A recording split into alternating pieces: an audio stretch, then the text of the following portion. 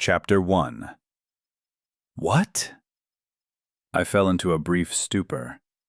That definitely wasn't the offer I'd been expecting. I had been ready for anything. Anything except an offer of her hand and heart. "Why should we be at war, competing with one another?" Stace said, pulling away from me and giving a charming spin, demonstrating her wiles lightly. "Wouldn't it be easier to unite our efforts? To present a united front against our future enemies?"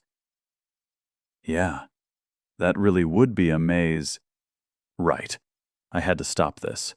Remember what I said. I needed to pull myself together. "So, are you proposing that I take you as my wife?" I asked, trying to remain calm. She nodded. "Think about it, Leo. I'm not stupid enough to spill the blood of my followers in vain. I'm sure you don't need this war either. But together—" She clasped her hands, as if demonstrating how indestructible we would become in union. "Together, we can resolve this conflict without sacrificing anyone. Win-win."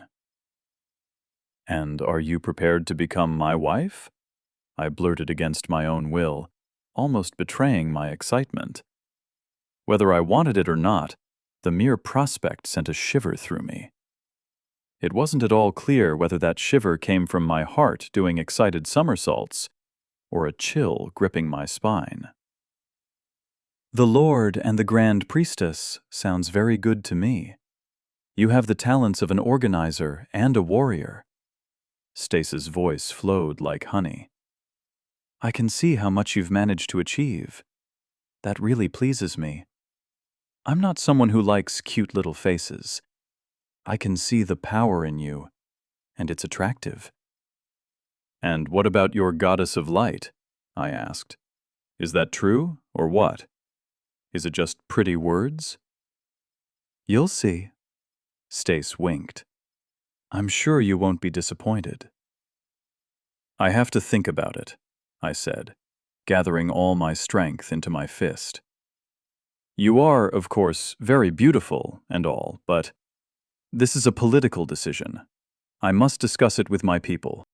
Otherwise, they'll think I married them off without their permission." "Your people?" Stace frowned. "Aren't they slaves? You are their lord, you can decide what's best for them. Besides, how could they object to a lady as beautiful as me?" My resolve strengthened. "And yet," I replied, "I need time.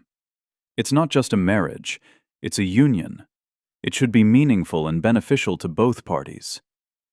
Something like disappointment flashed across Stace's face, but she immediately drove the expression away and flashed a radiant smile. "Then think away, Lord Leo. We will stay camped just through the forest, so as not to make your people nervous. At dawn, I will await your agreement," Stace said before blowing me a kiss, turning around, and leaving with her hands clasped behind her back. No, how is that possible? I could barely take my eyes off the Grand Priestess's swaying rear. "Just to think, all that could be yours, Leo, right now. Just say the word." I mechanically tousled my stress-soaked hair. Talk about the appearance of the priestess before the people. As soon as the sedan chair carrying Stace disappeared into the trees, the effect of her charisma wore off. It seemed that she had a certain radius, within which you would fall under the influence of her temptation. So we just had to work out how big that radius was. 20 meters? 50? 100? Or perhaps she could seduce anyone who came into her sight. That was a tricky one. The only thing we could note for certain was that when approaching the girl, the effect of the charisma increased. When I'd been right next to Stace, even I could hardly restrain myself from senseless actions. "Guys, how are we doing?" I asked Junior and Johnson, who had been watching us from the wall the whole time. "It's hard," Junior said, exhausted. "It felt like I'd been squeezed out like a sponge, then forced to run a marathon. I wasn't doing anything at all, but I was still tired." "She has the same effect as the devil knows what," Johnson said, reinforcing my own conclusions. It was as if I had done a full shift, then got told that I needed to stay overtime. I noticed that our sensations had been pretty similar to one another. I felt the same kind of tired. Not physically, but mentally. I assumed this was charisma's specialty. Anyone with high charisma would almost always suppress people who hadn't developed the characteristic as much. Just like real life. Charismatic people, anytime, any place, always attract others and become the center of attention for those around them. That's what had happened now. Stace had become such a dazzling person that she attracted your eye whether you wanted her to or not. You could neither ignore her nor avert your eyes. It was its own form of magic, powerful and dangerous. There was just one thing that was still unclear to me, whether she just flattened us with her high characteristic or if she had some sort of additional special skill. After all, it wasn't just the men falling for it, which would have been natural, being stopped in your tracks by the sight of a beautiful young lady. Our girls had been taken out too. "How are you?" I asked them. "Everything okay?" Mouse just nodded tiredly, while Piggy tried to explain her condition.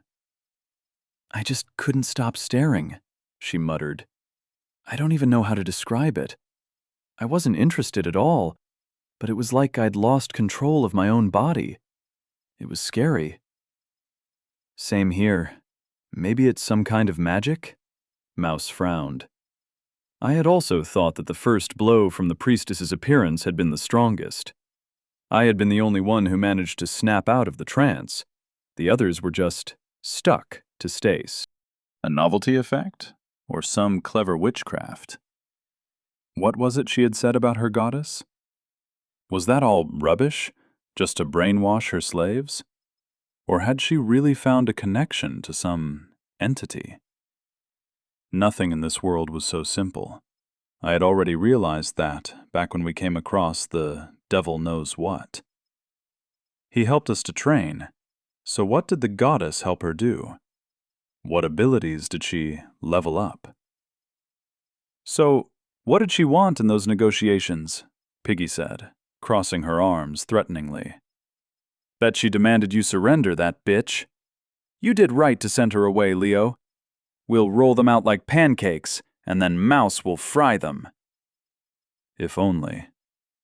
"She wanted Leo to marry her," Junior declared. "Junior, for foot," Johnson hissed, hiding his face in his hands. "She... what?" Piggy turned momentarily into a Megira, exuding a horror level with the devil knows what. "Where'd you get that from, asshole?" She turned to Junior, as if he, along with Stace, were the source of all troubles. "We had deaf and dumb guys in our class," he said, justifying himself. "I got into it, learned to read lips. Johnson was wondering what they were going on about, so I read their lips. I didn't do it on purpose, really. It was so I was prepared in case of an attack. Lord Leo, tell her! Ah!" Junior howled, as Piggy grabbed his ear. "That's exactly what she proposed," I said frankly. "In her words, this will end the war and unite our zone. That'll then open the region's borders, in case anyone has forgotten," I clarified calmly, meeting the girl's indignant look. "So you turned her down, right? You said no, right?" Piggy said, getting close to hysteria. "I haven't given her an answer yet," I replied. "We have until dawn to decide what to do." She shuddered, scowled, got ready to say something, but eventually just bit her lip. "Why? Am I not enough for you?" she whispered with childlike resentment, and wetness twinkled in her eyes. "That skinny bitch is better than me, right?" Well, there we had it. The first difficult decision we'd encountered, and we already had a riot on the ship. There was too much democracy in our slave society. I took a deep breath, trying to dampen the irritation and anger that was bubbling up to the surface. Not at her, but at the situation itself. I wasn't going to make excuses to her, but I didn't want to humiliate her in public either, by reminding her of her slave place. "Piggy," I said, "have you forgotten by any chance how you got here? How did we first become acquainted?" The girl stopped mid-sentence and lowered her eyes. She remembered how she tried to kill me with a shovel stick for the sake of a baked potato, and how the question of slavery or death had been raised. "Sorry," she grumbled. "If it is beneficial to the settlement, I will agree." I drove the words home like nails. "That is a dangerous enemy, one that's at least equal to us in strength. If war breaks out, everyone will suffer, both them and us. And Stace is offering us peace." "So why doesn't she take that peace and go someplace else with it?" Piggy blurted out again. Mouse snorted, not reacting in the slightest to what was happening. But her face did not express placidity either. It was somewhere between nervous and irritated. "Speak," I demanded. "I didn't want to become a slave," Mouse explained. "But I gave in. If it was her on offer, I would choose death without hesitation." Girls will be girls. Not only is their lord being taken away, they have to obey this bitch, too. However, there was a lot of reason in their words.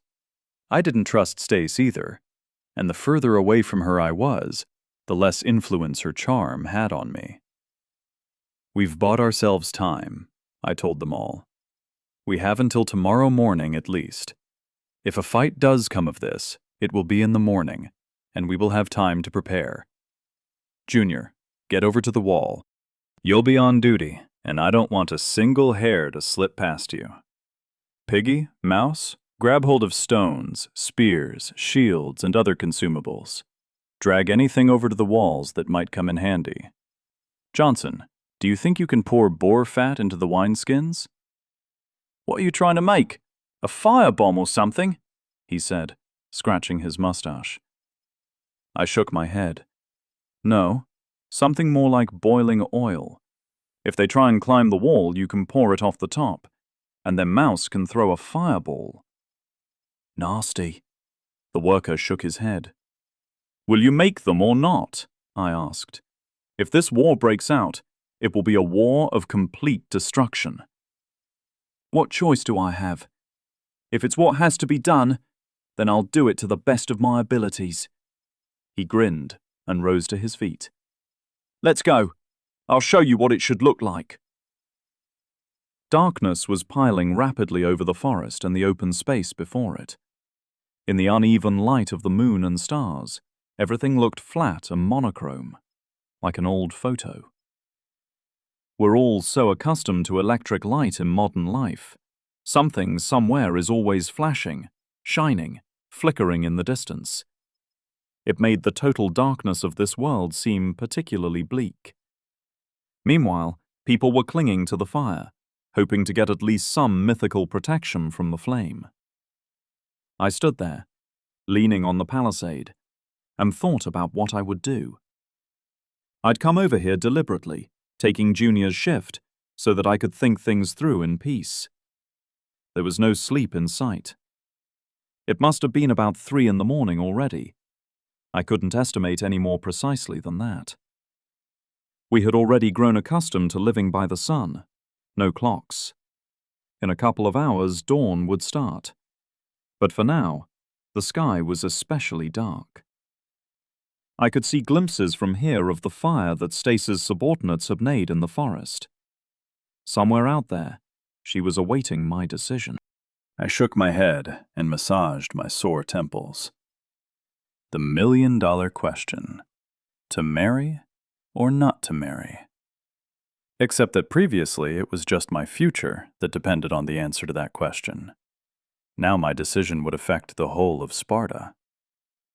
I tried very hard not to let my thoughts slip into erotic fantasies. Should I cast Stace out or accept her offer? On the one hand, who in their right mind would say no to such a charming beauty? But something prevented me from giving up in the face of such persistent thoughts. Were they really even mine? Or were they conjured up by the girl's charisma? Damn, how could I even work out where the line lay between this damn mirage and my own desires? Stace was beautiful, no doubt about that. So much so that it almost blinded you. But just a spoonful of tar spoils a barrel of honey. A spoonful of shit, even more so.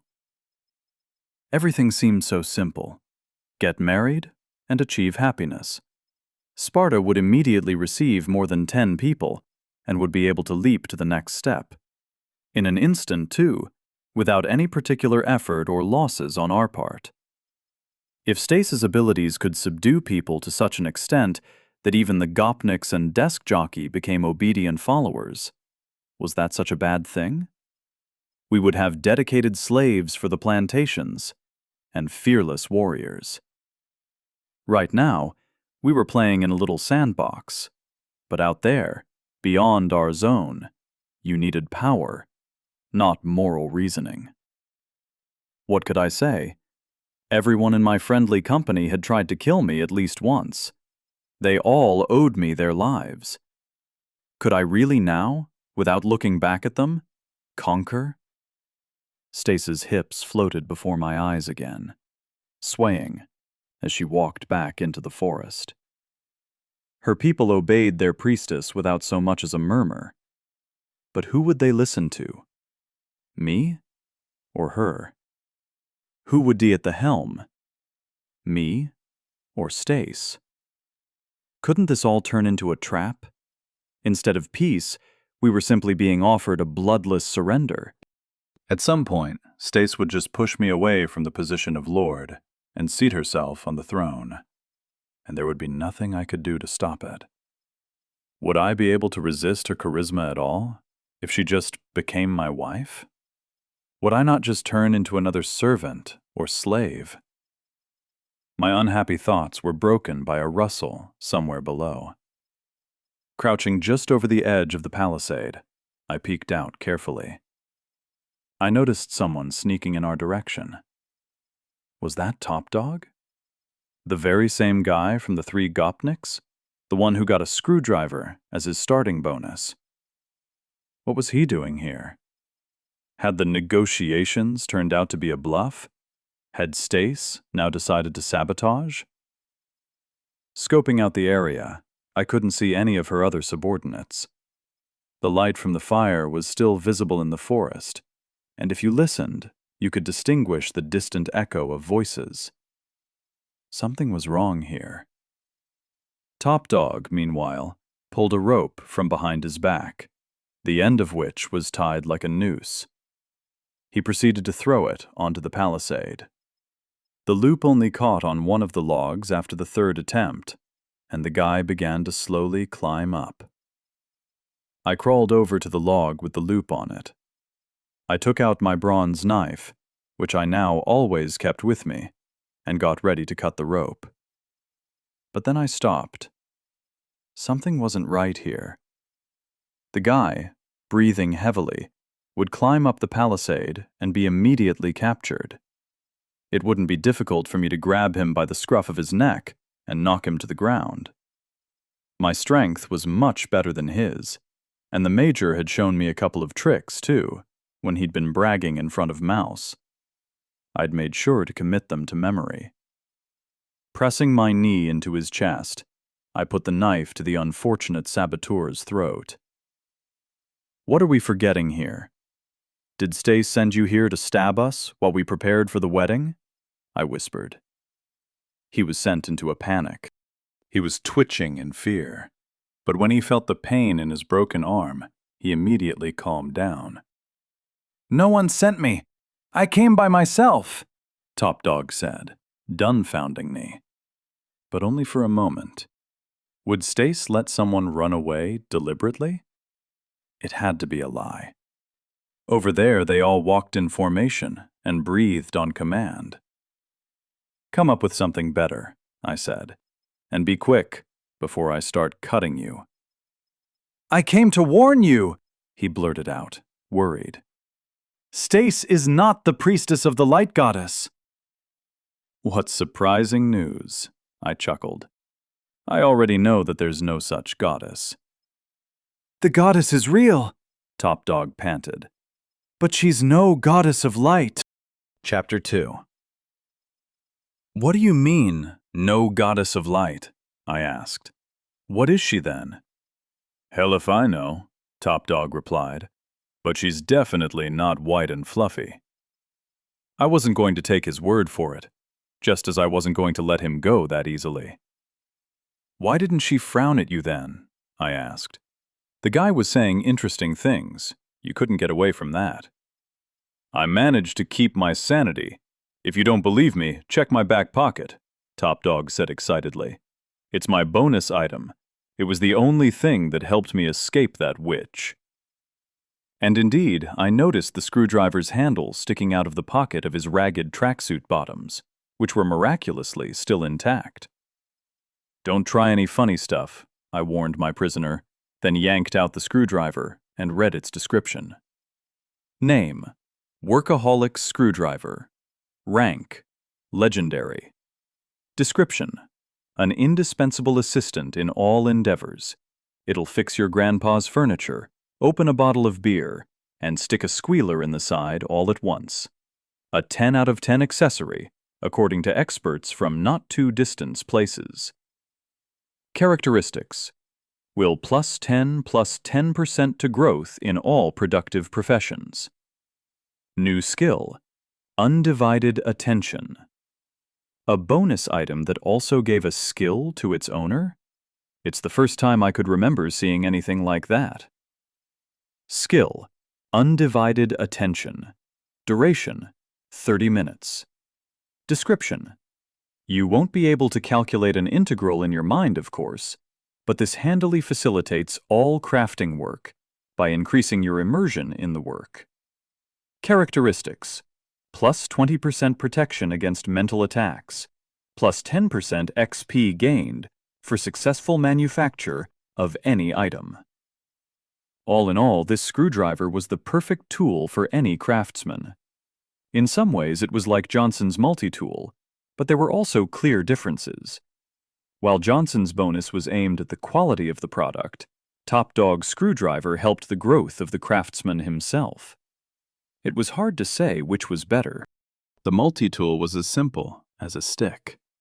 It wasn't limited by levels and stats, meaning you could always make the final product stronger and better. Its power would be revealed in the future, once the materials became so valuable that any mistake would be far too costly. The screwdriver, meanwhile, allowed you to grow faster in your chosen profession, and a good master will make better things. But these were all abstract thoughts. The bonus gave Top Dog an increase by as many as 10 will points. God damn! I'd never seen such a high boost. On the other hand, at the start, unlike strength or agility, this characteristic was useless. His bonus only started playing a role once he had encountered Stace, as well as the protection from mental attacks. At first, I didn't understand why a craftsman needed this property. Then I remembered that every time you tried to get on with your work, someone would start distracting you or making noise right next to you. What is that, if not a mental attack? So perhaps Top Dog was telling the truth. It wouldn't be that hard to verify either way. All right, let's go. I lifted him to his feet and increased his acceleration by kicking him in the ass. Go where? He asked nervously. The torture room, of course, I said. Every good lord has to have a torture room. Right, give me everything you know about Stace, I said, turning to our new prisoner. In full, in detail, and in order. Do you really need all this? He jutted his chin at his own rope, which we had used to tie him hand and foot. I came over here myself. I didn't have a torture chamber, or even decent cellar. I had to lie to put on a brave face. The most suitable place for interrogation was our basement warehouse. It was dark and cold, and pieces of boar carcass were hung up like a slaughterhouse. Very atmospheric. Sorry, but I don't have much faith in you, I shrugged. I don't even really know you, and you can't guarantee that what you say isn't deliberate disinformation. Maybe I should hit him on the head a couple of times? Junior suggested. We all stared at him confusedly, causing him to scratch his cheek in embarrassment. As a prophylactic measure, in case he decides to start lying. And how will you know if he's lying or not, smartass? Mouse said, grinning crookedly at the prisoner. I'll hit him again, to make sure? Junior smiled good-naturedly, and a shudder passed through Top Dog's entire body. I'll tell you everything. Just take him away. He squinted at Junior. I nodded at Junior and Piggy, and they went outside. Not because Top Dog asked for it. Someone needed to be on duty. Best let the two of them stay guarding the palisade, just in case. There were enough of us here in the warehouse. Me, Johnson, and Mouse. Do you see how far we're prepared to go for your peace of mind? I smiled, and sat on the bench opposite the prisoner. He himself was tied to a similar bench, but one pushed against the wall. Myself and Johnson had brought the furniture here to accommodate the prisoner. Not only would he need to untie his arms and legs in order to escape, he'd also need to get rid of the heavy bench.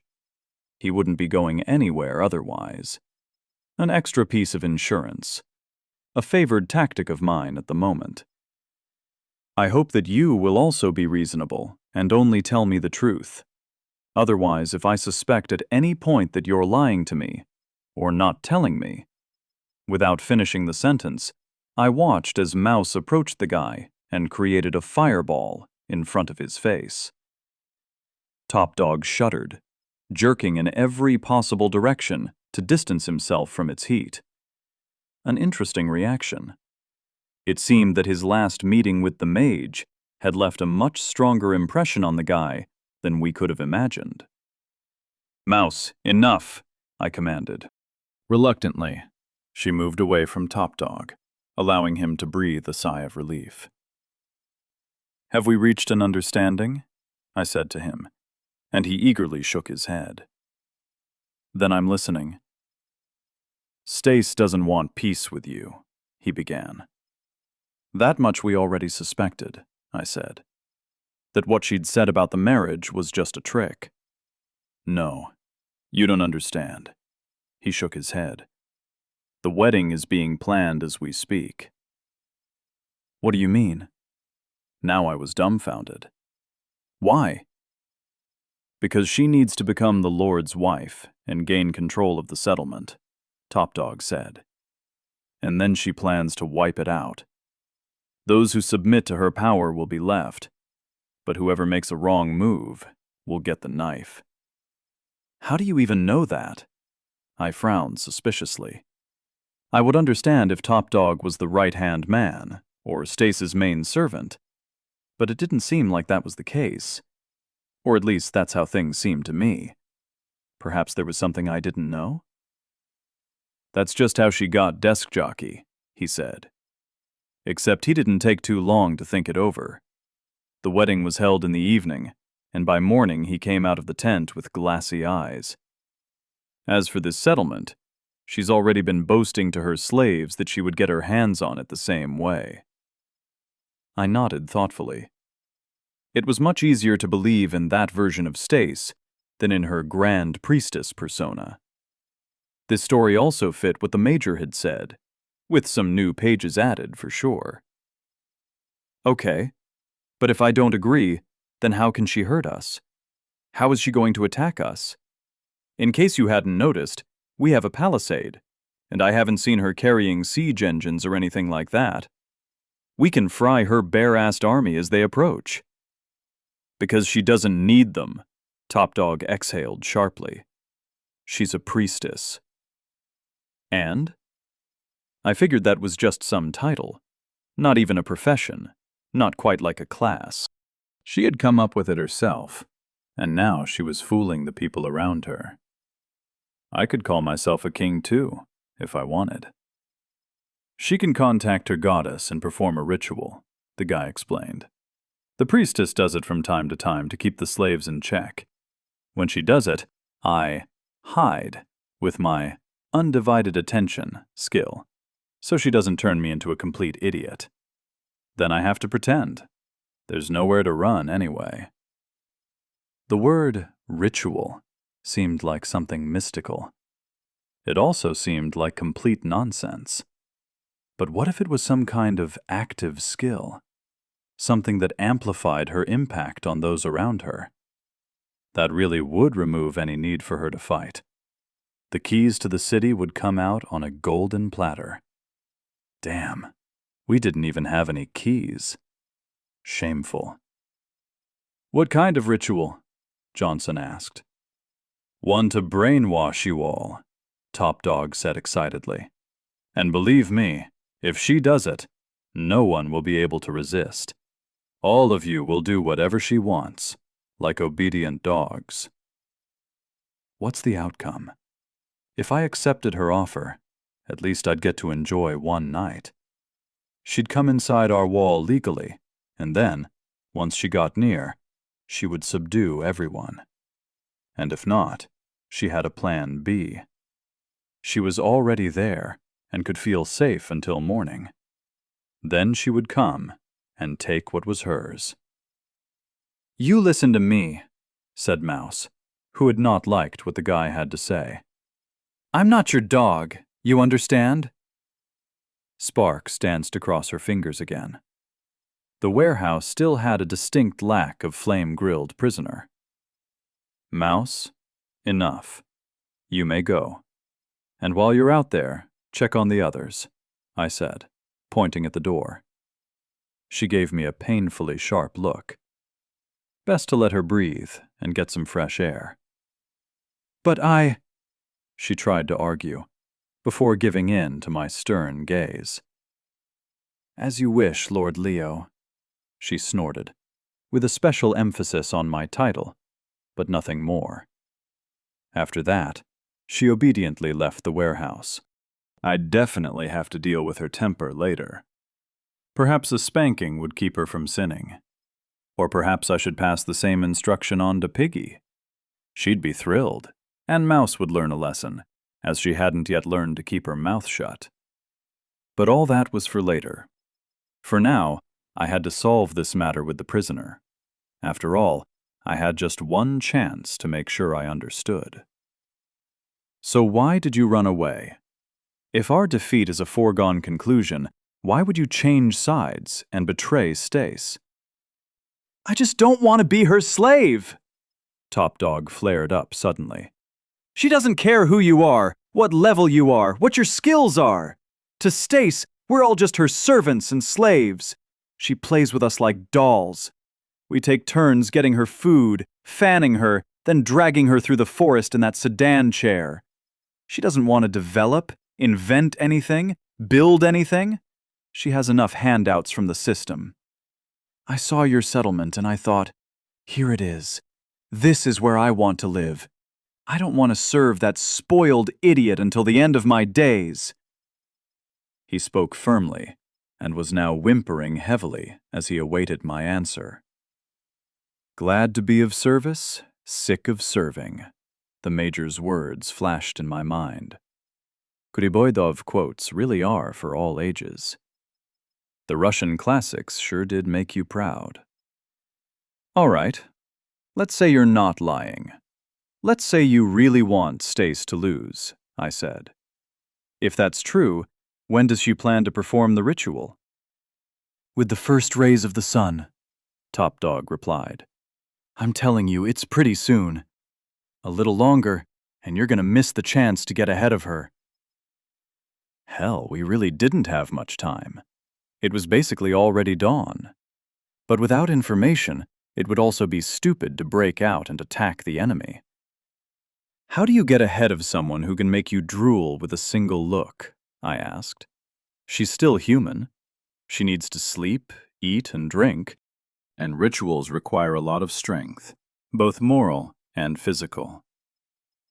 Stace takes care of herself, sleeps at least 8 hours every day to maintain skin elasticity and avoid wrinkles.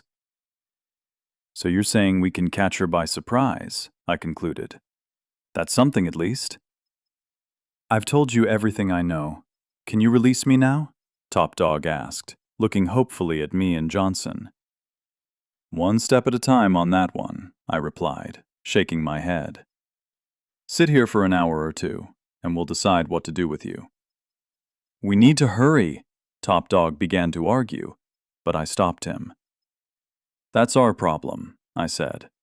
You'll have to sit here and be bored for now. You must understand that I still can't trust you too much, and I can't leave a new person stood behind my back. Top Dog sighed and leaned his back against the wall, covering his eyelids. All right, just untie my legs, he grumbled. I can't even sit normally. You'll manage. If what you've said proves true, you will quickly be released and become one of us. And if you've lied... Yeah, you'll blow my head off, he nodded. He didn't seem too afraid of it, which gave me confidence. Precisely, I chuckled. In which case, have a nice rest. Then myself and Johnson left the warehouse. After gathering the guys together in full, I retold them what Top Dog had told me. What are we going to do, Lord? Junior asked, rubbing his hands with glee. That one was ready for battle. I collected my thoughts. Information was flying before my eyes in an endless torrent. Stace, Ritual, Dawn, Sparta. Our numbers were almost equal. As for levels, we were almost certainly superior to Stace's servants, although I couldn't say so for sure. On our side, Mouse was a strong trump card. On theirs, Stace. Her presence alone was a problem by itself. A surprise attack should strengthen our advantage, especially at night. She would either be asleep or preparing for the ritual, which would mean she was distracted. The key to victory was to attack swiftly and brazenly, so fast that the opponents would be too shocked to come to their senses and move Stace away. It wasn't a perfect plan, but it was, perhaps, our only one. Strike proactively. We're leaving immediately, I announced. We'll all go together. There is no one more dangerous than Stace right now, so we will not leave anyone in the settlement. Now listen carefully. I won't repeat myself. The plan, concocted on the fly, was as follows. Junior would go in front, recon the situation, and outline the points for us to attack. Having got into position, Mouse would fire the deadliest spells in her arsenal on Stace's tent.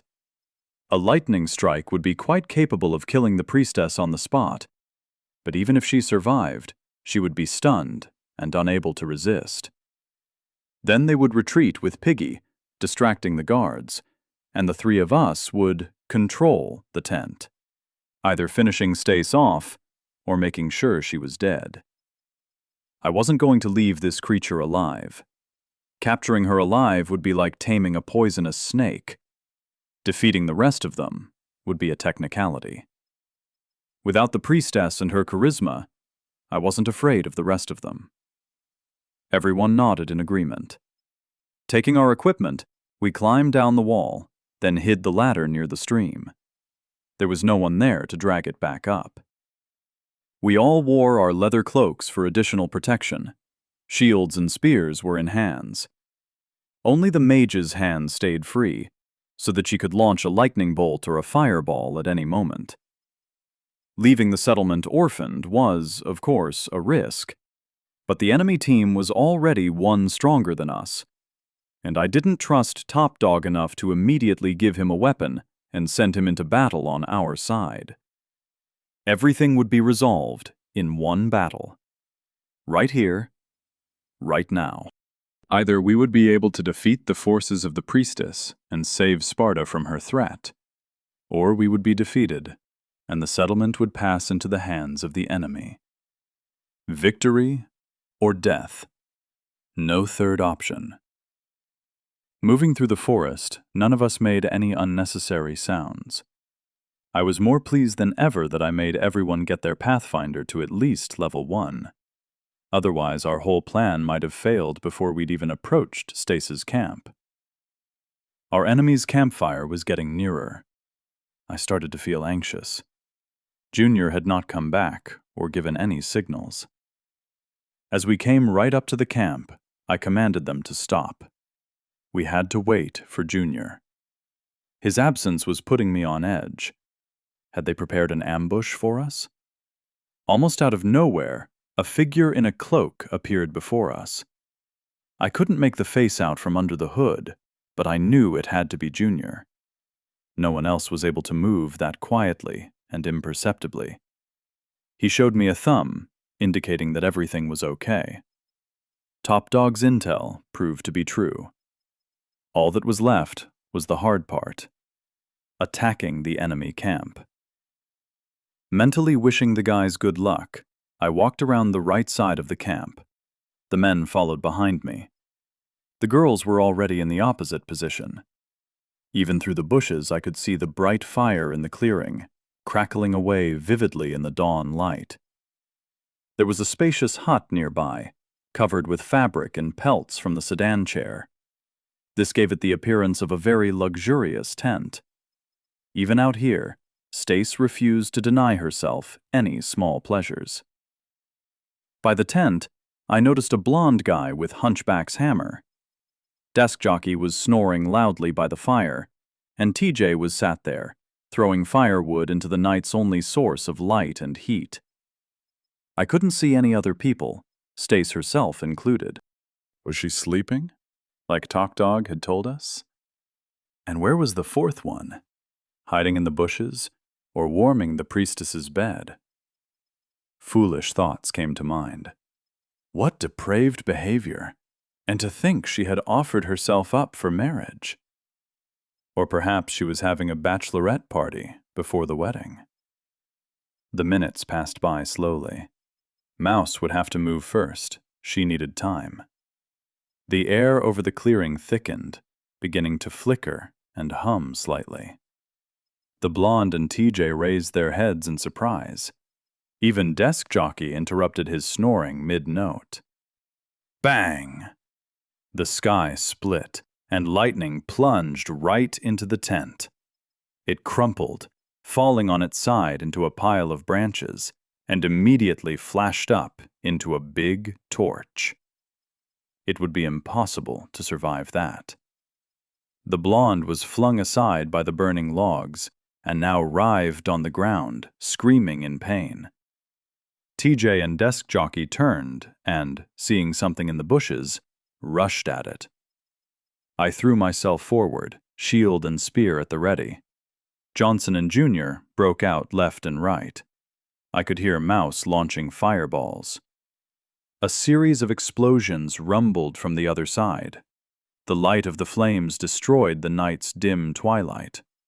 A series of curses, screams, and cries broke out. That was probably coming from Stace's subordinates. They were trying to catch our girls in the woods. It's okay, sweethearts. We'd come to your rescue soon. We just had to solve one problem first. We sped over to what was left of the tent and turned over the burnt branches and scraps of skin with the shafts of our spears. No Stace, neither alive nor dead. Look, Junior said, gesticulating. In the faded light of the new dawn, I saw fog floating between the trees. Only it wasn't its usual white, like wet cotton wool. It was pink. The further away, the thicker it got. A repulsive, bloody color. It came from the depths of the forest, and I could see a barely noticeable path leading between the trees. I rushed towards it. Johnson and Junior kept up. The path was narrow. We moved in a column, one by one. "Stay here," I commanded. "Do not let anyone come this way." From a distance, I could already hear a strange, piercing voice, definitely female. Better for me to face Stace alone once she was awake. I jumped out of the forest, into the clearing. I'd guessed right. Stace was here. But not alone. Right in the center of the clearing, on a small pedestal of logs, lay a Caucasian man, dark-haired and crook-nosed, choking up blood. His eyes were huge, protruding in horror. He flailed senselessly from side to side. It was clear that the man was still alive, but that life was rapidly leaving him. Next to him stood Stace, holding a short, dark dagger next to his open throat. Her eyes looked maddened. I had interrupted her right at the most interesting point. The goddess of light? Seriously? Chapter 3. Stace swung to face me. Her eyes blazed red, like two rubies. She ran her palm over her cheeks, as if washing herself with her victim's blood. Tiny drops of blood seemed to rise above her weightlessly, forming a cloud of red mist. The most terrifying part wasn't even the traces of blood on the priestess's face. It was the fact that the bloody fog over her head had begun to take the form of a face. A woman's face, something distantly similar to Stace herself. Two scarlet ruby eyes, be they of a ghost, a spirit, or a goddamn goddess, looked at us with a grin. Then the ghost opened its mouth and began a piercing, ringing giggle. "No, wait!" shouted Stace. "It's too soon! Don't go, beautiful Mirantis!" "You are resisting terror. You are resisting terror." No, I couldn't give in. Casting away my bedevilment, I rushed towards the priestess. I didn't care who she was trying to summon. I would kill her, and everything would be over. Suddenly, just as I swung my spear, someone gripped my arm, knocking the blow off course. I tried to shake it off, and saw Johnson. His eyes were insane. They seemed almost electrified. The system was perceiving his actions as hostile and punishing him. "What the fuck?" was all I managed to get out as I fell to the ground. Junior grabbed my leg, hanging off it like a kettlebell. I could see Stace approaching. More precisely, I could only see her feet, in graceful sandals. "Lord Leo, you really are an interesting guy," she said. "Almost ruined everything, but it seems the gods are still on my side." She crouched down, lifting up my chin so she could see my face. Her two ruby eyes pierced somewhere into my skull. Player Stace offers you to join her in the role. Husband. "Fuck you," I spat. "Monster." "What?" The priestess was bamboozled. "You can refuse me?" "Are you conscious? Mirantis?" "Kill." The ghost made itself felt. "Gut. Burn. Smother. Become mine. Obey. Bend over," the girl whispered, looking into my eyes. I could feel my consciousness slipping away, as if drawn into some kind of funnel, and something else was trying to step into its place. Something empty and obedient. "Fuck you. You won't take me alive. You are resisting terror." Will +1. Congratulations. You are the first to reach 20 points in the will characteristic. Passive skill obtained. Save and protect. Name. Save and protect. 1. Description. Yourself will be saved, and your purity of reason preserved from external encroachment. Characteristics. Reduces influence of charisma by 20%. Protects against the effects of Level 1 panic, terror, and seduction. You are resisting terror. The effect Save and Protect has been triggered. What? Stace clutched her head. What the fuck? It looked like she was in pain. I'd love killing you so much, asshole, she said.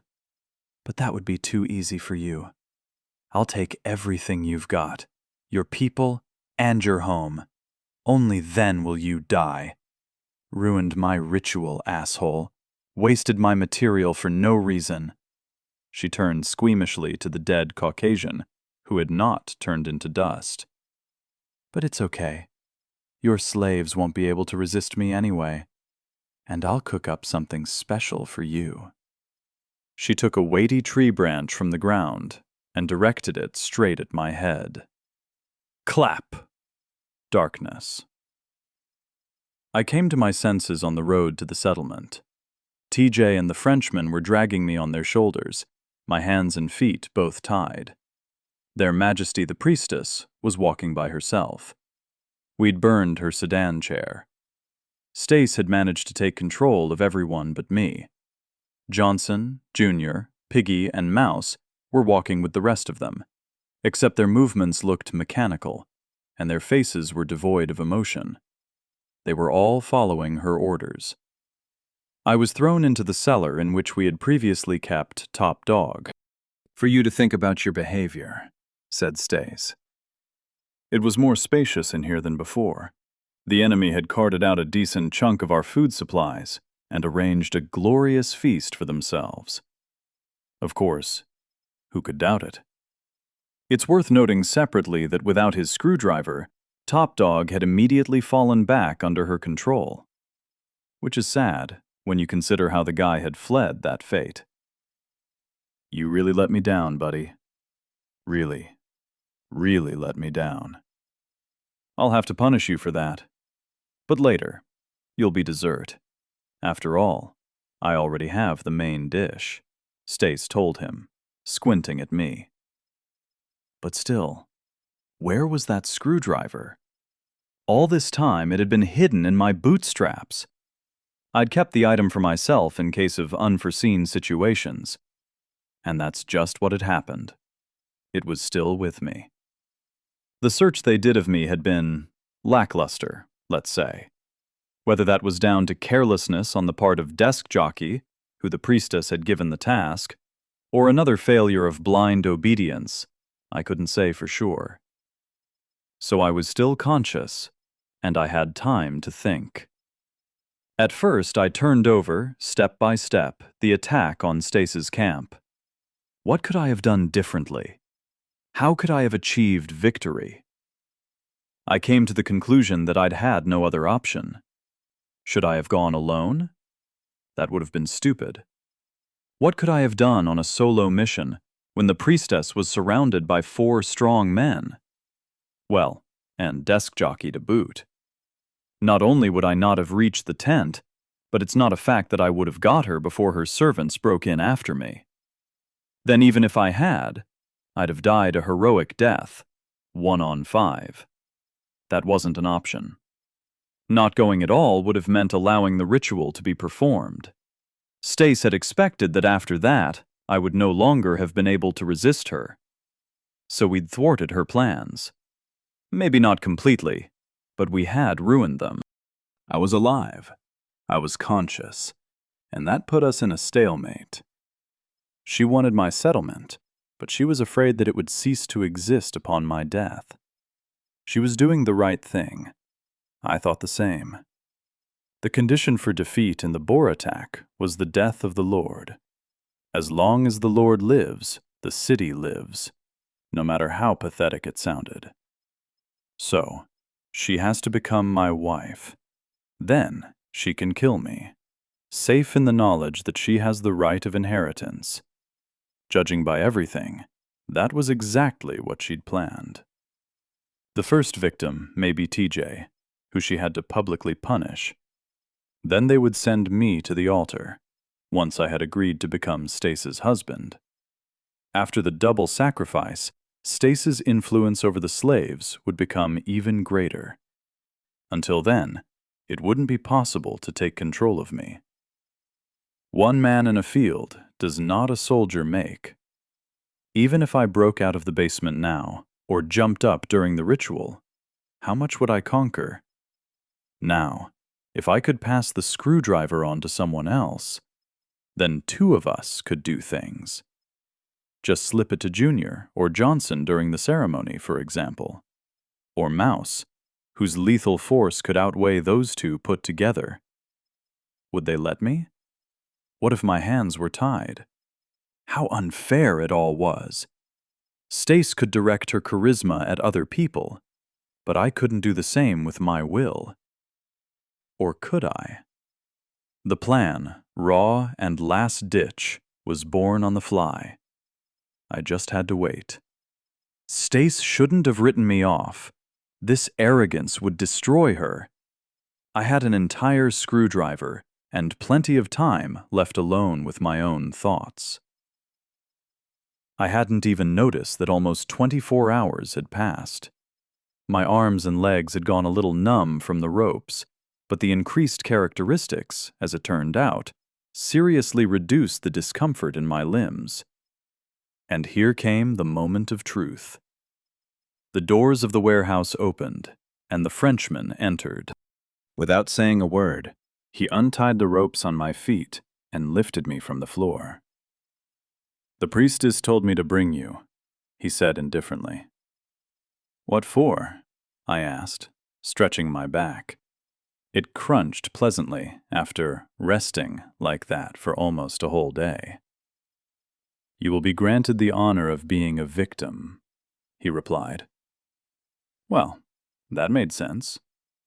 We went outside, where in the center of the settlement there was already a wooden pedestal. The new management wanted to rise above her subjects. At the top of it, Stace was perched atop a hastily made chair. Piggy sat obediently at her feet.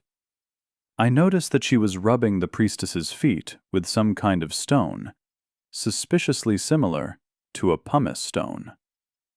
After that, she lowered Stace's feet into a wooden basin, which was emitting steam.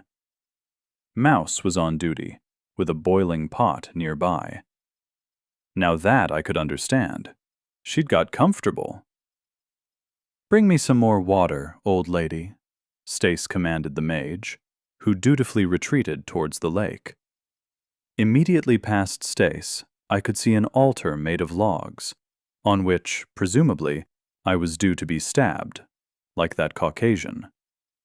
The most interesting part was that to the right of the altar, there was also a pillar, to which Top Dog was tied. The priestess's followers occasionally threw raw potatoes at him. Stace knew how to keep a crowd entertained.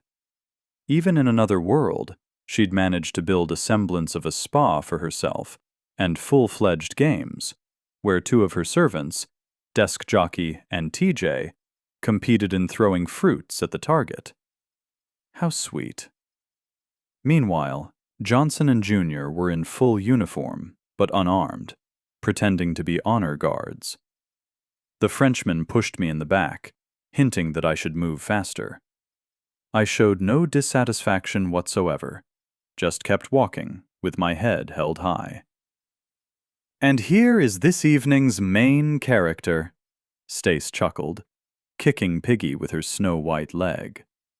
Piggy almost fell off the pedestal, barely keeping her balance. Her face still expressed no emotion. "I don't hear any applause," I chuckled in response.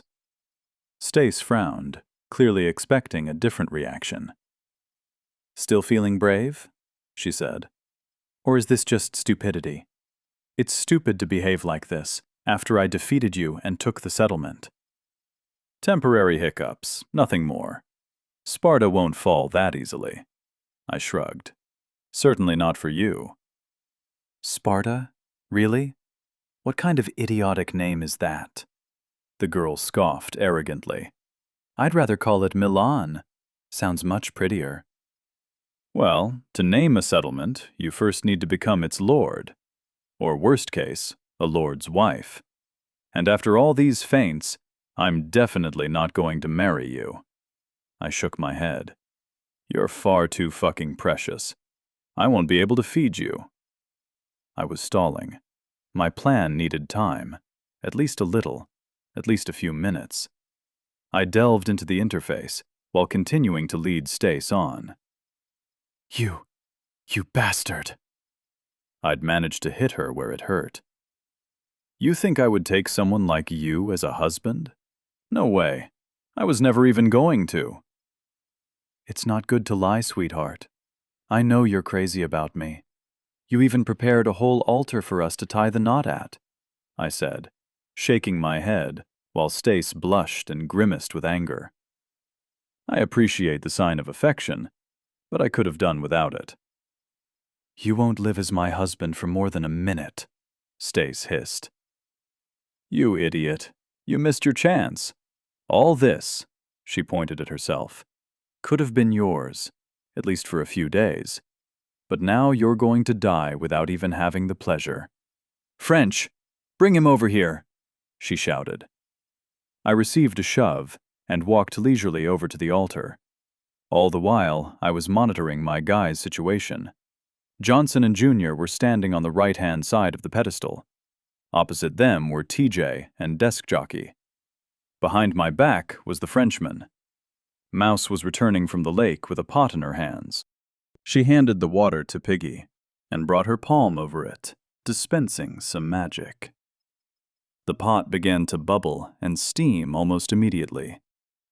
It was time. I wanted to say something pretentious like, Sparta never gives in, but instead all I managed was, Die, bitch! Player Johnson has been freed. Player Johnson has become a relative of Lord Leo. 20% of Lord's characteristics have been added to relative. Player Junior has been freed. Immediately, my guy's eyes cleared. They came to their senses, and the haze of insanity disappeared. What else was going to happen? My will was now at 20. Plus the 10-point increase from the screwdriver. In total, that gave everyone +6 to their will. That put Johnson at 10 and Junior at 11. They didn't care about Stace. No screwdrivers needed. And now they couldn't be taken under direct control with the same ease. Player Piggy has been freed. Player Piggy has become Lord Leo's wife. What? Wife? I hadn't counted on that. Well, now the barn, the mountains, and the hut had burned down. It would only get more interesting from here. Player White Mouse has been freed. Player White Mouse has become Lord Leo's wife, number 2. Piggy's eyes popped as she realized her freedom, as well as what she had just been doing. "Oh, you slut!" she screamed, and threw the boiling water from the pot into Stace's face. She let out a scream more terrifying than any banshee and fell from her throne with a yelp. A massacre began in the settlement. Junior pulled out his dagger from behind TJ's belt and hit him with a few quick blows to the stomach. "Hands!" I stretched out his wrists that were still bound with rope, and he immediately released them. I picked up my own spear that had fallen from TJ's hands and ran over to Stace. She was my main goal. "Madame!" the Frenchman cried, throwing himself in front of me. He was carrying a sledgehammer to punish Piggy, but I drove my spear into his side with a running start. I pull out the tip to strike him again. Junior, who had just finished off TJ, joined me. He had a shield in his hands. The Frenchman retreated. The wound I had inflicted was serious, but not fatal. He was a big guy. He swung his monstrous sledgehammer. Junior managed to get his shield up in time. It immediately turned to dust. I hit the Frenchman again with the spear. Another strike. He retreated, waving his sledgehammer and bleeding all over. Our training had brought results. The two of us were easily squeezing him. Johnson was exchanging blows with Desk Jockey. I could see he was finding it more difficult. The bonus sword, that had first belonged to Swat, cut the shaft of his spear, and then one hit after another, it destroyed the shield covering the laborer. I picked up the severed spear tip from the ground. A bronze knife. I've already mentioned that I knew a thing or two about historical fencing. Today, that knowledge would save my life. "Johnson, help Junior," I commanded, intercepting the enemy. Desk Jockey saw another opponent and turned to me. I did not run away, instead meeting his pressure openly. He made a vertical swing with the blade. Embarrassing, unkempt, amateurish. With half a step to the side, I easily evaded the blow. But Desk Jockey didn't give up. Changing his stance, he turned the sword in his hand and managed to make an oblique blow from bottom to top. The bronze knife came into play. A forward step, and the thin blade of the knife met the tip of the sword at a sharp angle. A nasty screech was heard, almost stunning us both. Steel rang out. Desk Jockey attacked again, and again I reduced the distance between us. At the third collision, the material of my weapon couldn't withstand, and the knife burst into dozens of small fragments. A victorious grin splayed across Desk Jockey's face. But he was celebrating too early. Using all the power I had left in my legs, I jumped at him, closing the gap in a second. My fist imprinted itself on his face, instantly breaking his nasal cartilage. The second blow flew into his cheekbone, and the third into his jaw. As a result, the enemy lost consciousness immediately and fell to the ground like a dead weight. 2 down. I wanted to kill him, but I had a better idea. "Nouse," I called her over. "Guard him. If he twitches, fry him." Nouse, who was afraid to use her magic in the cramped space of the settlement, so close to her comrades, nodded readily. I grabbed Swat's sword from the ground. Finally, I had a normal weapon. The Frenchman was raging by the parapet. He clearly had some kind of berserker's skill. Even while losing blood, he didn't seem to be getting any weaker. Waving the sledgehammer as if distraught, he was giving neither Junior nor Johnson any opening to get closer. Stace had got into a fight with Piggy. The girls had moved to even ground, hoping to pull out one another's hair and gouge out one another's eyes. But the most unpleasant part was that Piggy was losing. Even with my 20% characteristics buff, she was still inferior to Stace. It seemed that the ritual with the sacrifice did not just boost her charisma. The left half of the priestess's face was disfigured by a terrible burn. It was blushing and swelling now, but I was sure it would only get worse. She looked more like a witch than the messenger of the light goddess. The Frenchman suddenly gave a furious roar and hit the ground with his sledgehammer.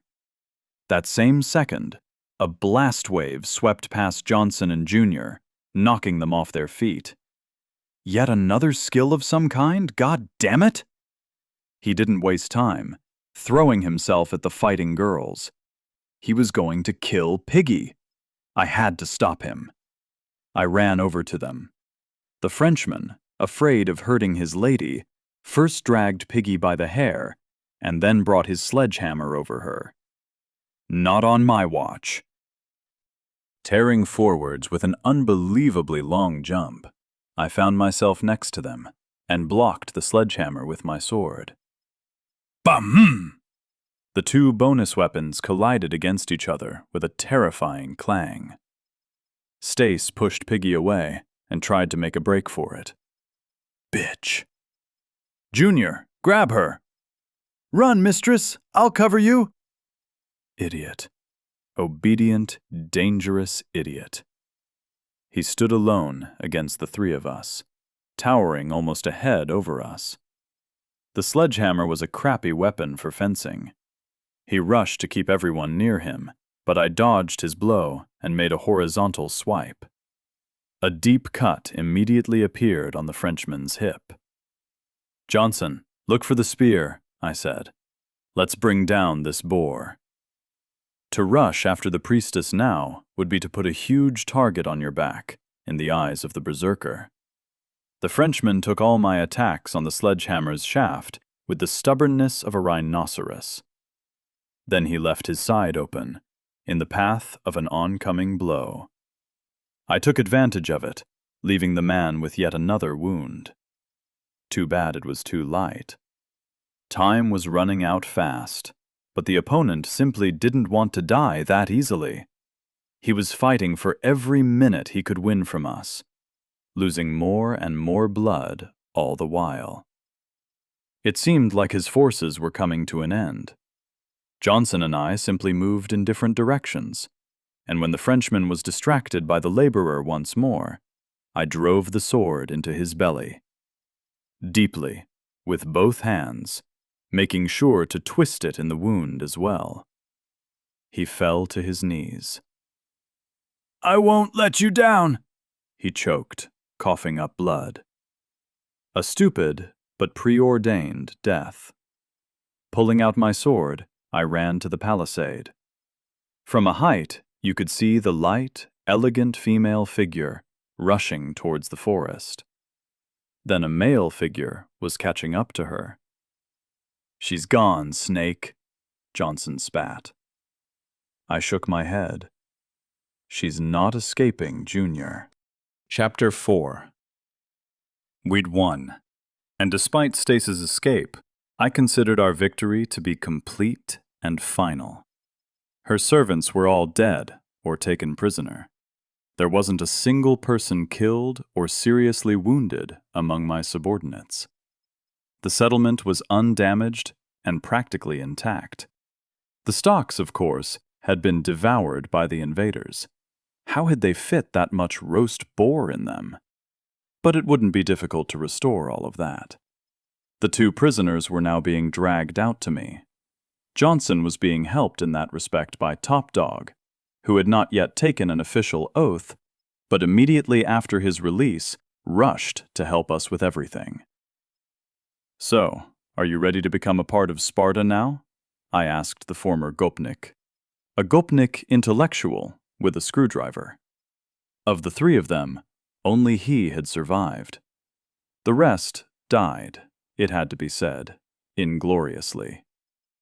He chuckled in response, but rather crookedly. "I suppose I don't have any alternatives? Out of the frying pan, into the fire." "How come?" "On the contrary, I am very grateful to you for warning us about the ritual. That's why I'm here talking to you now. For my part, I can offer you an opportunity, a chance to become a full-fledged part of our settlement. True, at first you will be a slave," I saw him sighing, "but only until I and the others understand that you can really be trusted. Then you will become a relative, that is, an equal resident. Then you can choose whether to stay here or go your own way." The guy rubbed a hand through his grimy hair and sighed heavily. "Sure, that makes sense. Where else will I get an opportunity like that? To hell with it. Whatever happens.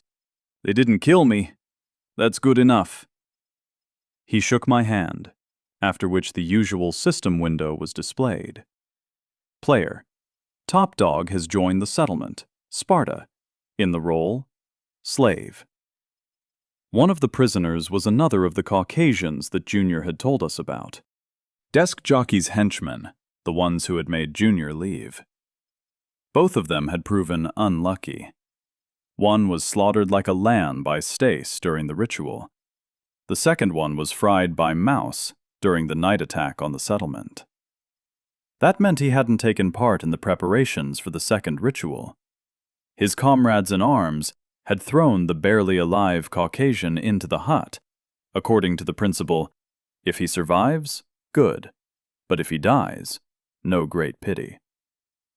In my opinion, that's an excellent illustration of Stace's attitude towards her people. Why bother if very soon she would have several new slaves at once. After thinking it over, I still decided to kill him off. It was almost impossible to cure burns that severe under current conditions, and I couldn't see the point in continuing the man's torment in vain, spending our resources on him all the while. Initially, I had planned to do it myself, but after thinking for a moment, I handed the sword to Johnson. "He's yours," I commanded. He was dumbfounded, but still nodded. After that, he obediently performed the task assigned to him. One hit. That's all it took. The body crumbled into dust. I still didn't understand how that worked. Why did some bodies stay and others disappeared? Perhaps there was loot to collect from the others. This one had already been plundered by his own companions. Johnson got a silver box for the murder, as I had presumed. Missions weren't updated, or rather, it wouldn't achieve anything to do the same thing twice. So I gave the task of finishing off the seriously wounded to someone who hadn't yet committed a murder. Mouse, according to herself, had roasted Hunchback. I cut down the Frenchman. Junior got TJ. That means that only Piggy and Johnson were left. Perhaps Piggy would manage to fulfill the murder mission too? There was even a target for it. Desk jockey. The girl's now ex-husband. That's why she was squinting so viciously at him. The respected Mr. Desk Jockey, meanwhile, was pretending to be a dead beetle. He lay there without even breathing. Perhaps the poor man really was dumb from fear. But most likely, he was playing for pity points, trying to drag out any interaction. He didn't want to try any tricks. No one was going to babysit him, not after he led Stace to our settlement and participated in the takeover. Well, I turned to Johnson. He had already prescribed the man a second slap, but it had no effect. Desk Jockey did not want to return to our harsh, ruthless real world. Well, then we'd have to resort to radical methods. "Miss Mouse, please. The patient is in your hands." I nodded at the woman, and a predatory grin burst out across her face. "Oh, I'd be delighted," the mage chuckled, and an unbearable heat began to pour forth from her hands in all directions. A second later, Desk Jockey gave out a painful scream, and a small hand imprint appeared on his hip. His pupils were dilated, his breathing was sharp, his eyes darted from side to side. The face itself expressed nothing but misunderstanding, panic, and fear. "Good morning, Comrade Desk Jockey." I smiled good-naturedly at the man, who for some reason was entirely pale before me. "How did you sleep?" "I don't know what you're talking about." He disappeared into senselessness, even though I hadn't had time to ask him a single question. "Whatever happened, it wasn't me. It's all that bitch. I found myself trapped in her humiliating slave state. She subdued my consciousness. I'll express my deepest gratitude if you release me." He even jerked to shake my hand, as if he was only now noticing that he was tied up. "We can determine your guilt later," I said. "But for now, comrade, I have questions for you. First of all, where did you and Stace get new people from?" "I don't know anything." Desk Jockey shook his head. "When I got to her, they were already in her team. Scout's honor." The fact that Desk Jockey was lying was clear from Junior's story, and I could catch him out in his lie. But then he would most likely just come up with a new lie. You can't remold a person like that. But I was ready for it. "I knew you were going to lie to me," I said. "So now your personal interrogator will join us." I indicated Piggy, who was fidgeting with impatience, anticipating a conversation with her ex-husband. "Sveta, Desk jockey smiled in dismay. It's me. You're Nikki. For you, you pig. That's Madam Interrogator, his girlfriend interrupted pompously. You can bow and scrape in front of your bitch goddess, but it won't fly here. Then she took the basin, the one she had used to pamper Stace's feet, put it in front of Desk Jockey, and nodded at Johnson. With a stony expression, he shoved Desk Jockey's feet into the basin. Your fucking witch arranged herself a spa session at our expense, so we, as decent people, will return the favor, Piggy said. If you try and lie, my friend will heat the water to boiling point. You've seen yourself that she knows how to do it. That bitch's face has already been put right, so now it's time to deal with you, my sweet. Judging by his paper-white face, that had gotten through to Desk Jockey. He swallowed a lump and nodded frantically. So where did you and Stace find those people? I repeated. It's all that pedestal where we first appeared, Desk Jockey said, apparently realizing that it was better to cooperate. New players appear next to it every time someone from our zone dies. Where did they get them from? I don't know. The Frenchmen said that they had already died in their zone, so when they got here, they really did think Stace was a goddess. Or else how would they have come back to life instead of ending up in the afterlife? That was interesting. Did that mean that the number of people in each zone was fixed? Once you died, were you moved to another location? Just like in a game of some kind, honestly. So, SWAT hadn't died completely, and we could still run into one another? Just like zombies. But the Frenchman was sent onward to make new companions. Now he'll understand that not all that shine are goddesses. So then, according to what scheme did players change locations? Was it a random principle, or was there some kind of pattern? I reckoned it would be useless to ask. Too little information. Do they retain their characteristics when they appear? No. The man shook his head. They arrive as ones, so they are it's easy to influence them. Then why was the Frenchman so strong? I asked, surprised. Desk Jockey's story seemed logical, with one exception. The High Priestess. He strayed, then corrected himself and continued. The cursed deceiver Stace could use her rituals to move experience from one player to another. She just sucked people out like a vampire if she wanted to, although this did require sacrifices. I was really hoping that Junior had caught up with that monster and finished her off. It also showed that it was somewhat dangerous to deal with entities of all sorts. I remembered how the devil knows what had whispered to me, telling me to kill the Major. This world only looked like the old Earth. In actual fact, there were a lot of things here that were not at all clear. But it was now clear how the Frenchman could have such strength. He was obviously her confidant and bodyguard. When exactly do new players appear? To raise the level of the settlement, I needed cadres. Around the same time that we moved here ourselves, as a matter of fact. Not quite day, but not yet night. I can't say anything more accurate. There's no clock. So, very soon, we couldn't miss this opportunity. I'd found out the most important detail for myself. Now I let Piggy have a little fun.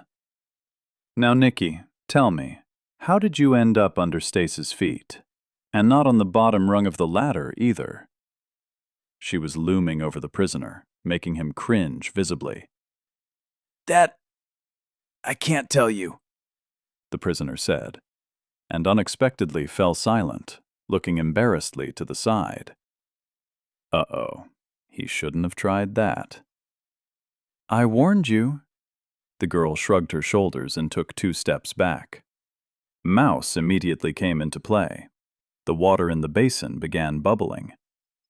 Desk Jockey suddenly turned purple before our eyes. His jowls began to agitate, The veins swelled on his neck. Yeah, not many people enjoy keeping their feet in boiling water.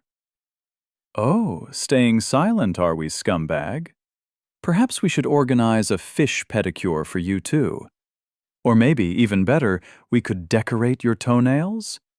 We will find the wire cutters, and the rest will be easy as pie. Piggy chuckled threateningly, giving me involuntary goosebumps across my back.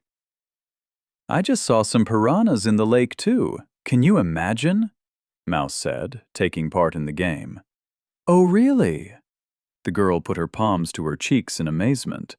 What a perfect way to continue your spa treatment. After a revelation like that, it was no surprise that Desk Jockey broke. He burst into tears like a little girl and lay out everything he knew. The story turned out to be really quite straightforward. When Stace came to his camp, he tried to fight, hoping to capture the girl and make her his slave. But it hadn't worked out. Out of habit, he did not come forward himself. He sent his goons instead. When Stace brainwashed them, Desk Jockey did not flinch. He instantly threw himself to the ground and swore loyalty. Thanks to his silver tongue and ability to compliment, he managed to become a kind of first minister under her. All it took was to do what he knew best, to hoodwink her. All in all, that's where his shameful story ended. A sorry sight. After that, even Johnson began to look at him with contempt. And Johnson was a pretty peace-loving guy. Want him killed? Johnson asked. This caused a new wave of hysteria from Desk Jockey. Why? I asked. Death is too easy, especially as he'll be reborn and get another chance. No, let him work off his damage to us. He can plow for us for as long as it takes. Desk Jockey nodded his head excitedly, like a dummy. I'll do anything! I swear, I will plow like a revved-up bunny. Player Desk Jockey has joined the settlement Sparta in the role Slave. That's perfect. Now meet your new boss. I pointed at Piggy, who looked very satisfied. Congratulations. Player Lord Leo has fulfilled the system's conditions. Player Lord Leo has created a primary group of 7 people. New locations are open for you to explore. Available locations, 1/5. We wish you success in mastering the new world. We looked at each other. Each of us had received the message, although it sounded as if it were inside our own heads. I looked around. There was no thunder or lightning. The sky was still clear and cloudless, as it had been before. But suddenly it became uncomfortable. Like at night, when you hear someone's footsteps outside the window and realize that you forgot to close the gate. 5 was probably the number of locations we bordered. One of them was open. We needed to find out who lived there as soon as possible. And what we should do with them. Trade, join forces, or fight. But we had to run to the podium even faster. It wasn't clear whether any new residents had managed to appear, or whether the system would now send us settlers. So I hurriedly sent our mobile group there, Johnson and Mouse. I think they would be able to advertise our way of life to the beginners with a fiery passion. The initial shock from the system message had passed. Honestly, I had lost count, and hadn't expected Desk Jockey to be the 7th. Let the location be opened up. The worst reaction would be to panic. Deeds don't accomplish themselves. To distract myself, I took up the most pleasant part of the battle, collecting the trophies. There wasn't much left of Stace's warriors. Copper trash knives, which each of them carried, and vulgar-looking loincloths. They didn't give any bonuses, so we could just burn those monstrosities. The system also gave me a silver box for my first murder. Finally, I had fulfilled the requirements for that mission. Before now, everything had ended with us capturing an enemy. The box flashed with a bright light before revealing its contents. It turned out to be a device that I had seen more than once, in cartoons, in fairy tales. A fucking spinning wheel. Name: ordinary spinning wheel. Level: rare. Description: workhorse for hand spinning. Can also be used as a death machine. Sleeping Beauty and hundreds of other girls wouldn't lie to you.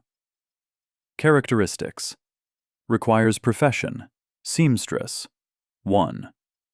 Allows you to create yarn. 0.01% chance of imposing status sleep paralysis for 1 day. Now there's a world-famous machine for you. It seemed like a great acquisition, but the sleep paralysis debuff bothered me. It doesn't matter that the probability of it happening was next to non-existent. We would have our own Sleeping Beauty. We'd have to wake her up with kisses. Or was that a different fairy tale? Anyway, now we could afford to create our own threads and then sew ourselves real clothes. Sure, not immediately, and not quickly, but a start was a start. Leo, you are mine. A soft female body suddenly fell on me, almost knocking me down. You can't run away from me now. Who could doubt it? The attacker turned out to be Piggy, who was happy, for understandable reasons. A lord's wife. Man, oh man. The system took me and, without my knowledge, put a ring on me. Just like in the old joke, today you hold her hand, and tomorrow she drags you to the registry office to sign the papers. There were no other positions at this level of development, except wife. I think if Stace had wanted to, she could have created a harem of husbands without introducing a single relative into the group. Although in truth, she seemed to be doing all right with slaves, too. I thought for a minute. One could say I looked inside myself, and I realized that I was not at all worried about what had happened. It was in our past lives that my peers had considered a wedding a kind of fraud, after which your personal time, property, and money were no longer yours. But here, your wife was a support and a bastion, someone to cook food, look after the slaves, and go into battle for you, if needed.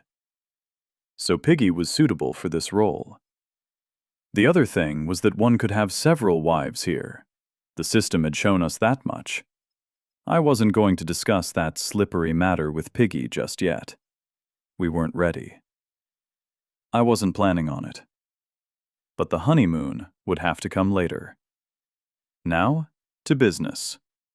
Firmly, albeit with a smile, I unhooked the happy Piggy from myself. Of course, darling. If you can't fly to the Maldives, you can certainly sunbathe in Sparta. Piggy rejoiced. Then for now, check the condition of our stocks, I replied, and I'll make you a small gift in the meantime. Oh, what would that be? Piggy said, happy and intrigued. You'll find out soon enough, I told her. In the meantime, off you go, Lady Piggy. I sped her up with a slap on the butt, and she almost jumped away. Left alone, I got back to what seemed most interesting. After the battle, I had received several starting bonus items at once. They were TJ's bat, Hunchback's sledgehammer, Stace's tiara, and Swat's sword. I studied the sword first. My hands had been itching to get a hold of that blade ever since I first saw it. Finally, it was mine. It was an exquisite one-handed blade, somewhat similar to a Chinese jian. Name: Noble Jian. Level: legendary. Description: this sword exudes the aura of antiquity. Traces of long-standing victories and defeats are sealed in its steel. The more blood it absorbs from its enemies, the stronger it becomes. Characteristics: strength +3, +1 to armor piercing for every point of the owner's strength. /private/ Remarkable. The increase in strength seemed small relative to the bonus percentages on other items. However, the sword's potential also increased with the growth of the owner. Right now, we were just running around in simple clothes and skins. Once we learned how to create armor, it would become completely irreplaceable. And the system definitely had not lied about its sharpness. I had split a bronze knife against this very blade in just 3 blows. But that was in Desk Jockey's hands. What kind of power would it give me? I'd need to explore this aspect in order to accurately understand my new capabilities. In theory, the higher my strength got, the scarier the Jian would be in my hands. Perhaps this was even scarier than all the buffs I had encountered so far. It was also worth remembering that, for the first time, I had come across a hidden characteristic. What could that even mean? An additional condition or restriction? No way of knowing. One thing was clear. The sword, even at later stages, when our levels would be much higher than they were now, would not lose its relevance or usefulness. An excellent acquisition. The bats and the sledgehammer proved no less interesting. Name: Steel Bat. Level: Legendary. Description: Home runs with a baby like this are a sacred deed. So is prescribing that treatment to a couple of unfortunates' knees. Multitasking in action. Bonus: Strength +6. Increases accuracy of measurements by eye. The last line proved quite amusing. Who could tell me what that meant? I looked around. How far was it from here to the base? 10 meters? Or 8 meters 52 centimeters. To the devil knows what, 15 meters and 35 centimeters. Wow. Of course, I couldn't check that. But somewhere inside I could feel that it was entirely true. With an artifact like that, who needed rulers? You could just become their living alternative. I just couldn't work out what this ability would be needed for. Perhaps it would increase the accuracy of shooting, or would it be useful in construction without any measuring instruments? Curious. We would have to experiment again. Then came the turn of the sledgehammer, which had caused us so many problems in the battle with the Frenchman. Name: Heavy Sledgehammer. Level: Legendary. Description: Working in a blacksmith shop or fighting on the front lines, this tool can withstand it all. Anyone who dares to say that tools for the forge and real weapons are different things will experience a gentle crushing of the skull. Characteristics: Stamina +4. New skill: The Earth's Tremble. Name: The Earth's Tremble. Description: Thunder rattles, earth shakes. Stun your enemies and knock them off their feet. And then, crush them. Characteristics: Knocks opponents off their feet up to 3 meters in front of you. So that's what the shockwave had been. If you thought carefully, you could use this item very effectively to break through the enemy formation, for example. If you were acting in a phalanx, too, you could sow panic among the enemies. It mentioned forge work, too, by the way. That was even more important to us than using it in battle. I had left the tiara, which had fallen from the witch's head during the fight with Piggy, for dessert. Stace's starting bonus. Name: Glorious Tiara. Level: Legendary. Description: Either the fairy godmother had a stash, or Cinderella didn't just ask her for a dress and a pumpkin carriage. Otherwise, where did such a trinket of unearthly beauty come from? Bonus: Charisma +5.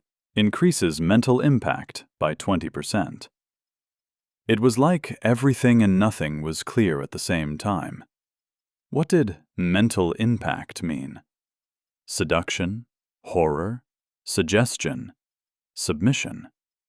Which of them? Or perhaps all at once? A dangerous object. It wasn't clear what I should do with it. Its owner would be a powerful woman indeed. But why a woman? Because I certainly wasn't going to be putting a tiara on my head. I was no elven prince. That would be creepy, period. At that moment, I heard a noise from outside the palisade. I could recognize Johnson's murmurs, along with loud, unfamiliar voices. It turned out that Mouse and Johnson had already accomplished their task. Time to look at the new inhabitants. Chapter 5. Crossing my arms, I watched as the fresh meat arrived in Sparta. I suppose my attitude towards people had changed recently. Not long ago, I perceived them all indifferently. They lived in the neighborhood, went about their business. As long as they didn't touch me, I didn't care. But now I saw them as a valuable resource. Workers in the fields, soldiers in the ranks, those who would allow us to survive and grow stronger. So I awaited the new group with anticipation. Mouse and Johnson had performed their task perfectly and brought 4 newcomers to the settlement. If you counted, 4 people had died in the war with Stace. 2 Caucasians, the Frenchman, and TJ. Desk jockey's words were proven right. Regardless of the number of deaths, the number of players in a particular zone was fixed. For our region, this number was a baker's dozen, or more simply, 13. Could it be possible that this threshold would vary for other regions? I would not like to run into an area where the initial number of players was at 100 or 2. But this was all just idle speculation.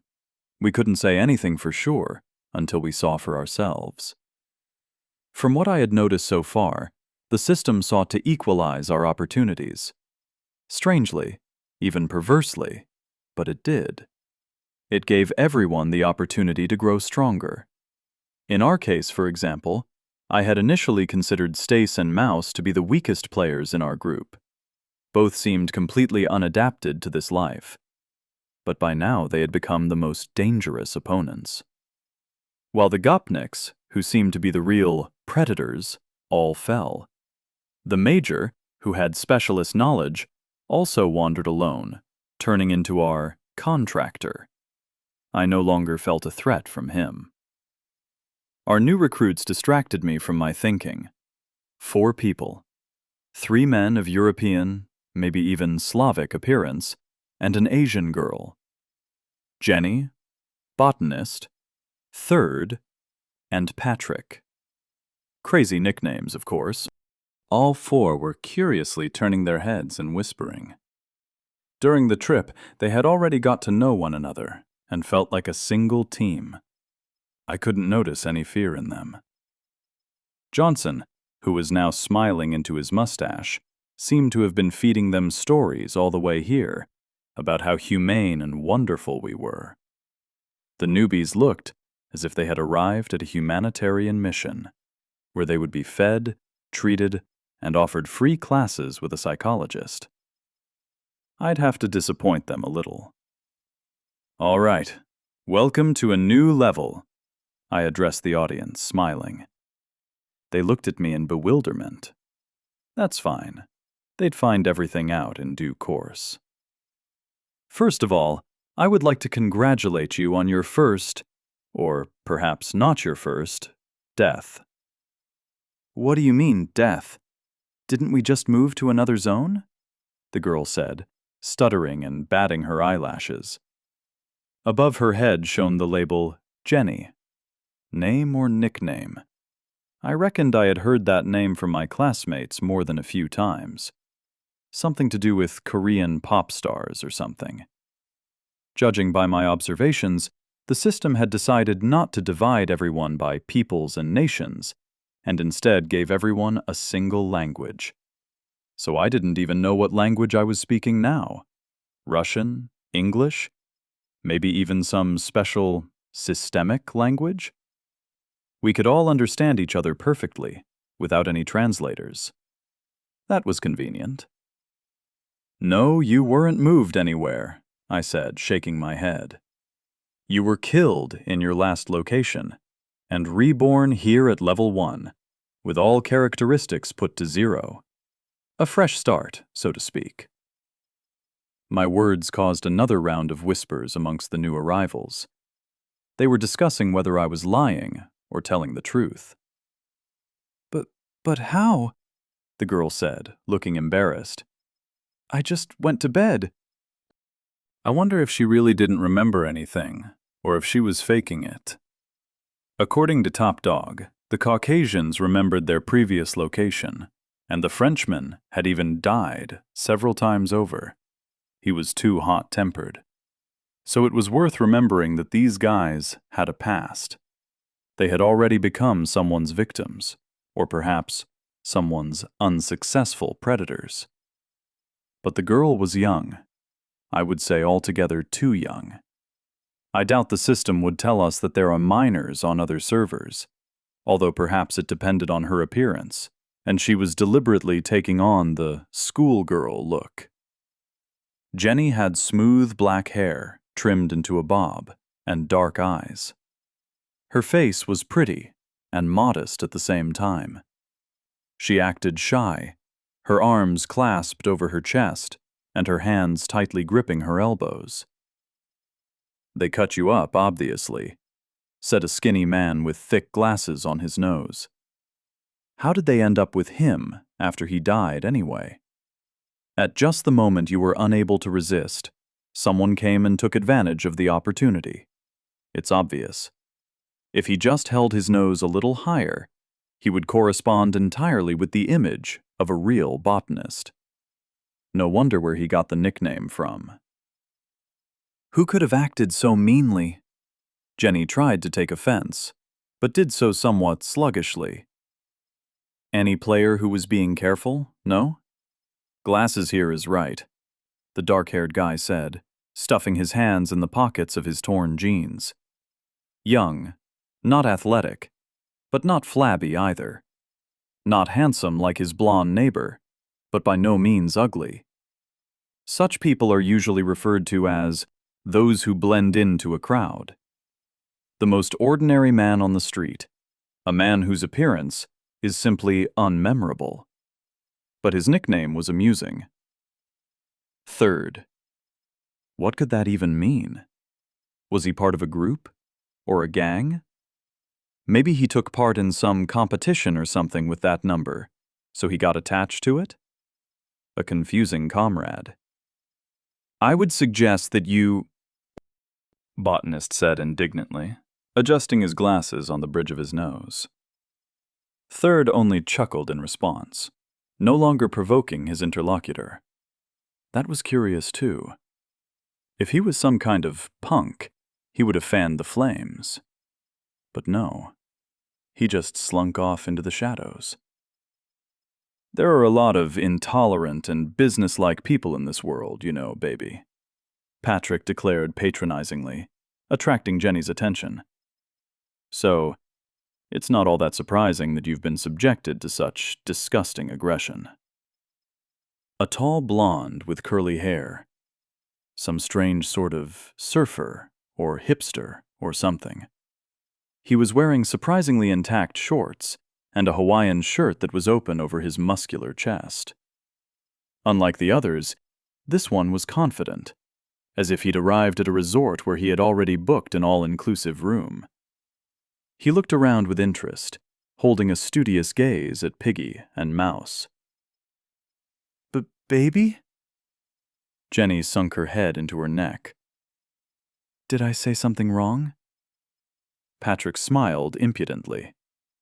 The girl took a step back, hiding behind Third and the botanist. No. Her mutter was barely audible.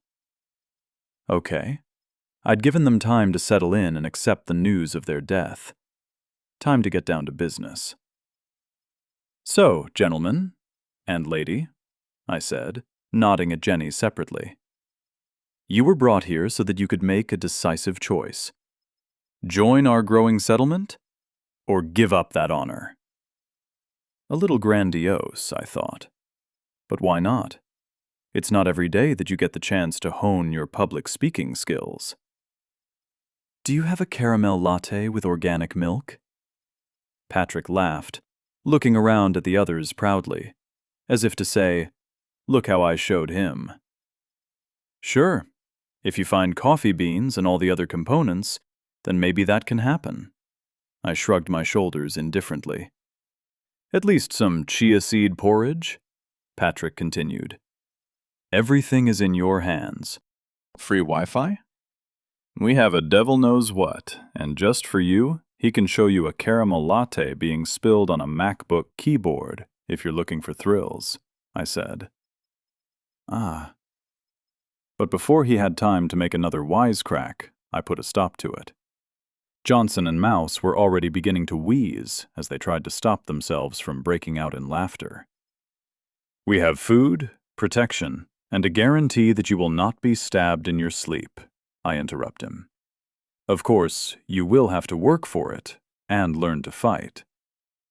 What would we join your settlement as? The botanist asked.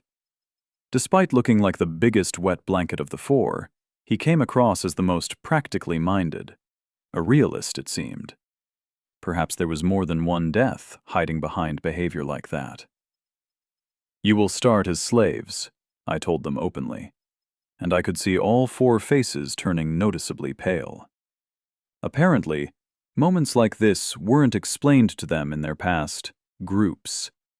Or perhaps they hadn't reached the level of organized groups yet. To preventing all further questions, allow me now to explain how things are here and how we arrange everything. I suggest you listen carefully. That got through to all four of them. Even Patrick shut up, although he stood with an emphatically distant expression, surveying his surroundings. I told them what I had found out for myself over the past several days. Of course, my knowledge of history and archaeology helped. I never thought those subjects would be so useful for me in practice. But the system had placed us at the earliest stages of human society. Very little was known about it. Scientists have reconstructed it on the basis of the behavior of primitive tribes, but there's a lot of guesswork. It's not for nothing that the village was called a primitive settlement, and the leader a chief. That was a simplified and schematic version of the first human societies. Roughly speaking, our settlement, or clan, consisted of a chief, that is, the head of the settlement, his wives, his relatives, and slaves. That, in short, was it. An outsider was either a slave or a corpse. In ordinary life, the family grew on account of the chief's sons. They took wives from neighboring tribes. Usually stolen, it wasn't for nothing that this custom had been preserved almost everywhere at the level of rituals. Even at a traditional Russian wedding, the bride is first bought out and then stolen. Welcome to the caveman past. There were no children here, but you could take a stranger as a relative. That required a great level of trust. It had to be earned. So you could think of slavery as something of a probationary period. Work for Sparta's benefit, and you will be promoted. I concluded my story. Any questions? Who could doubt it? Can I refuse? Patrick raised his hand again, brazenly. You can, I smirk good-naturedly. Only, immediately after your refusal, you will be sent on to your next location. How do you mean? He asked. To explain, I ran my thumb across my throat. That's not humane. Botanist stubbornly bowed his head. A person should have a choice. It is practical, however, I explained. Why should I lose an employee? Maybe instead of you, the system will send someone more compliant. Maybe you'll go and find chia seeds and organic milk. Everything is fair. I agree, Third said, stepping forward unexpectedly. "Where do I sign?" "Me too," Jenny followed suit. "If that means I'm not stabbed here, in my sleep." "Do you even have any vegan food?" Patrick sighed heavily. "Are you a vegetarian?" I raised an eyebrow. What an unlucky person. "A vegetarian is a completely different thing," Botanist suddenly corrected me. "It's not the same as being vegan." Patrick nodded. But I didn't care either way. "Then rejoice," I pointed to the plantation behind my back. "There are whole fields of potatoes especially for you. Organic. No fertilizers or chemicals." Patrick mumbled as he chewed his lip. "So be it. That'll do." Oh, I could sense that the conversation between this guy and Piggy would be short. Or more precisely, no longer than her whip.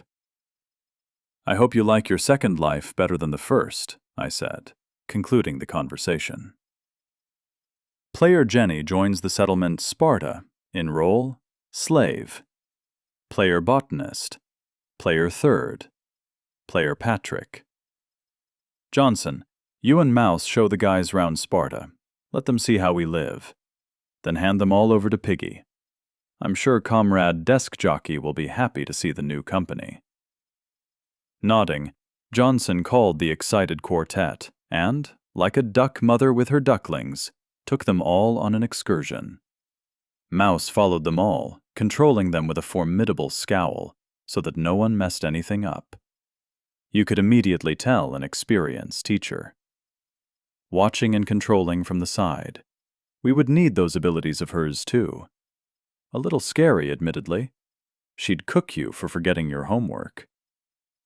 As soon as the newcomers moved away, I called Top Dog over to me.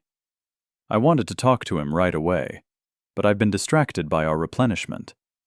Before that, I checked out the interface. It was very convenient.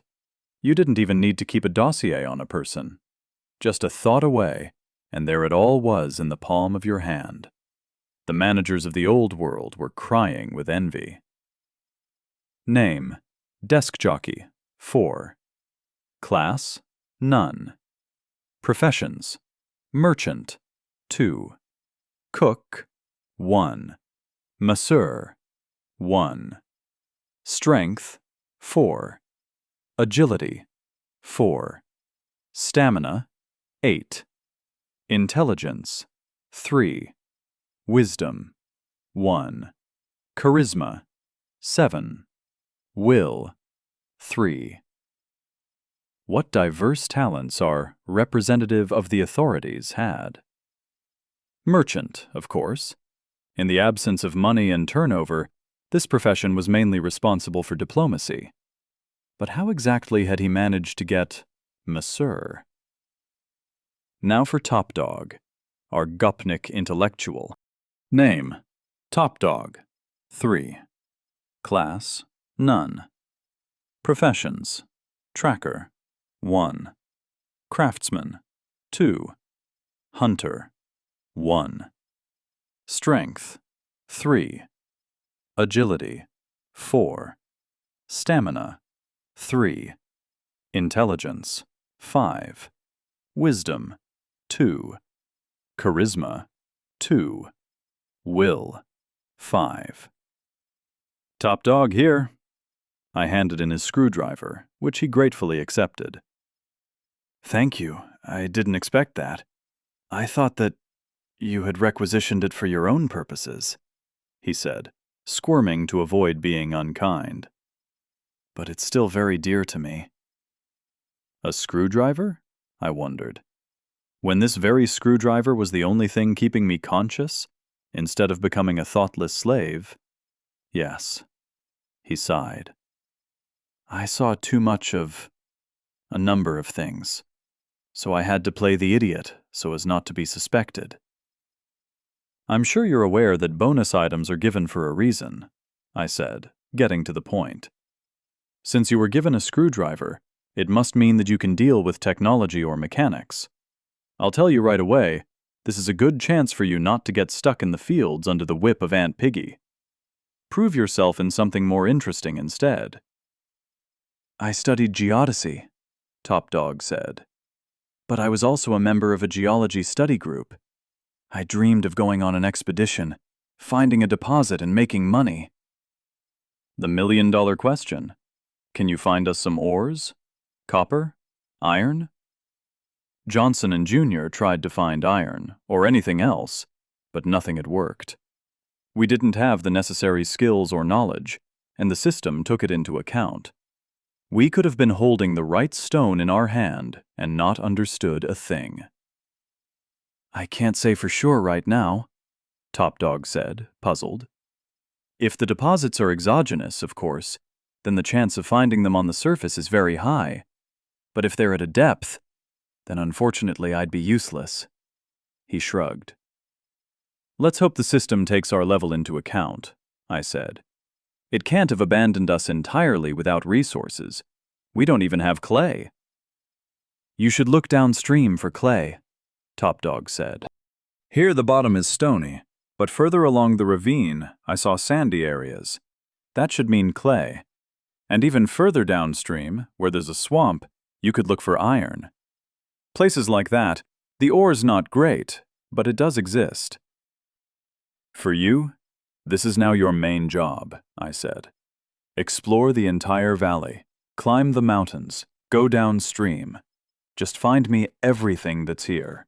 Clay, graphite, iron, gold, coal, whatever.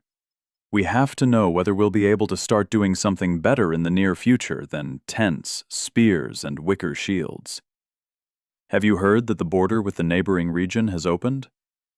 Everyone heard. Top Dog nodded. Who knows what's over there? I continued. What if a company of soldiers got there, or a cell of convicts, even cannibals? It could be anyone over there, and I don't want to meet them with a normal weapon in my hands. Top Dog nodded seriously, realizing the significance of the situation. That was fantastic.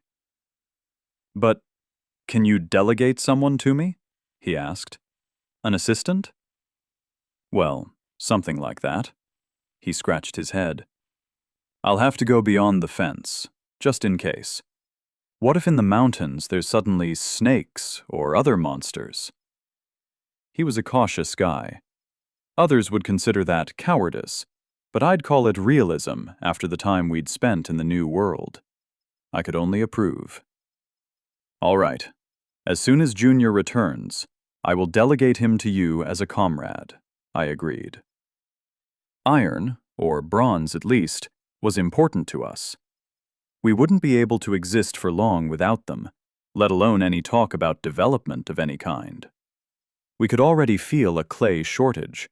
After all, you could make dishes, storage containers, bricks, and many other things from it. It was no coincidence that amongst the discoveries on archaeological sites of ancient people's possessions, ceramics were one of the most common finds. Just what we were missing. On top of that, Junior was late. I was counting on him to catch up with Stace much quicker than this. He had practically caught up with her in the open space in front of the fence. In the forest, I thought she would be no match for him, not with his tracker level. She would be unlikely to mess with his mind, either. He had an increased will stat from me, and Stace had lost her tiara, so she was weakened. That meant he should have returned a long time ago, with either a prisoner or news of her death. I was beginning to fear that something had happened to him, but his name was still glowing on the interface as part of my group, so at least he was alive. I recalculated the composition of my tribe and realized that I had achieved what I had spent a long time waiting for. I almost ran towards the settlement post and put my hand on it. Congratulations! Your settlement has reached 10 people. A new milestone has been reached. Reward, 3 blueprints from the update list. Next step, reach a settlement of 50 players. You have reached level 2 of class Lord. Reward, gold box. Class Lord. Everything the sun touches is yours. Current status, Chief. 2. Buffs. Charisma +4 plus 10% to all characteristics, plus 5% to characteristics of direct subordinates. Reputation system discovered. Your place in the overall settlement rankings, 128,650. The next system messages almost knocked me off my feet. Interested settlements have been informed of your promotion. Babylon looks at you with caution. Rome stares at you greedily. Moscow is pleased with the new settlement. Athens is outraged by your existence. It turned out that we did have neighbors, including some just as nerdy as me. Well, honestly, did it make any sense to be indignant just because we belong to the same ancient country? Nonsense. Meanwhile, I kept scrolling. Settlement, Sparta. Level, Primitive Settlement, 2. Bonuses, plus 5% protection against wild animals, plus 5% protection against invaders, plus 5% damage caused by settlement residents, plus 5% plant growth rate, plus 5% domesticated animal growth rate. Nothing had changed here. Only the mark indicating our level made it clear that the settlement had been through an update. But after that came the first noticeable changes.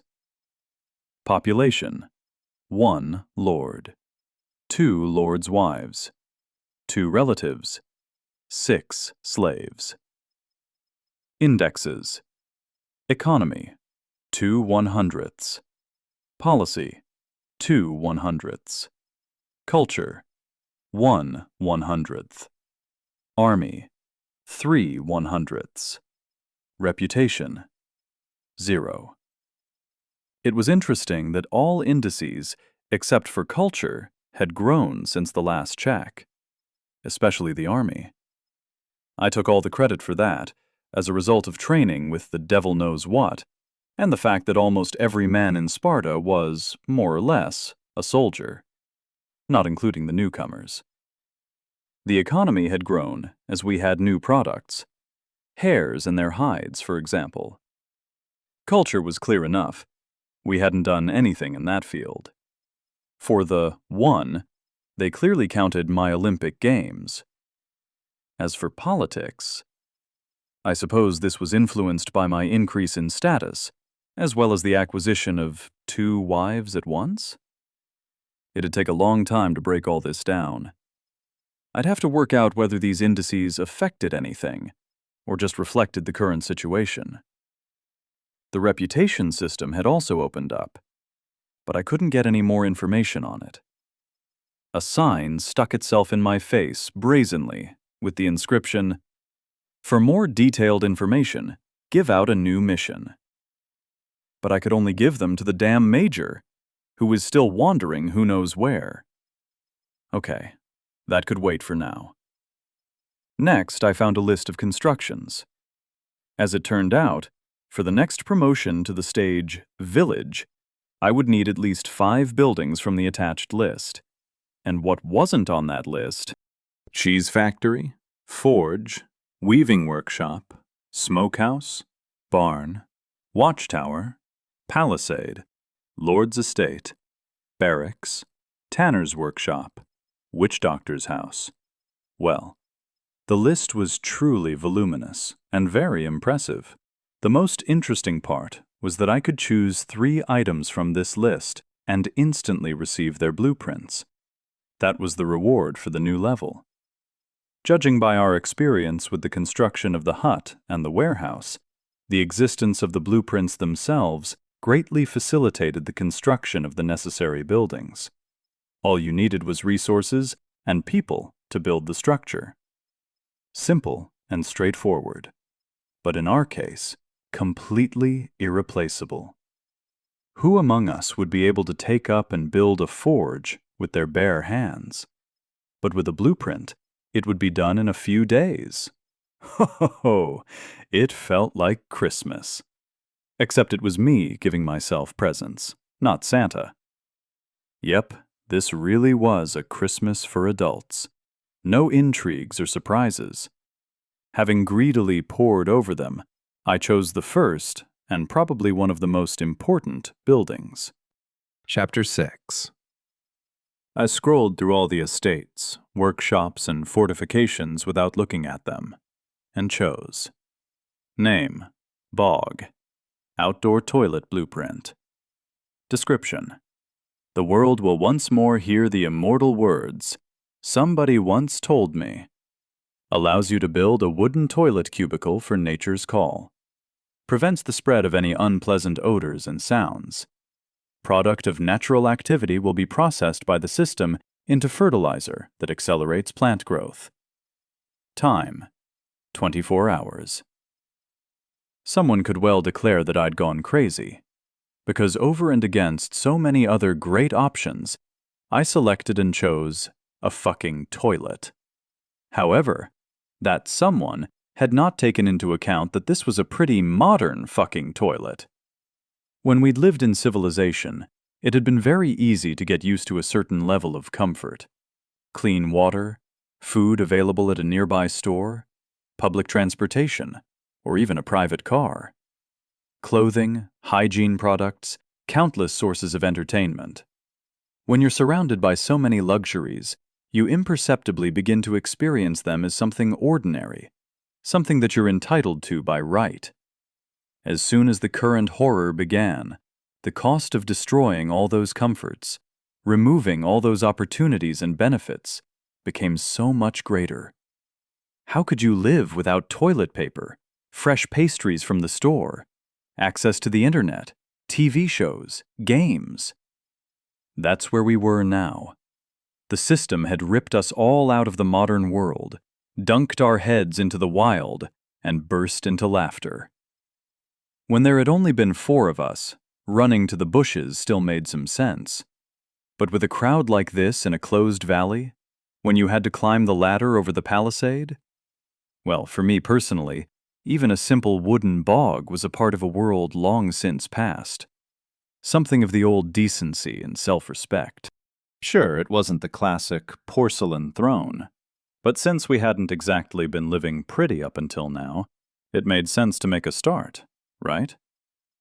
Besides, I was attracted by a funny point in the blueprint's description. It would produce fertilizer. That meant we could significantly improve the survival of future crops by making use of it. As far as I was concerned, that was a win-win. Taking into account the fact that our main product was potato, it was a strategically sound decision. Next, I chose the forge blueprint. We may not have found metal, but I couldn't wait until the settlement's next stage of development. Even if we'd managed to build a palisade with our own hands, there's no way we would be able to manage a forge. I had no idea how that would need to be correctly arranged. The main thing wasn't even the walls. It was the furnace, the anvil, and the other tools that came with it. Name: Basic Forge Blueprint. Description: you won't manage to forge an omnipotent ring in a place like this, but who needs one anyway? Forge with a standard set of forging tools. For full construction, a blueprint of a furnace of any type is required. Construction time: 72 hours. How could we live without a forge? Anyone who's played any strategy game knows that you can't create decent soldiers without one. And without decent soldiers, there's no way of conquering the world. Seriously speaking, we needed tools desperately.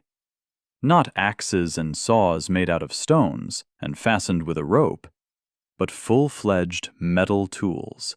Made of copper at least, perhaps bronze, perhaps even iron. That would depend on what we found first. I was also very worried about the neighbors. More precisely, I was worried about possible wars with the neighbors. If that happened, we couldn't survive with slingshots, spears, and wicker shields alone. Homemade stuff like that was only suitable for confrontation with other bums like us. Against a truly serious opponent, all those items would bring us absolutely no benefit. The British Empire during colonization proved that technology would prevail over numerical superiority. Even tens of thousands of Zulus, like many other natives of Africa, could do nothing to the well-equipped British army of a couple of thousand people. Sure, those guys had rifles, artillery, even the first prototypes of Gatling machine guns, but the fact remains. I doubted, obviously, that our neighbors would have firearms. Otherwise, why would the system push us into each other? But they would definitely be capable of an unpleasant surprise. I wanted to be as well armed as possible. Not wicker shields, metal ones. Not sharpened sticks and primitive spears, but real pikes, swords, and other weapons. Not to mention armor. Right now, we were defenseless against a well-aimed spit. That needed to be corrected. Helmets, handcuffs, knee pads, cuirasses. For now, dreams were just dreams. The third and final blueprint was the tannery. That one was quite straightforward. Spartan needed clothes. Normal clothes, not the rags we had on now. Piggy had only just carried out the task of sewing our current adornments. Numerous battles with wild boars, hares, stace, and mouse had not had a favorable effect on the condition of my own shirt, pants, and boots. For Johnson and Jr., the situation was nearing crisis. After all, the system had not given them anything in return for their overalls. That was why they now flaunted about in suits from the highest of fashion studios, Coco Piggy, looking more caveman than red carpet. The rest were still in the rags left of the clothes they were wearing at the time of the transition. Except Mouse, who was wearing a gray dress that looked more like a cape. She'd received that from murdering Hunchback. The characteristics were similar to my survivalist shirt, the system's simplest garment. But even clothes like that weren't given out freely. I had 2 shirts, 1 pair of pants, and 1 pair of boots in reserve, all received from bronze boxes. But given the population growth, they wouldn't last long.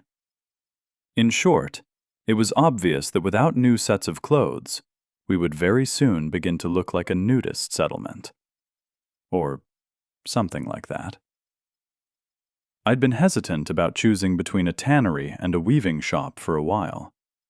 But common sense told me that we could try weaving on our own. Making a simple loom was no great challenge. Plus, we had no idea whether you could make yarn from hair wool, but we definitely had enough hides. Not only were the piglets growing up, their relatives were also running around the forests. That would be reason enough to start a farm. After Stace's attack, fighting fanged pigs seemed a straightforward matter. Name: Tannery Blueprint. Description: the phrase, "hell for leather," takes on a whole new meaning. A workshop with everything you need to work leather. Requires profession: seamstress, 1.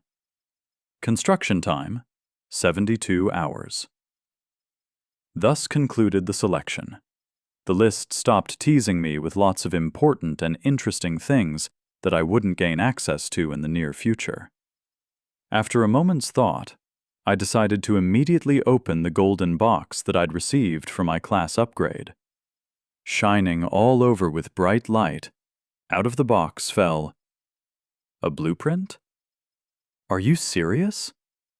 System, was this your way of motivating me to make the construction of the century? As soon as I unrolled the scroll, I involuntarily opened my mouth. Name: Lord's Estate. Description: a symbol of the settlement and its leader. A concentration of power and the center of leadership. The inhabitants' ultimate stronghold. The Lord's Estate allows you to interact with other settlements and their lords, as well as influencing them through the system. Lord's Estate allows you to hire specialists. The Lord's estate develops when transferring to a new level of settlement. Construction time, 144 hours. What was I supposed to make of this? It seemed like the system was referring to the next stage of the settlement. Not just a campsite, but maybe a village, a town, an encampment? One could guess forever. I wondered what kind of interactions with other settlements would be possible. Would we host ambassadors? Form contracts? We'd have to build ourselves up and study the issue.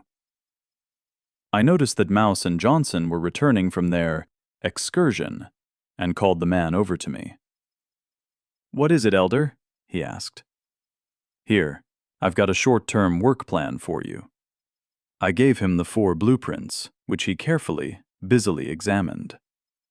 That can also be something to occupy the newcomers, besides swarming around the plantation. As I'd suspected, it was worth watching him get to the description of the bog, and watching his jaw drop involuntarily. He turned to me, his eyes full of hope. "Your eyes don't deceive you, my friend," I nodded. He pressed the blueprint to himself like a prized possession. "I won't do you wrong. I'll get it all made as good as possible. By tomorrow." He was immediately enraptured with excitement. "No, today." I entirely shared his tribulations. "Take up this uber-important mission."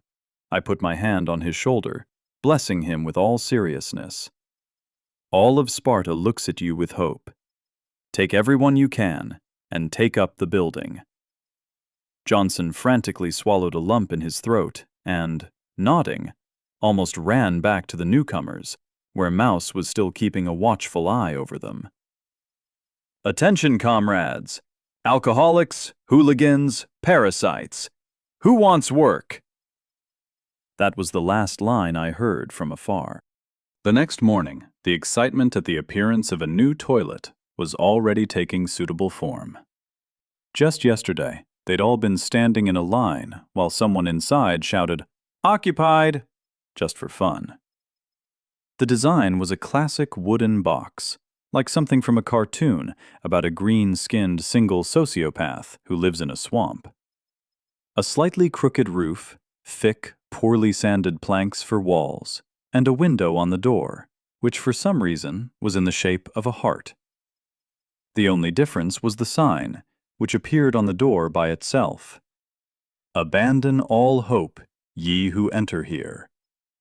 Yeah, very subtle humor there from the system. Who could doubt it? However, I was more struck by the fact that by the morning, a canvas bag of fertilizer appeared next to the booth. Everything the system had promised. Name: cheap fertilizer. Description: the system, of course, is great and omnipotent, but even the system refuses to work in this particular field. Therefore, its best subcontractors provide an assortment of supplies in these fertilizers. Cheap but hearty. Increases plant survival by 10%. There wasn't much fertilizer, and I decided to use the valuable resource exclusively for the apple trees. Their first harvest was just ripening. Each tree had produced 4 to 8 fruits of different ranks. Most of them, of course, turned out to be trash, that is, the simplest rank. They satisfied hunger for a short time, that was all. But the unique apple trees gave us a pleasant surprise, providing a total of 4 unique and 6 rare apples.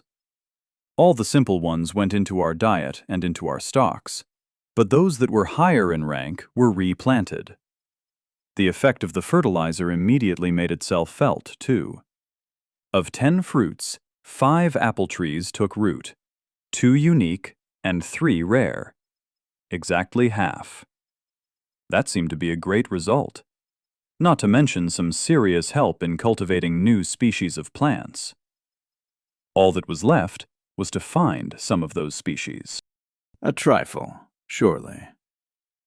I watched as the youth dug in the field, under Piggy's strict guidance. Despite the fact that we had plans for a great construction site, after the construction of the bog, the process had stalled unexpectedly. A striking tempo of work had brought our attention to the fact that the settlement had run out of all timber reserves. Each structure required resources, mainly wood and stone. That meant the tannery would have to wait its turn. Mouse and Top Dog went to harvest wood. The mage took a creative approach to the matter too. By channeling her flames, she literally cut the tree from the earth.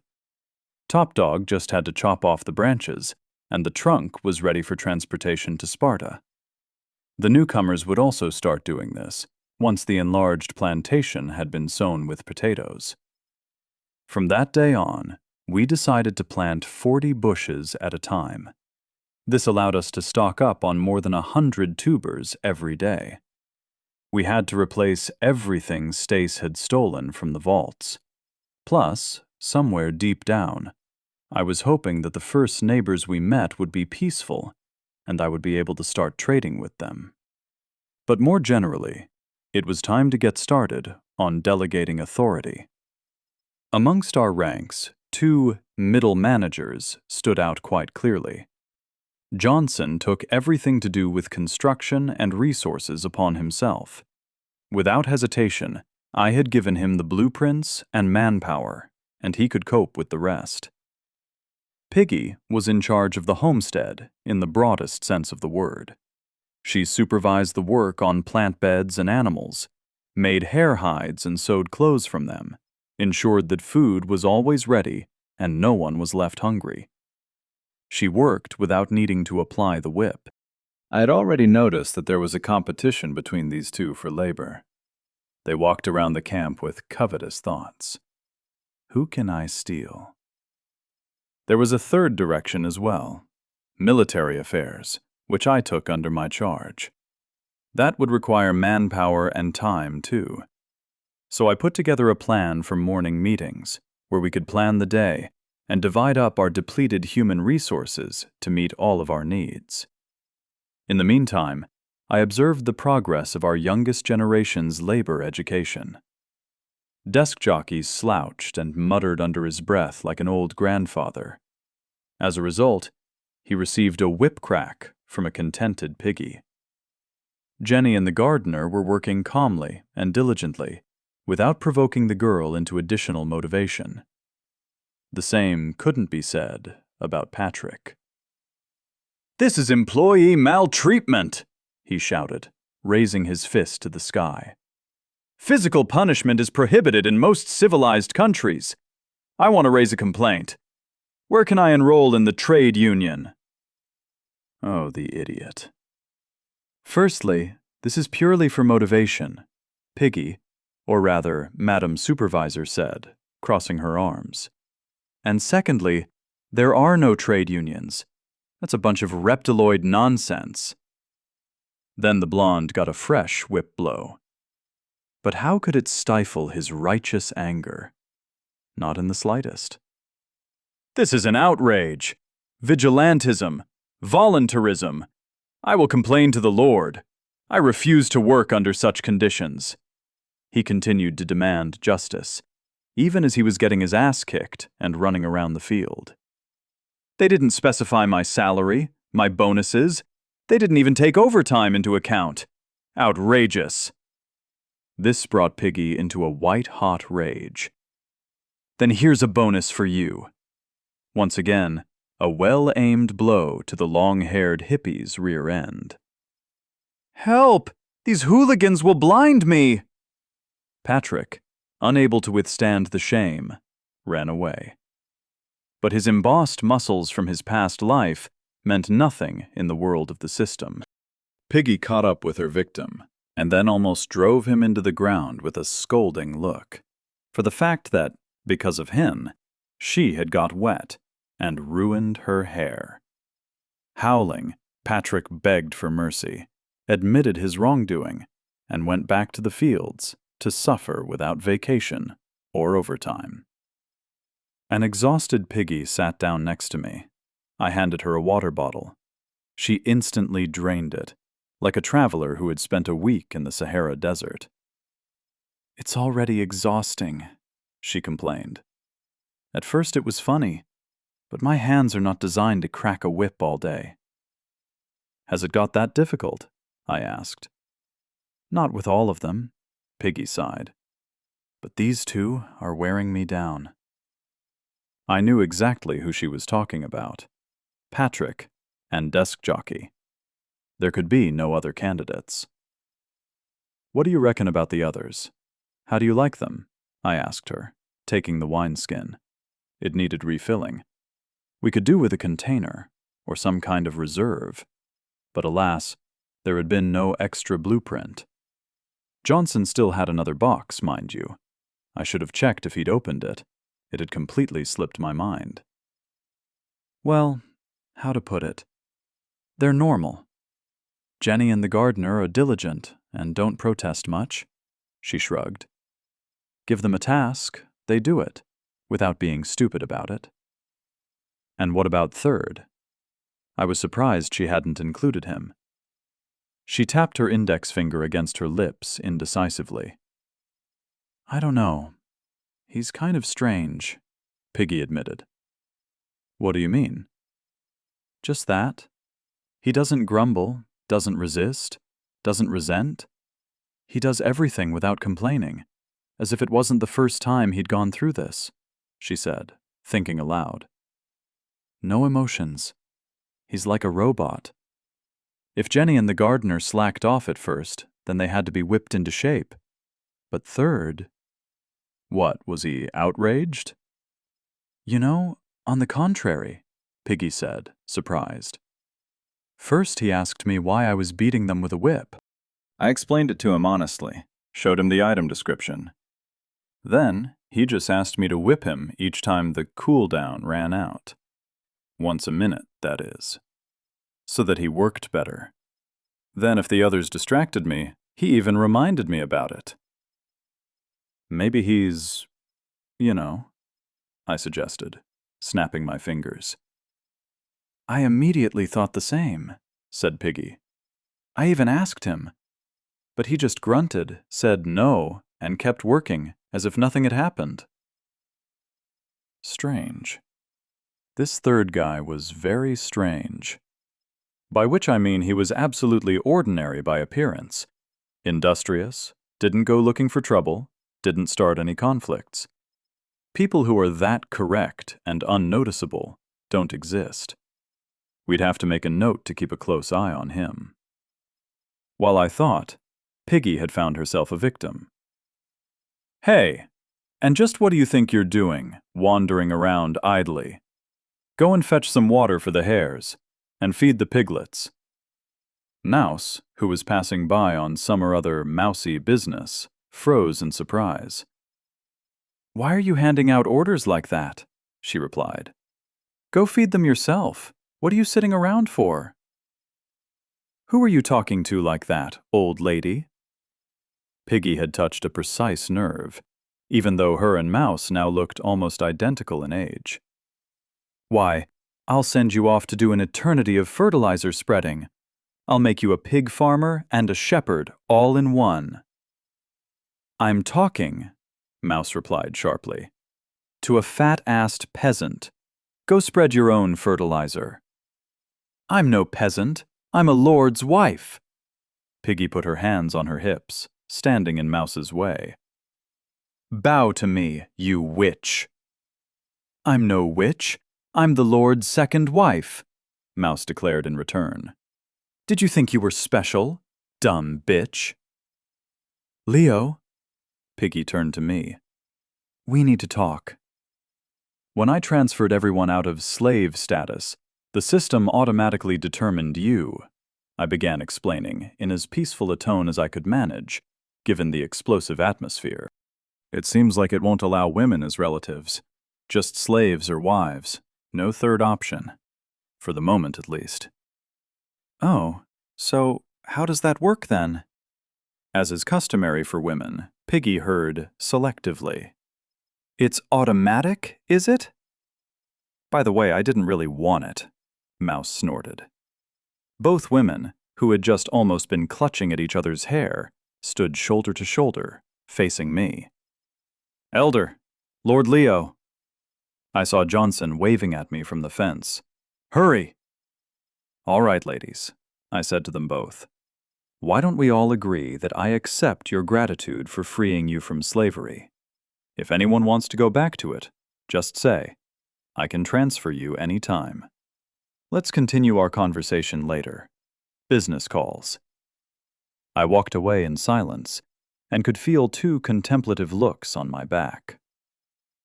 "Whew!" I clapped Johnson on the back. "Thanks for the rescue." "From what?" he asked. "Isn't that why you called me over?" "No." He shook his head. Junior's back. Chapter 7. Junior looked awful. Dirty, ragged, haggard, cheeks almost sunken. God only knew where he'd spent the last 2 days, but it definitely hadn't all been sitting in one place. "First of all, go and take a dip in the lake," I said as he rushed over to me. "Then eat, and in half an hour I want a report. Unless you have information right now about a direct threat to Sparta." Junior thought, and then shook his head. The fact that he was alone didn't surprise me. Stace was either dead or had run away. Which exactly, I would find out very soon. I patiently waited while he wolfed down roast meat and potatoes. Hunger in the world of the system was not just an unpleasant sensation, but a real breakdown. Now his thoughts would settle, and he could talk to me in more detail. It was already noticeable that he was too tightly wound for it to have been a simple pursuit. "I'm listening." Junior was embarrassed. He didn't know where to start. "I'm sorry, Lord, and thank you for letting me eat. I'd had no food or drink for 2 days, he sighed. "I didn't take anything with me, and I didn't have time to hunt. A little longer and I would have started eating the toadstools I stepped on from time to time." "I don't blame you," I said. "But still, what about Stace?" "Got away," Junior said, bowing his head. "How?" I couldn't understand. "You'd almost caught up with her, and in the forest, she's definitely no match for you." I had thought before that perhaps Stace managed to brainwash the guy, and he'd been struggling to escape. But what he'd said completely turned the situation upside down. Stace ran away. As she and Junior reached the forest, the priestess's back flashed right in front of him. Junior ran after her for almost an hour, but she kept a little ahead each time, disappearing behind each new bush, and then appearing again. Only once the ghost melted and Junior found himself in a completely unfamiliar place did he realize that he'd been fooled. Stace didn't have enough strength to subdue him, but with what she had left, she created a shade that led Junior on a detour. When he followed his footsteps back again, he was convinced that only one person had been moving through the thickets, not 2. Junior proved to be determined. Besides, the priestess's maneuver had enraged him. Returning to the fork, he discovered the real trail and followed it. Now 2 hours behind, he was noticeably lagging, but confident in his success. It was clear from the trail that Stace was exhausted. She hadn't tried to confuse the tracks. She broke through the bushes whole, and soon her tracker began to notice blood on the branches. It seemed that her injuries and abrasions had grown more serious. "So, what happened?" I said, impatiently interrupting his story. "She was captured," said Junior. "By who?" "Players. Other ones." "From the neighboring zone?" "Seems like it." Junior heard a rustle and hid, so he was able to observe the whole situation. There were 4 strangers. They caught Stace, who by that point had lost the ability to resist. She was skillfully tied up, according to Junior. The strangers had some expertise in the matter. They bound her hands and feet and threw her like a sack onto the back of a wild boar. What? I couldn't believe it myself, said Junior. But I saw it as well as I can see you before me now. A massive boar, almost like the leader who attacked us. Obedient, like a pony. It didn't move an inch the whole time, just looked at its rider. And who was the rider? A big, bearded type, in tattoos and a leather vest. Junior gestured to imitate the size of the man's arms. If you could believe him, they were the size of a ham. Sounded like a biker. The vest seemed to be from here. Everything riveted together with metal, like chainmail. Not only had the players from the neighboring zones surpassed us in technology, they also had cavalry, and the heaviest cavalry available at that. Fuck. How could we resist that under our circumstances? History is full of cases in which one side, after obtaining a heavy, trained cavalry, was able to smash far more numerous enemy ranks. But what were we to do? With all else equal, we would be crushed to dust by these riders. The big question was, how many were there? So far, we had had 3 people we could utilize as gunmen. Adding Top Dog and Third, the most promising newcomers, took us to 5. Nous, of course, was a weapon of terrific destructive power. But artillery does not win wars, and that was exactly the position she occupied. And then? I was having to pull it all out of him like damn teeth. I think my impatience was understandable, though. The news so far had not been good, and Junior was telling me everything, as he should, consistently and in detail. Then I went after them. Nice one, kid. He'd done the right thing, and I told him so right away. Junior blushed with happiness and began to speak more calmly. He evidently hadn't been able to decide whether it was worth bringing the news right away, or better to scout out the situation in more detail.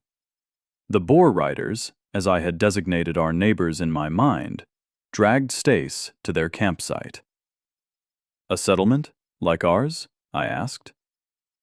No, a typical campsite, thrown together in a hurry. A fire, some bags with stuff in them, several baskets that seemed to have grub in them.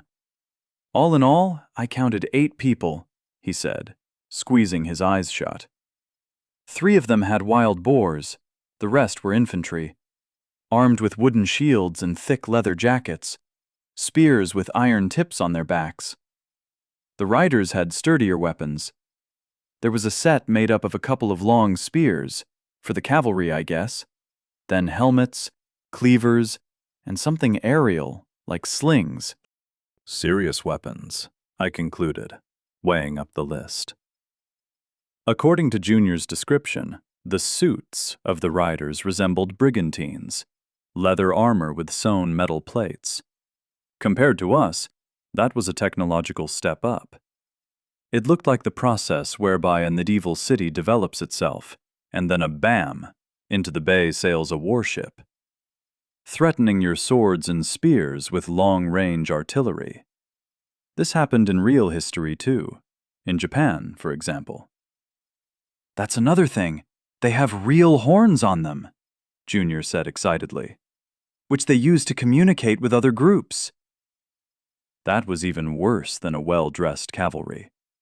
Communication was the key to success in any military campaign, always and everywhere, in all periods of history.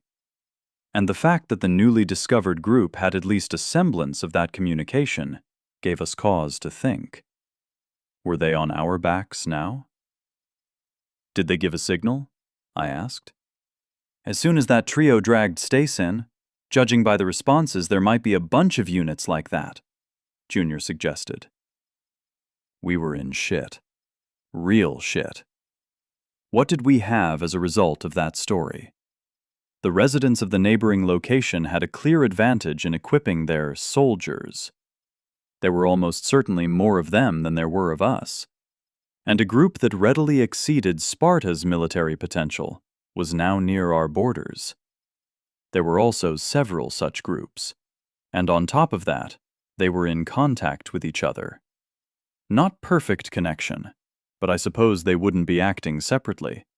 This was a full-fledged intelligence operation on their part. And now they'd picked up a stool pigeon. If I were an opponent and one of my borders opened up to a new territory, the first thing I'd do would be to collect information. Now they had it. Once Stace revealed everything about us, the enemy would realize that they surpassed our settlement in everything. And that lady could not stay quiet. It sucked that we hadn't finished her off. So what would stop the riders from attacking immediately? All they'd have to do was find where we were.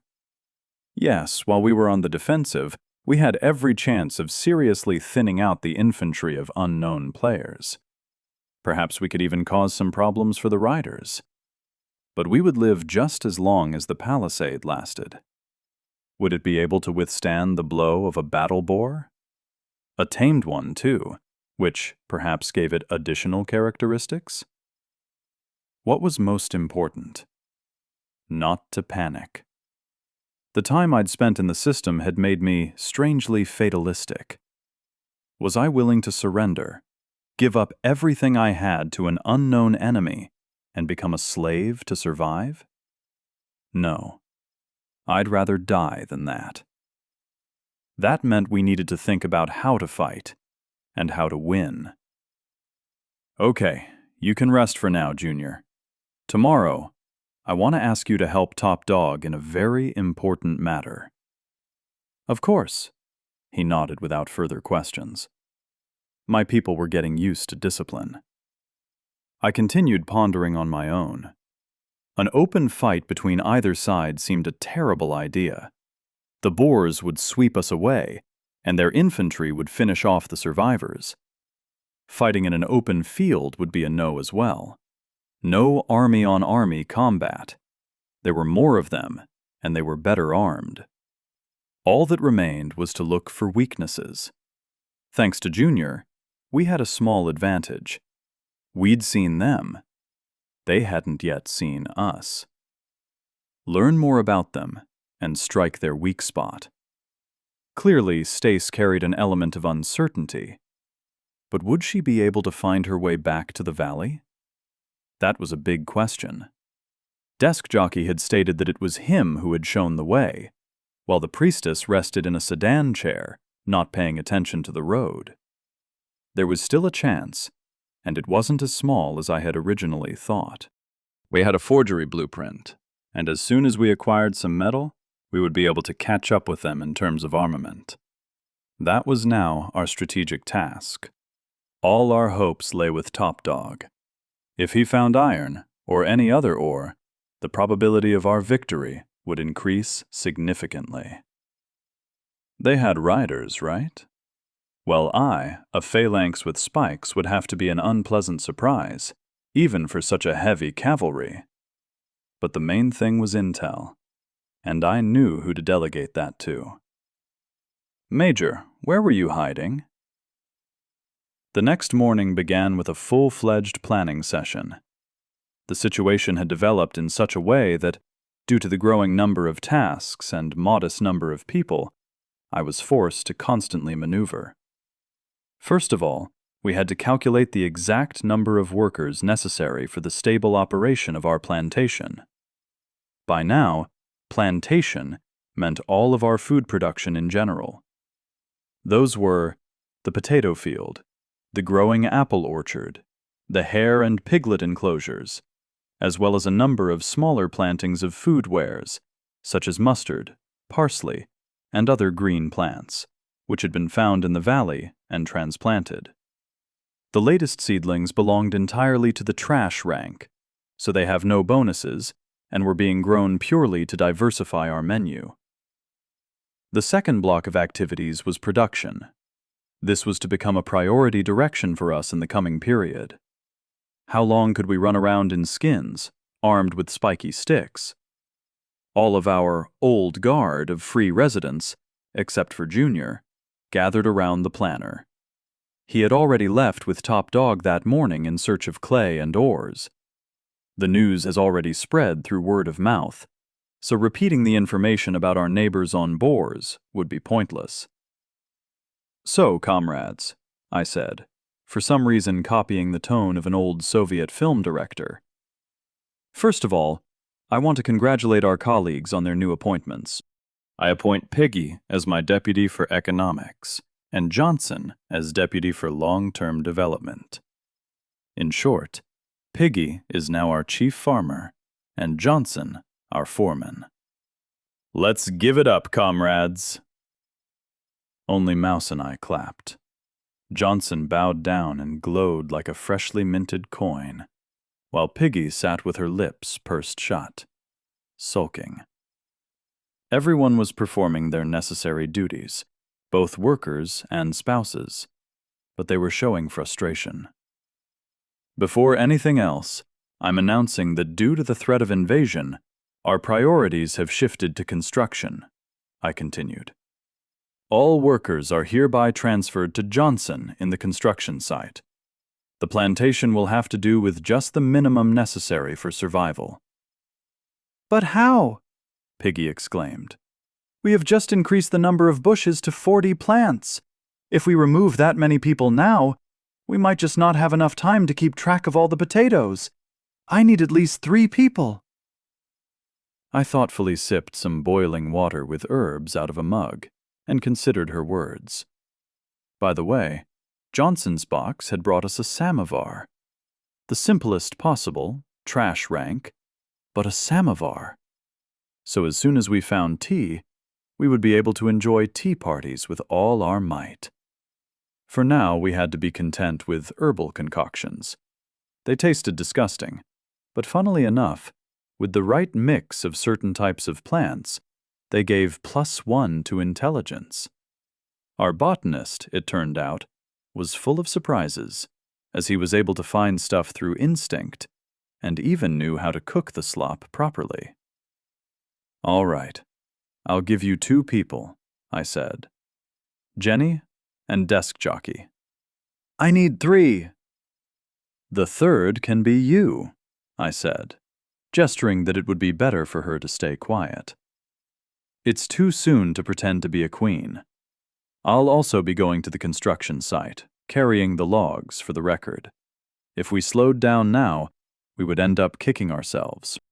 When we build the forge, we will be able to make as many hoes, plows, and anything else as we like, which will significantly facilitate our work in the field," Johnson said, as a conciliatory gesture.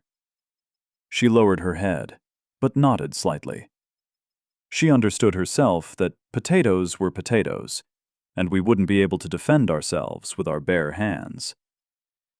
"Okay. In that case, botanist, 3rd, and Patrick will go to Johnson. Mouse, you too. The first building you have to construct is a forge. Find somewhere that the smoke from the stove won't go into the settlement," I said, giving my foreman his marching orders. "And also make sure that there are no trees, plants, and so on in the vicinity. I don't want a fire in the middle of Sparta." Johnson agreed, clearly on board with my proposals. "Any questions?" "What should we do with the potatoes that we won't have time to earth up and everything?" asked Piggy. "If that does happen, give it to the hares and piglets," I commanded. "Those will have to be necessary losses. At the same time, count how many bushes you 3 can handle now, and tell me at tomorrow's planning meeting." She nodded seriously, plunging herself into rationalizations. Sometimes it seemed to me that there were 2 Piggies. One was frivolous, with teases and playfulness, while the second was serious, economically minded, and responsible. These days, the second was much more common. Construction of the forge was moving quickly. The beginners got exhausted almost immediately and fell to the grass to recover. Johnson and I plowed ahead in front of them, like robots. I could see their statistics, so I drove them to work right until their fatigue meter was filled, not allowing them a single extra minute of rest. As a result, after a couple of hours of work, each of them achieved a +1 to stamina. I only got tired much later, but with the same result. Later, during one of the moments of rest, Piggy approached me. I immediately suspected something was amiss. A gentle smile wandered across her face, and her fur bikini was suspiciously lowered and tightened in a number of places to look as provocative as possible. "Sweetheart," she began in a voice like honey. "I won't give you people," I said. "We're barely coping here." "I get that completely," she cooed. "I see how tired you are.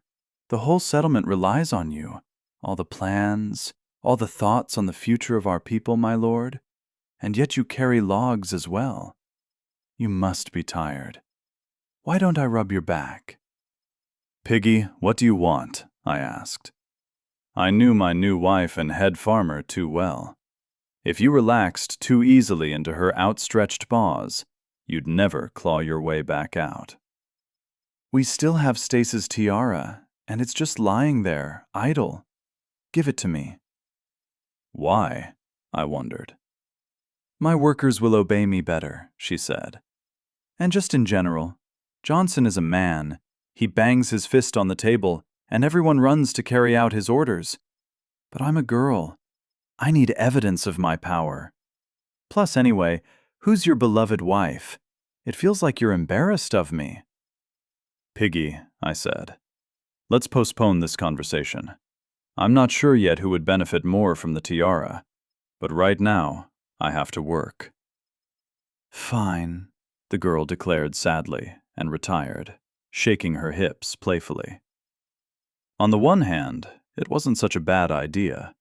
The artifact was still lying there, and it could well strengthen Piggy's abilities in trading. Perhaps other qualities would appear too. On the other hand, Piggy already behaved like the Queen of Sparta, and with a tiara on her head, she would start talking down her nose at everyone. And it would be very difficult to take the bonus item back off her if there were ever such a need. She would take it as no less symbolic than a wedding gift. Did I really need that? On the third hand, +5 charisma in bed. Okay, we couldn't think about that. We had to think only of Sparta and the needs of its people. After my conversation with Piggy, I got up and almost immediately stumbled over Mouse. She was also working at the construction site. In accordance with the habits we'd brought from the old world, she was given easier jobs, largely to do with finishing. Even though here, both strength and stamina depended entirely on characteristics, and in a fight, Mouse may well have been able to beat Botanist and Patrick together. Forcing a fragile girl to carry a log seemed inappropriate. She was more use working on finishing, because she could instantly grind any irregularities from the log just by heating her palms. This meant the wood was not only perfectly smooth, but also acquired a pleasant, burnt tone. "You were talking about the tiara, weren't you?" Mouse asked me directly. "Were you eavesdropping?" "The whole camp can hear Piggy," Mouse chuckled. It was true. Piggy did not know how to speak quietly. "So what?" "It'd be better to give it to me," said Mouse. "Much more useful." "And why's that?" I wondered.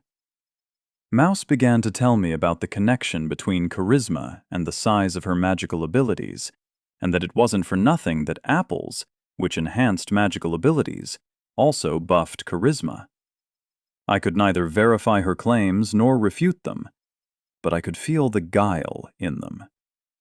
It seemed to me that Mouse, who did not particularly aspire to the position of Lord's wife, now wanted to annoy Piggy, who had chased her back and forth across the plantation with a whip.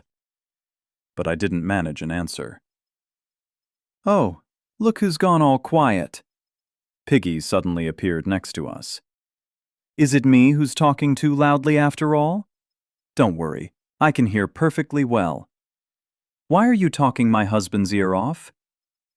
"He's my husband too, just saying," Mouse said, confirming my suspicion. "You said yourself that you don't need to be a wife," Piggy said indignantly. so stay out of it. It's you who doesn't understand anything, you stupid little girl, Mouse growled. Unlike you, who only wants to boost your own ego, I need the tiara to strengthen my magic. Oh yeah? I'm sure. I definitely believe that, old lady, Piggy said, refusing to give in. How many times do I have to say it? You just dare to call me that one more time, Mouse hissed like a snake. Oh yeah? And what? Will you put me in the naughty corner? Old woman, old woman, old woman, Piggy said, sticking out her tongue. You haven't been beaten enough, Mouse said furiously. But you will be soon. It's not you who makes the decision. It's the Lord. That's right, Piggy agreed. I'm sure he'll make the right choice. She turned to me and batted her eyelashes. Sweetheart, who here is your beloved wife? Me or that grumpy old bitch? Lord, you should be thinking about the benefits, not personal goals, Mouse said. What choice will you make? Both of them stood in front of me, batting their eyes and folding their pleading paws in front of their chests. The whole settlement was staring at them. That was only natural. It wasn't every day they got a show like this. Well, what did I want? It was the Lord's inalienable duty to judge. But I didn't like either option. It wasn't about the insults that the loser would throw at me. The ladies were both trying to bend me to their own will, without even hiding it much. This was reminiscent of the story of King Solomon's trial. What should I choose? Break the tiara for good? That would be the most idiotic thing I could do with a valuable artifact. I've made a decision, I said. The tiara should belong to the one who will bring us the greatest benefit with its help. I went into the hut and came back with the tiara. It was a beautiful thing. The stones sparkled in the sun, and the incomprehensible dark metal shimmered nobly. With an ornament like that, any girl would look like a queen. Both Piggy and Mouse's breath caught. I took a few steps, passed by them both, and with a quick movement, I put the tiara on the head of the devil knows what. Chapter 8. As soon as the diadem descended onto the scarecrow's head, a bright light covered its entire figure. You have given the devil knows what its first sacrifice. The destroyer of worlds is passing through its first transformation. The limbs of the combat dummy began to change, acquiring more realistic outlines. It had real leather gloves on its hands, hiding the scattered pieces of wood underneath. The cloth bag that the creepy face had been painted on smoothed out. Its seams disappeared, and it turned into a solid snow-white mask, with no emotion visible. The diadem itself was transformed into a black hoop, similar to a crown, inlaid with precious stones. It was as if it were soldered into the head of a stuffed animal. It was obvious that we would not be able to take it back just like that. You are resisting terror. You are resisting terror. You are resisting terror. The messages pounded in my head like a hammer. The destroyer of worlds is taking interest in you. Attention! You have established an initial connection with the devil knows what. Like more. A crackling, barely audible whisper resonated in my mind. It was like someone was standing right above my ear and talking into it. I looked around, but couldn't find anyone. Was the mannequin talking to me? I look after you. It rustled again, as if the wind were carrying dried leaves along a path. The last thing I saw was a faceless, snow-white mask grinning from ear to ear. Well then, the devil knows what. Liu! Someone was shaking me hard by the shoulders. Let me tickle him with a spark. Tickle yourself with a spark, you idiot. I just mean to bring him back to consciousness. Bring yourself back to consciousness. If you hadn't stuck your nose in, Leo wouldn't have had to do this, and everything would be fine. You started it. Leo, are you awake? Piggy clutched me, giving me strokes and kisses. My lord, how are you? Mouse was stood nearby, looking guilty. I'm fine. I shook my head and finally came to my senses. What happened? As soon as you put the tiara on this stuffed object, it's like you went numb, Piggy explained. Don't scare us like that anymore. And there was a wave of cold all over the camp. Mouse joined her. I didn't even feel that way when Stace was here.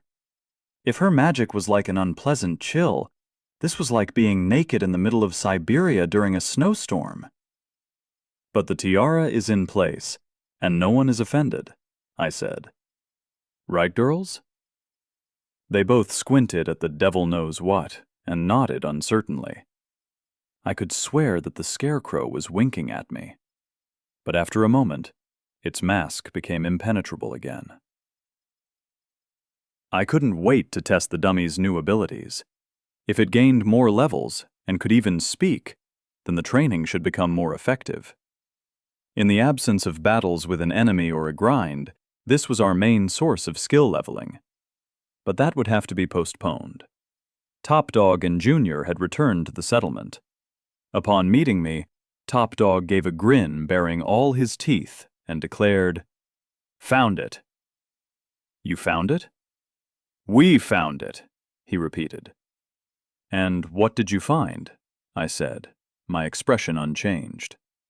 Clay! Junior joined in. Any iron or copper? I asked.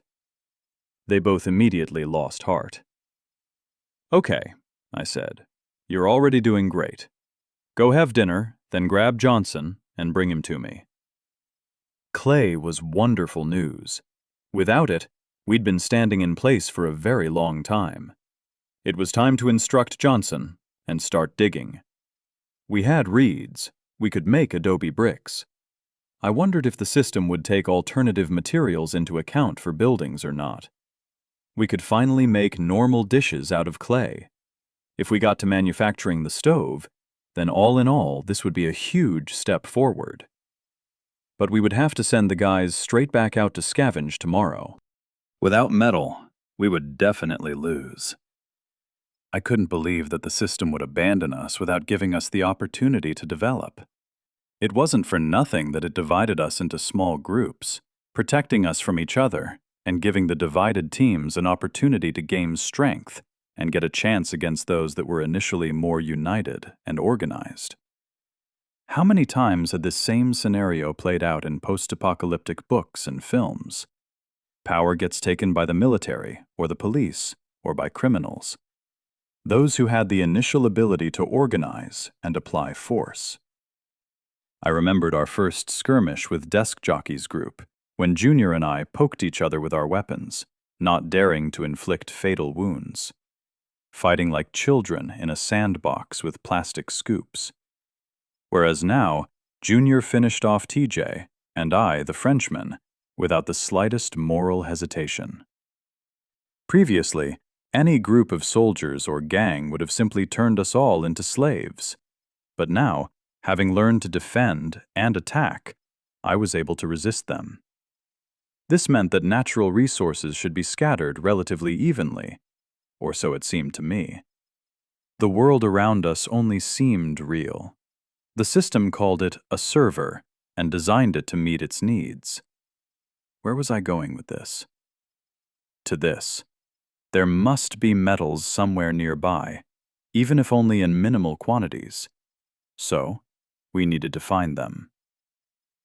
The problem is, Top Dog explained, coming to join the meeting, that copper and iron have to be found in different places. Copper is found closer to mountains. Do you know what malachite looks like? Of course, I nodded. Who didn't know that beautiful stone with its greenish streaks? Statues and caskets were made of it. The Mistress of the Copper Mountain came to mind. Perhaps that was why? Malachite is a mineral that contains copper, Top Dog said, confirming my thoughts. Copper itself can be extracted from it, or native deposits can be found nearby. There are loads of them in the Urals. Iron, meanwhile, should be sought in the valleys, closer to the swamp. There are deposits of brown ore there. It's easy as anything to find and make use of. Top Dog had befuddled me. Copper or iron? From copper you could make bronze. That could possibly be an even more useful material for us now than iron ore. Why was bronze popular in the ancient world and not iron? Well, because weapons and armor made of bronze turned out to be much better than their analogues made of iron. Ancient iron was not at all like its modern counterpart. They didn't know how to make steel back then, nor how to alloy. Iron swords quickly blunted. They could bend right on the battlefield. Plus, iron took a long time to process. It had to be forged to remove impurities. Bronze products, on the other hand, were cast immediately, then just needed grinding and sharpening. It was much easier to get the right bronze experimentally, by adding various alloys, than to forge something like Damascus or Bulat steel. The difference in required knowledge was enormous. And yet, I decided to bet on the search for iron. Why? Johnson had already searched the mountains in the valley and not found anything close to malachite. The chances of finding iron were much higher. It's not as obvious to him. Top Dog crossed his arms. There aren't any traces of iron in the valley, but by studying the bank of the stream, I was able to find small hints of its presence. Passing downstream, almost to the swamp, signs of ore were more and more visible. I would assume that somewhere in the swamp, or to the south of it, there are large deposits. They definitely can't be small. "Could you show me on the map?" I said. The map was on the table. It was made out of the most affordable material possible, a planed and polished wooden board. Parchment would be another one of the tannery's goals. Otherwise, we would completely forget our writing skills. The map was drawn up with the participation of all the seniors immediately after the planning meeting. Yet the territory in which we operated was gradually expanding and was not limited to one valley.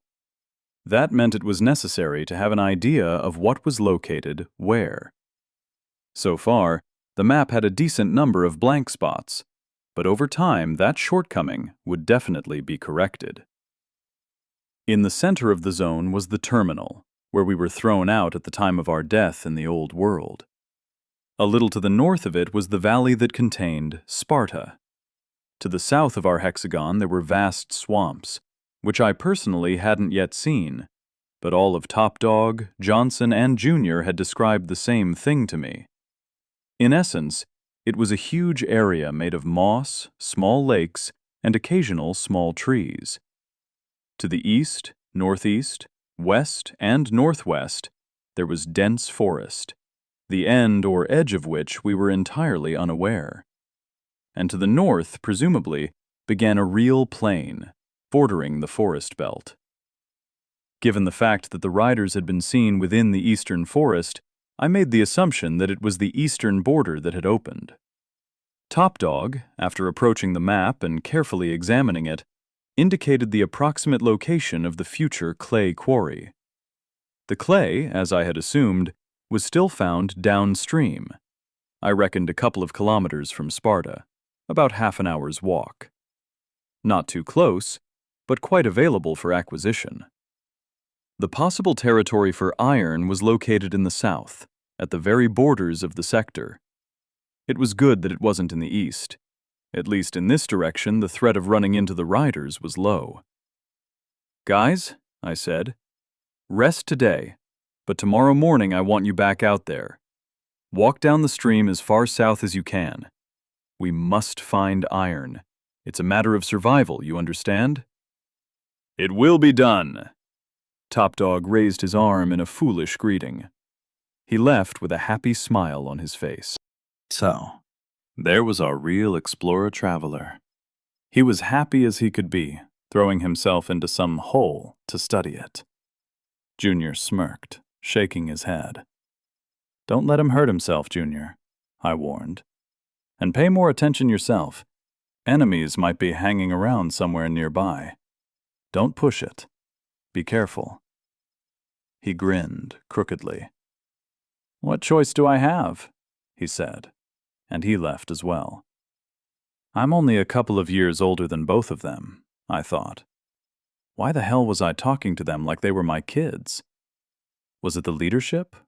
Or perhaps the Lord class? After scratching my head, I set off for bed as well.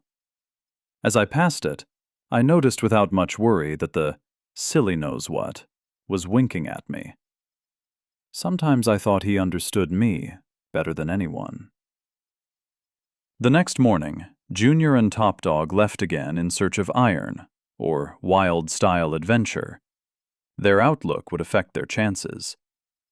Piggy reported that her group managed to process 36 potato bushes over the past day. 4 had dried up. It turned out that they were now managing to work at 12 bushes per person. Previously, that figure had been higher. Until recently, Piggy could single-handedly process just under 20 bushes. But now, on top of caring for the potatoes, they had to supervise the apple orchard and the hares, not to mention sewing, cooking, and participating in morning planning meetings. She looked tired. She didn't even take part in the daily arguments. Unfortunately, I did not have enough people to remove some of the girls' worries. Sparta was seriously short of workers, and the number of problems was growing. Then Major brought us some wild ducks. Piggy looked at the new creatures almost with hatred. They returned the feeling. Name: Wild Duck. Level: 4. Description: as revenge for their relatives being stuffed with apples for centuries, these individuals particularly dislike humans. If you so much as stretch out your hand, they'll snap it off up to the elbow. The ducks looked no different from the regular ones that swim in city ponds, except that their hisses at my approach were especially vicious. Major, without any panic, slapped the captive bird on the beak. It immediately calmed down. "I see you've managed to tame them on the way?" I chuckled. He nodded ceremoniously. "You should have seen how angry they were when we first met. These feathered reptiles are behaving almost like plushies now." With a contented outlook, he had transported them to Sparta, where we had already prepared a duck pen. Myself, Major, and Johnson safely clipped their wings together to make sure the quacking creatures of evil couldn't escape. "I see you've turned things around," Major said, seeing our construction site of the century and new people in the fields. It then occurred to him that these people hadn't simply appeared. "Did I miss anything?" he asked cautiously. Let me think. I couldn't help but exhaust him with the answer. "You missed everything." "Is that so?" He chuckled, but not too confidently. "At the very least, you missed the opportunity to get even with your ex," I said. "Well, where is she?" The warrior looked around, as if Stace were somewhere nearby. "As you can see, she is not sat on a throne," I replied. "She came here, tried to capture Sparta, and got what was coming. Most of her people didn't survive." "So that's why the border opened," Major nodded. Of course, he couldn't help but receive messages from the system. But he dragged it out. He hadn't asked me. He didn't dare start any conversation about it until I said something myself. I briefly told him about our confrontation with Stace, especially pausing on her summoning of the goddess. The fact that she'd resorted to the help of an incomprehensible being seemed especially important to me. It turned out that our usual picture of the world did not work here. There were entities that were much stronger than humans. You could turn to them for help and gain power and strength to rise above others. But what would they demand in return? Once again, in these thoughts, I glanced involuntarily at the devil knows what. I was immediately convinced that she was a witch, Major said. It's a pity you didn't finish her off. But as for the strangers, that is very bad news. Are you sure about all this? About the boars and the weapons? It looks like they have seriously surpassed us. That's all that Junior saw when he was chasing Stace, I said. Are you willing to find out more about them? Me? The proposal surprised him. You, I nodded, as though it were self-evident. You are the best tracker in this location. And those riders are threatening you, too, not just us. You are obviously going to start scouting out the situation yourself anyway. Just like that. For free. For the sake of your own safety. There's no such thing as too much XP. I think I agree, Major said, after thinking about it. I won't leave you in the lurch, Lord Leo. You have a very good settlement. He finished speaking and turned away sharply. I knew perfectly well that he was now most interested in the fate of a certain silver-haired mage. He had immediately began looking out for Mouse as soon as he'd arrived. But, as if foreseeing it, she'd gone into the hut to rest. I was glad. I didn't want to deal with her new status now, and it was still not enough for the Major to begin to be jealous of me. Johnson was already casting dreary glances at the girl of his dreams who'd married another. Though our status was not confirmed in any way, and she still lived separately, and made no attempts to get closer, the system unambiguously called us husband and wife. All in all, it was a slippery topic, and there was no time to think about it. In that case, accept the mission, I said. I need to have a clear idea of the number of our neighbors. What equipment do their fighters typically have? How do they keep in touch? Where are their bases and strongholds located? I want to know what tactics they use. To understand whether they are going to attack us at all, and what their plans are for Sparta. I don't know anyone who could handle that without risk. No one but you, Major. I hope we can make use of your experience and skills. You're making it hard, kid, he sighed. You have created a mission for Major. Description: study the unknown fraction. Boar riders threaten the safety of Sparta. Examine them and report. Number of troops. Location of settlements. Features of tactics. Reward: 500 XP. Approximate number of troops, I corrected, and the mission immediately changed. Otherwise, the search for each soldier in the enemy cluster could make the mission endless. And I needed information. I was afraid that Major would start bargaining, but he immediately clapped his hands and left. Apparently, he took the threat to the location personally, and saw in Sparta not only a source of XP, but future allies too. The interface rang quietly in my ears, announcing the discovery of the settlement's reputation. I headed to the post to finally find out what that would give us. But suddenly, I was nearly knocked off my feet. "They're back," Johnson said. He gestured at me, but I could see Junior and Top Dog approaching myself. There was still plenty of time before evening. If they'd returned, that meant that they found something. Or else they'd have been delayed in their search. That meant we should be celebrating. Only their faces were too alarmed for that. "We found iron," Top Dog spluttered.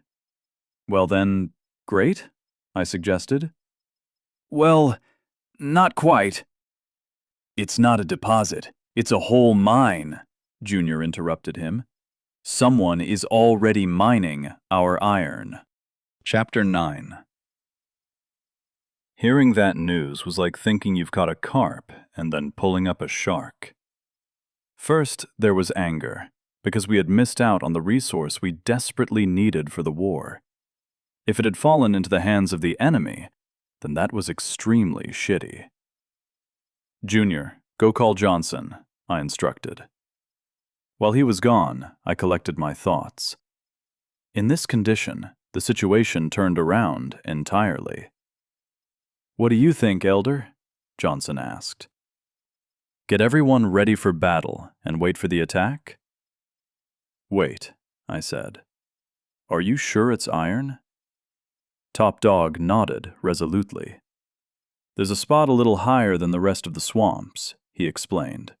I immediately thought that we had best take soil samples. Spots like that could have ore spilling out to the surface itself. But then Junior gave the command, and we lay down. I noticed people, Junior picked up. So we crawled the rest of the way. At first I thought they had a dugout there, but Top Dog suggested that that's what a mine looked like. How many of them were there? I asked. We saw 2, Junior answered immediately. He'd clearly guessed what I was going to ask. He'd made a note of the things he needed to know after our conversations about the Boar Riders and prepared a new report. His report revealed that for now, 2 men were hanging around the mine. They were working in turn. One clambered underground, the other stood on watch with a bow. According to Junior, the man's bow was simpler than Major's longbow. It was either out of a box or homemade. There was also a truncheon on his hip, clearly ironclad. Being hit by something like that would be no small blow. Then the miners switched places. The guard went inside, and the first miner stood outside with the bow. The guys watched them for another half hour without seeing anything interesting. They crawled back on their belly all the way to the village. Where was this? I asked, indicating the map. Junior poked a point downstream. Much farther than they went yesterday. Top Dog corrected it, pointing to a place slightly away from the shore. I nodded. My previous opinion strengthened. You should have waited for them to leave, Johnson said, clearly angry. To establish if there was iron or not. What do you think they got over there? Junior snapped back. Could be anything, the foreman grunted. Maybe they're digging up leeches. It's a swamp. You did the right thing not to get involved, I said in support of the scouts. What if they had a tracker? The next day they'd see traces of our presence and be alerted to us. What's the difference? Big, I said. What makes you think that these are Boar Riders? Who else could it be? Junior asked, surprised. You've seen Boar Riders, and you've seen these guys, I continued. Did they have similar weapons? No, he thought aloud. The first ones had slings, spears, and cleavers, and these guys had a bow and a truncheon. See, I said. And judging by what you've said, the first ones were professional warriors. Would they have abandoned their mine like that without security? Different levels of development, weapons, behavior. What could that mean? This is a third party, Top Dog concluded. The guy was certainly making sense. Look, I showed them on the map. We saw the Boar Riders here, and that wasn't a permanent camp, but a recon detachment. But the mine is over here. I moved my finger a serious distance, more than half of the space. And it's stationary. This all suggests that these are different neighbors. Why didn't we get a message? Johnson said. The system told us once. Why wasn't there another one? By nature, he was a born debater. Sometimes it was annoying, but he was very useful in meetings. His objections helped you to better evaluate your own arguments. Because the system is not obliged to report it, I declared. How's that? Wondered Junior. Just like this. You remember what the system said before? The borders have fallen. Entirely. The system was the only one who deigned to tell us how many sides were open at the moment. That was because our neighbors had already united their region. Or perhaps more than one, I concluded. Now there was a situation analogous to ours. In the south, a wall could open, and our geologists, without noticing it, had moved into a neighboring location. Then we already have 2 sides open to invasion, Junior worried. It wasn't pleasant, no matter how you put it. And those weren't the only options. If the system hadn't warned us about the opening to the south, then it wouldn't warn us about other neighbors either. It turned out that if we didn't want to blush again with unexpected guests, we would have to periodically send scouts to the edges of the region, just to keep our finger on the pulse and clearly understand our position. Maybe they aren't dangerous, Johnson suggested. Maybe they're just engaged in construction. We can ask them ourselves, I said. When? The foreman replied. Why wait? Let's ask them tomorrow. And if they don't answer? Top Dog asked, lost. Depends how we ask, I chuckled. We should ask in such a way that they answer. I took Junior and Top Dog with me on an outing. Naturally, I went myself. I was still the strongest combat unit in Sparta. Junior was growing diligently, but so far, he was inferior in characteristics. Johnson stayed on the defensive, and to help Piggy and Mouse with the farm. Given the mage's combat abilities, I hoped that they could hold out until our return, no matter what happened.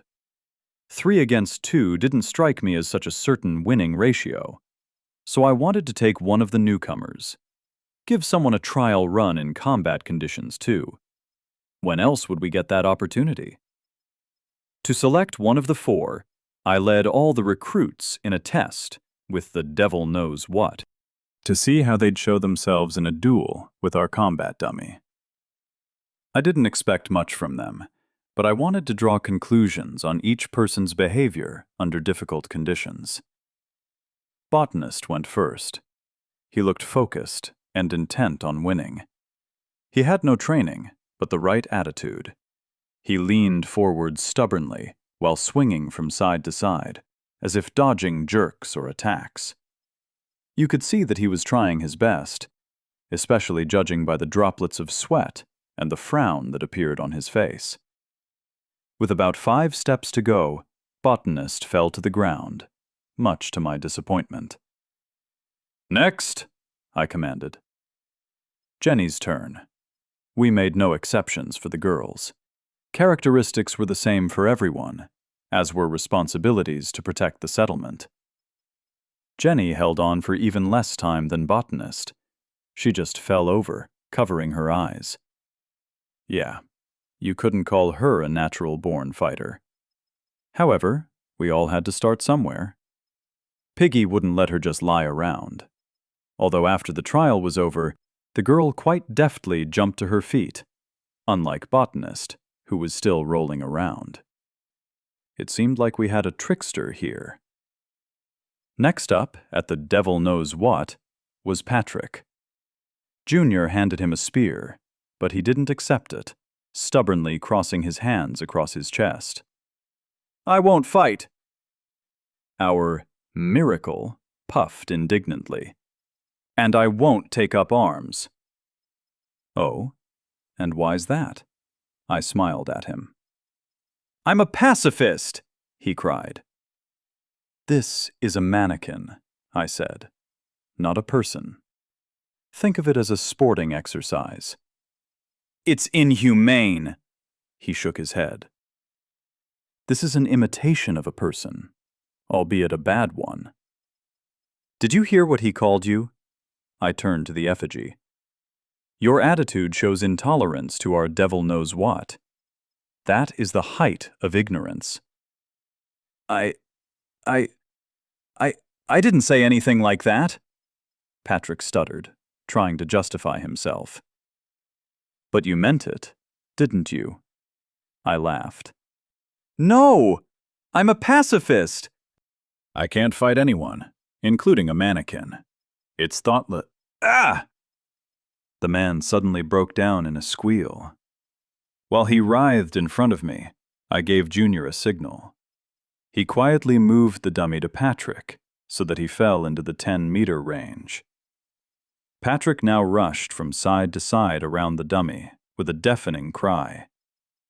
It seemed to me that the devil knows what was definitely enjoying whatever was happening. How else could you explain the wide grin on its snow-white mask? Hilarious. Well, yeah, I guess it could talk, too. Sometimes I forgot about that. Long story short, Patrick was out too. As a result of the first round of tests, I was ready to stop at botanist, as he'd at least tried. Third came to the mannequin last. Not expressing any emotions whatsoever, the guy spun the spear in his hands, taking it this way and that, trying to understand exactly which side to hold it from. Can't he tell the difference between the dull end and the pointy end? Mouse chuckled. Piggy, surprisingly, backed her up with an eager grin. After the show that Patrick put on, our ladies also turned up, so as not to miss anything interesting. So I need to approach it and poke it with the spear? Third checked. Do I understand that correctly? Yes, I nodded, if you can manage it. Poke it where? Wherever you can. Just poke it? Come on, you nerd. Piggy couldn't stand it. Third took the spear in his hand carelessly, like a staff or an umbrella. No fighting stance, just took a few steps forward. He didn't change his face in any way, didn't jump from side to side, didn't struggle with any unknown scourge. Like this? He seemed to doubt that he was doing it right. Hit it already! The closer Third approached the effigy, the thicker the black haze rising from the ground. A chill even ran down my spine. But who cared about that? The man paused a meter from the mannequin, thoughtfully scratching his cheek, and then clumsily poked the tip of the spear into the body of the devil knows what. Then he turned his head in our direction and asked without any interest, "So did I win, or what?" He poked his spear several more times into the belly of the mannequin, and then gently used his stick to knock the wooden hoop off the head of the devil knows what, removing what had formerly been Stace's tiara. Get this psycho off me! Third, who the hell are you? Between Third and botanist, I still chose Third. He was a pretty strange guy, but no less interesting for it. In case of any surprises, I asked Junior to keep an eye on him. For now, our rookie was only level 2. He couldn't seriously hurt us. But the benefit in the future from a cadre like that could be considerable. Third himself was pretty upset that he'd attracted attention. He was silent all the way to the place, and when asked about anything, he answered monosyllabically. We set out the next morning while it was still dark.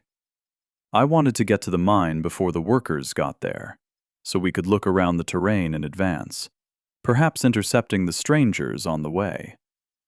Each of us had a spear and a cloak. They'd performed very well when fighting Mouse. I decided not to take the shields. We were planning on a capture, not a battle. No need for anything that bulky. I had Swat's sword with me. Junior had his dagger. Top Dog received the trophy bat, and Third was content with a copper knife. He didn't seem to mind. Before leaving, I gave my fighters a warning. If there were 2 strangers, we would try to capture them without any blood. If there were 3 or more, then we would fight them seriously, without worrying about causing casualties. Whoever lived would be the tongue. A week ago, I would have preferred to go out in the open and start negotiations. Now my views on life and people were changing radically. I needed iron. I needed this mine, and I was ready to fight for it. This is how we would get combat recon.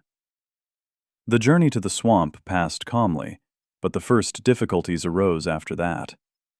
To the south, I really could see a real swamp, with an endless carpet of moss, which at points looked like a trampoline.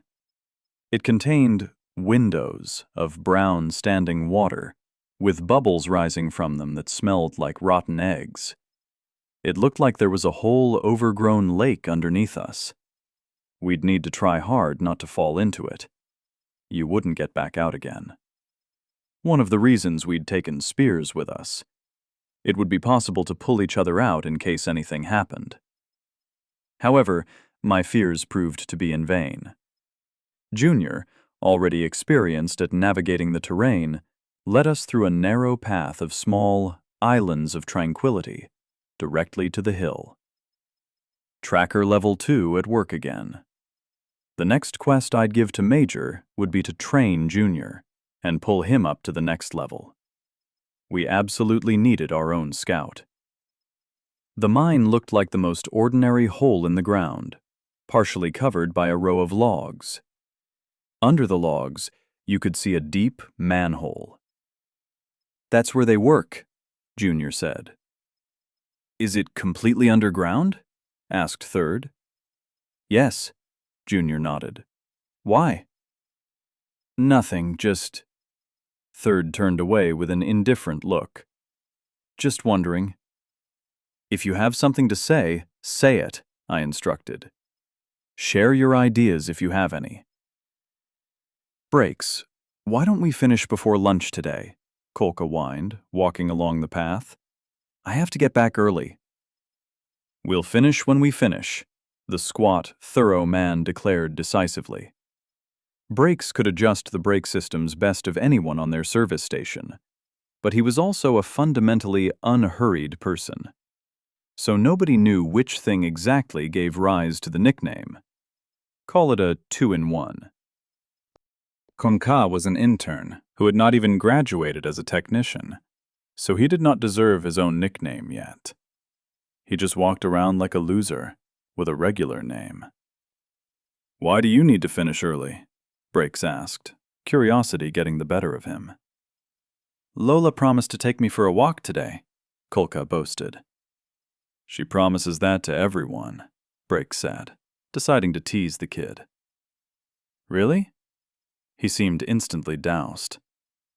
"Thus keep your wits about you," Breaks grumbled. "Don't just have women on the brain." "What's there to see?" Kolka said, waving him away. "We killed all the badgers. Now there's nothing to eat." Breaks nodded sadly. They had identified some serious problems with food.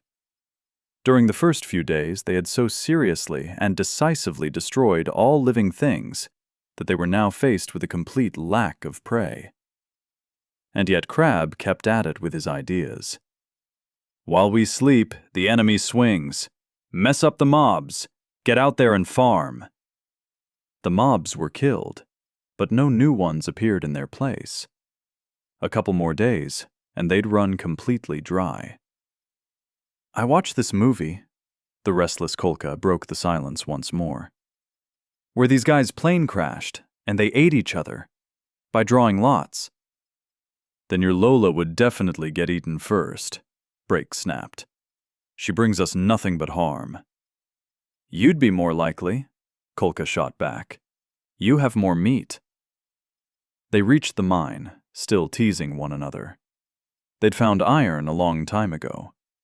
One of the guys got a metal detector as a bonus item. Always the way. Rags for some, riches for others. What Kolka got himself would be shameful to repeat. Kolka pulled his bow out of the quiver and stood guard. The two of them used to work down there together, but one day predatory badgers piled on the miners while they were both underground. They barely fought their way out. Since then, they'd been digging in turn. Breaks grabbed the pickaxe and clambered underground. Once there, he began to stir, cursed hoarsely, then whimpered and calmed down. Kalka got scared. He looked around, but there was complete silence. Not even the leaves were moving. "Breaks," he called out. "If you're kidding around, it's a bad fucking joke." The black hole of the mine stayed silent. Kalka stood over it and tried to think of what to do. Run and call for help, or look inside? What if Breaks needed help? What if he was fighting something in the dark right now? Or perhaps he was sitting inside laughing, and then he'd come out and make Kalka look like an idiot. Everyone would laugh at him, even Lola. This thought seemed so unbearable to Kalka that he grabbed his balls in his fist and carefully peeked into the mine. "Brakes?" Kalka tried to squint so that he could see into the darkness from the bright day. Something suddenly poked him in the back, knocking him down. They piled in from above, covering him in dense, tough skins. The last thing he saw was a baseball bat flying at his face. Clap! Chapter 10. There were two versions of our plan, both suggested by Third. He and I hid together in the mine underground. Fortunately, the strangers had dug a decent hole there, the size of a fairly large room. Junior and Top Dog took cover from above. If there was any hitch, and it was more like 5 or 6 instead of 1 or 2 that came to the mine, Junior would have given a sign. We would have attacked the unsuspecting miners from underground, almost certainly knocking down at least 1 or 2. Then once they'd been distracted by us, Junior and Top Dog would have hit them from behind. I think that way we could have defeated even a superior enemy. But everything went smoothly. There were only 2 strangers. All that remained was to swaddle them in skins, apply a bat or the blunt end of a sword to the head, and tie them up. It was as simple as that. After a couple of minutes, we hurriedly left the mine, throwing wooden poles over our shoulders, to which our 2 prisoners were tied. In short, we decided to do the same with the men as we had with Mouse. If it ain't broke, don't fix it. The path through the swamp and forest passed calmly and without adventure. Our fellow travelers were still unconscious. We had applied those tools pretty firmly. "Where are we taking them, Lord?" Junior asked. "Put the older one into the hut and keep an eye on him," I commanded. "Throw the younger one into the cellar." Time to cross-examine. Even I, who only knew about situations like this from films and books, understood that the prisoners should be kept separately. Together, they could build each other up. Trouble shared is trouble halved. But on their own, they'd quickly break. Our school teacher got us like that once when we were caught smoking cigarettes. "Your friends have told us everything already. Don't be stupid." Oldest trick in the book. "Let's go," I said to Third. "Help me with the interrogation." As usual, he shrugged his shoulders indifferently. Consciousness returned with difficulty. Blinking and wincing repeatedly, Kulka felt a quiet ringing in his head. That was a hell of a blow, huh? Had the mine collapsed or what? No idea. His head was empty as a balloon. "Good morning, dear," an unfamiliar male voice sounded out over Kulka. Opening his eyes, he could make out 2 men in heavy cloaks in front of him. "Who the fuck are you?" he cried, trying to get to his feet. He had no success there. His legs and arms, as it turned out, were tied to a wooden chair. He couldn't even shuffle them. "That's not important," one of them said. "More importantly, who are you?" "The guys will find you," Kulka said. "Do they know what they'll do to you? They'll tie your eyes to your ass and say that's how they found you." The man shook his head reproachfully. "What vulgarity," he said. "You can't even introduce yourself normally." Short-cut hair, average facial features, and deep, piercing eyes. Somehow, he created an atmosphere around him similar to Crab, the boss at their service station. But Kulka didn't have time to finish that thought before being winded by the second stranger. The bastard's blow came out fast and powerful, taking the breath from his throat. "Ugh!" Kulka grunted, not understanding what was happening here at all. "So, I suggest we start over and get to know each other. I'm Lord Leo, and this is my loyal subordinate, Third, what's your name? Asked the Lord. Call me Kolka, grunted Kolka.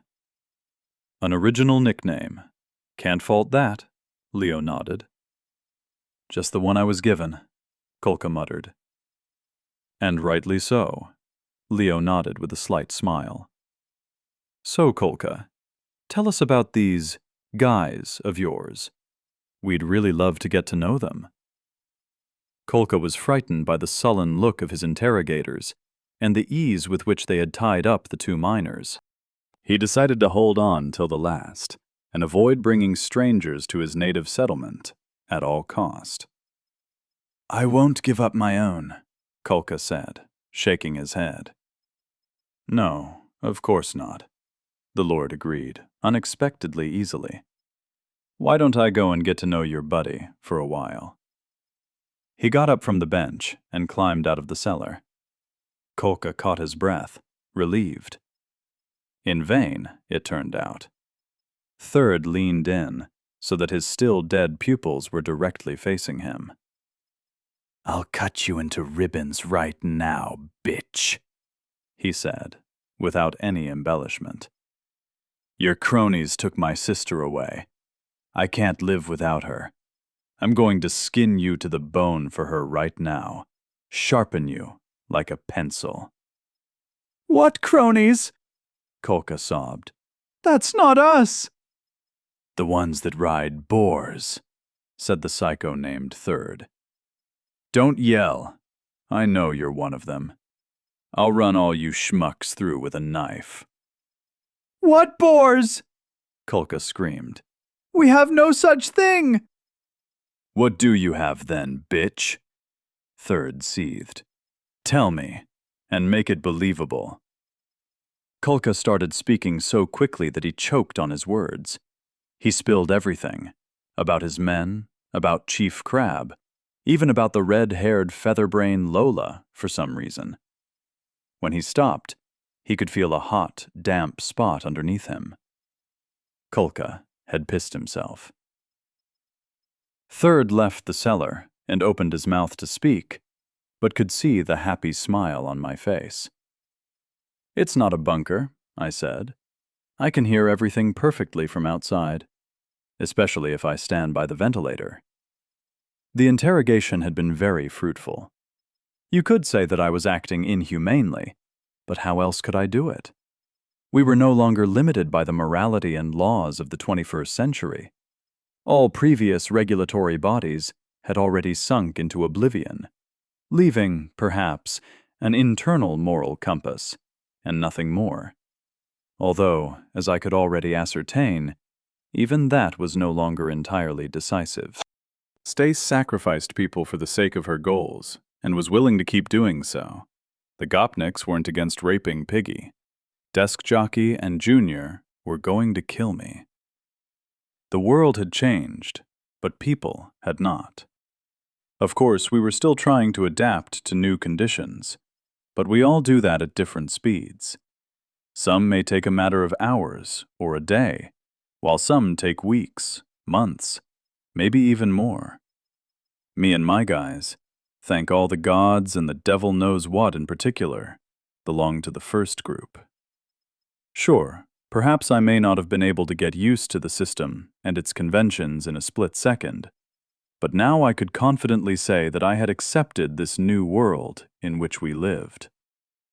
It was ugly, intolerant of weakness, and far from fair. Perhaps the system gave everyone a chance, but it turned out that some managed to take it, and some did not. That's why there was no whiff of justice here. The only thing left for us was to fight, both with other people and with ourselves, to get better, smarter, and cautious.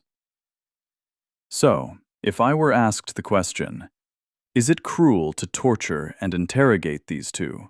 I would answer, yes. But if I were put into this situation a second time, I would not change my choice. Because they were strangers to me, and I had my own people here.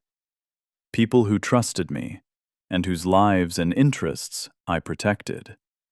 The rule of the jungle, as good now as ever: kill or be killed. No place for a third option. Ha! That sounded funny. I'd have to tell Third. He was just coming out of the hut. The second one is called Breaks, he reported. He says more or less the same as the first one. I didn't spot any particular inconsistencies. Wonderful. Great job, Third. You did good. Have you done something like this before? I asked casually. Something like that, he answered evasively. How curious. He didn't seem to be lying, but he hadn't given a clear answer either.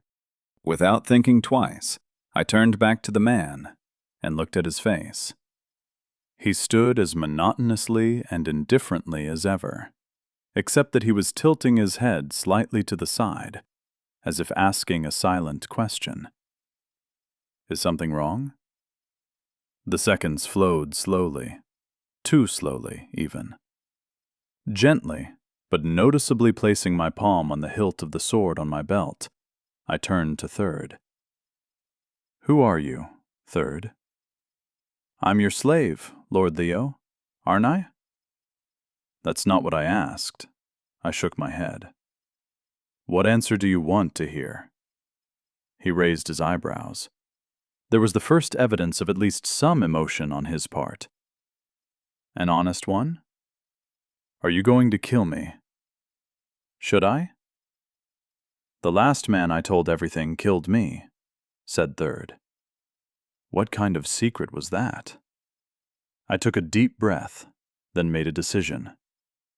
Whatever you tell me, I won't jump to conclusions. As long as you do not harm Sparta and its inhabitants, I will not harm you.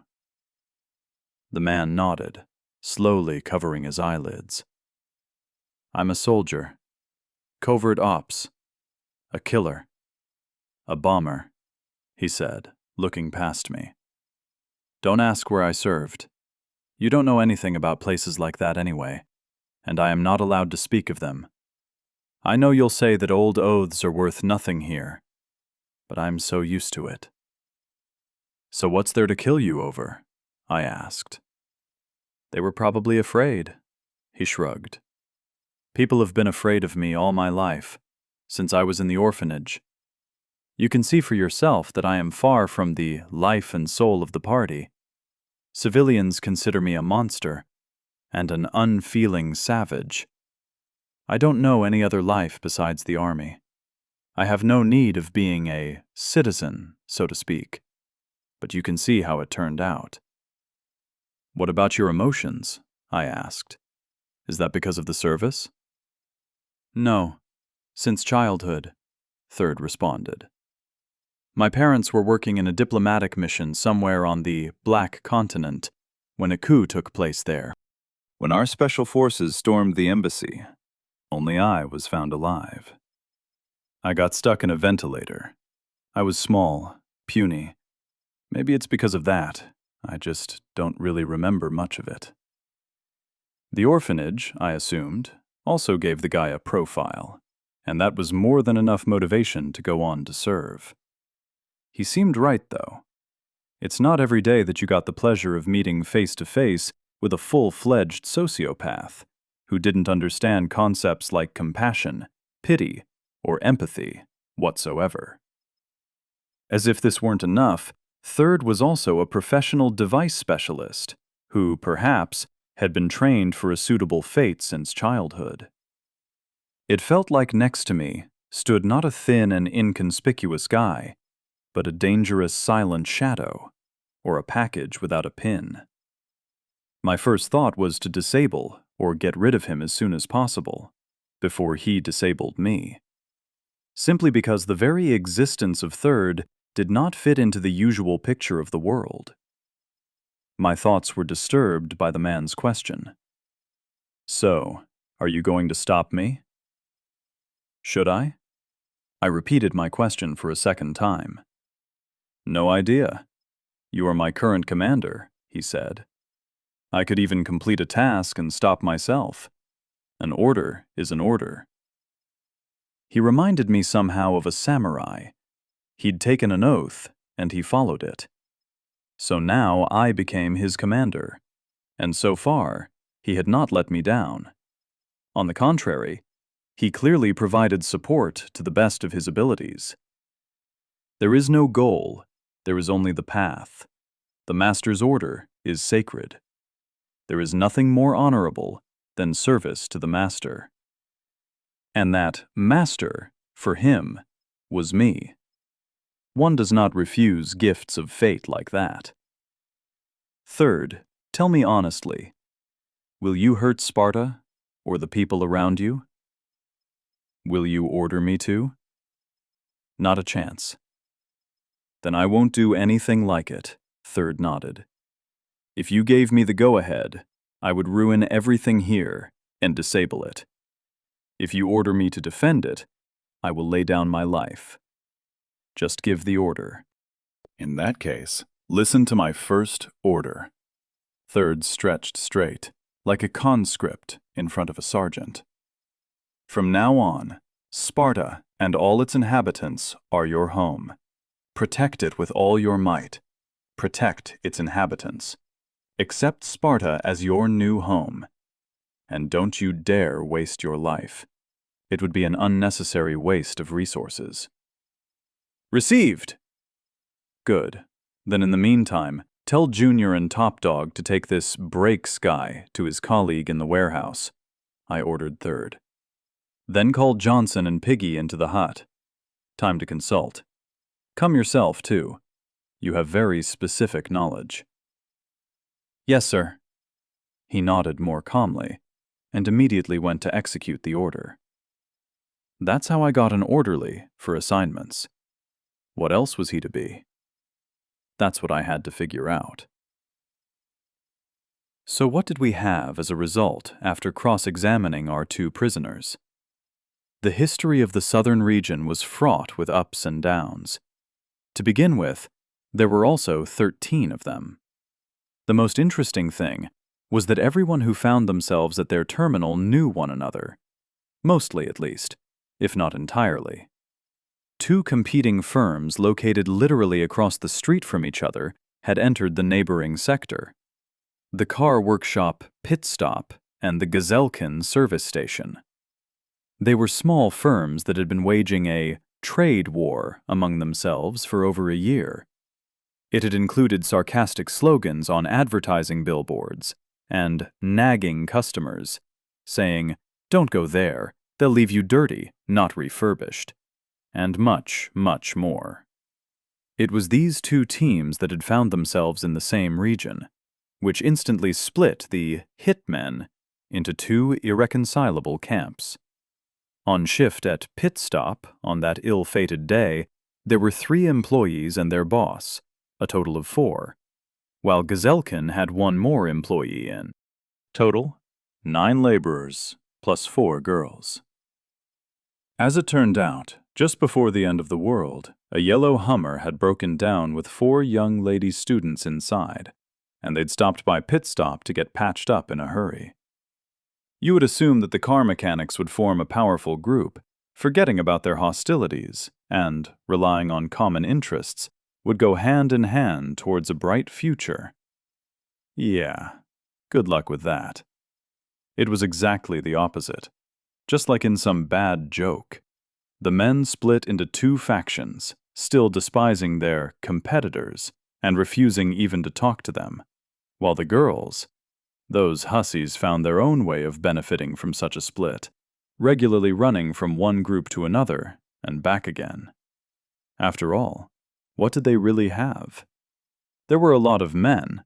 They would find food and protect them from danger. And if they tried to make you do a job, you could always run away to the neighbors. No one would hold them by force. Everyone knew each other and wouldn't get it. The girls turned out to be the kind to play with men's brains.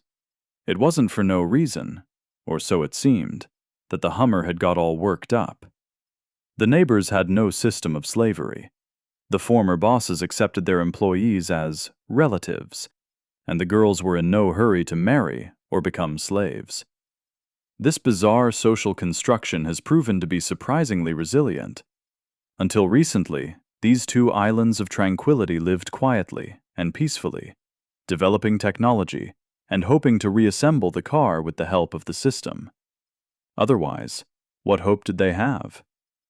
They'd fenced off the two settlements with wicker, put up some shacks, even managed to organize a common forge, since it required an indecent amount of wood and other stuff to put it together. For the first time, the two settlements agreed to work together, albeit in turn, without running into each other. That meant the mine, which they had constructed in the very north of the region, was worked in shifts. Groups went over first from Pit Stop, then from Gazelkin. Perhaps these guys would have worked along with the system for a while, if they hadn't started running out of supplies. Food was tight in the southern region. Most of the territory was swamp and hills. There was also a river, into which our stream poured. But in the sector of the car mechanics, it split into two tributaries. They didn't get the hang of fishing. Either the fish didn't catch, or there weren't any available in the river. Neither Kolka nor Brakes knew that. There were no fishermen among them. Things were also sparse when it came to picking berries, mushrooms, and other foods. The hills simply proved stingy with such pleasures. You could often find certain medicinal herbs, but you couldn't eat them for breakfast, lunch, and dinner. Not only were they unimaginably bitter, they killed any appetite whatsoever. The only adequate food was badgers, which, as I understood, became an analog for our hares.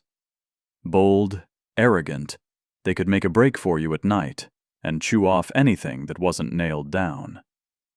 The neighbors had taken up exterminating them with all their zeal, even managing to create bows.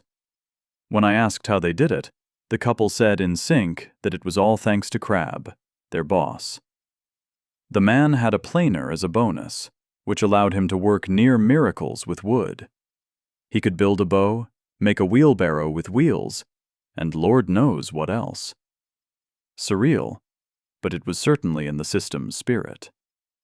In short, these guys shot all the badgers, and didn't think of starting to breed them. Now their food supply was rapidly nearing nil. The girls were the first to understand the situation. They chose the bird in the hand. One became Crab's wife, the second one of his relatives, and the third married the boss of the competitors. Only the most frivolous of them, Lola, had not dared to join anyone. Like the dragonfly in the fable about the ant, thus the number of people in one camp reached 7, which made it possible to open the borders of the region. Tomorrow they were hoping to send scouts in all directions to see what they could discover and whether they could find anything. But then, we happened. Who could have made up a moment like that? If I'd sent Top Dog and Junior a day earlier, they would have hit the invisible wall. And a day later, they'd have had every chance to run into a whole group of hungry men with bows. But just so, our scouts entered the neighboring sector without even knowing it. And they found someone else's mine.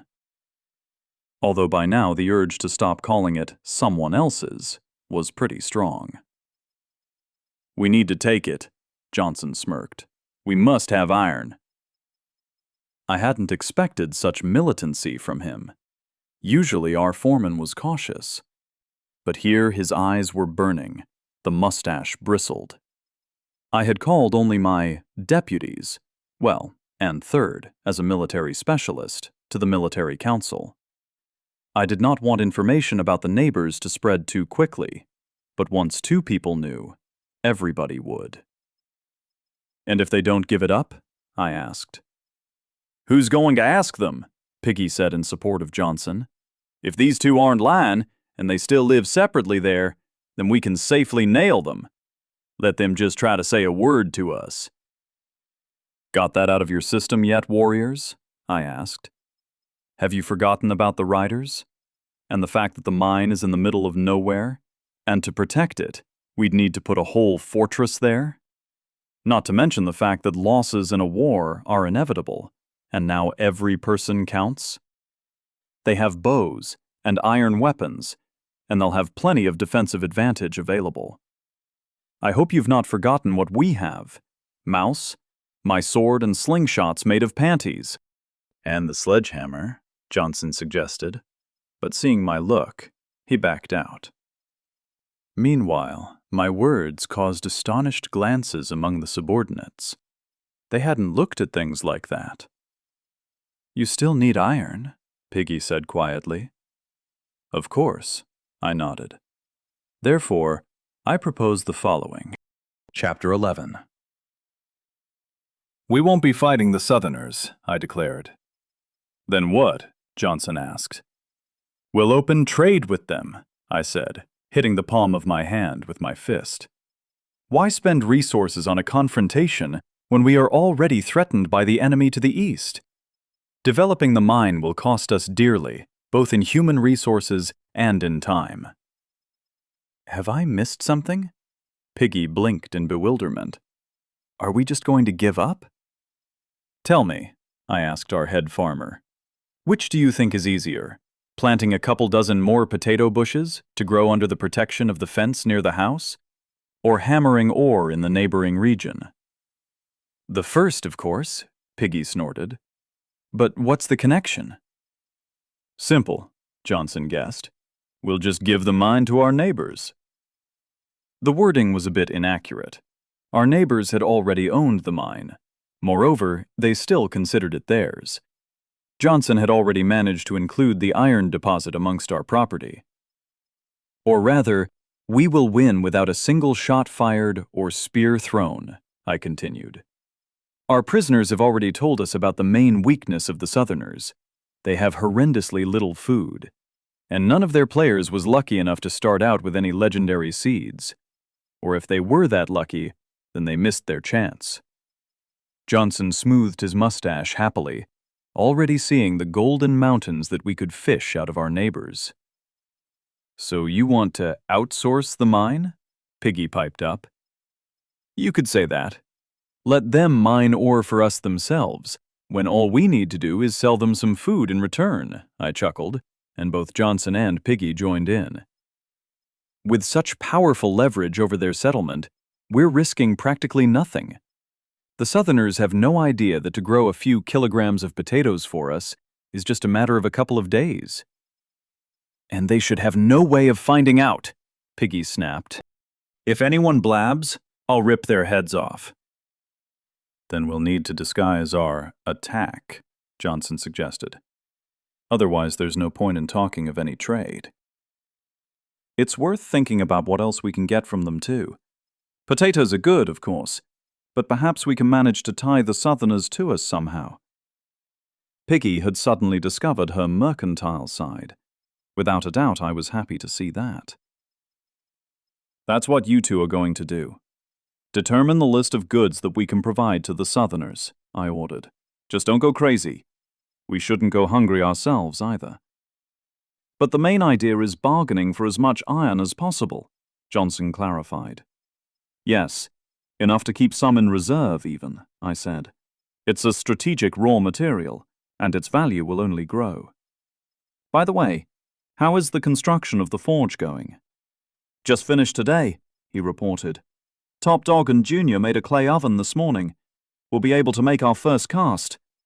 Don't start without me, I warned. That's a landmark event.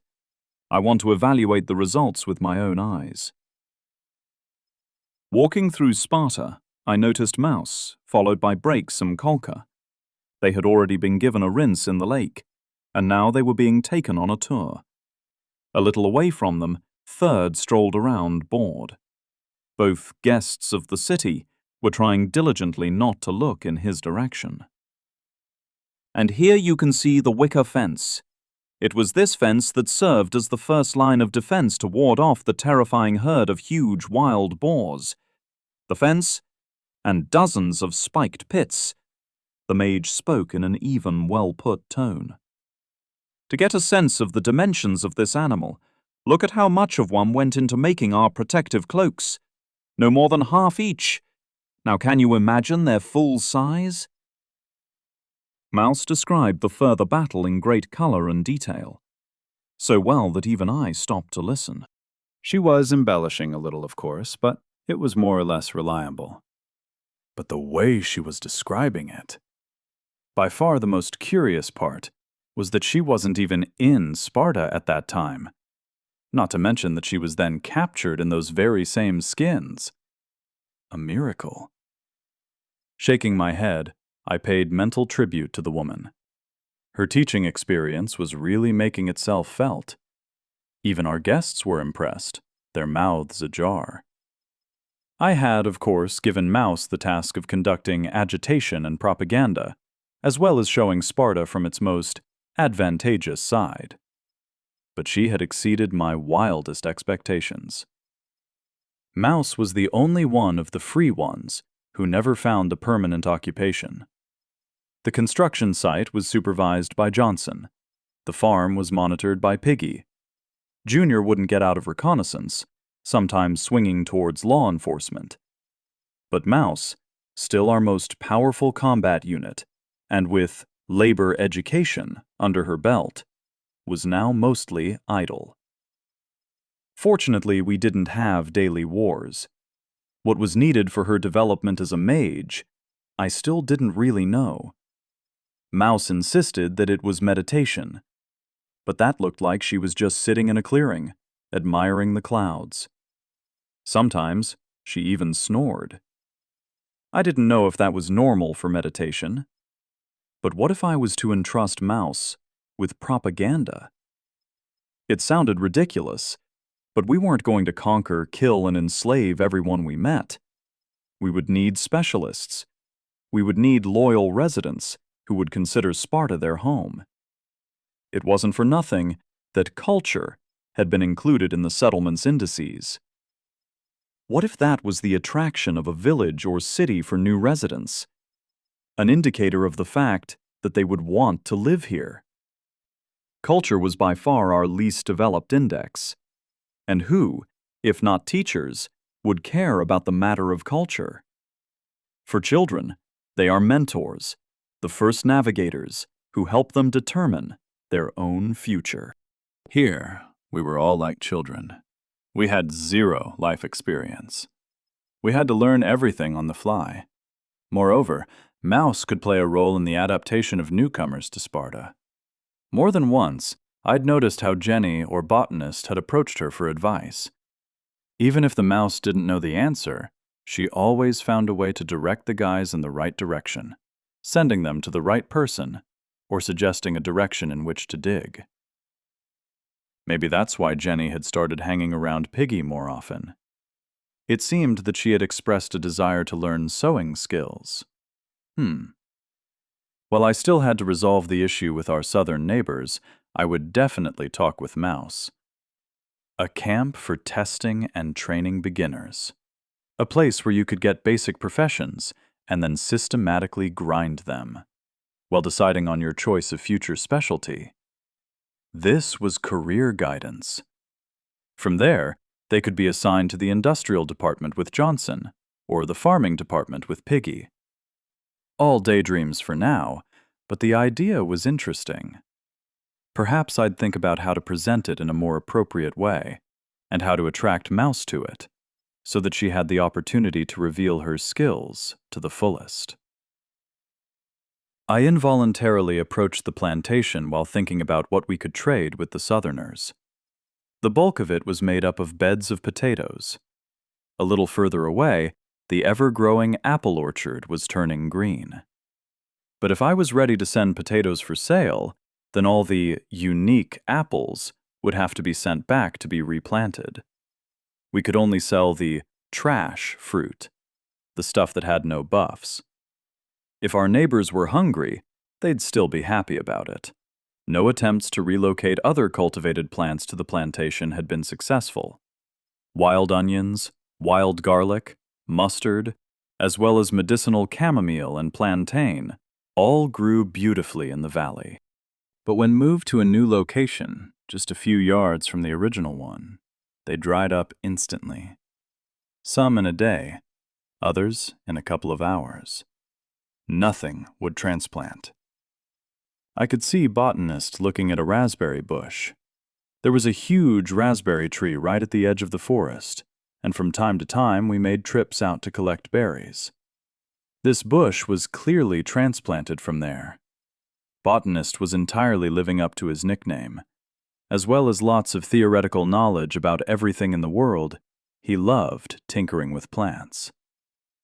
I approached Botanist, who was looking at something in front of him, his arms crossed thoughtfully. "What are you thinking about?" I said, slapping him on the shoulder. He was jolted back to the outside world. "Huh? Oh, Lord Leo, I was just thinking about our agriculture." He adjusted his glasses on the bridge of his nose. "Have you come up with anything?" I asked. "More like found something curious," he nodded. "While you were away from Sparta, I asked Piggy to collect raspberries, which she'd mentioned a couple of times."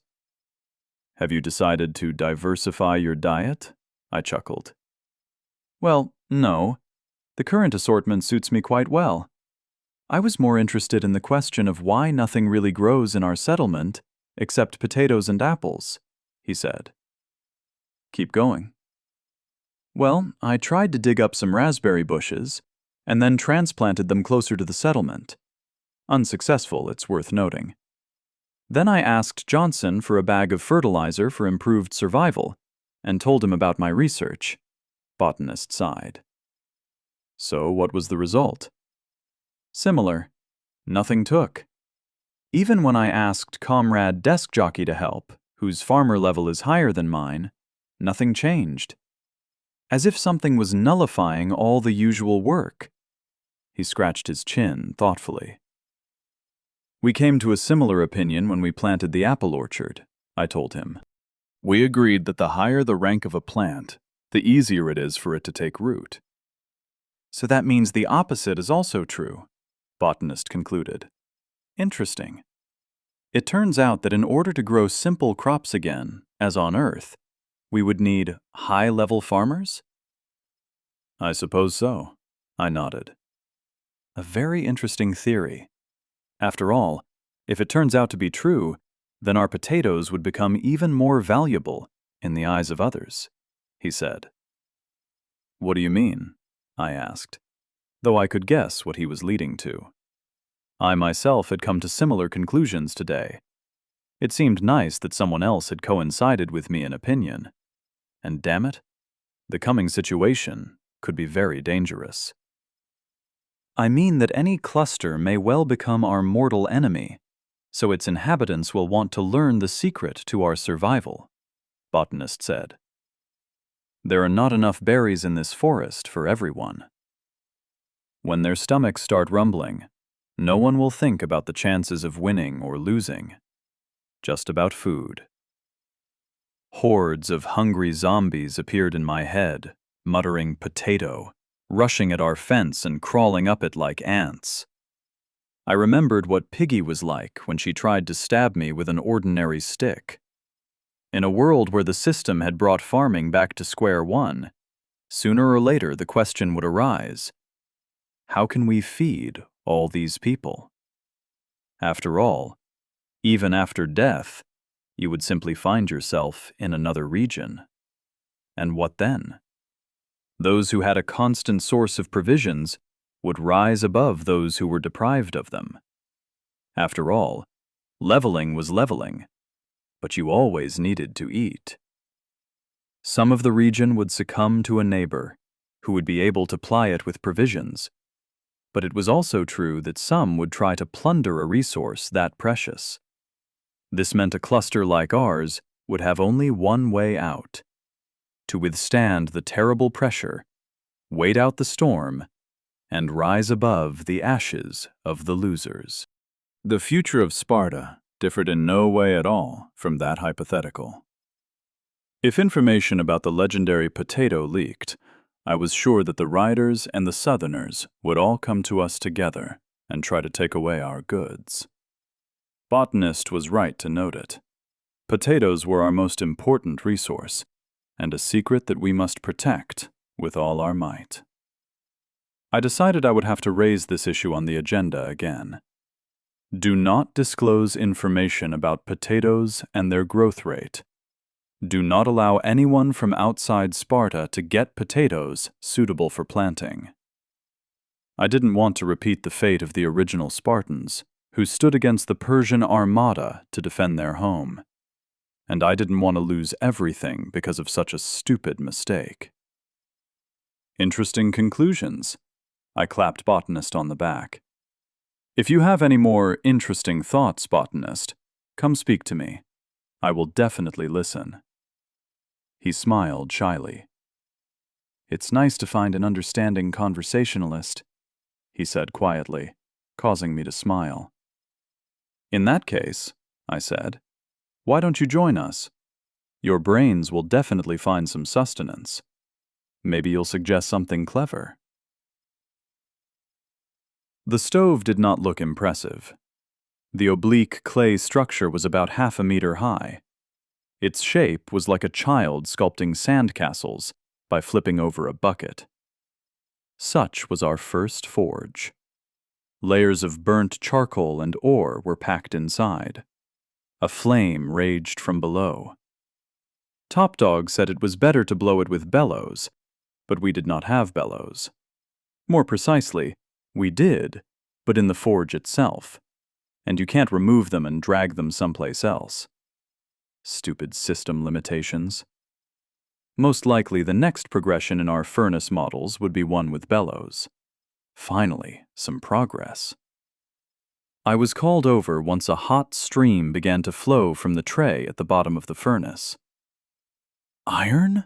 I said, bewitched. Slag, Top Dog explained. Garbage and impurities. The iron will be inside. When the trickle of slag ran dry, Top Dog slammed the sledgehammer against the wall of the furnace. The structure broke through. But, not at all upset, Top Dog leaned in with his blacksmithing tongs, poking through the furnace wall. He pulled out an ugly stone with brown, molten veins. Pig iron, Botanist reported, in the voice of a commentator from a popular documentary. There it is, real iron. So what do we do with it? I looked at it with suspicion. Forge it, Top Dog sighed. The sledgehammer struck the metal. The clang could be heard throughout the room, echoing along the walls. The fading twilight was illuminated briefly by each collision. The red-hot metal came to life under each new blow, illuminating the forge with a bright red splash.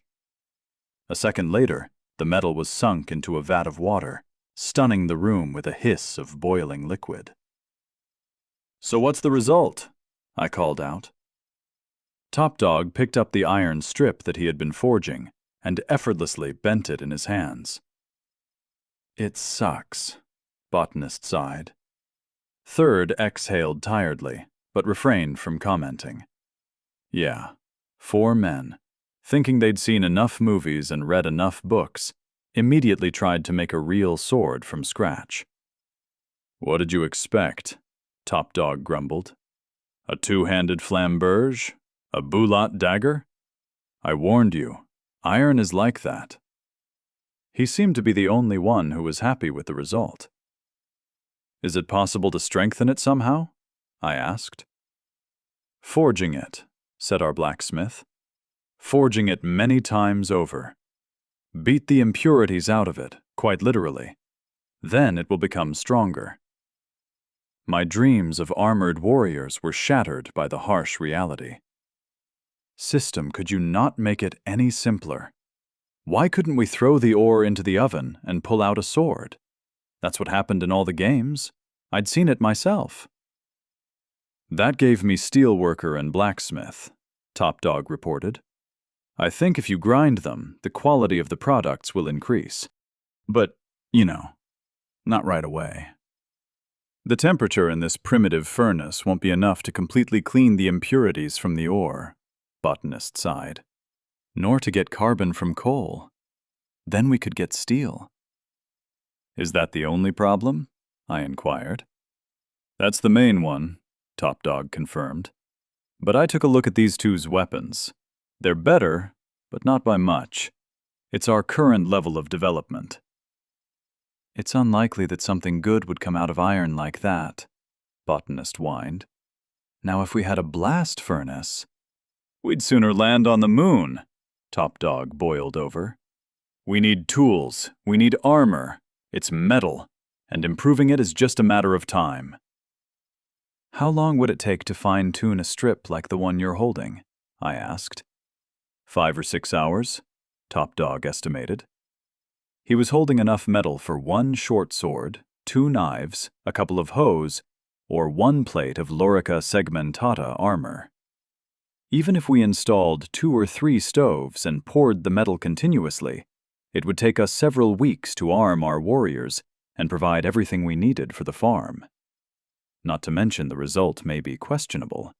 Top Dog wasn't warning us for no reason. Is it just the temperature? I asked. Essentially, yes.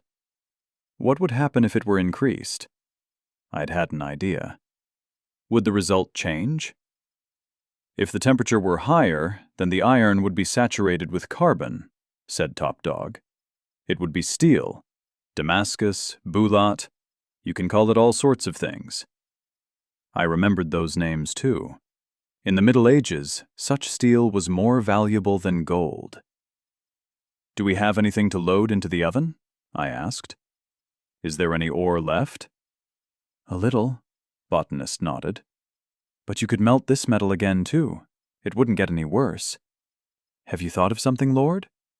But what could it be? At our current level of technological constraints. Load it up, I said. All the restrictions are in our head. You want fire? You'll get fire. Chapter 12. So, the wall at the furnace was patched up, and the furnace itself was loaded again. All the ore that remained from the first smelting, as well as the iron billet that I'd rejected. Everything was mixed in with charcoal. So, what do you need from me? Nouse asked. I looked at Top Dog and Botanist, and they began to amicably give the woman her orders, almost interrupting one another. She frowned, trying to disassemble the terminological nonsense that the two of them were spewing. I took a deep breath. It seemed like the guys were getting carried away, completely forgetting that the regular people around them did not somehow understand how to smelt metals or blacksmith. Am I right in thinking that you don't just know how to throw fireballs, you can direct the flow of fire too? I asked. Like a flamethrower? Sure, Mouse said. But that's a weak spell.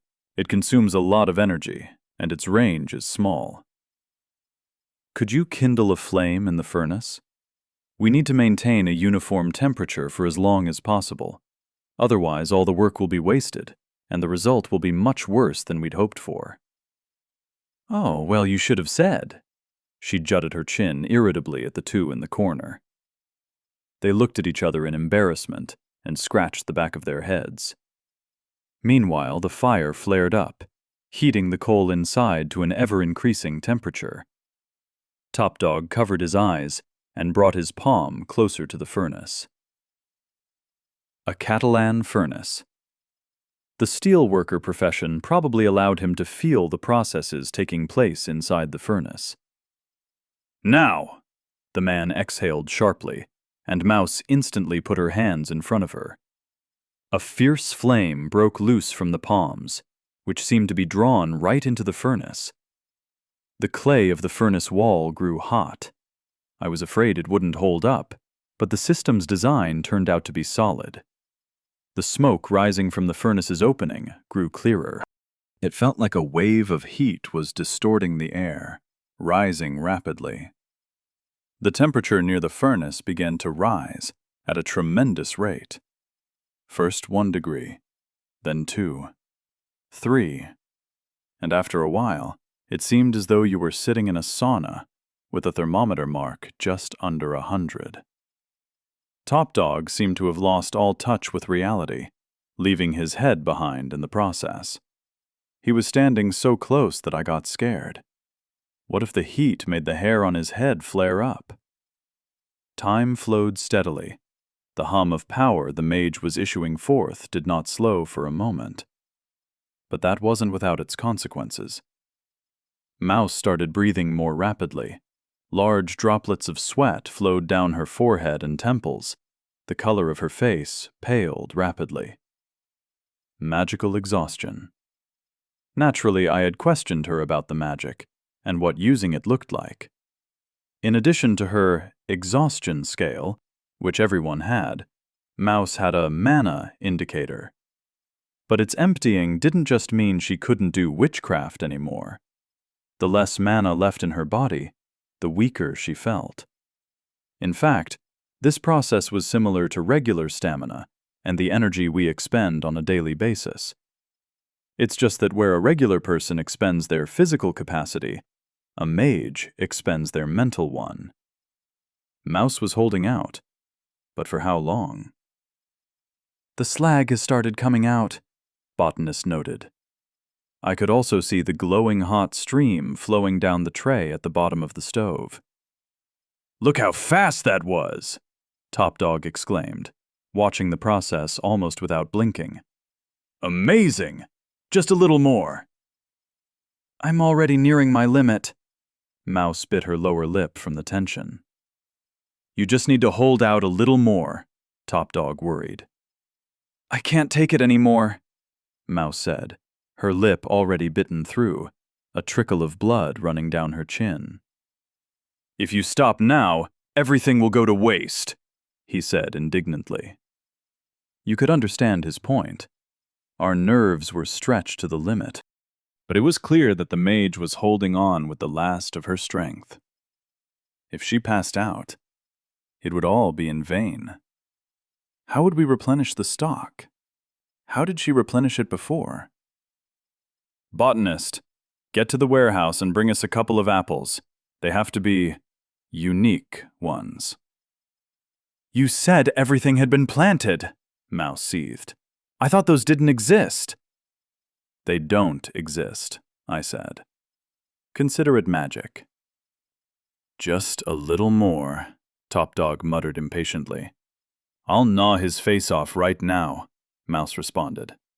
Just in time, Botanist came running in and shoved an apple towards me.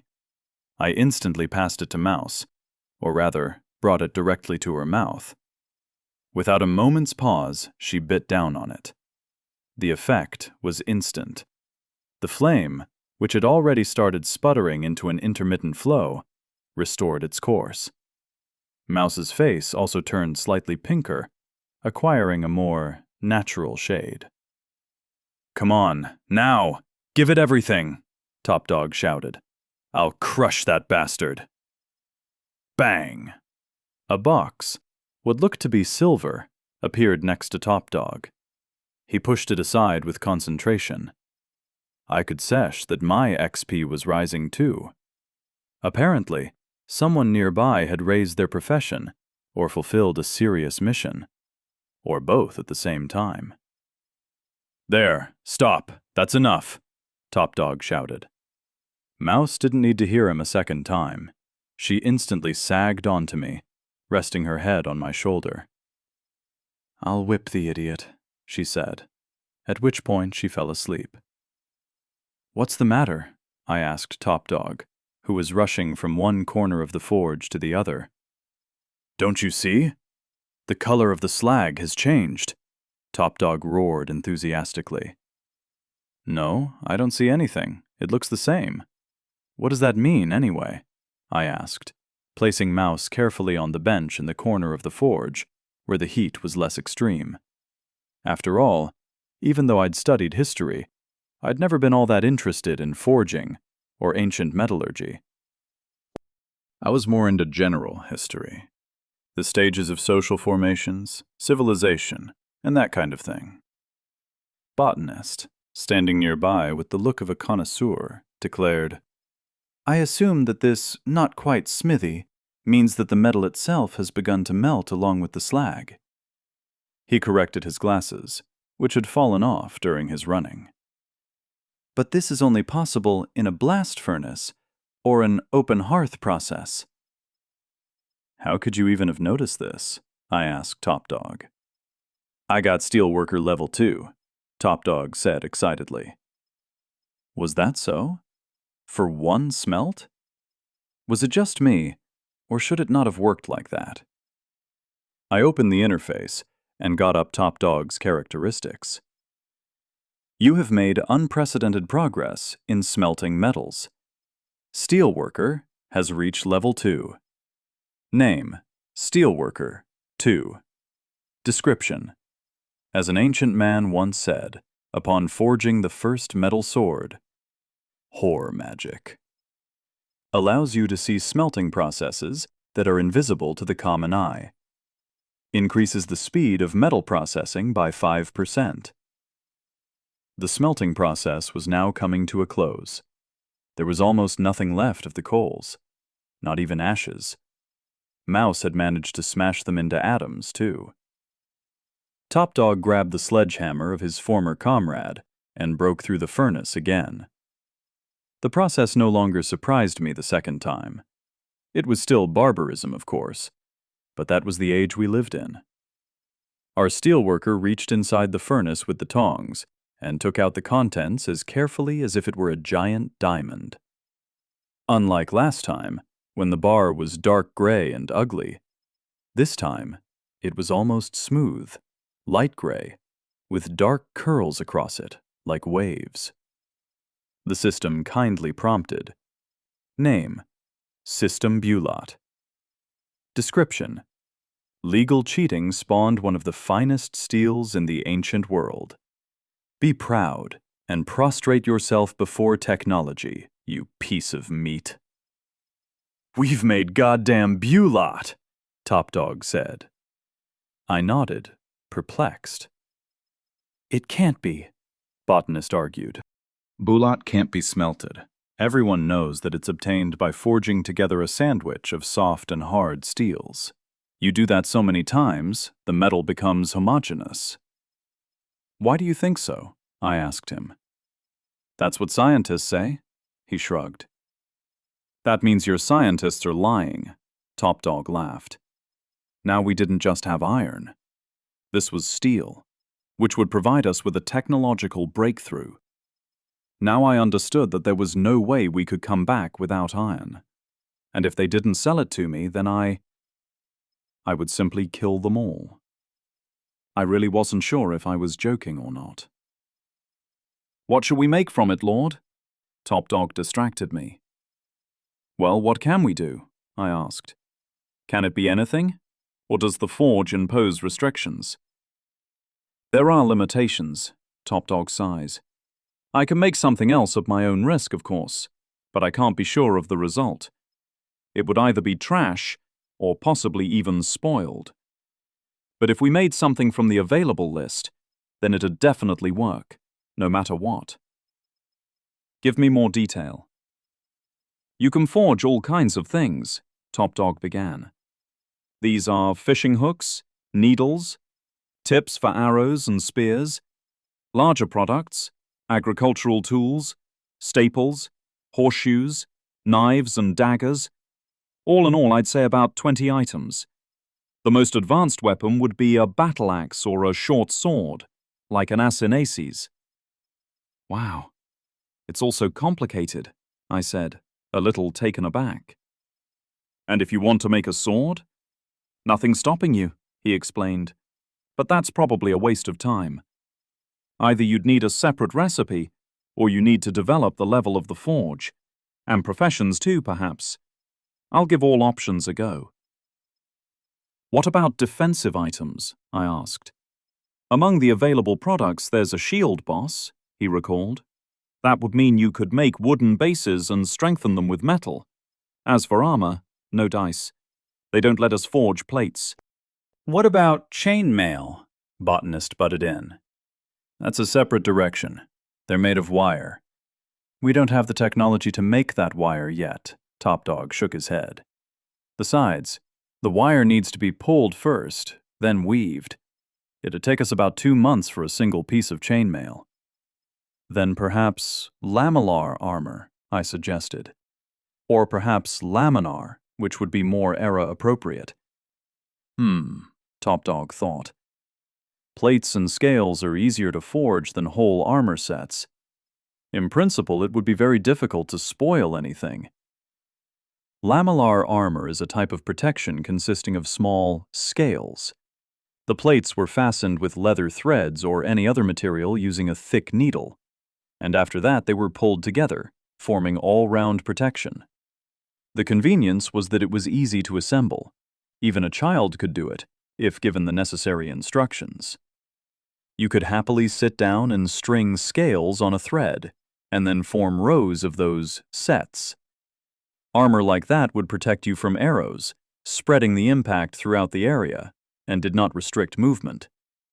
After battle, it could also be repaired easily. Bent or damaged plates could be replaced, and then it was like new. Laminar armor, meanwhile, was slightly different. Instead of scales, the plate served as the basic unit here. A narrow piece of metal that could be bonded much more easily and quickly into a single form. But the quality of each plate had to be much higher. After all, otherwise even just one poorly executed element could threaten a quick death. All four of us, even Third, who hadn't uttered a word throughout the smelting process, agreed that we would have to experiment. "So what shall we forge, Lord?" Top Dog showed me the bulat. "We need something worthy of such material." "How's this for worthy? Listen to this idea." At the end of the day, we were left with 2 items for our work. Name: Bulat Axe. Level: Rare. Description: you can resolve issues with your old lady in 2 swipes, and no green oak will stand in your way either. Quality decides, as they say. Bonus: Strength +3, Stamina -2, plus 10% to efficiency of wood chopping. The weapon was easy, straightforward, and also incredibly necessary. Our entire construction, in fact, was arranged according to the principle that we did not have enough materials for everything. Therefore, we would first have to chop down trees for several days, process them and collect stones, and then only after that could we really build anything according to the blueprints. Our new axe would significantly alleviate this problem. That wasn't a solution. One tool, of course, would not be enough. But it was just the thing for an initial shove in the right direction. We decided to experiment with the second item. I wanted to make something useful, but unique at the same time. Something only Sparta would have.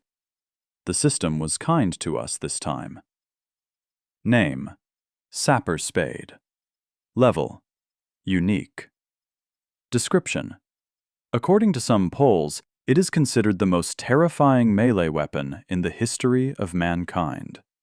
Unique, multitasking, and sudden, too. No one will expect a nasty attack from a spade. How could they? Agility +2, Stamina +4. Accelerates any earthwork by 10%.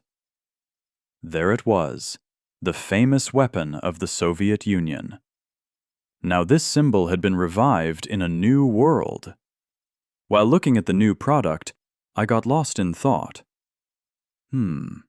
What if we made the Sapper Spade a standard Spartan kit item on the battlefield? Why not?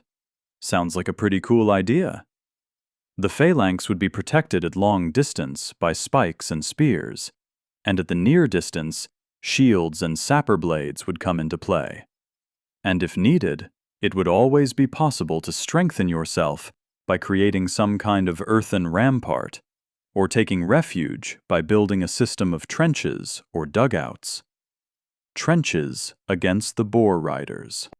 It sounded ridiculous, but it might just work. Ha! I couldn't wait to see the faces of our future opponents when an army armed with sapper spades came for them. That's some real power. Sorting through the boxes that my subordinates had received in the last few days, I noted 2 interesting items for myself.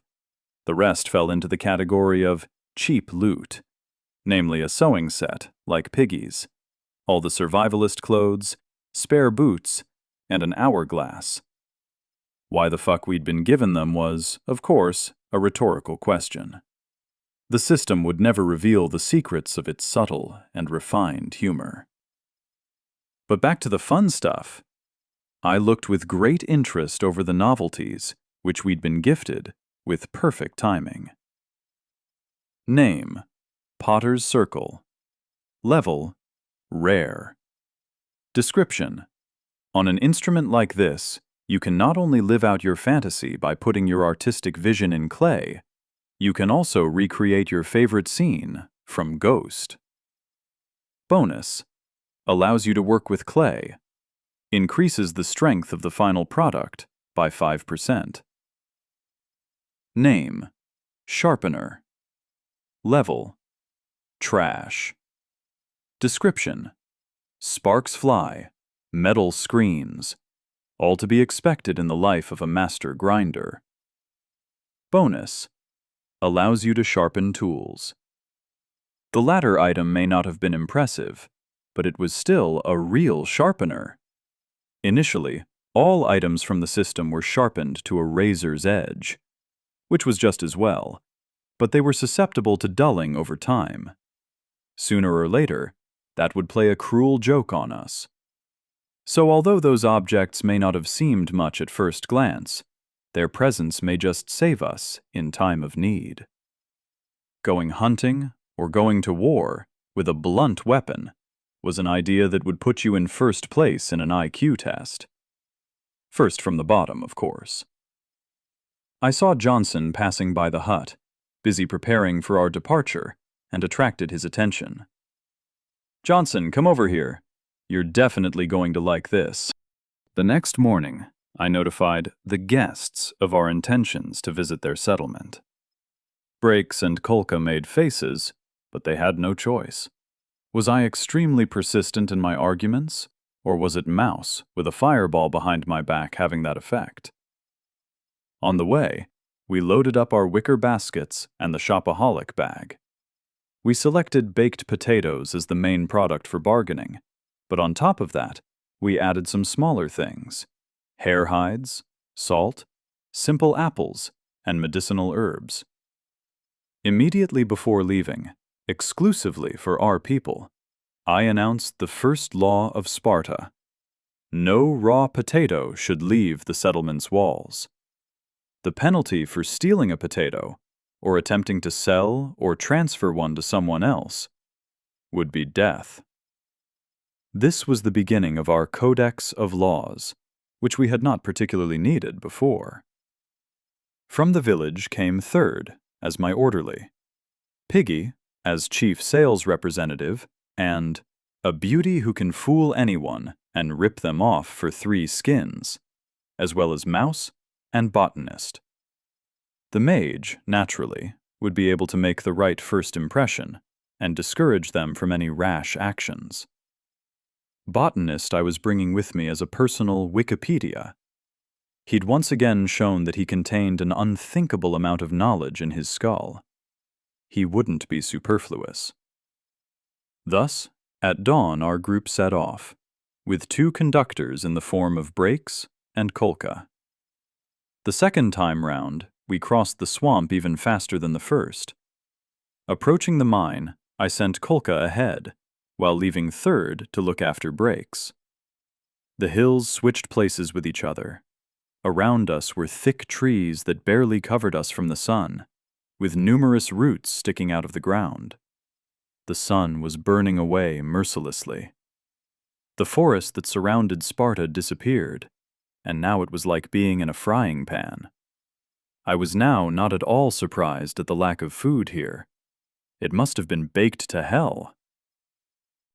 Only the occasional patch of vegetation, little green islands here and there, allowed you to breathe a sigh of relief. Soon we had a view of the lowland, which was enveloped by a river along the outskirts, divided into 2 branches. I would never have believed that originated in our stream. The lowland was somewhat reminiscent of our own valley, except that it was several times bigger, and also consisted mainly of the same islands, rather than a continuous forest area. After coming down from the hills, We crossed the river along logs thrown in front of us.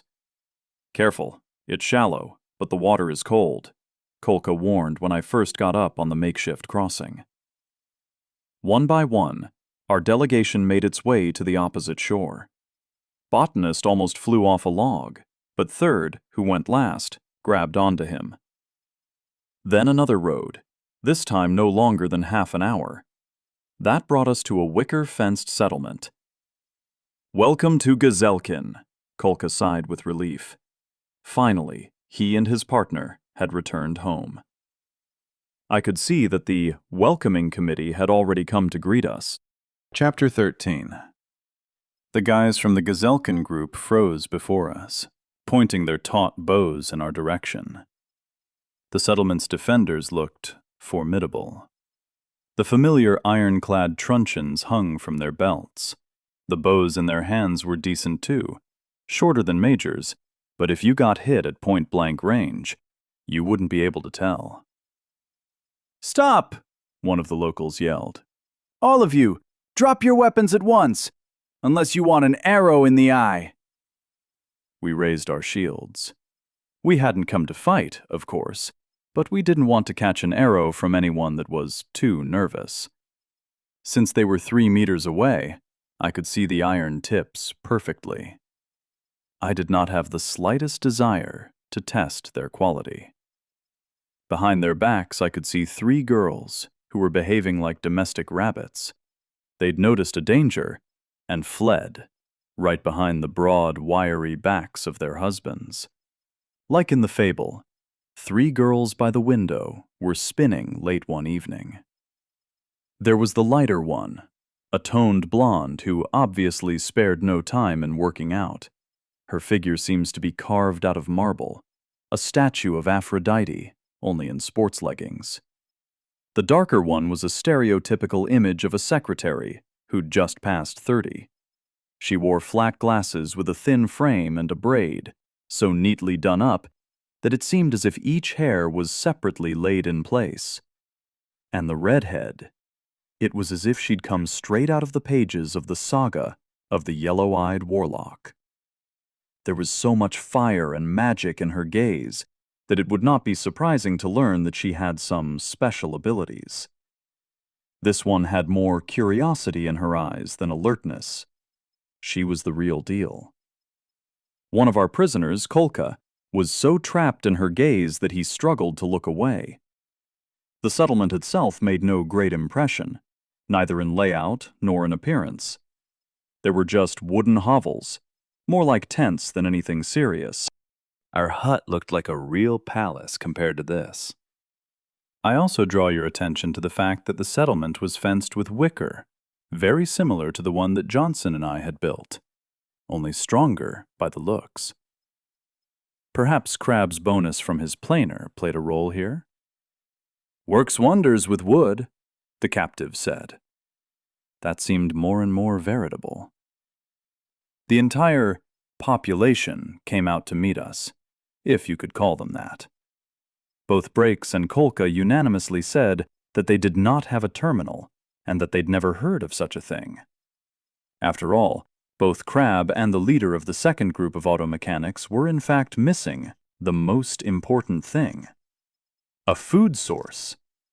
I guess that's why they couldn't become lords. But they'd still clobbered together a scattering of people around them. In front of me, therefore, was the third type of ruler, a domestic ruler. That was me, the Lord. A religious ruler would be a priest or priestess, leading a cult like the one Stace had created. But the third was a military ruler. How would that be indicated in the system? Sultan? Tyrant? Dictator? Or perhaps something else? "Don't shoot!" shouted Kolka, prepared in advance. "They come in peace!" "I said drop the weapons," 3 of them said at once. "Then we can talk."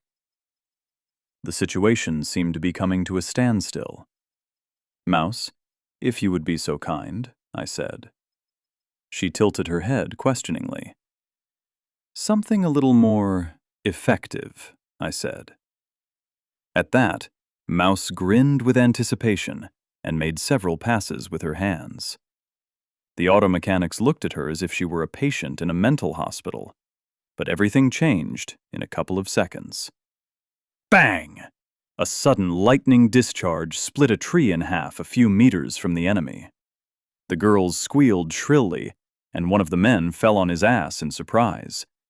The locals paled and looked at Mouse with trepidation.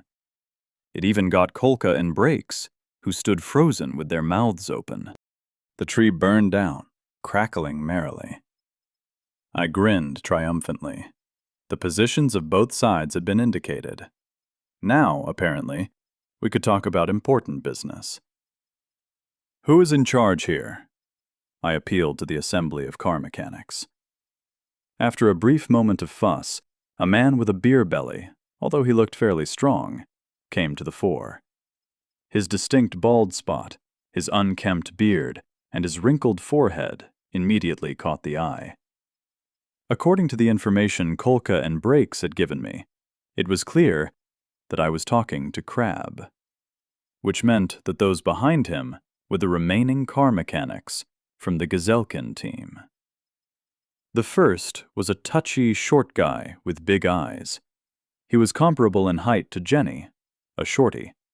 You couldn't call him anything else. His appearance made it hard to suggest that he was anything under 20. His hard bristles definitely backed that up.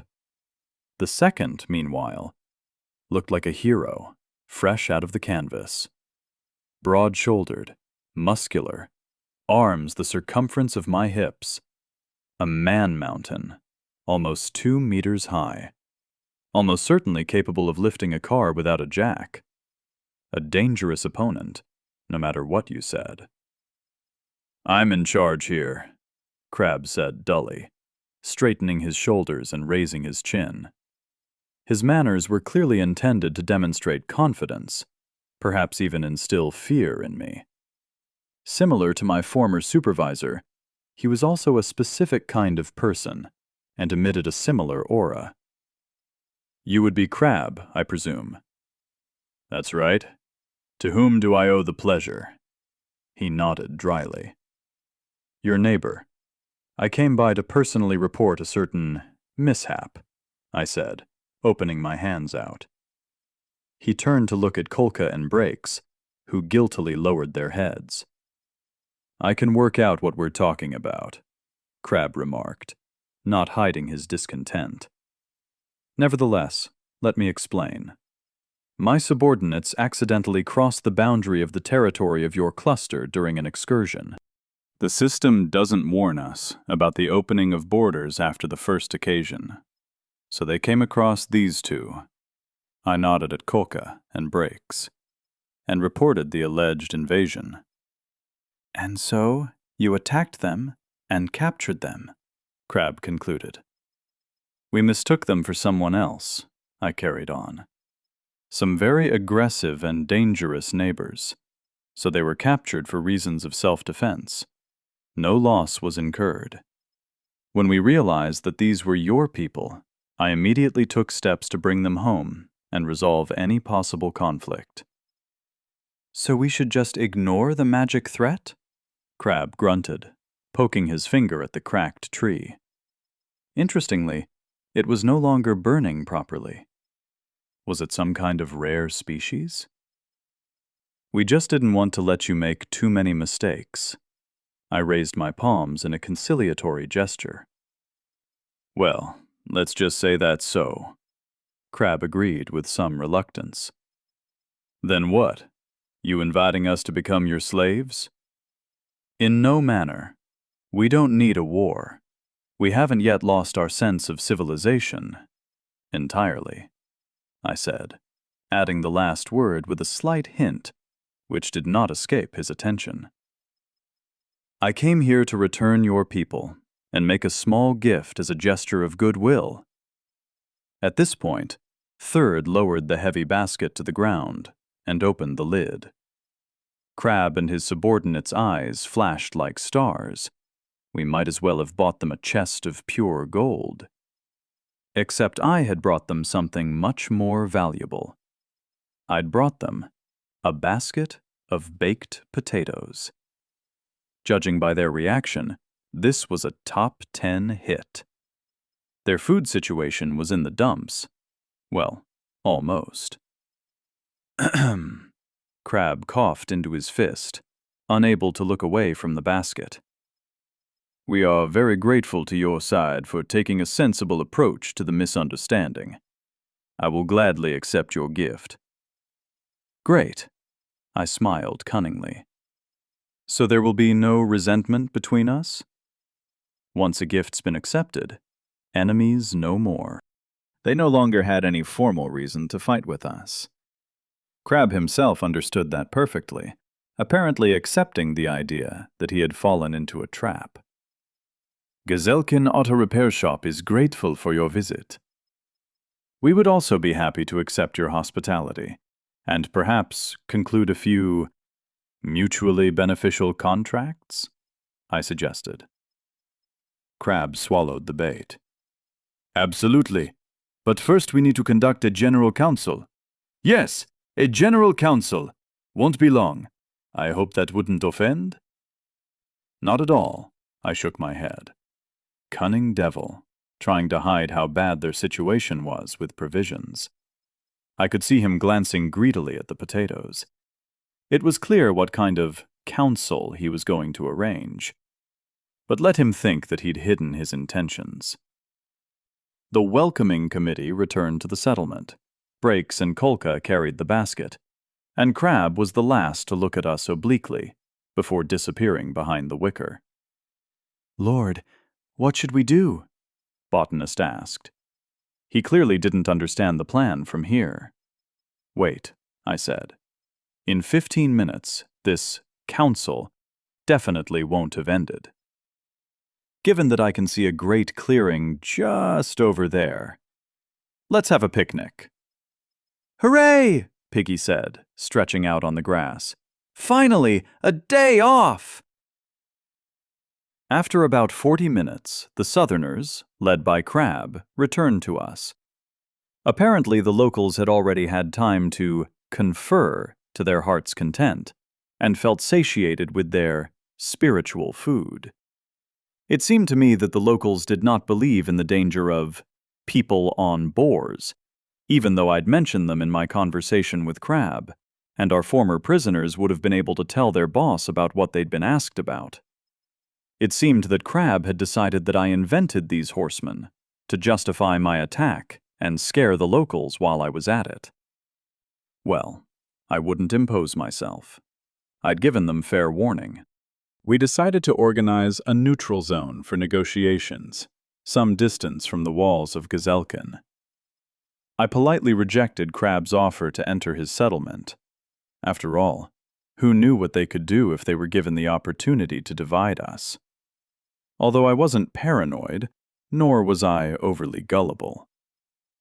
Crab and his companions placed a huge table and some other furniture in the clearing. During the preparation for the negotiations, I called Kolka over, who approached with some reluctance. By the way, I really wanted to ask you, what starting bonus did you get?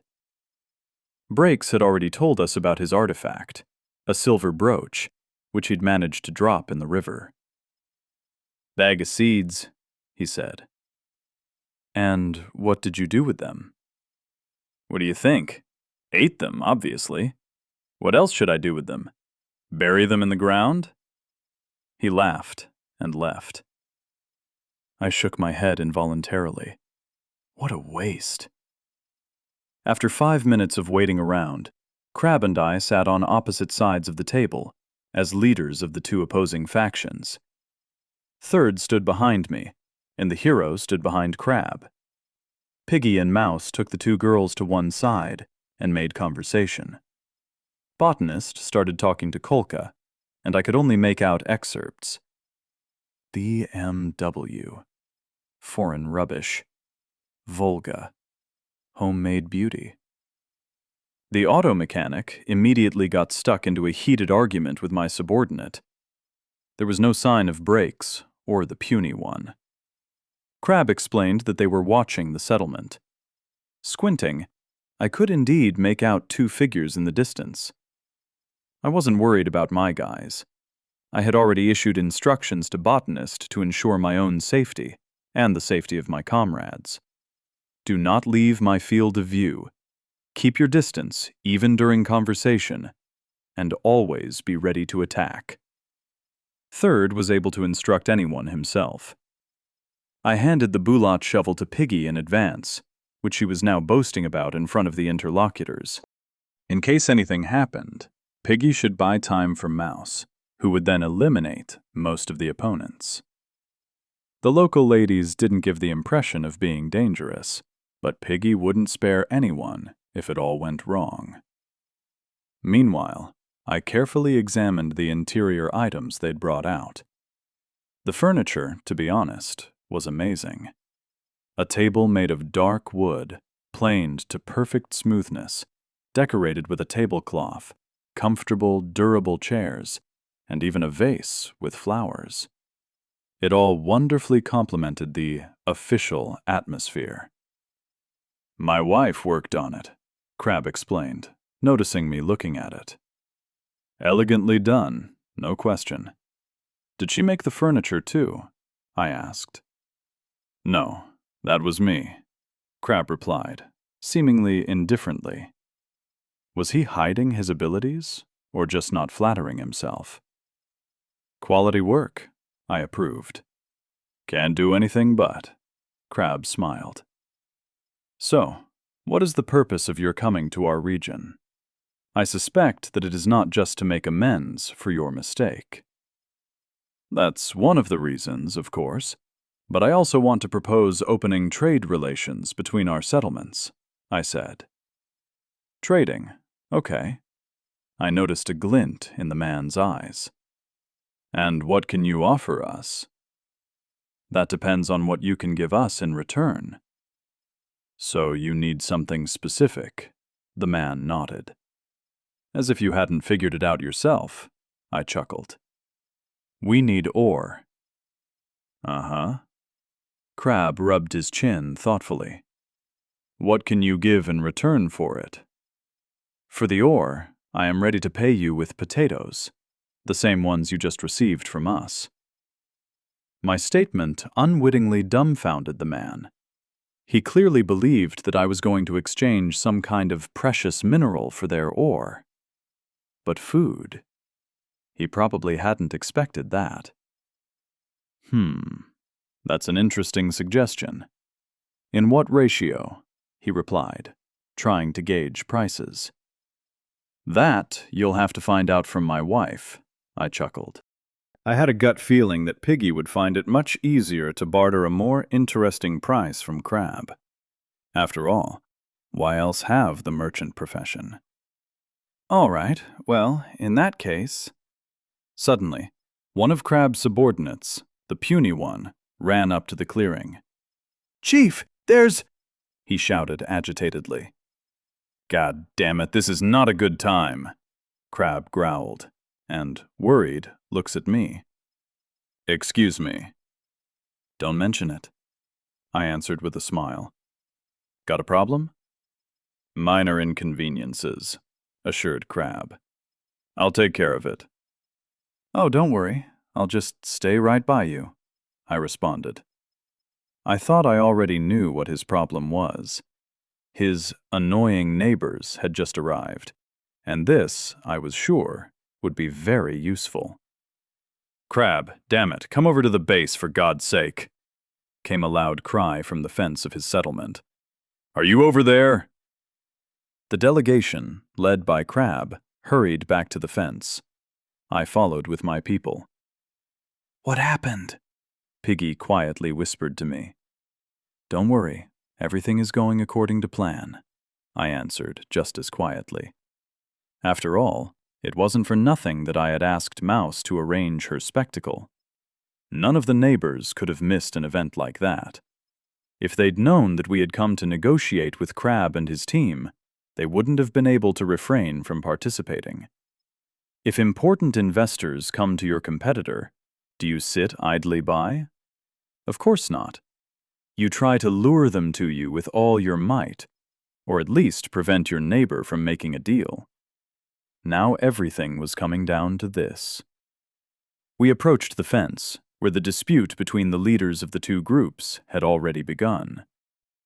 "How could you hide such important guests from us?" The leader of the other group, a tall, thin Turk with dark skin and a slight accent, said indignantly. Interesting. I thought the system translated any speech perfectly. Either it didn't, or this guy had grown accustomed to intensifying his accent during his life to give himself flavor. "I wasn't hiding anything," Crab objected confidently. "You also kept quiet about the potatoes when people are starving here," the Turk accused him. "I thought you were a more honest person." Crab blushed, whether from anger or from the fact that he was caught red-handed was unclear. I wonder how the neighbors had found out about the potatoes. Had someone already blabbed?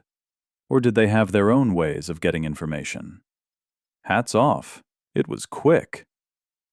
"You're one to talk about honesty, Mustafa," Crab snorted. "Chieftain Mustafa to you," the Turk sharply objected. So there you had it. Chieftain.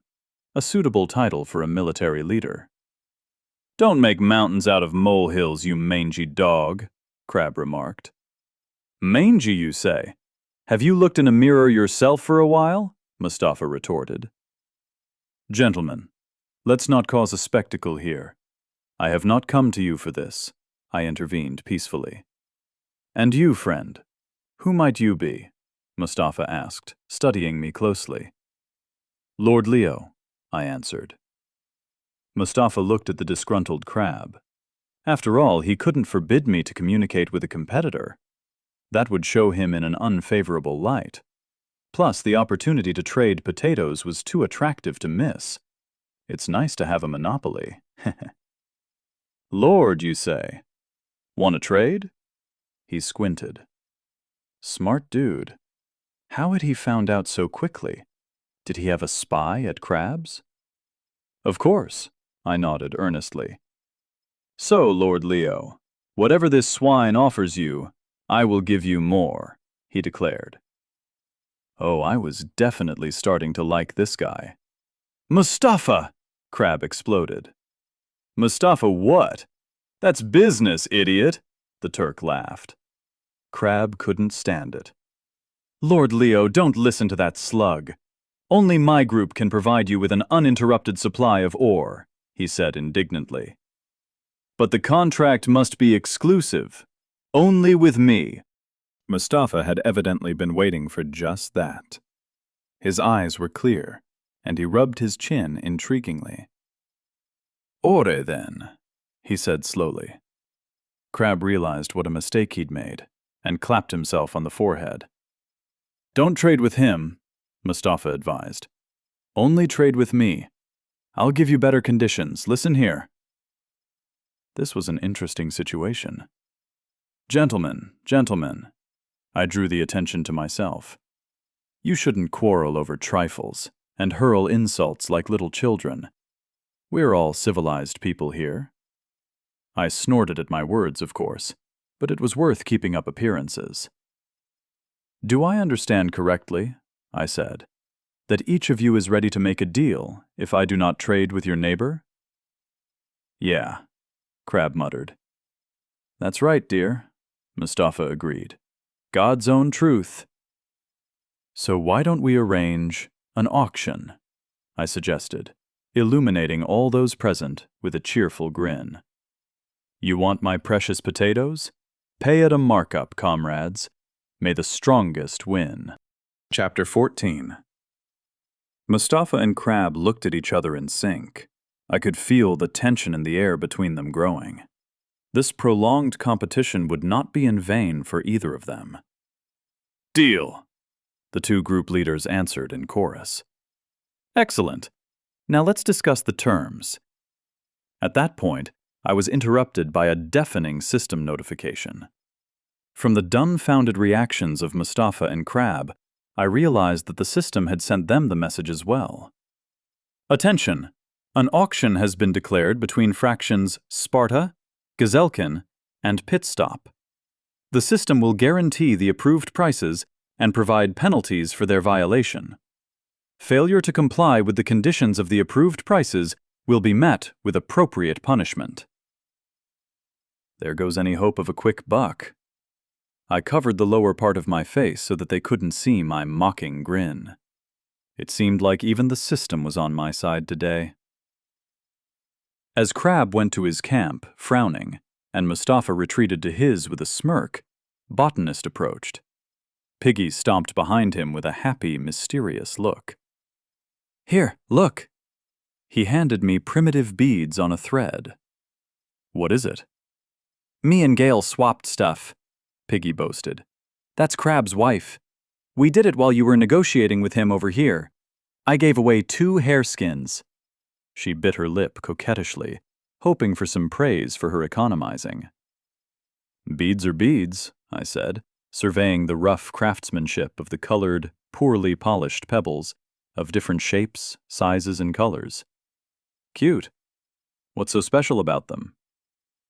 "This." Botanist poked at the familiar greenish stone with veins. "Is malachite. There are always copper veins next to it. It's almost copper ore itself. You can extract copper from it. Then this is cassiterite." He pointed to a nondescript black pebble. "A source of tin. Hard to say what they don't have here." "And the locals make gifts out of them for the girls," Piggy giggled. "So you're trying to tell me—" "These hills have almost the entire periodic table," Botanist nodded. "You've outdone yourself." I hugged Piggy and kissed her cheek loudly, causing her to raise her head proudly.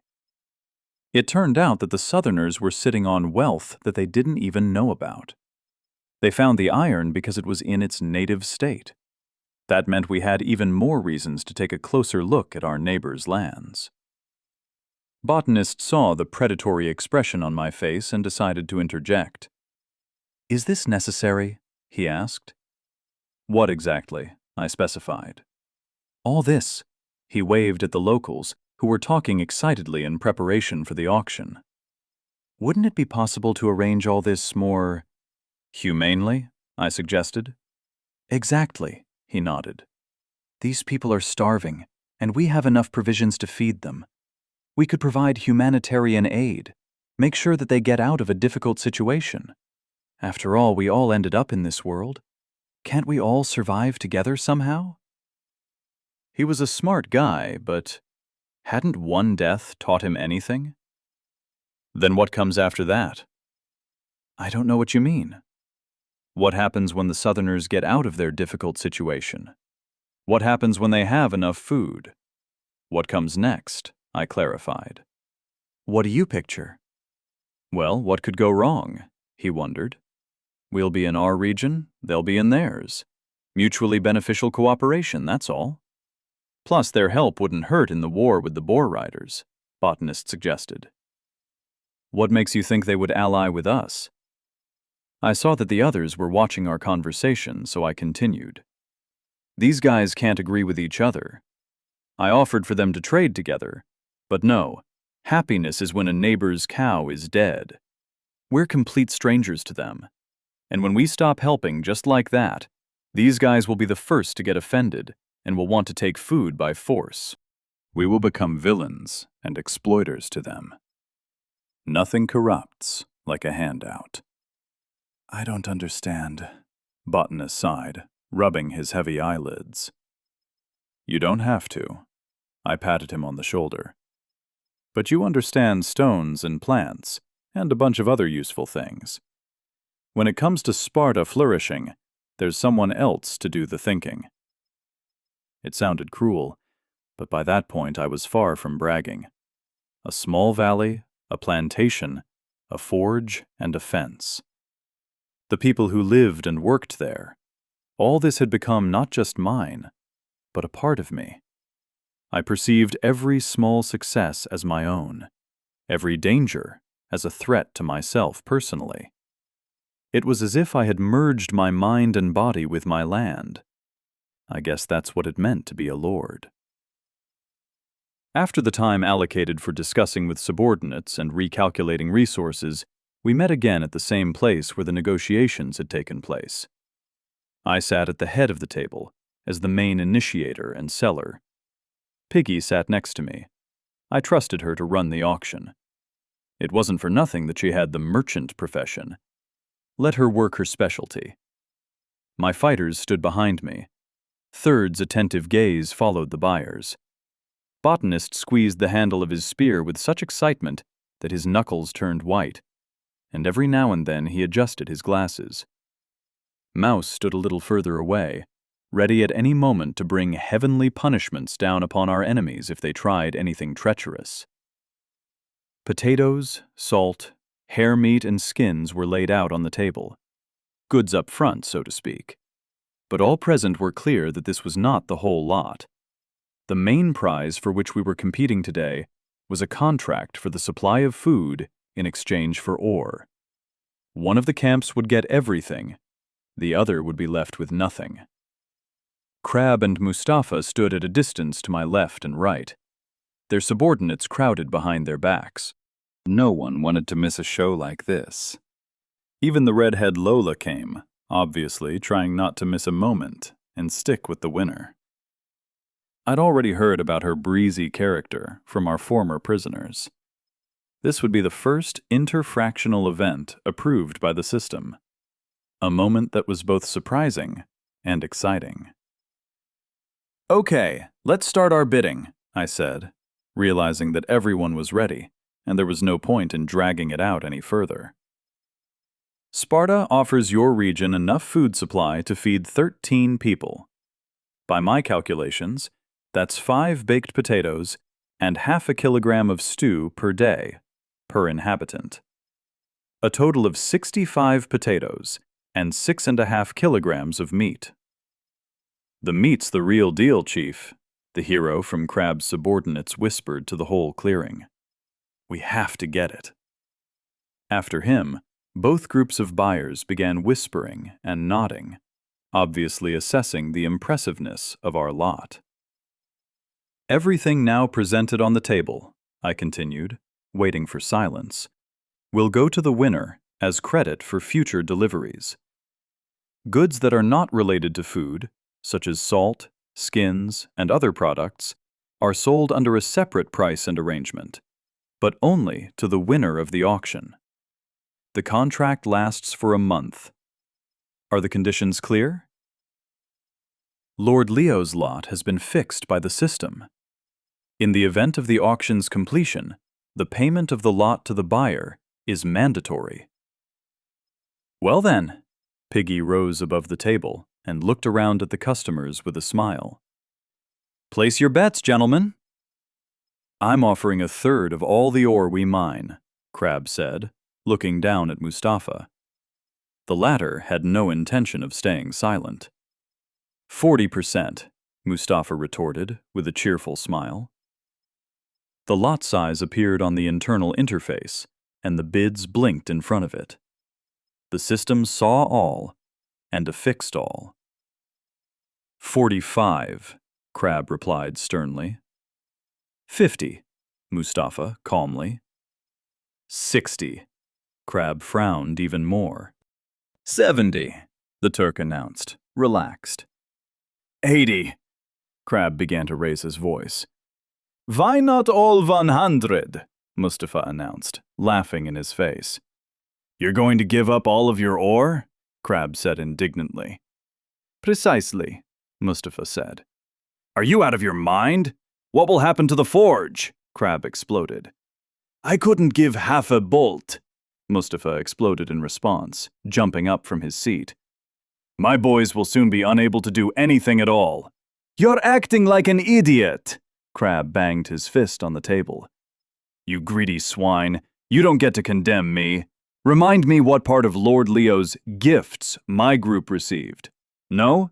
Well, don't stick your nose in where it shouldn't be, Mustafa declared, and then turned to me. I will give you all the ore and pay extra on top.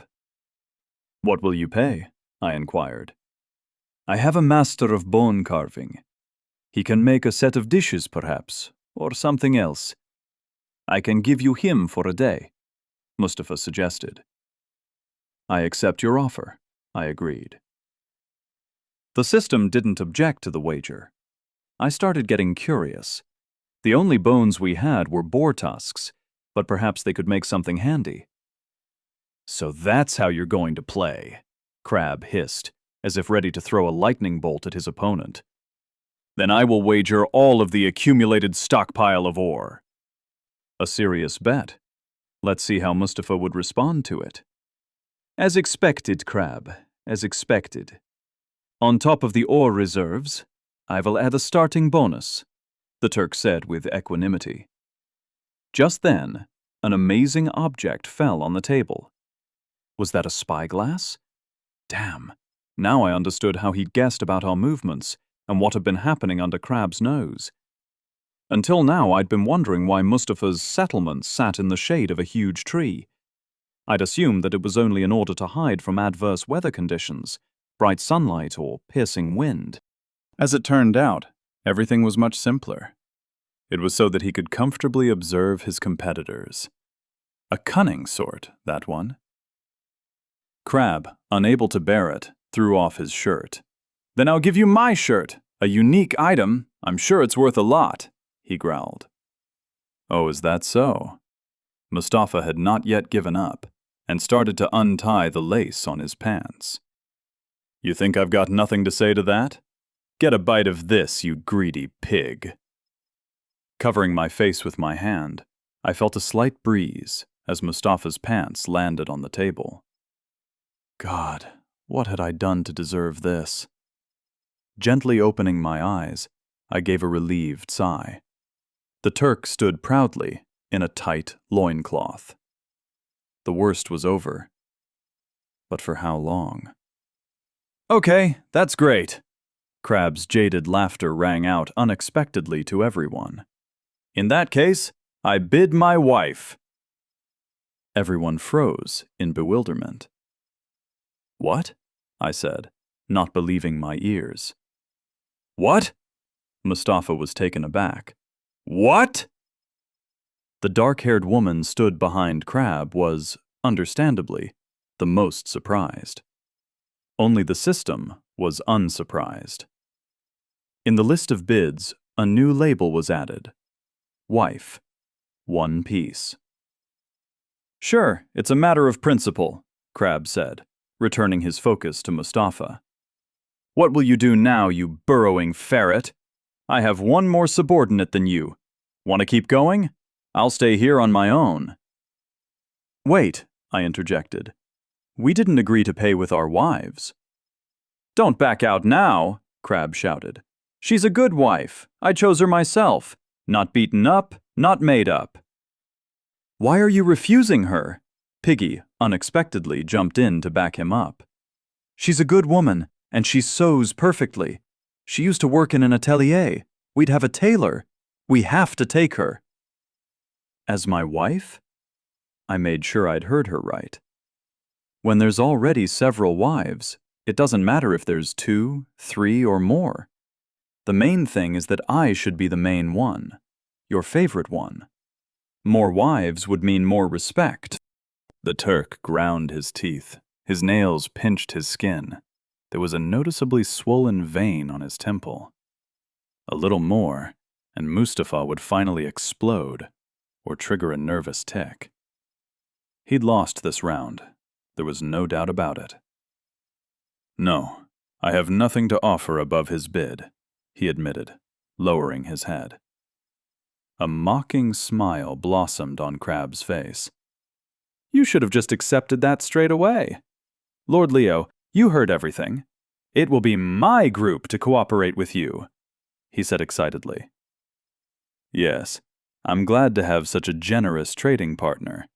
I'm sure there are great achievements ahead of us. To Crab's near hysterical laughter, I extended him my hand.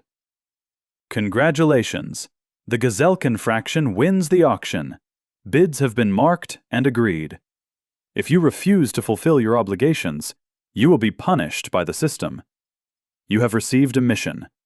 The Great Potato Road. Term: 1 month.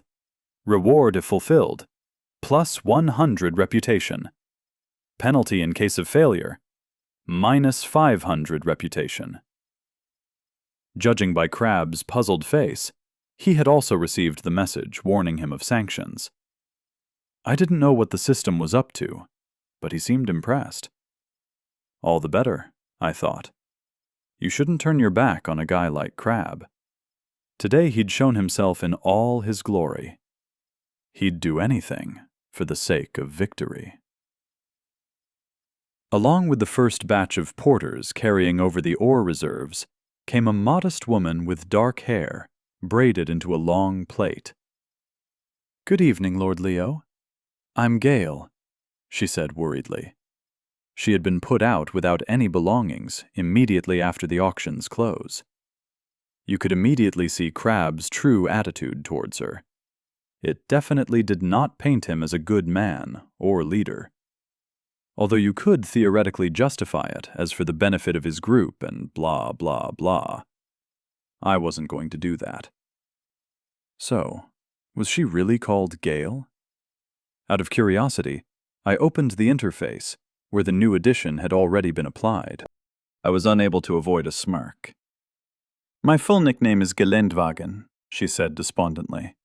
"I'm actually called Angelina, but once when I was younger, I drove my Lada into the wing of a G-Wagon. The name stuck." "All right, well, Gale works for me," I shrugged. "You already know Piggy. Go and talk to her for a while."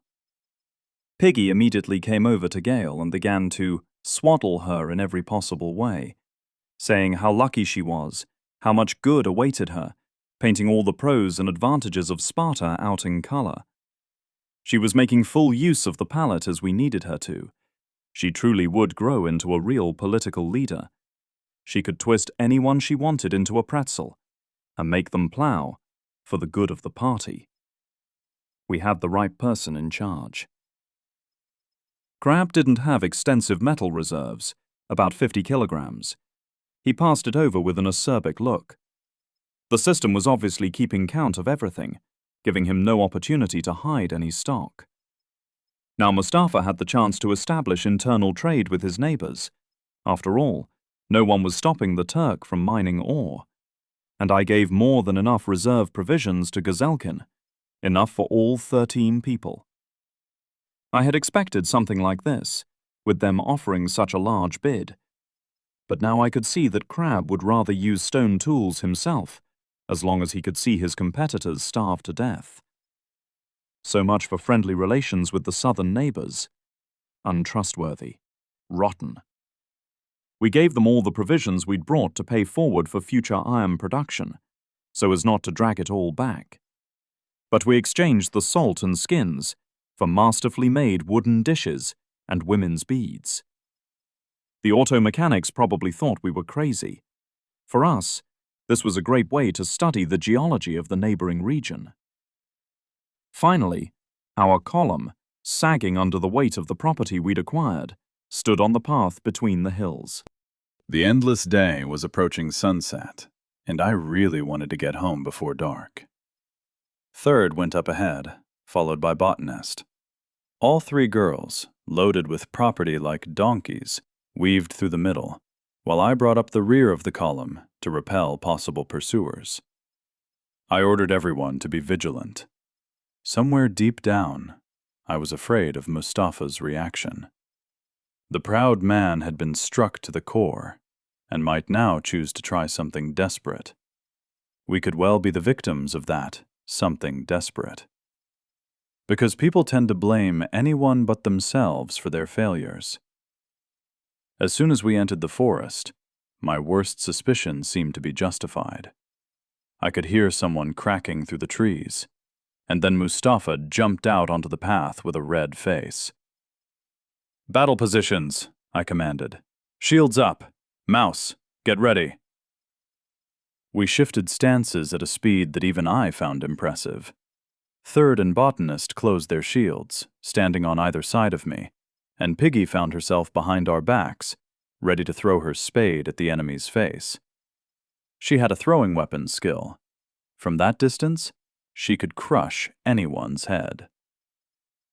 "Hold on, Lord Leo. Wait," said the Turk, freezing 3 meters away from us and grabbing his chest to try and calm his heart. I'm not going anywhere, Chieftain Mustafa, I said, looking around attentively. There didn't seem to be anyone but the man himself. Strange. Just Mustafa. Oh boy. Chapter 15. Why were you chasing us, Mustafa? Thought you could stab us in the back? Or were you hoping to take your neighbor's resources? I raised an eyebrow, noticing as his shoulders dropped. He flared up again, his eyes sparkling in the approaching twilight. No way, the Turk declared emotionally. We need to talk to you. You've acted poorly, unjustly. You're dooming us to starvation, to death. Respected Mustafa, I answered. For my part, I acted entirely fairly. I supplied enough food for everyone, both for Gazelkin and your people. If you take into account that you have 1 person less now, that means there will be even more left over, I said, hinting at Gale, who was squeezed in awkwardly next to Mouse. So, respected Mustafa, deal with your neighbor yourself. You can sell him ore. That swine will let us starve, Mustafa said. People are nothing to him. He'll spit on us and wipe us out. You saw for yourself. He gave you his wife. You saw how he treated Gale, when he should be gathering more people together. As if you wouldn't have starved Crab yourself, I thought. But instead of saying that, I asked, You won't consider becoming his slave? Mustafa flared up indignantly. Never! I would sooner accept death. I can't offer you anything else either, I shrugged. Even Botanist and Third here are slaves. Why would I create special conditions for you? I can't trade directly with you either. You saw it yourself. The system forbids it. Mustafa lowered his head. I could see how hard he was thinking. Hire us as workers, he suggested.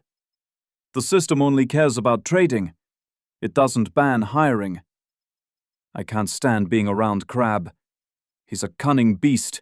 He'll devour us, and then crush us, cutting us off one by one. He clenched his fists until his knuckles crunched, and he pronounced his competitor's name with increasing vitriol. I was surprised by his proposal. I hadn't yet encountered an option like that here, although I didn't see any obstacles to it. The option of taking up to 5 new slaves was, no matter how you put it, tempting. But they were not burning with the desire to subordinate to us. If we hunted them right in front of their competitors' eyes, I think all agreements would come to an end. Crab, no matter his feud with Mustafa, would understand that his turn was next and would come to the rescue. Leave them as they were?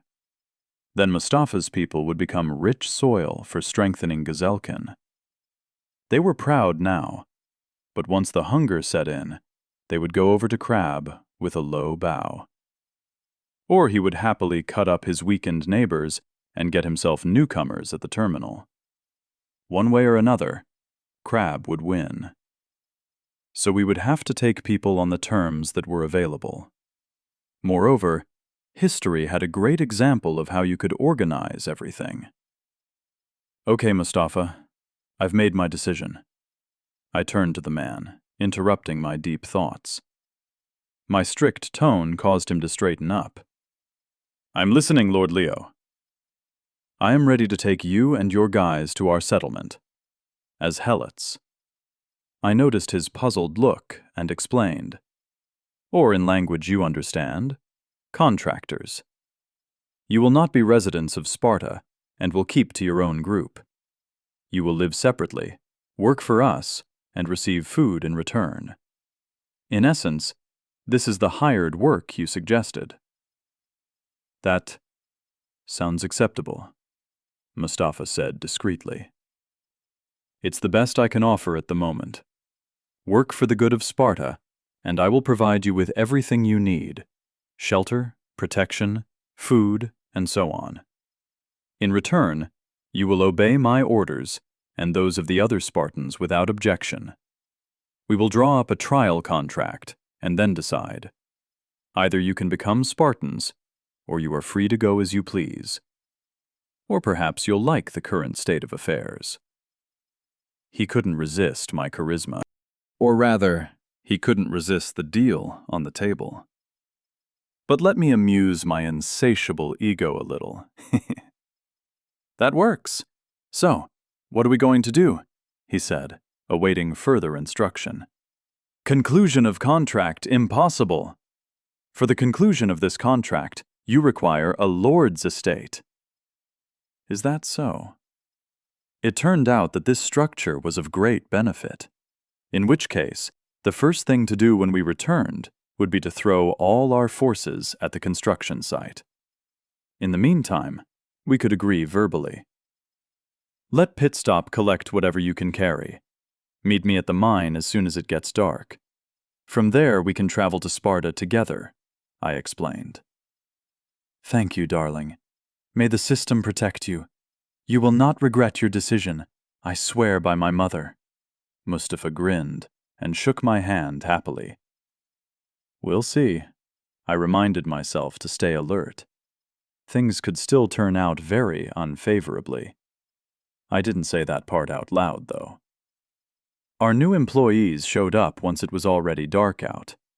They reminded me of refugees, bindles over their shoulders, and a mixture of grief and hope at leaving their home on their faces. I counted them in by their heads as they passed. 4, 5, 6. Wait, why 6? The 6th turned out to be Lola, who had got involved with Mustafa's people. Why should I stay? Said the red-haired beast. Almost all of the girls have come to you. There's nothing to eat. Plus, Sparta looks more fun. Are you going to join us as a slave? I asked. Or will you go to Mustafa's detachment? What is this? She rested her hands on her sides and puffed out her sizable chest, making Botanist, who was stood next to her, shudder convulsively. I am a free woman and my own master. I can sign my own contract. I can be a hellatress. Facepalm. The return to Sparta took place without any adventures. Crab and his men didn't even notice that their competitor's camp was now completely empty. They were still celebrating their victory at the auction. We'd let them keep celebrating for a while.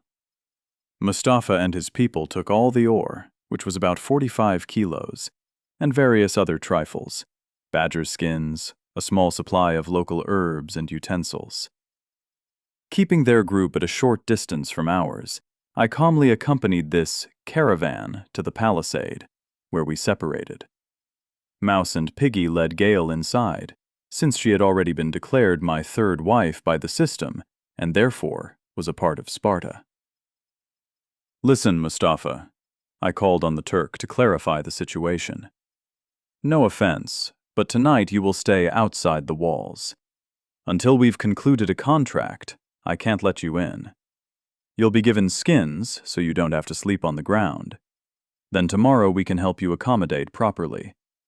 But today we can give you some provisions in advance. It won't be a violation.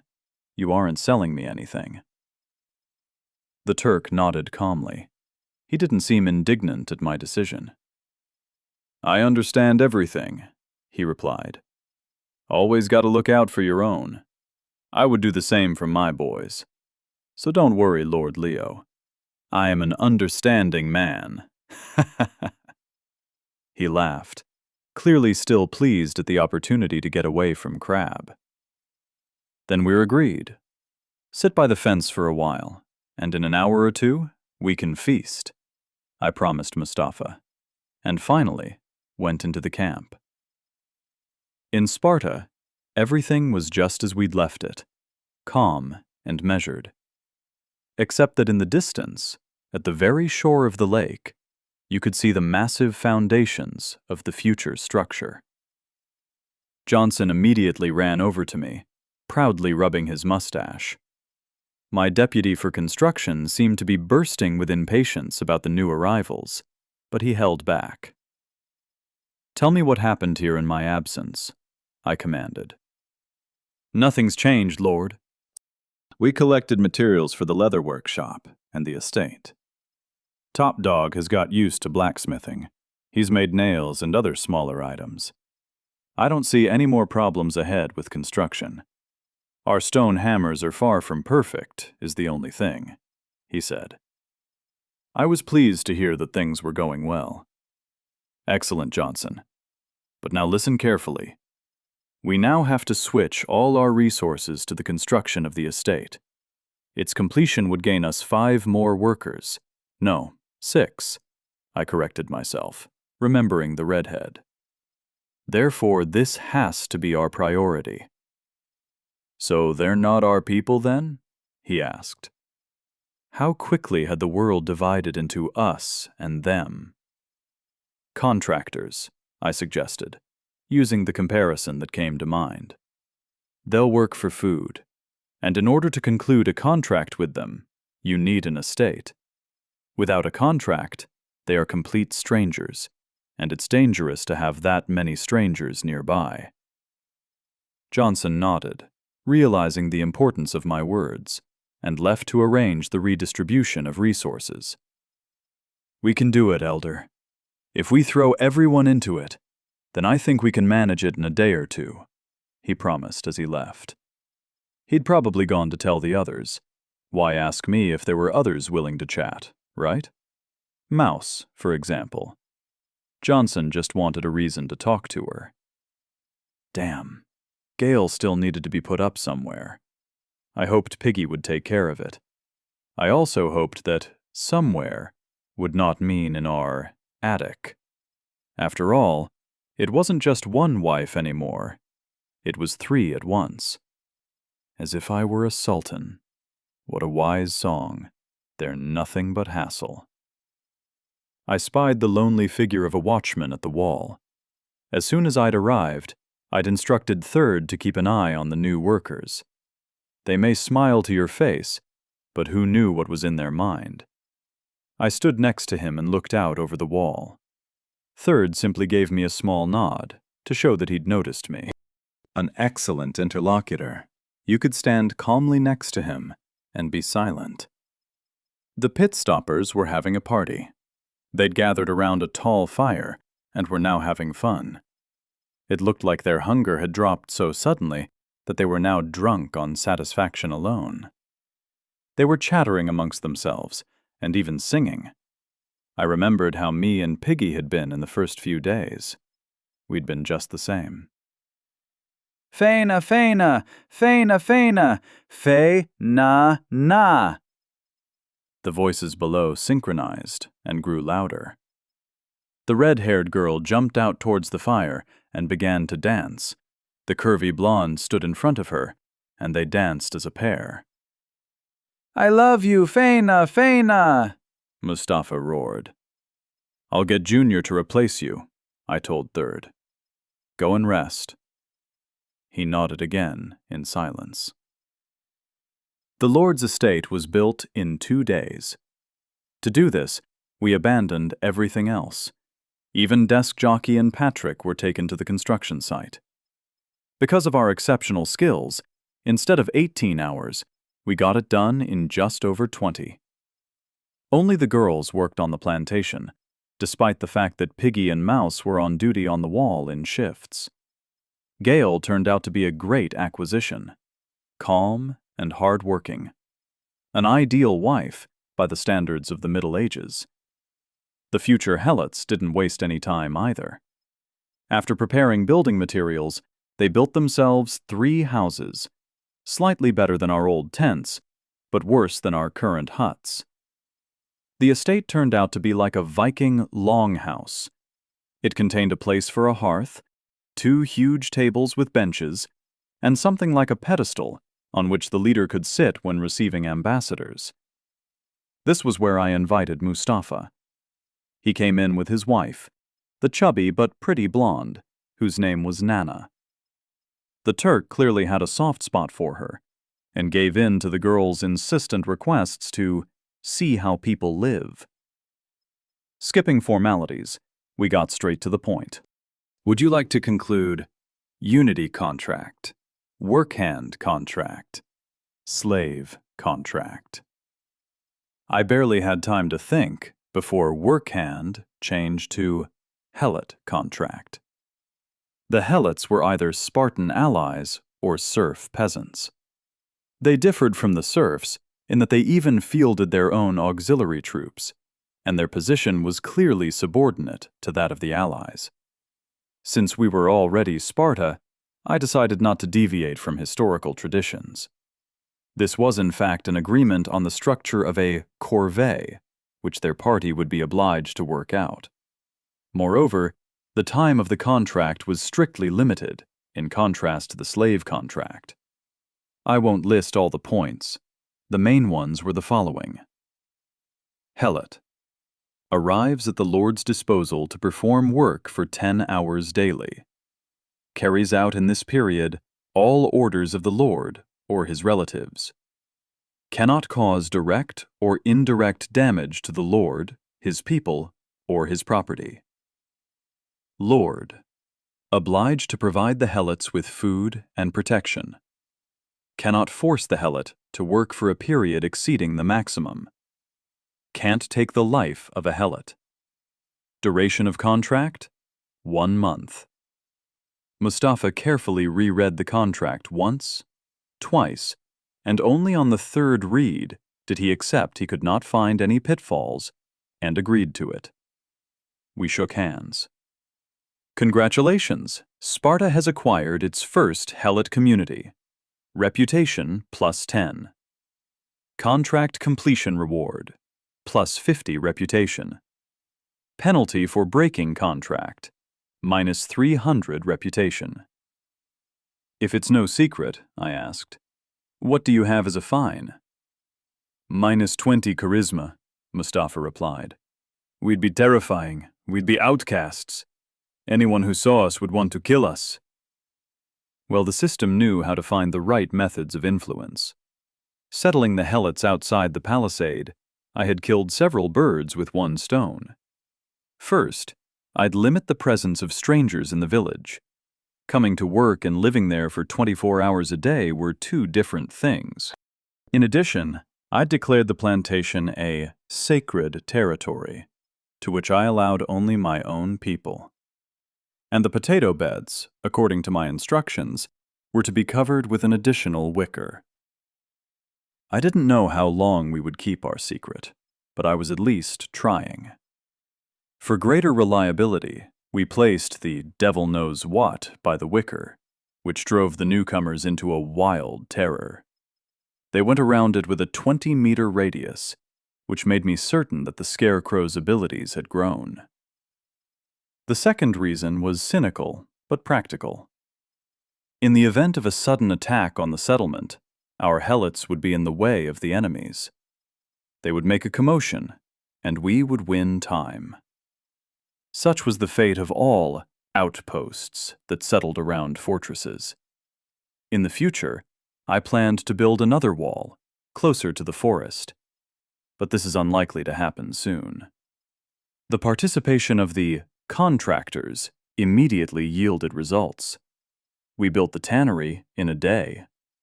Patrick, to his own surprise, was asked to work there, along with one of the helots in shifts. To process the ore we'd received, 3 furnaces were built under Top Dog's leadership. Moreover, we managed to construct bellows out of boar skins so that we could construct medium-quality metal without Mouse's help.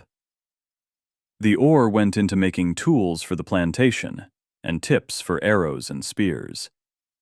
A boulat hoe would, of course, be nonsense. For the sake of such valuable items, we sacrificed our cloaks. I was already preparing to send a group in search of wild boars. We had not destroyed them all during the trial. But, figuratively speaking, the boars had found us first. Major brought news. Junior led him in while Top Dog and I were discussing the results of the most recent smelting. The stumbling block was the same. We could produce a lot of trash products, or a few unique ones. "Lord, it's urgent," he said, pulling me aside.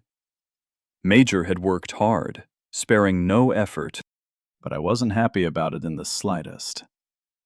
A whole gang of aggressive bikers lived next to us. These guys were covered in tattoos, in leather vests, and with huge beards. In the absence of their Harleys, they'd somehow managed to tame and saddle wild boars. After making his way behind the advance party, Major had discovered a large settlement right in the neighboring cluster.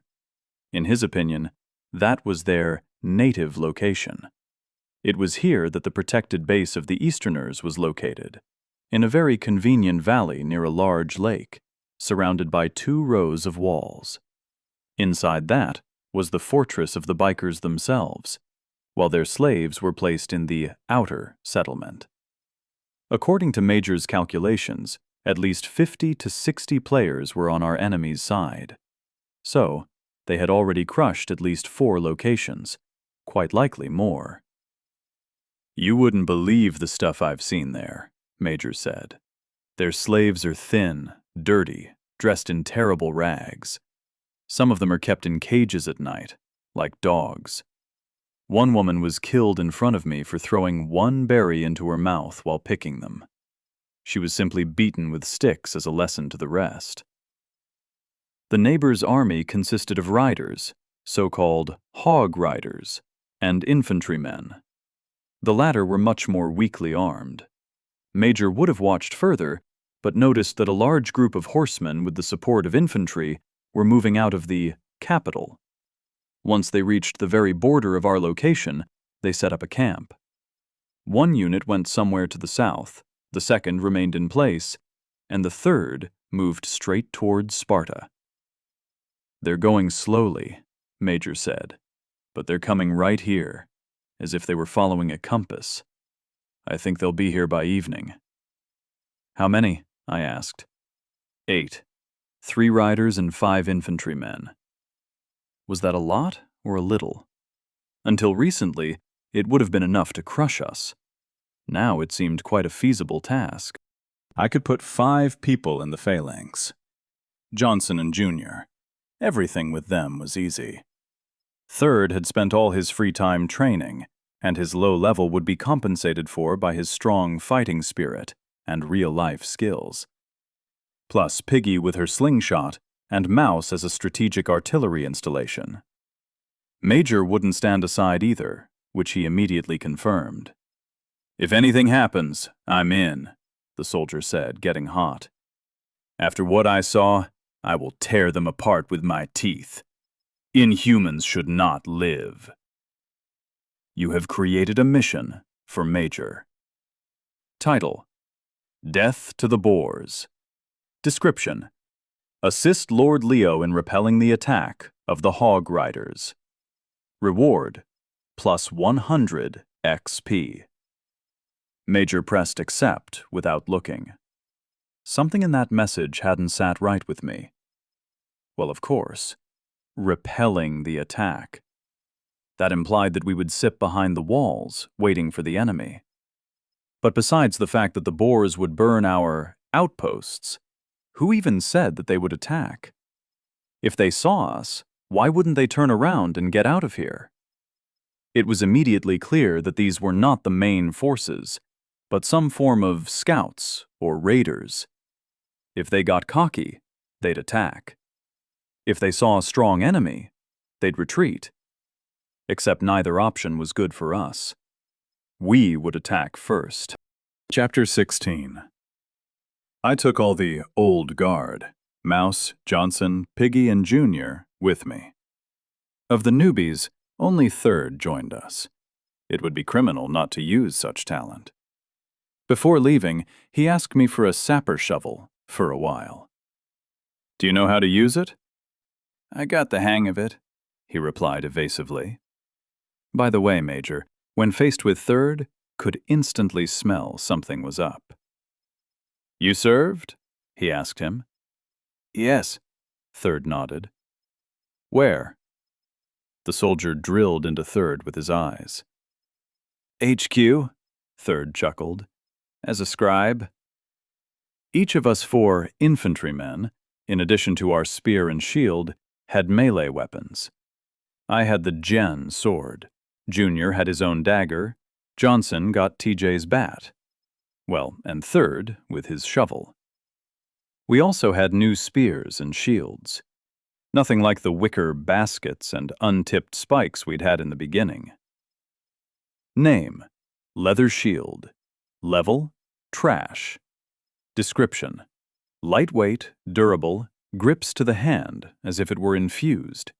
It's not such a pity to die with this in hand, is it? Characteristics: durability 300/300. Armor 15. Stamina -5. Agility -5. The debuff was too large, of course, but that was the price you had to pay for full protection. You'd have no chance of breaking through this thing with one blow. Name: simple spear. Level: trash. Description: the iron tip is the head of everything. Its task is simple: to poke and forget. Then the enemy will get hooked somehow. Characteristics: strength +2, agility -2. Major had also managed to strengthen himself. A quiver with endless arrows was attached to his system bow, but they didn't give any benefits. In our forge, we'd managed to equip them with iron tips, and he himself made feathers for them from the feathers of the ducks. As a result, the damage almost doubled. Top Dog remained as the most senior figure in the camp. I allocated Botanist to help him. He had performed well in a combat situation, and now I could rely on the 2 of them. Well, rely to a point. If Crab or a greedy Mustafa tried to tear up their contract and suddenly piled into the camp, then these guys would be unlikely to resist. But I had no other option. Speaking of Mustafa, as we set off on our journey, I mobilized 2 of his people as carriers, promising that they would not go into battle. We both understood that this was insurance against bouts of greed, but we did not say it out loud, pretending to be polite and friendly. Without delay, we advanced towards the enemy. Major and Junior went forward on reconnaissance again and returned, confirming the initial observation. The group was slowly but surely moving in the direction of our valley, making a beeline for it. "Stace, that bitch," Junior cursed. "I'm an idiot for letting her get away." The most unfortunate priestess was not in the unit, which meant that the riders must have been given an approximate landmark. Our mountains were visible from afar. The invaders were barreling in brazenly, without any recon. Once again, I was convinced that this was not a military detachment. This was a gang. They weren't afraid of anyone. They themselves were ready to frighten, subdue, and enslave anyone, or impose a tribute. They were cautious, but fearing wild animals rather than an ambush. Monsters like that would be unlikely to survive here. 7 against 8, the hapless optimist might have thought. It seemed that the chances were equal. However, this was only at first glance. The enemy may well have had high levels, even higher than mine right now. They hadn't captured several neighbors for nothing. This was a full-fledged squad. They trained to strike together, not like us, who just did it from time to time. In addition, they had 3 wild boars, animals that could single-handedly create a lot of problems for us. With riders who knew how to fight on boarback, that was a terrible force. True, I knew the weak point of wild boars. That's exactly where I was planning to hit. "Adam, are there any girls there?" Gloomy, big-eyed Adam frowned. Pietro, the little scamp, was getting on his nerves with these questions. He should have blurted out that he'd been present at the interrogation of the scalded witch, but he hadn't really been there. It was just that an acquaintance had stood guard and told him something. There are always women, he exhaled, cutting down a low-growing knot from a tree. Perhaps riding hogs were forest creatures, but they did not carry their riders through the thicket well. They tried to clamber straight through the bushes, which the riders did not fare well with. Therefore, the noble hog riders sent grey infantry cattle in front of them to clear the road. Now Adam and Pietro were the ones up ahead. 5 meters behind them were 2 riders with spears at the ready. Then came the senior of the group, and 3 more knights slotted in at the rear. "It would be nice if there were women," Pietro said. "At first they're so brisk, screeching. Don't give up easy." "Once again, the noble riders will take all of them," Adam sighed. "Maybe not all of them," Pietro said nervously. "Maybe we'll get some too. What else did the scalded witch say?" "She said that they had a fortress." "They're sitting there shaking," the infantryman giggled. Bang! Adam was momentarily blinded by the flash. He opened his eyes, but white circles throbbed in his field of vision. He heard the boars screeching, their riders screaming, a crack. Adam squinted, and it helped. He finally regained his sight, just in time to see the huge carcass of the distraught hog crash into Pietro, and his head burst. Fireballs flew into the carcasses of the wild boars, visible even from afar. The boars, frantic with fear, screeched and threw themselves aside. The riders tried to hold them by pulling the reins, but all in vain. "Fuck!" one of them shouted. "Stop, you brute!" He immediately flew off the back of the beast and rolled under its feet. The mass of the animals was many times greater than the horsemen, and even their increased characteristics couldn't save them. A second, heavy stone flew into the head of the infantryman who was at the head of the column, causing him to fall to the ground like a bowling pin. "Quickly, on the defensive!" the commander shouted, realizing that things had taken a bad turn. He was the only one who had still managed to keep his boar under control, the leader of this group, by all appearances. I noticed how the rider reached for the horn fastened on his belt, and was already bringing it to his mouth, ready to sound the alarm. There was another group at their camp, I remembered. They shouldn't be given the opportunity to warn their own people. We'd discussed this, and the major was not asleep to the matter. An arrow flew out of the thicket and plunged precisely into the man's palm, knocking the horn out of it. The object fell to the ground and was lost among the branches of the shrub.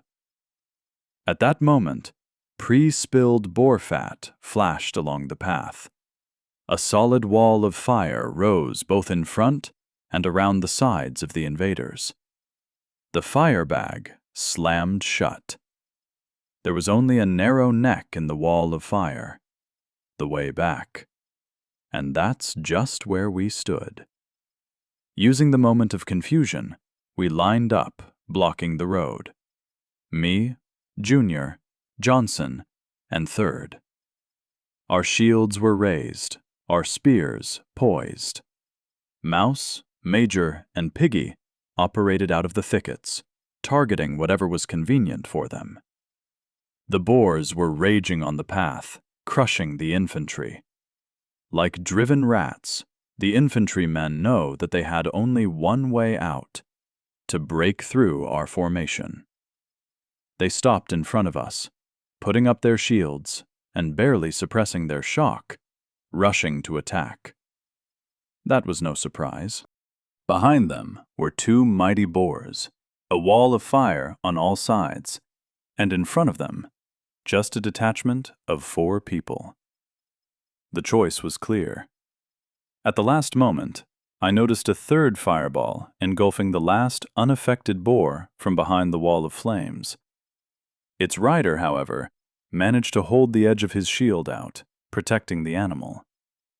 Nimble bastard! He'd even managed to keep the boar under control. Its brothers were already ready to trample their own, just to escape from this hell. Boar screams merged with the crackling of branches and the roar of flames into one unspeakable cacophony of battle. My attention focused once again on the infantry attacking us. The enemies were screaming, overflowing with adrenaline. "Shields!" I shouted, and I could almost hear myself from the side.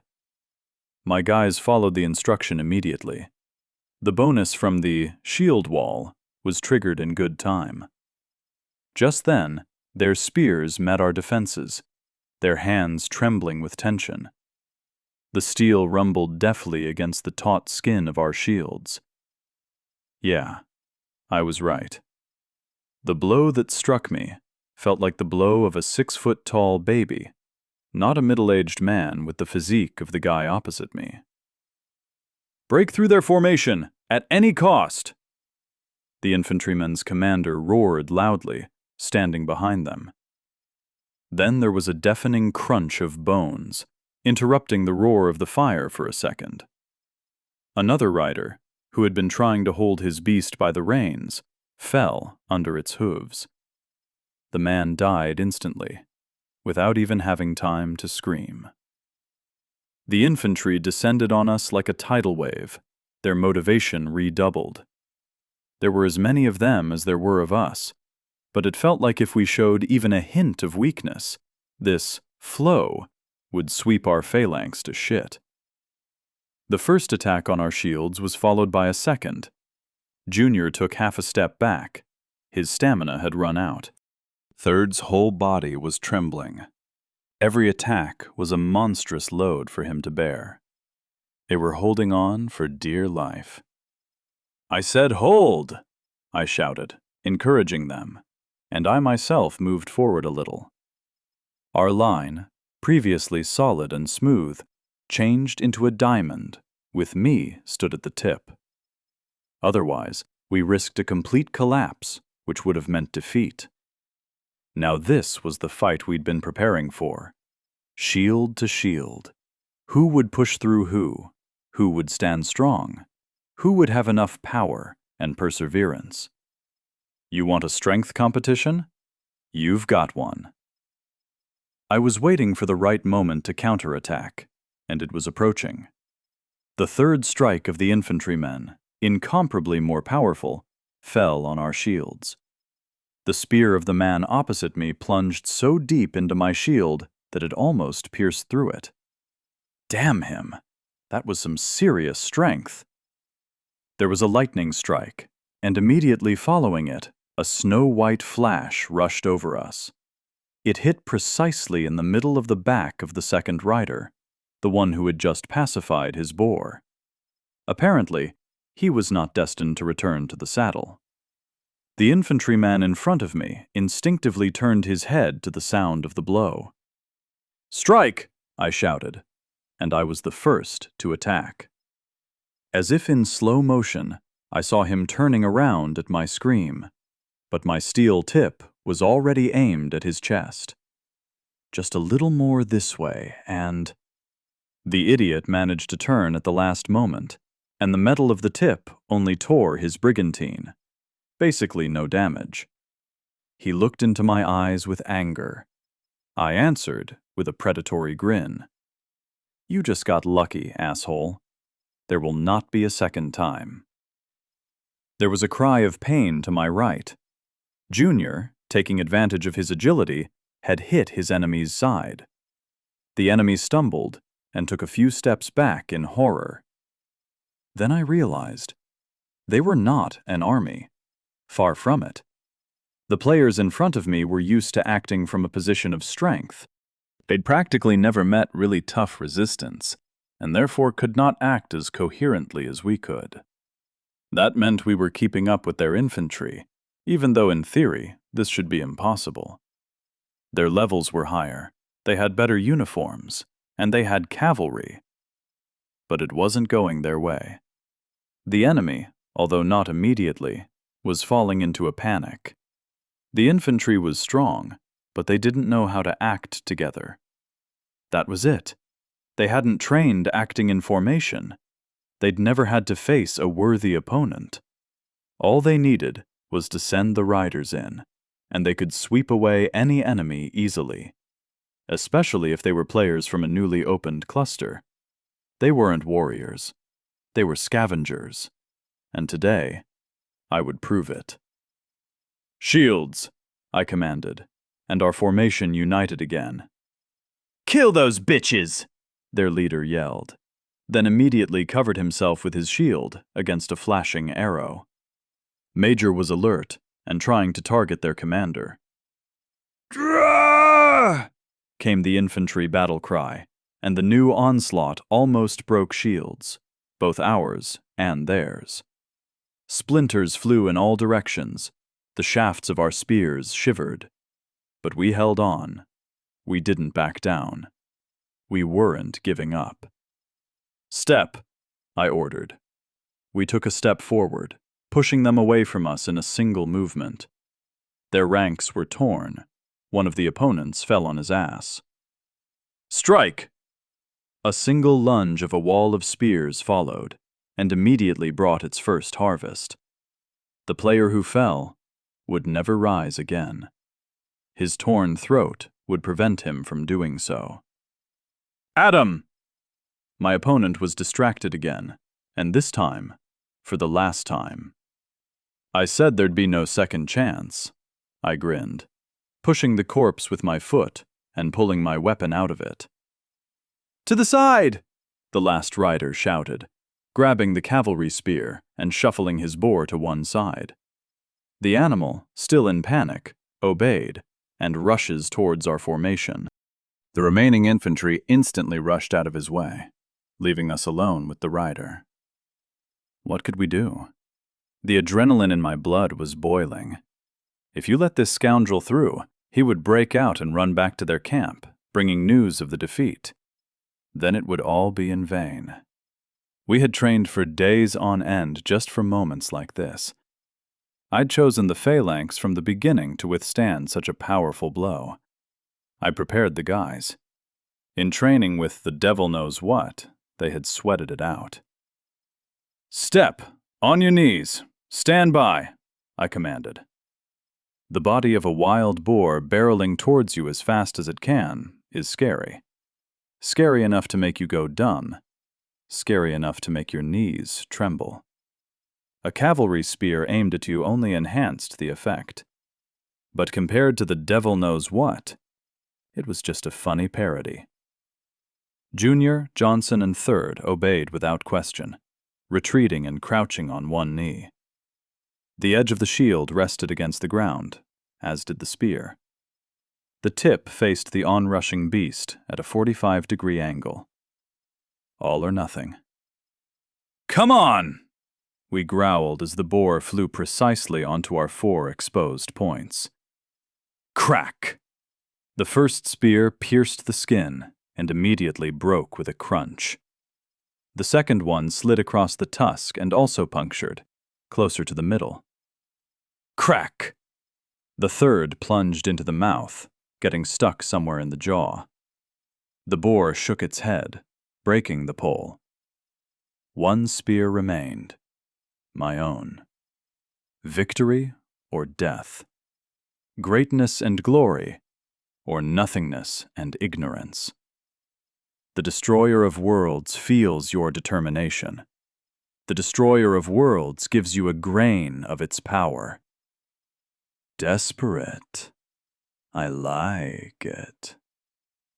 But I didn't listen to the whisper in my head. There was a bloody veil over my eyes. All I could see was the crazed eyes of the animal, staring at me incessantly. At the last moment, the tip of the spear shifted and pierced the eye socket, penetrating into the brain. Crack! My spear broke, but the boar fell snout first to the ground, its impact leaving a deep furrow.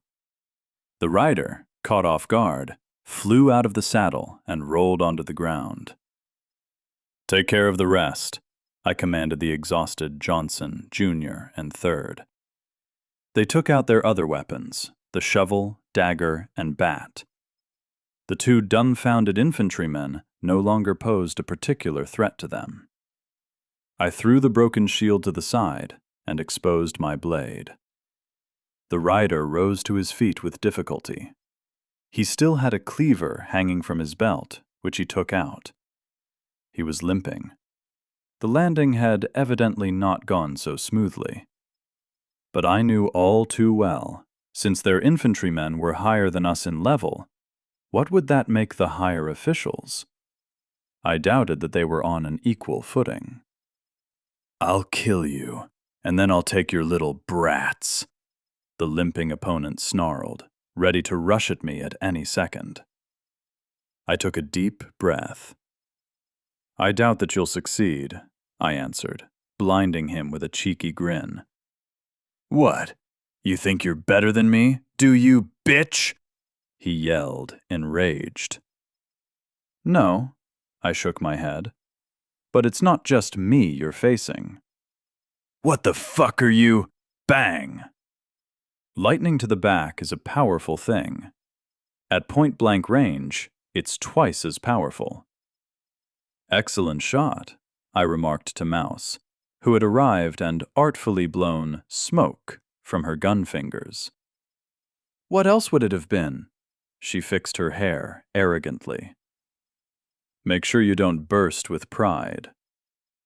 The fire along the edges of the trail was thinning slightly. The frightened boars had already escaped into the forest, as soon as the first of them created a gap. We had definitely won this battle, holding the high ground with a resounding victory.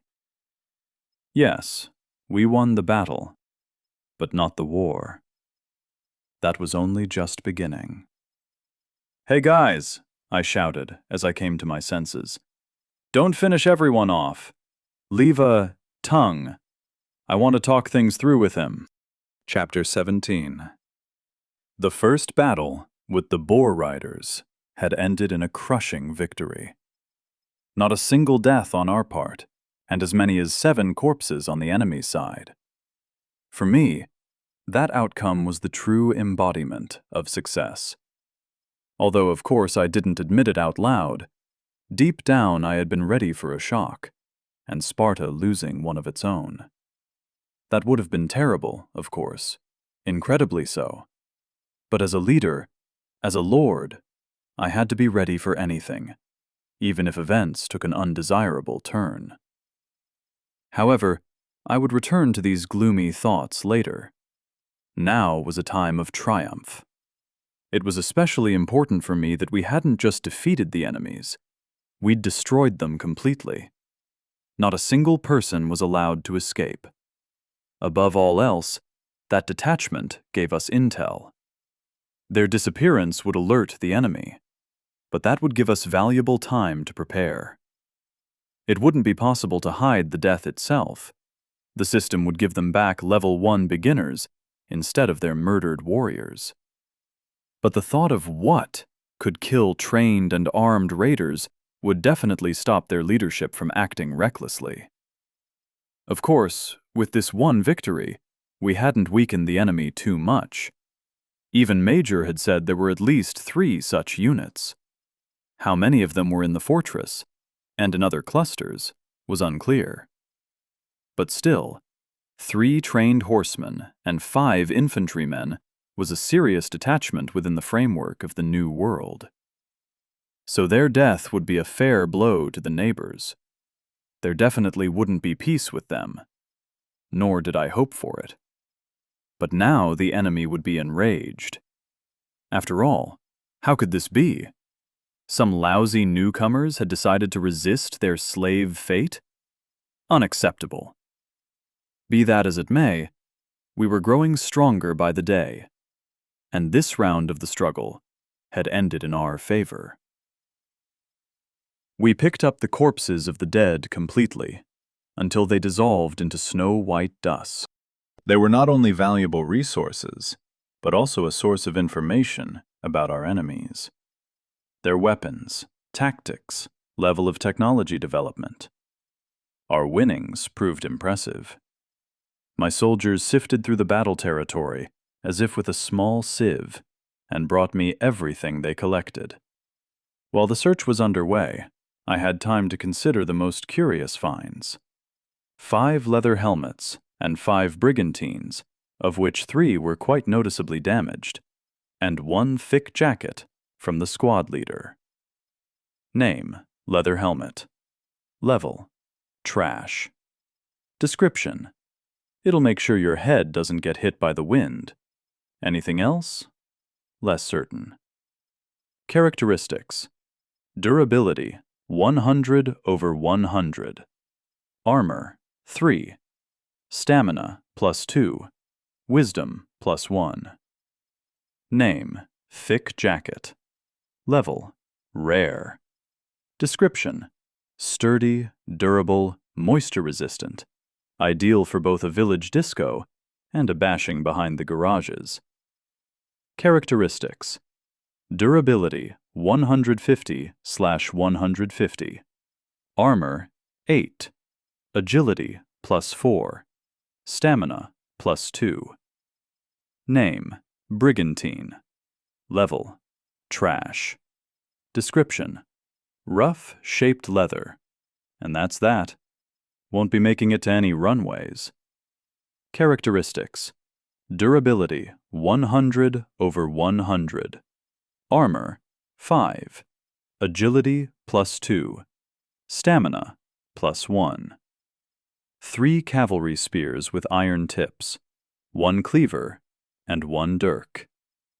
The most interesting thing was that the last 2 items turned out to be starting bonuses. I dared to assume that the riders had grabbed all the bonuses from the slaves and just ran away with them. One had a cleaver, but the one that had been shot by lightning had a dirk. We didn't find anything on the third one. Either his native item had been too valuable and stayed at home, or vice versa. It was such rubbish that it wasn't useful. Name: Butcher's Cleaver. Level: legendary. Description: bone, cartilage, tendons, or muscles. It'll cut through anything, and not even go blunt. After all, that's what it's designed to do. Bonus: strength +5. Name: Silent Dirk. Level: legendary. Description: if Brutus had been given this dirk, he would have dealt Caesar a couple of dozen more blows, purely for pleasure. Its handle is so nice to the touch. Bonus: agility +5. We'd found some interesting items. Perhaps we could give the dagger to Junior, and he could become a full-fledged assassin, with a dagger in each hand? In general, our locally made items were already tending to get close to bonus items. A little further, and most of the starting bonuses would just become rare bits of junk. Our squad also received 5 simple copies, shields, and a pile of all the travel and household trifles they could want. More specifically, bandages, a couple of clay bottles with some incomprehensible and sharp-smelling ointment, the purpose of which no one managed to determine, torches, fire starter, and, to my amazement, dried carrots. Most of the fighters had it in their bags, as if they were carrying it in the form of dry rations. Name: dried carrot. Level: rare. Description: the rabbits chewed it. Now you will too. Bonus: agility +1. Intelligence +2. So, did the bikers have an analog to our potatoes? Or was it a regular plant that they'd managed to domesticate? In any case, this meant that the boar riders had their own constant source of provisions, which meant that their leader could also be a lord.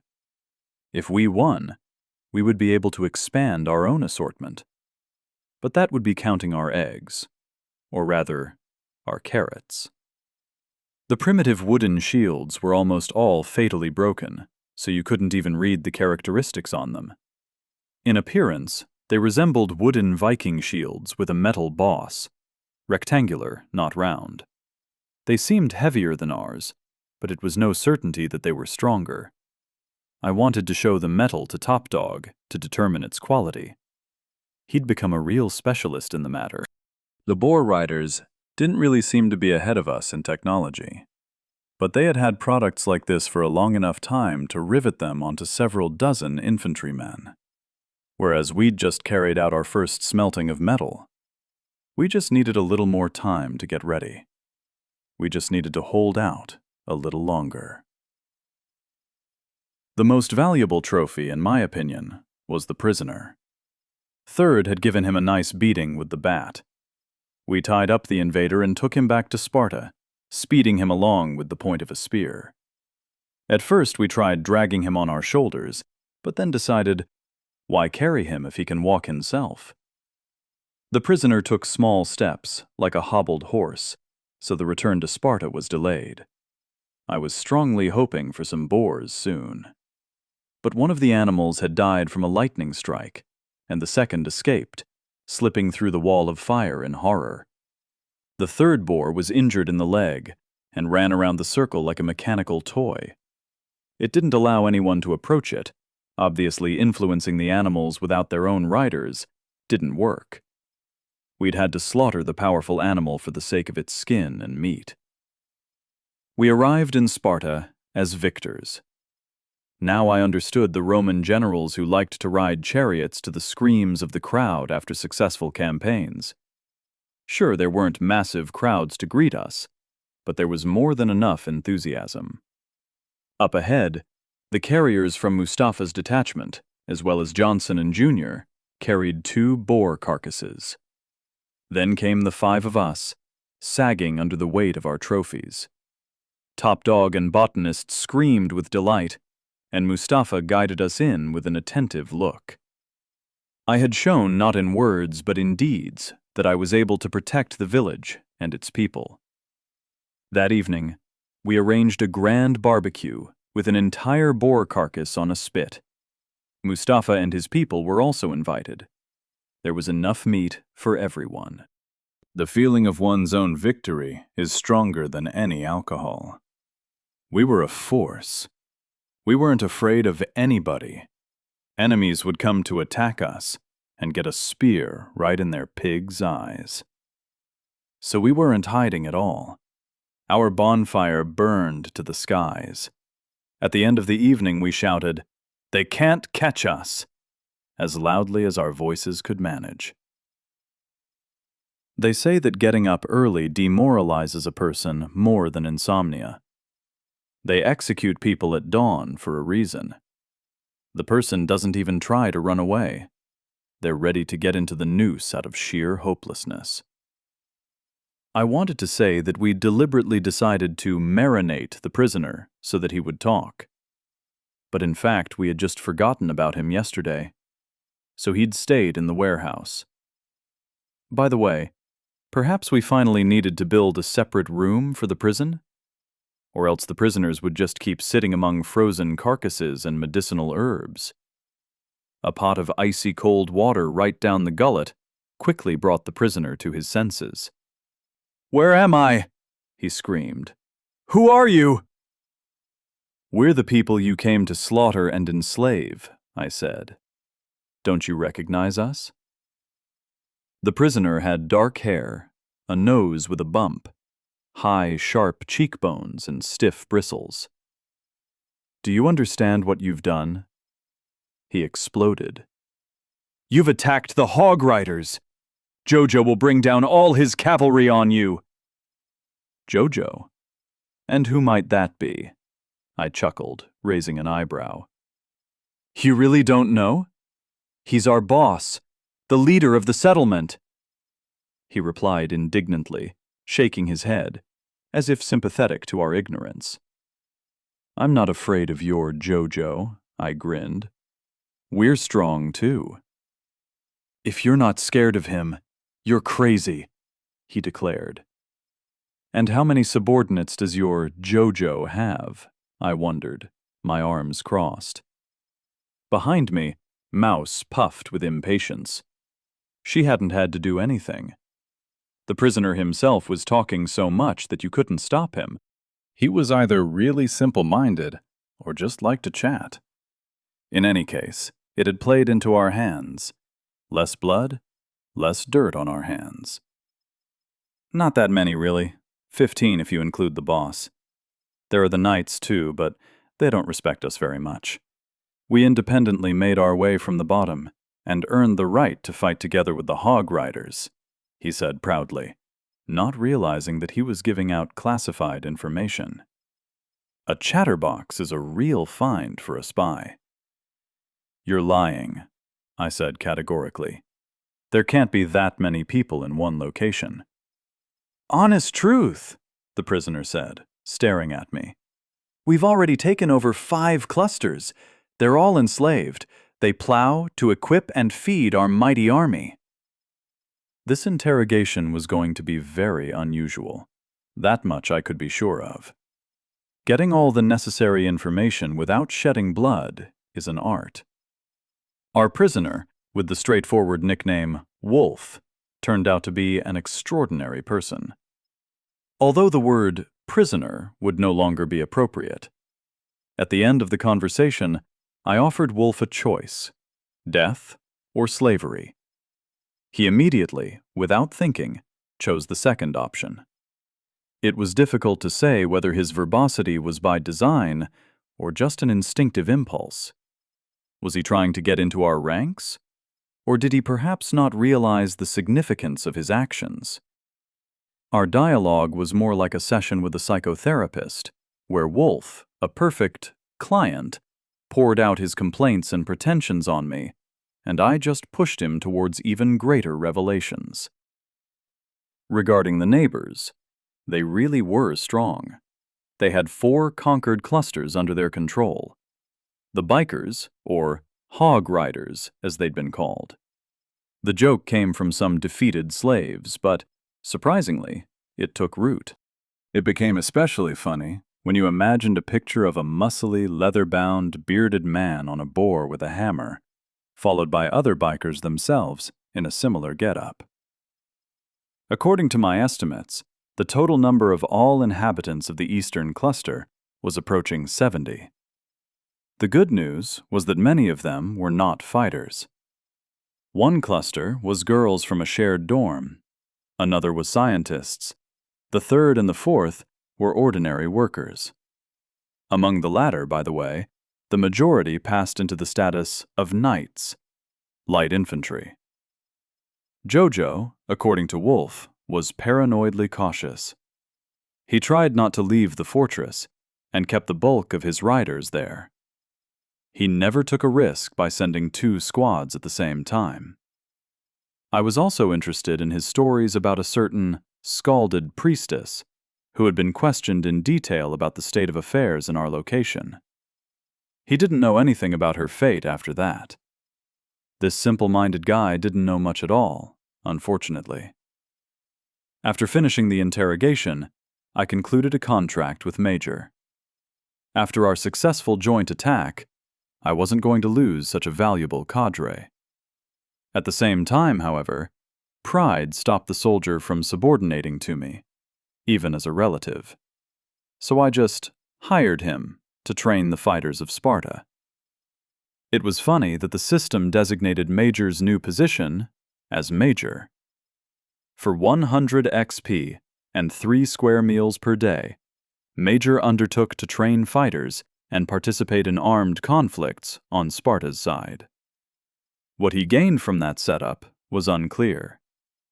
Maybe he thought that our relatives were poorly fed. Soon after, there was another visit. "I want to sign a contract," the redhead told me. "Are you sure?" I asked. "Lola, that's your name, right?" "Yes, to both," Lola nodded. "That is my name, and I'm sure of my decision." "I don't see the point in hiring one person," I interrupted. "Either join Mustafa or join Sparta, but as a slave, not a wife. I already have an overabundance of those." "My profession is rare," said the redhead. "What if you need me?" "What is it?" I said, driving the vulgar thoughts out of my head. "You understand that you would have to work 10 hours a day." "I understand, but it wouldn't leave you worse off either," Lola insisted. "I'm an herbalist. I can brew elixirs. And how's that working out for you? My eyes lit up involuntarily. So far, I've only been able to make a tiny healing potion, and another dozen or so that aren't that useful. But I'm grinding it constantly, so it'll definitely come in handy. Would you like to conclude a unity contract, helot contract, slave contract? I concluded an individual helot contract with Lola for 1 month. Let her spend her 10 working hours climbing through the forests and collecting medicinal herbs. Healing potions before the coming war would be very useful. After the stress of the last few days, our life gradually entered a rut. As many as 5 pairs of additional working hands dramatically improved the situation. We were just finishing the tannery. Patrick was unexpectedly asked to work there. I didn't interfere, and he began to get the hang of the armor and handcuff models. In one of the boxes that had appeared after defeating the enemy, we'd received a second spindle. Gale and Mustafa's wife Nana spanned threads all day long. Botanist gradually began to supervise all work on the plantation. Piggy, on the other hand, became the leader controlling agriculture, the spinners, and the leather workshop. Johnson managed to rebuild the houses of all the residents in the settlement. Until recently, the slaves had spent the night by the fire, covering themselves with skins. Our head builder was already negotiating with Mustafa about constructing permanent houses for our helots. The idea flashed up from time to time on the daily agenda of a second fence, so that the outpost would be protected further. By the way, on the first day after our return from the campaign, Top Dog had received freedom from me, and the status of relative. Let everyone see that hard work for the benefit of the settlement would be rewarded. We had time to go to the mine. Over there, we bargained with Crab. The owner of Gazelkin brought, in strict agreement with the contracts, half of the ore they'd mined. In 3 days, that had been about 20 kilograms. He tried to ask me if I knew anything about Mustafa's people. "What happened to him?" I said, giving nothing away. I didn't need any unnecessary problems due to Crab getting suspicious. If he found out that his competitor was now working for me, he would definitely try to throw something out. He wouldn't violate the contract, of course. The system would punish him, and how could his settlement get by without food? But he could well try to pull a dirty trick on us. "Yeah, can you imagine? They ran away with the whole village. We don't know what to do." "No, Crab. This is the first I've heard of it. If I hear anything, I'll let you know. But this is your cluster's problem, not mine. It's up to you to resolve it," I interrupted sharply. I shook my head indifferently, making clear that the conversation was over. And Crab calmed down with his questions. Back home in Sparta, I was greeted by an extremely agitated Johnson. "Elder, we need to talk," he said. "What happened?" I said, my face dropping. I was afraid that something had suddenly happened to the plantation or construction site. It turned out that after talking to Mustafa's people, Johnson had learned 2 things. 1. Wives can be passed from hand to hand. 2. A husband does not have to be a lord. "Elder," Johnson begged, "let me marry Mouse. Bless it, as they used to say. I like her. She drives me crazy." "And what does she think of you?" I asked. "Well, where else is she gonna go?" Johnson responded irritably. "Unless she doesn't care about her own happiness." "Bring her to me," I instructed. We would let her say whether she agreed or not. "I will. Thank you, Elder." Johnson beamed and ran out of the estate.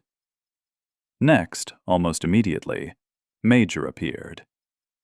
"Is it true that the Lord can give his wife to another person?" He asked me directly. "It is," I nodded. "Give me Mouse." He bowed his head. "I'll work for you. I'll serve however you want me to. She's got into my soul. She makes me weak.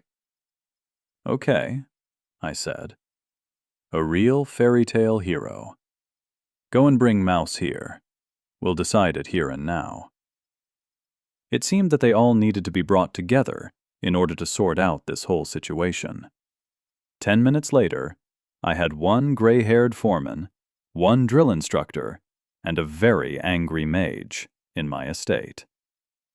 The air temperature in the building jumped 5 degrees. Johnson was excitedly wiping the sweat from his forehead. Major was shifting from heel to toe like a fresh-faced student. Admit it, I said to the mage. Which of these two men do you love? Chapter 18. Okay, Mouse rolled her eyes. What's going on here? Both men were stood there in a stupor, so I was forced to take the initiative. What do you think? I chuckled. These two gentlemen came to woo you. They both asked me for your hand and heart, and for blessings from above, so to speak. What kind of joke is this? She asked menacingly, her cheeks burning. She was completely unrecognizable as the old gray-haired teacher that had once fit the name Mouse. A short but imposing curvy blonde, what some might call vivacious. Only men ready to take a risk would take a lady like that as a wife. All of a sudden, if she got the wrong idea, she'd stop being a pushover and start shooting fireballs. Marry me, the two of them said in sync, as if on command. They also stretched out their hands and looked as if their fate would now be decided. Mouse blinked bewilderedly, shifting her gaze from Johnson to Major and back. Then she turned in my direction. So I have to choose? She asked. Are you kicking me out? Not at all, I shook my head. It's all up to you. As it turns out, you can be a wife not just of a lord, but also of any other resident of Sparta, if you agree to it. Anyone? Mouse's eyes suddenly sparkled. She definitely seemed somewhat maddened. Whoever you want, I nodded. Any free relative, naturally, not a slave. The intrigue continued. Now I myself was curious which of these two Mouse would prefer. They had both wound themselves around her with varying success. Meanwhile, Mouse plunged into reflection, after which she nodded slightly at some of her conclusions, and proudly shrugged her shoulders. With a radiant smile, she approached the men as they awaited a decision, and then, shaking her hips, walked past them both? The three of us opened our mouths in shock as the mage left the estate. As time passed, Johnson and the Major looked at each other, not knowing what to say. I stayed silent too. The thought crept into my head that Mouse had decided to give both suitors the slip at once, in order to remain a wife of the Lord. It was still a position of status, no matter what. Although I hadn't found her vain or mercantile until now, but still, the wife of a foreman or a hired gun, compared to a lord's lady, even if she were the second such lady, would probably be a demotion. I had no time to finish my thoughts before a noise came from behind the door. To our astonished silence, Mouse dragged in by the hand. "What the hell is going on?" Junior grumbled. "Is it really that urgent? I promised Top Dog I'd help with the smelting. He's waiting for me. He wants to get started. Can someone explain what's going on clearly just once?" "Here," Mouse said. Only now did Junior realize that something funny was going on. His dumbfounded gaze turned to me, then to the men's open mouths. Am I interrupting something? He scratched the back of his head with his left hand. Mouse was still clutching his right hand in her palm. With a happy smile, she poked a finger at Little and said quietly, "Him." Noticing my stunned face, she added, just in case, "I choose him." What had happened now? Mouse? Not understanding the depth of the situation in which he found himself, Junior looked at the girl, who lowered her eyes modestly. "What are you choosing? We're going goat hunting tomorrow. You'll have to check it with the Lord if you have something else in mind." Without waiting for her reaction, he looked at me and the rest of those present. "My lord, give Mouse to me," Johnson said, pompously trying to assert himself. "I love her and will be able to provide her with everything." "But I will be able to protect her and save her from any troubles," Major piped up. "You? Protect?" Johnson said, outraged. "You live in the forest. You wipe yourself with burdock leaves. What's the use of you, you raven loon?" "You rotten stump," Major shouted, not holding back either. "The only thing you know how to do is grunt and make smart little comments, old man." "Well, I'm stronger than any young man." "Oh yeah? Let's prove it. I challenge you to a duel." "Agreed. Let's fight it out." "Lord, grant us the duel. Let us settle our dispute." "Have you both gone completely nuts?" I butted in, stopping their quarrel. Both men flushed red and shut up. "But you are both, first and foremost, in my service," I reminded them. "So no duels, and no other nonsense. If I find out you've done it, both participants will be deprived of all privileges and sent into slavery. I will not tolerate disorder in the settlement. Major, that applies to you too. Believe me, I will make it happen." "Understood, Lord," Major muttered. "I'm sorry. I overreacted." Johnson also muttered some guilty words. "I don't want to deny anyone their freedom. The choice is Mouse's," I continued, sincerely regretting that we had not yet invented popcorn. I'd love some right now. "Then explain it to her, Junior," Major said, standing in front of him. "She refused me. She says she loves you." "She thinks she loves you," Johnson added. "But she can't love me," Junior frowned. "Yes, I love you," Mouse declared. "Mouse?" He was finally getting it. "I've liked you for a long time," Mouse said with flaming cheeks. "You're calm, reliable. You always help, explain, and support. It's so quiet and nice to be around you." "But," Junior tried to make sense of what was happening. "Lord, you said I could choose." Mouse took matters into her own hands. "So I chose." "Junior," I asked, "do you agree to marry Mouse?" "Junior?" Mouse asked hopefully. Her voice vibrated in a special way that unmistakably gave men goosebumps in every part of their body. Red as a tomato, Junior gulped and nodded. "By the power invested in me by the system, I declare you husband and wife," I said. Commiserations. Player Mouse is no longer your wife. Reputation of settlement, Sparta, -10 points. Congratulations. Player Small and Player Mouse are declared husband and wife. Reputation of settlement, Sparta, +20 points. Johnson and Major looked at the cooing couple again, then at each other, then at me, and then... "Well, damn it," Johnson sighed. "There's nothing to get drunk on."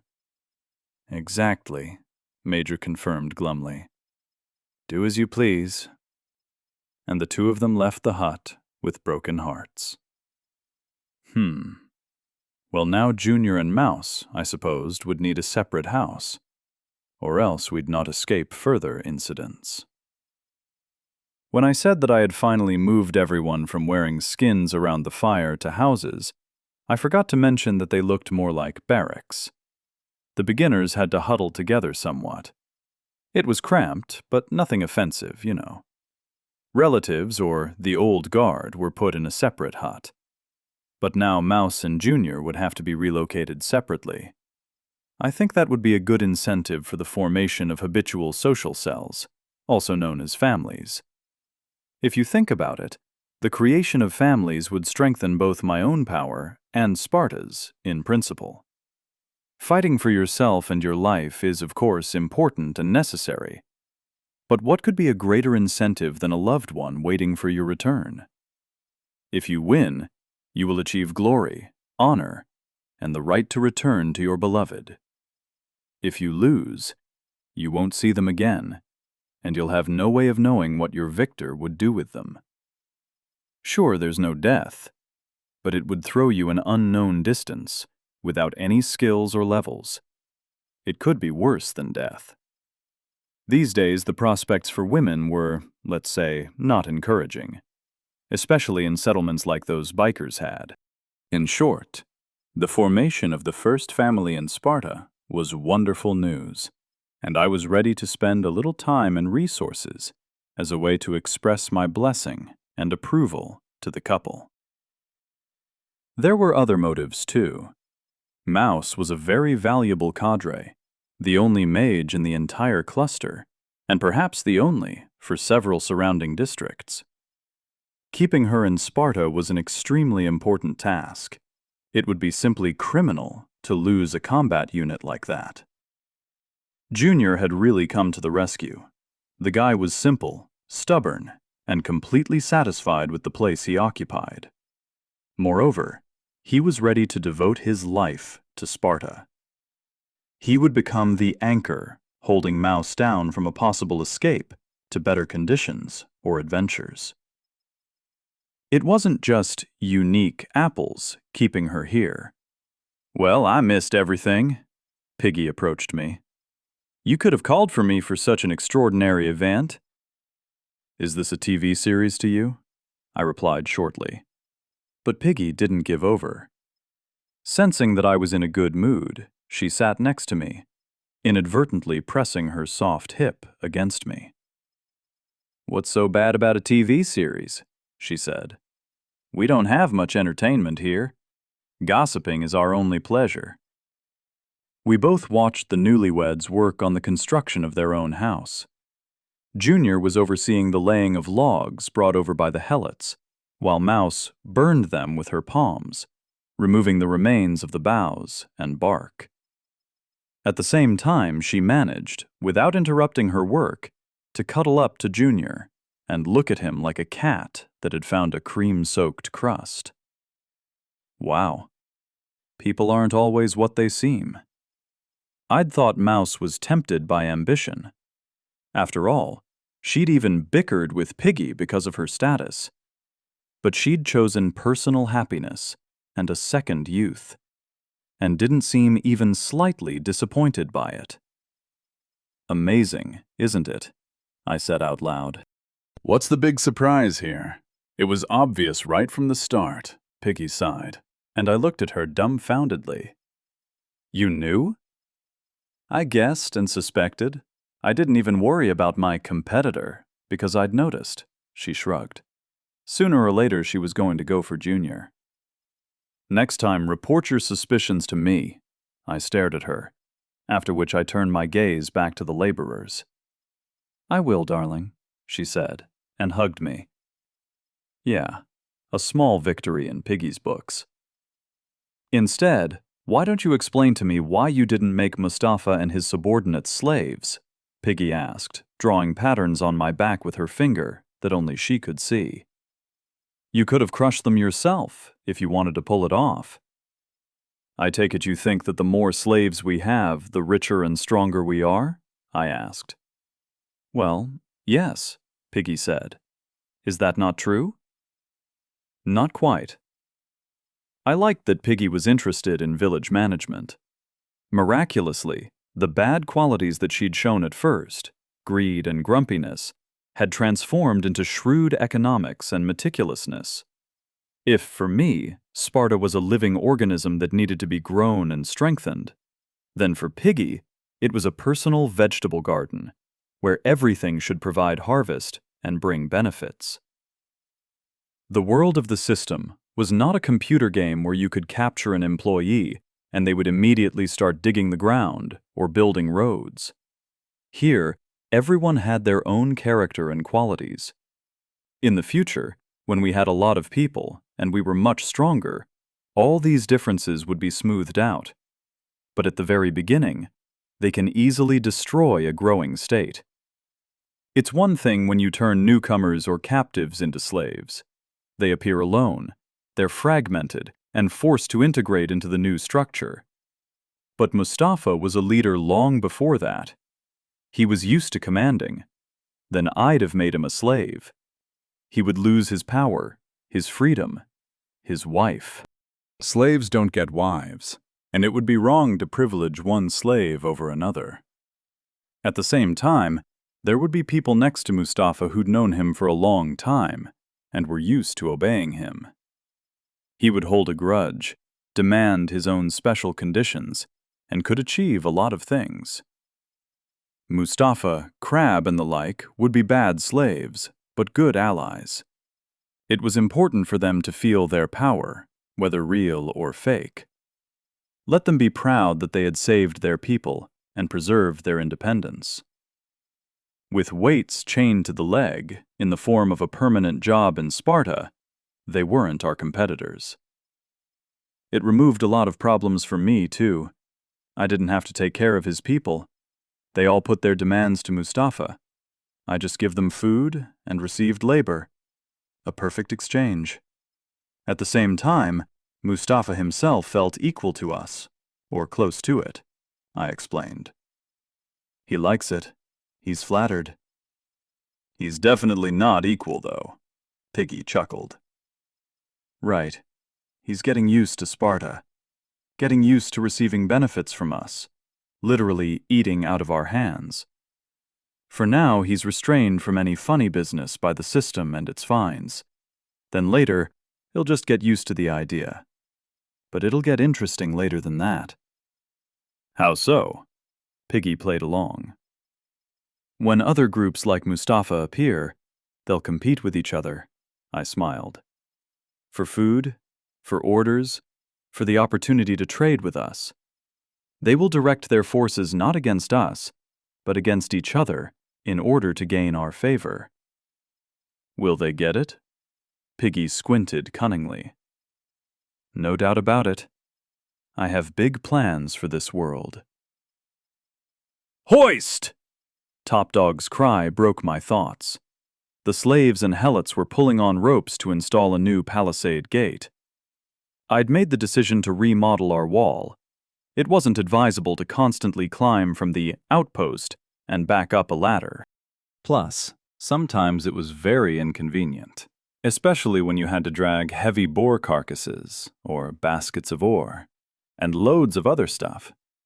We now had an abundance of iron, so it was possible to make reliable staples and loops, bolts and rotary mechanisms, so as not to turn the heavy trunks manually. Outside, I even planned to cover them with steel sheets in the future.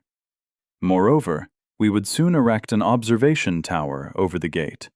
Since its blueprint was offered back at the campsite stage, I reckoned we could probably build one by ourselves.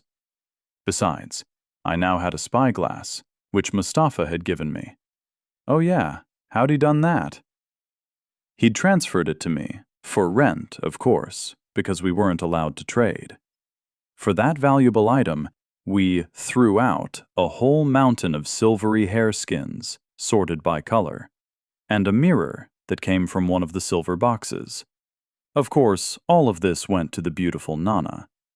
Mustafa now had no need for such an item, but to junior, major, or third, it would be very useful during scouting trips. Name: Spyglass. Level: Legendary. Description: Far away I sit, looking from on high. There's definitely something not right here, but you can't make it out with a microscope, can you? Bonus: Wisdom +4, Charisma +3. An interesting little item, so I wouldn't mind carrying it with me. We had no other tools for a better view yet. but it would have maximum benefit in the hands of a permanent guard on Gates' watchtower. I'd have to discuss the idea of running a guard service with Major. After all, the danger of a surprise attack had not yet been removed. With our growth in numbers, there was an opportunity to improve our military component. Journeys to the mine, reconnaissance, protection for groups that went out for resources. All this required constant participation. I released Junior and Third from all housekeeping responsibilities and routines. They formed a kind of special forces, or rapid response team. They devoted all their free time to training, and whenever they were needed, they formed a combat presence. Major often joined them, but in general, his main task was drill sergeanting. In the phalanx, our main striking force, the soldiers were joined by reserves, that is, those who combined civilian work and military training.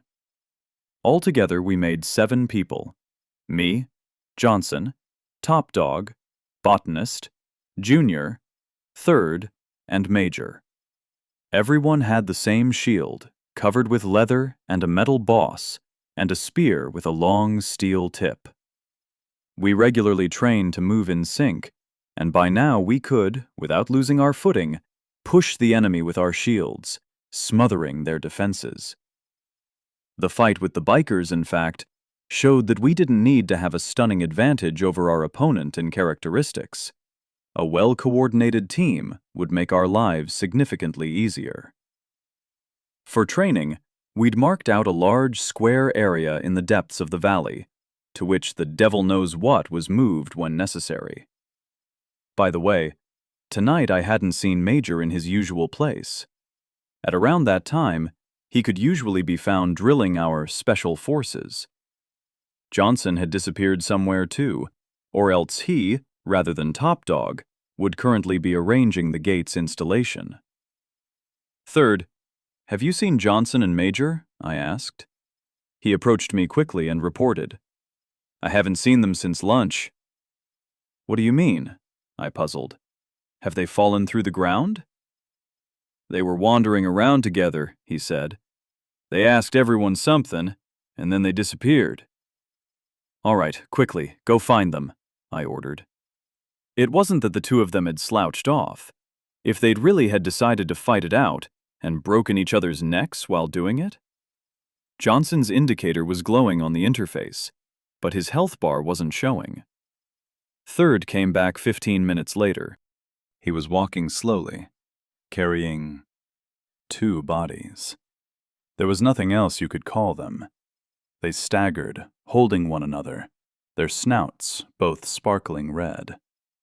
They stared at everything around them as if they were seeing it for the first time.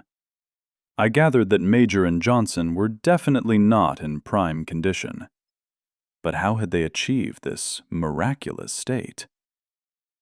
I was planning to send the dogs out to look for you, I said. I was kidding, of course. We didn't have dogs. Unfortunately. Don't, Johnson hiccuped. No one to look for. We came ourselves. He hiccuped again. The cloud of gas from it nearly knocked you off your feet. Where the hell did you get the alcohol? I asked the two of them in disbelief.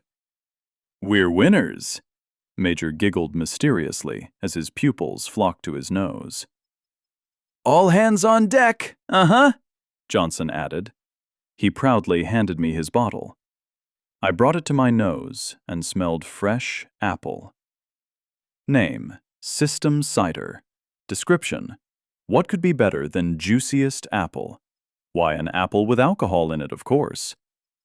Buffs, Wisdom +2, Stamina +2, Will +3, raises mood. Well, goddamn. I looked up at the two of them as they hugged each other around the shoulders touchingly, sat next to one another on the grass, and snoring. First thing the next morning, I called Johnson to me. He appeared to be suffering, and his physical torments were all the more tormented by his mental state.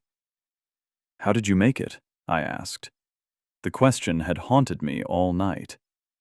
Johnson looked up and made unhappy eye contact with me. "I don't remember, Elder," he said. "I don't remember a thing." Chapter 19. So, summing up the facts. Our two heroes, feeling world-weary. The craziest ideas were spinning around in my head, hypnotizing them both to pull out their hidden memories, or dragging them off to the devil knows what. The fear there would get anything out of any idiot's head. While I was sat there at a loss, Top Dog arrived at the estate. "Fathers," he turned to Major and Johnson. "What is this nonsense?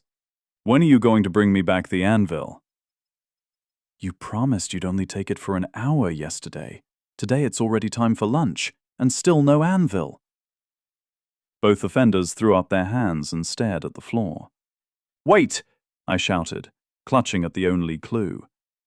"These two were with you yesterday." "That's what I'm talking about," the blacksmith started. "They took the anvil and went off hunting.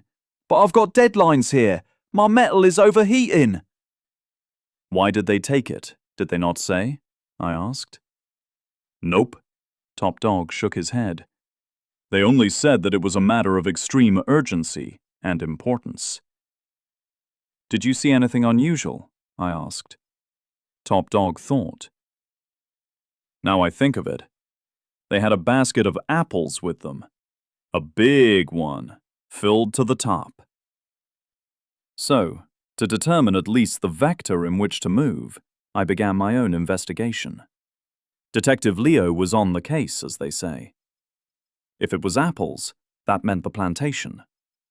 Reaching that simple conclusion, I headed off for it, dragging both violators with me. Botanist immediately redirected me to Piggy. My wife stared at me in surprise while listening to my shortened story about the moonshiner's adventures. Fools. I even asked them why the hell they needed that many apples, she shouted, clapping her forehead. "You gave them the basket of them, that means," I asked. "It was a matter of life and death then, was it, boys?" she said, squinting at the perpetrators of this sorry epic. It was hard to know which way to look at it. But the creation of cider really was a burning question. For everyone. No exceptions. "Wait, you didn't happen to hear where they went next?" I asked. "I know," she thought aloud. "Major asked about a press, and Johnson suggested an anvil. They were looking for cloth, too." "Cloth?" "Well, yeah," Piggy explained. "Gail is trying to make cloth without a loom. She saw something like it, a frame and a shuttle. It's long, very slow. But we don't have another option right now." "So you told them to go to Gail?" I asked. Piggy nodded thoughtfully. "By the way," she said, "how much cider did they get?" "Enough to bring 2 large men to blackout," I replied. "It's just that I gave them ordinary apples," Piggy explained. 30 apples, but only simple ones. But this morning I checked, and one unique one was missing." They got a unique one, so the cider turned out to be system cider. That information only further inflamed my desire to get my hands on the cider. 1 apple among 30 gave the cider unique properties. That was an incredible success. Gail was very embarrassed to see me. She explained that under the onslaught of those two, she'd given them an experimental flap of cloth in exchange for a promise to return it as soon as we filter everything out. "You were still looking for a large container," she recalled, poking at Johnson. "Did they find it?" I asked. "I advised them to ask Mustafa for a cauldron," she explained. "They were unlikely to find anything bigger than that." As soon as we left the fence, Mustafa attacked us. "My darling, why are you doing this?" he began at once. "I treat your people with all due respect. Shared my last and most valuable item with them. But where are my people? And where is my cauldron? Oh, it's not good." "I'll find your cauldron, Mustafa," I reassured the Turk. "Just tell me, where did they go next?" To Lola, of course, he said, as if going to Lola with an empty cauldron and a basket of apples was a normal thing to do. Lola, thanks to her valuable profession and probably other merits, had been given a separate hut. I'd never noticed her taking part in its construction. The interior of the herbalist was appropriate. Dozens of bunches of dry grass, a huge wooden table with countless clay bottles and other containers. Still, it's good that we had managed to set up the production of clay pottery and other little items. It was just what was needed now, for storing food, water, fat, spices, and herbs. Lola had adapted it for her own purposes. "I'll show you what the two of them begged me to do," muttered the redhead, bending her entire body while crawling under the table somewhere. I covered my eyes. "Be strong, Leo. You already have 2 wives. No need to hang someone else round your neck." After a minute or two, the girl put a small clay jar in front of us. Once it was opened, I caught a sharp chemical smell. Not what I'd expected. Name: food catalyst. Description: noticeably accelerates fermentation in food products. It won't do any better than that. And it's been bred sloppily. A very interesting discovery, no matter what you might say. It now became clear how Johnson and Major had managed to brew cider in less than a day. "And where did they go next?" I asked without much hope. It was more a formality than anything. "They built a fire here first," Lola said. "And then I chased them away, and they left for the lake. Finally, by going around the lake and coming from the north side, we came across the real crime scene. The cauldron, the anvil, several wooden boards that the apples had been crushed with, and 2 empty baskets. Oh, and another clay bottle of evidence. At the end of the day, Major and Johnson were either geniuses or idiots, depending on how you looked at it. They had managed to brew the first alcohol in Sparta in artisanal conditions, almost from scratch. To do this, they'd collected apples, chopped them, wrapped them in cloth, and crushed them with an anvil. Then they threw it into the cauldron and set it up to ferment, adding the food catalyst. All that was left was to filter, remove the sediment, and receive their cider. "Well, comrades, well done! You've done excellent work here. And now you've done it once, you can do it again. That's your new task," I commanded the men. They wanted to make cider? They could brew it for days on end. "Whatever you say, Elder," Johnson sighed resignedly, with Major following suit. "But so that you don't continue any foolishness today, I'll be going hunting with you." I saw both of their sour faces. "What, have you decided to take your hangover off work?" "Just a little," Johnson explained guiltily. "Get the blood flowing again." "Ah, that's not an issue," I said harshly. "Consider it punishment for your stupidity. You deserve it, brewing and drinking it all in one go, without even sharing it." Major had told us about wild goats. The animals lived nearby, but on the other side of the mountain, so no one had stumbled upon them so far. The goats were very shy and didn't let anyone get near.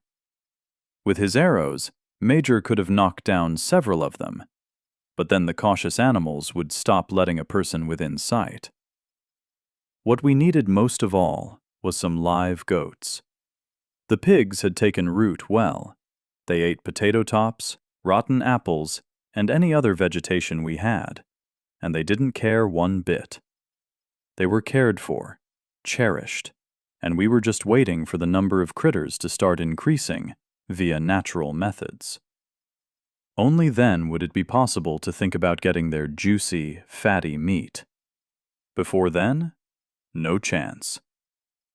I was hoping that new species would multiply when Piggy or someone else on the plantation got livestock breeder to level 2 or 3. I was more than happy to go out into the forest. So many administrative and housekeeping problems had piled up that it was impossible to breathe. So, for a day, I would just do simple, easy-to-understand tasks.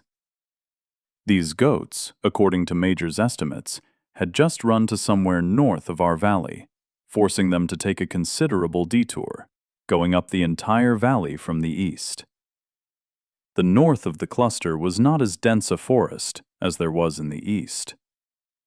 For the next few hours, we wandered among the trees, looking for at least some hints of the presence of goats or any other living creature. And we found it. Right at a small stream, Junior spotted dozens of tracks. Fresh ones, too, Major assured us. So, they're definitely somewhere nearby, I agreed. Then let's proceed as follows. From Sparta, we grabbed a full-sized net with hooks at the ends. It was made of thin ropes. It would unlikely to trap a person or anything serious, but it would be able to cope with something smaller. Sneaking up on the goats would be useless. If one of them noticed a person, everyone else would instantly jump to their feet and rush to the mountain cliffs, from which they would look at us with contempt. So, I decided to use the tactics of chase hunting. Johnson, Top Dog, and Mustafa's men would create noise and drive the goats directly away from them. But I and the others would hunker down and keep guard.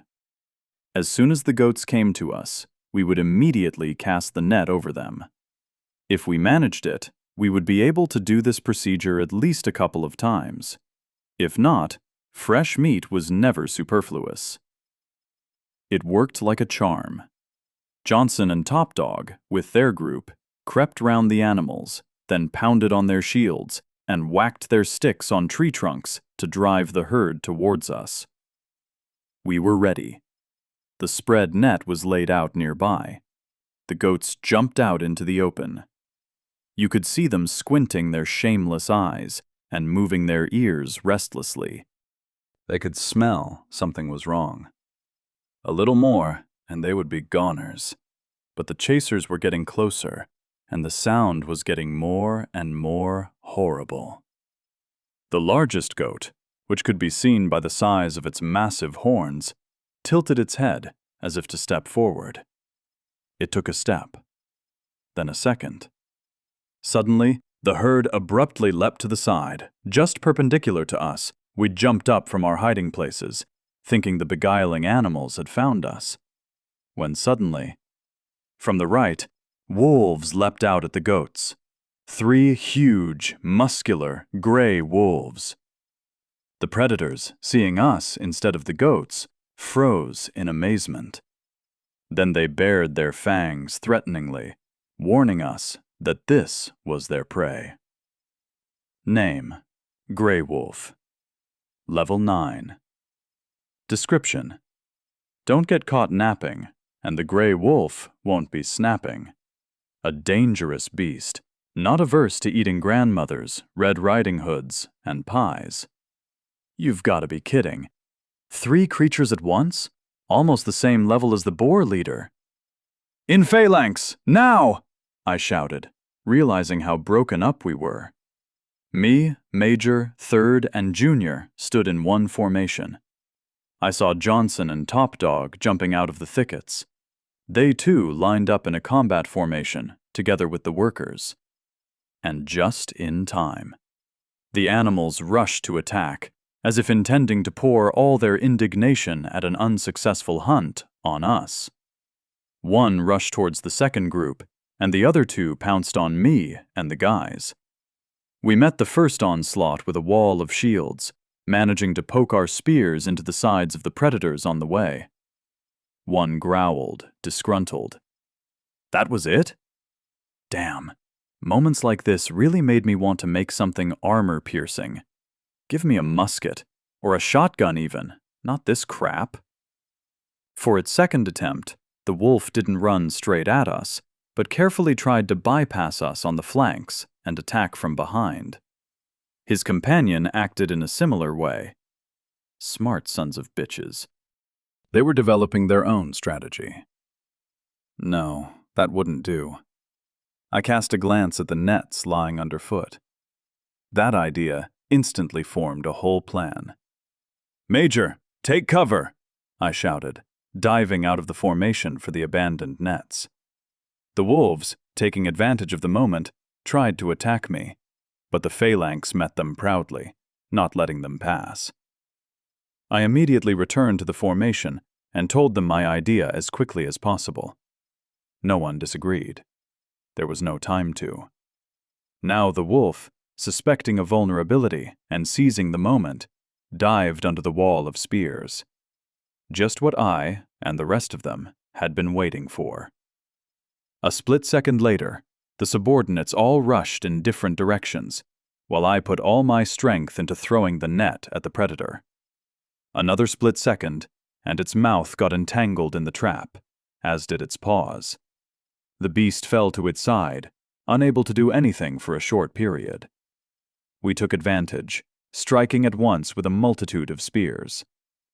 Major and Junior sat right on the beast's body to press it to the ground.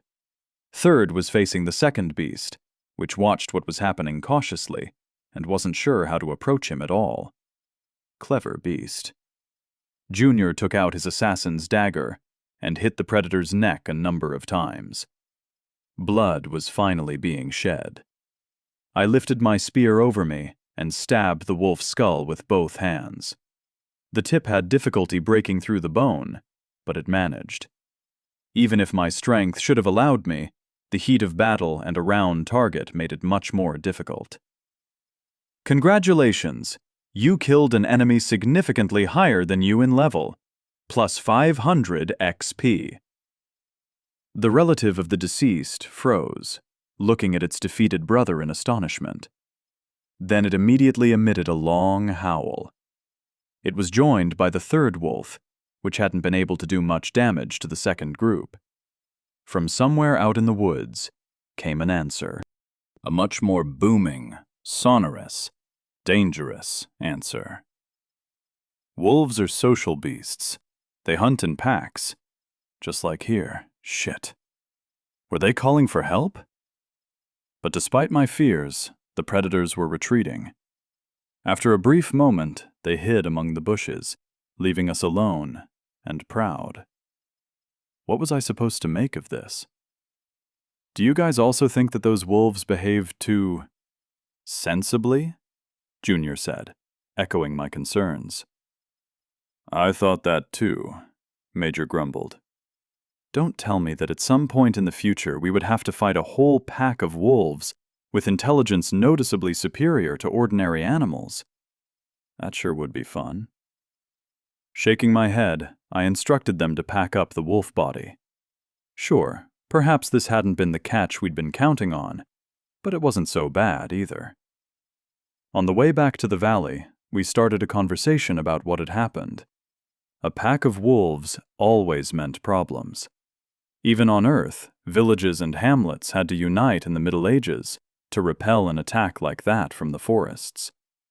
A pack grew especially dangerous if it began to starve. Then even the usual caution and thoughtfulness of wolves receded into the background, leaving despair and wild hunger in their place. Apparently these wolves had not yet reached such a condition, but it certainly wouldn't hurt to be vigilant. The phalanx had shown itself again in all its glory. Even a wild beast, whose characteristics were not inferior to those of the wild boars, could barely inflict any damage at all. Unlike the wild boars, the wolf lacked the impressive mass, removing the risk of a ram, but the predator replaced it with dexterity and brains. It wouldn't be nearly as easy to push that enemy into pits with stakes. The sleek-tailed devil would notice, and wouldn't get caught. We were already approaching the palisade, when suddenly we heard a loud cracking of branches. Something was running in our direction, loudly and decisively. We immediately took up spears and shields, throwing the bound wolf carcass to the ground. "Everyone in position!" I shouted. The wall of the shields bristled with spears. Out in front of us, from the forest, came A wild boar. Judging by the tan on its skin, this was the one that had managed to escape from us. The boar drilled into us with its evil, beady eyes. Then suddenly it crouched a little and dug the ground with its right hoof. "What's it doing?" asked Major.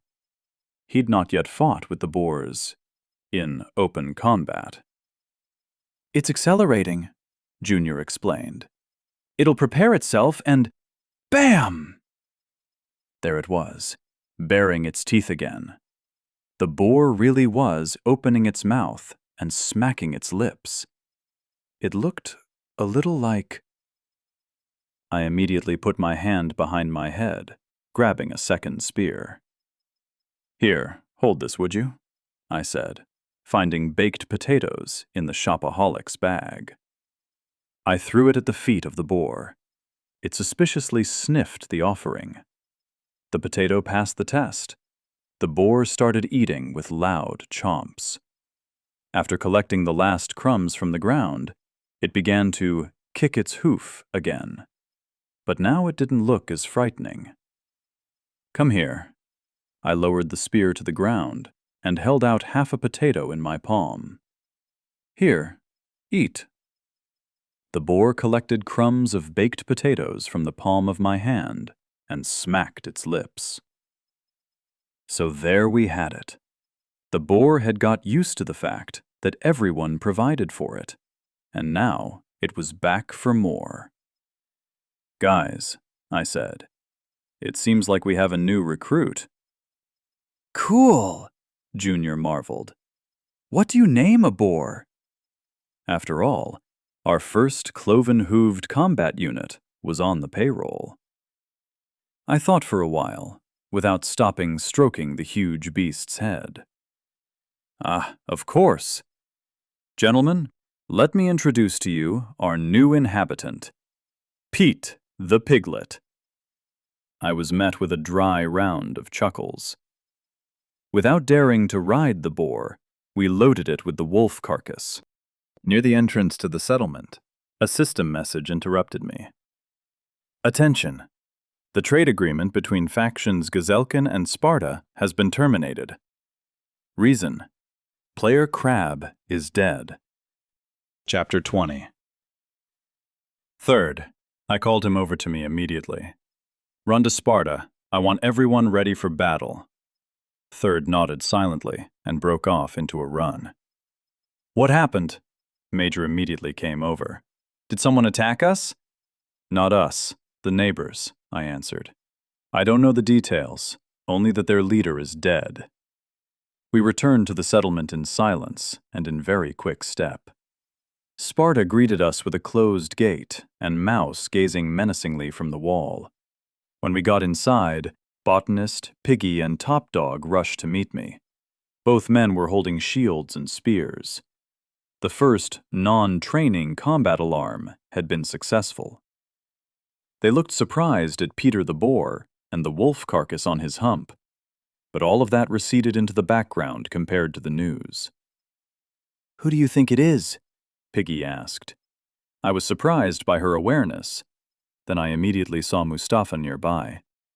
He and his tribesmen were carrying ore to our smelting furnaces. Despite the hard work, the Turk looks triumphant. Of course, his old competitor had kicked the bucket. "Have you already told him?" I asked.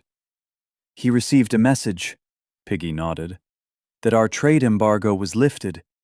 As soon as they heard, they were completely amazed. Started running around from side to side. I even had to..." She touched her whip with implication. "I'll explain," I said. "Piggy, Johnson, Junior, Major, and Third, follow me. Top Dog and Botanist, keep an eye on the employees so that they don't relax. Mouse can stay on duty just in case." The large group of us walked over to the estate. "What does crab dying mean to us?" Piggy worried. "They're a long way from here. Wild boars can't pass through the swamp. They'll sink." "What's to stop them from taking a detour and going through the forest again? But with much greater strength. They defeated the Southerners. Now their hands are free." And we definitely can't rule out the arrival of that second group, I said. But most importantly, what if it's not the Boar Riders? Then who? Any other cluster, that's who, Johnson explained earlier than I could. What if we have new neighbors who immediately ate them up? The question made everyone think. Now, if another cluster with aggressive players was discovered next to the Southerners, then Sparta was at quite the risk of being caught between two fires. One opponent was coming from the south and another from the east, and there was no way of moving out of the way of either. The latter would definitely take advantage of the moment. I'll go on a recon mission, I informed my people. We need to be sure of what really happened to Crab and his settlement. If it was his own people who stabbed him, then good. I mean, not good for him, I explained. But that will be best for us. We could have a chance to win the others over to our side. If not, then we'll have to look at the circumstances. Your task is now to prepare Sparta for defense. The observation tower is already completed, as you'll see. Put a sentry there and send the Helots to prepare wood and stone in case of a siege. Everyone's faces had turned serious. A siege of Sparta was an option that you didn't want to think about, but that you should always be prepared for. What do we do with Mustafa? Johnson asked. Let Lola and Nana collect all their valuables and prepare for an evacuation, I said. At the first sign of danger, they should grab their bundles and hide in the fortress. Give the men spears and short spears and put them on the wall. If the enemy comes, let Mouse burn their shacks. I don't want to give the enemy building material for a siege. The foreman nodded glibly.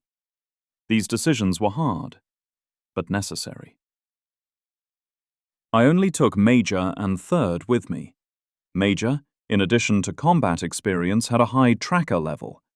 He would be able to sneak up and determine what happened on the trail. Well, and Third was Third. Especially since he was my orderly, so where else would he go? I appoint Junior as commander of the garrison in Sparta. He'd not only acquired some military skills under Major's strict guidance, but he also now had a faithful assistant, the mage, who was protecting her young husband and their shared home, so would be ready to burn anyone who dared attack Sparta. So Major, Third, and I moved swiftly along the path through the swamps, approaching the southern cluster. My thoughts were full of gloomy guesses. The likelihood of Crab being killed by his own subjects was extremely low. His relatives, the ones who'd worked for him back on Earth, wouldn't have just let their boss bleed out. Plus, the man himself wasn't stupid enough to bring the situation to that level of crisis. And there was nothing to get into conflict over. They should have been full and content right now. Food was abundant. Their competitor had disappeared. Live and let live. I was left to assume two things. Either Crab had really screwed things up in a short amount of time, or an unaccounted factor had come into play.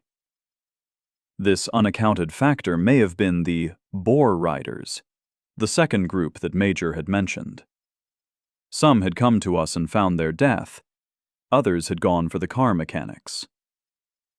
The path through the hills was more difficult, so they'd taken a little longer. But when they finally found their way, they'd immediately attacked Gazelkin. That all seemed logical, but there was always a but. What if it was someone else?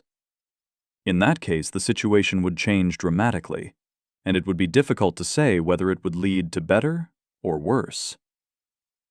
Finally, we left the swamp behind and made our way through a series of hills. Having rounded the last green island, we found ourselves on the plain and saw a huge column of smoke. That was to be expected. After crossing the river, I could make out the ashes in detail.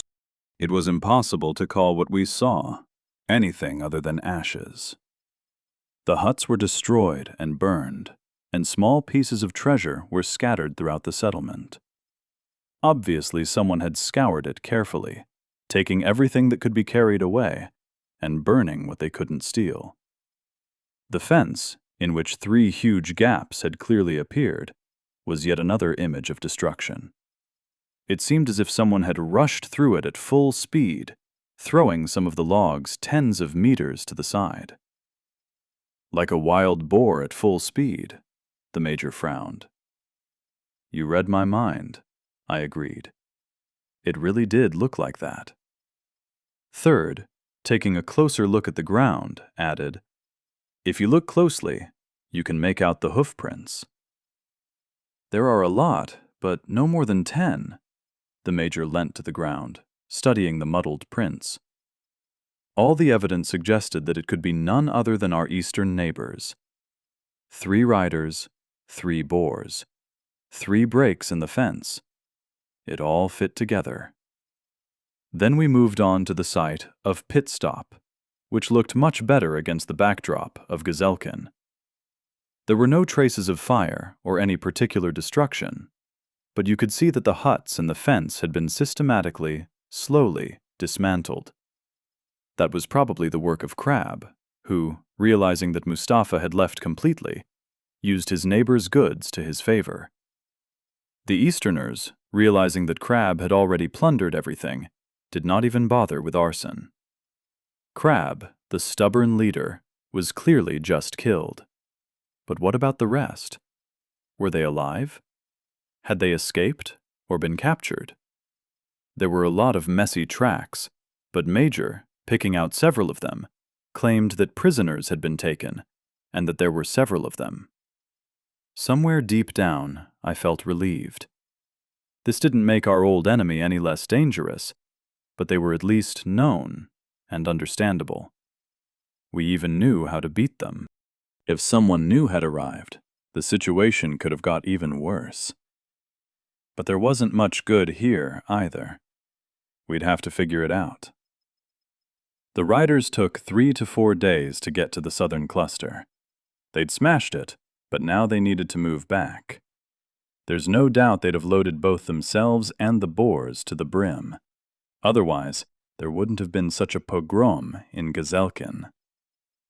How long would it take them to get back to the stronghold, even if they knew the way? A day or 2, maybe even 3. After all, now they had such a tangible ballast in the form of prisoners and stolen winnings. There was no way they would lead those prisoners straight to the fortress.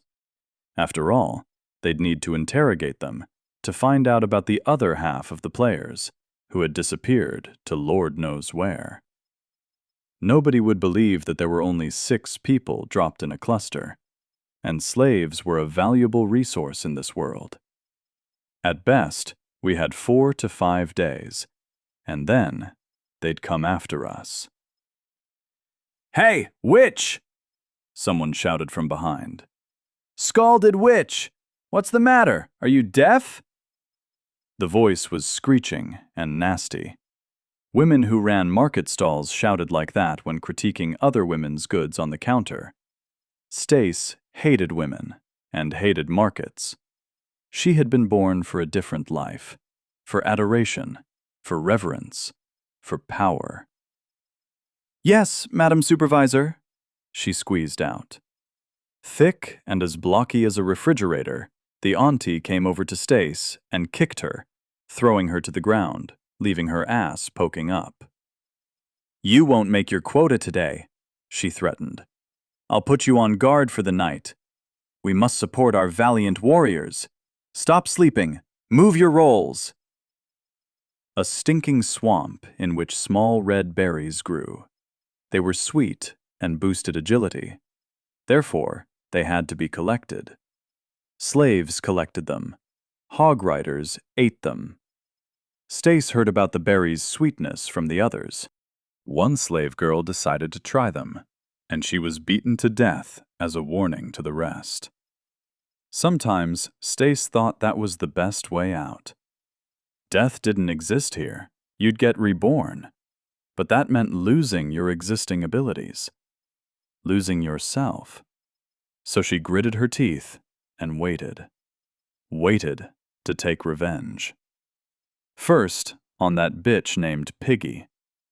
Her burn had given Stace the permanent Scalded debuff, which cut 5 points of charisma from her for good. Then that bastard Leo, who had spurned her proposal. So he'd have become a slave, no big deal. Serving her was an honor for men. Then the traitor Top Dog, the idiot desk jockey, and everyone else in that ugly place called Sparta. She would gladly drown it in blood and then burn it to the ground. She told the soldiers that took her prisoner all about Sparta.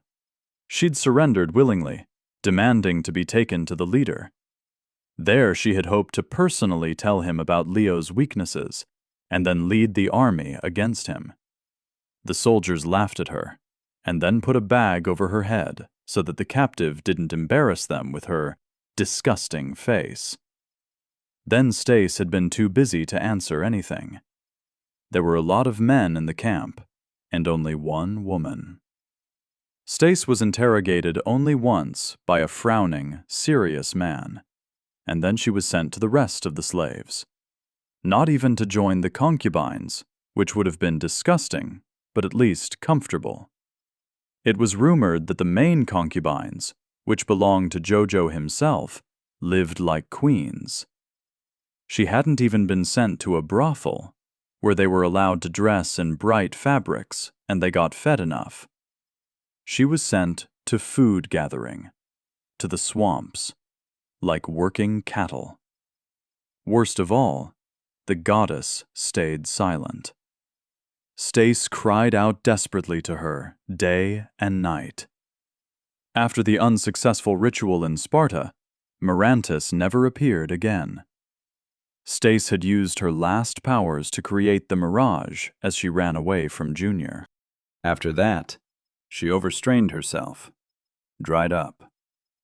Every time she turned to the goddess, she received the same message. Beautiful Mirantis is disappointed in you. Debuff. Disappointment of the goddess. Charisma -10. The other slaves thought she was insane. Compared to the others, Stace, who had invested almost everything into charisma, seemed weak. She never met her quotas, she was always late, she always received punishments and a reduced diet. Clenching her teeth, she dreamed only of one thing. Just once, let the goddess answer. Then Stace would remember every kick, every spit, every soldier or supervisor who had taken her strength. She knew how to regain Mirantis's favor. All she had to do was pick the right moment. Returning to Sparta, the first thing I did was invite Mustafa to see me. He was impatient, but I didn't want to meet with the Turk without having an accurate picture of what had happened. As soon as he crossed the threshold of the estate, I moved us to the heart of the matter, skipping any pleasantries. I assume you already know what's going on? Crab is dead, I said, folding my hands and closing my eyes, as if what was happening didn't bother me at all. How could I not know? The system told me everything, the Turk replied, nodding. Our previous agreement with him is no longer valid, I continued. Ah, yeah. Now we can trade with Sparta without restrictions, Mustafa said. Speaking on behalf of all his subjects, he did not hide his delight. Did he really have anything to grieve, after all? His former competitor had died. That was excellent. And more to the point, the system's bans on trade had been lifted for him. Moreover, now he could get some preferences from Sparta. Mustafa already thought of himself as a monopolist, and he was ready to haggle the price. I could read him like an open book. Whether it was the influence of my lord class, or just that the man's desires were so transparent. He was looking to get the most out of the situation, especially now that his ore reserves, which he had brought from the former settlement, were not embargoed. So far, Top Dog had coped with the volume, working with ore obtained exclusively from Crab, but his capacity wasn't infinite. Then, Mustafa believed, we would have to come running to him. If you haven't forgotten, Mustafa, your entire community are still my helots, I reminded him. And no one has cancelled our contract with you. That's right, the Turk nodded. Therefore, you are obliged to perform the work that I assign you to, I continued. Or am I wrong?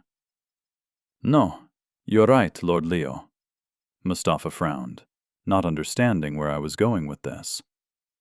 So, from tomorrow, 2 of your subjects will work in the mine on a daily basis. Now that it has no owners, there is nothing to prevent Sparta from taking it into its own use, I concluded with a smile. Mustafa's face started to change. He turned pale, red, green, and finally, with difficulty, exhaled through clenched teeth. Is something displeasing you, Mustafa? Or are you not going to follow the letter and spirit of our contract? I continued, forcing him to bow his head. No, that's right, Lord Leo. Unfortunately, everything is just as you say, he said. He had already lost all determination, coming to terms with the fact that he had missed out on the potential benefit. Glorious. That's excellent. And remember, I don't like liars. If you want to trade with Sparta, do so for God's sake. But be honest, I warned him. We have things to offer you besides food, and you can try and prepare something useful to sell to us. But the mine is mine now. I'm putting an end to that conversation.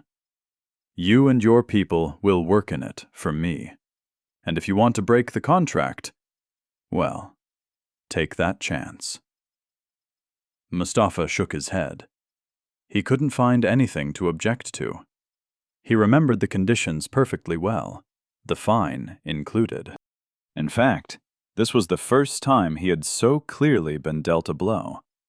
His community was far from equal to Sparta.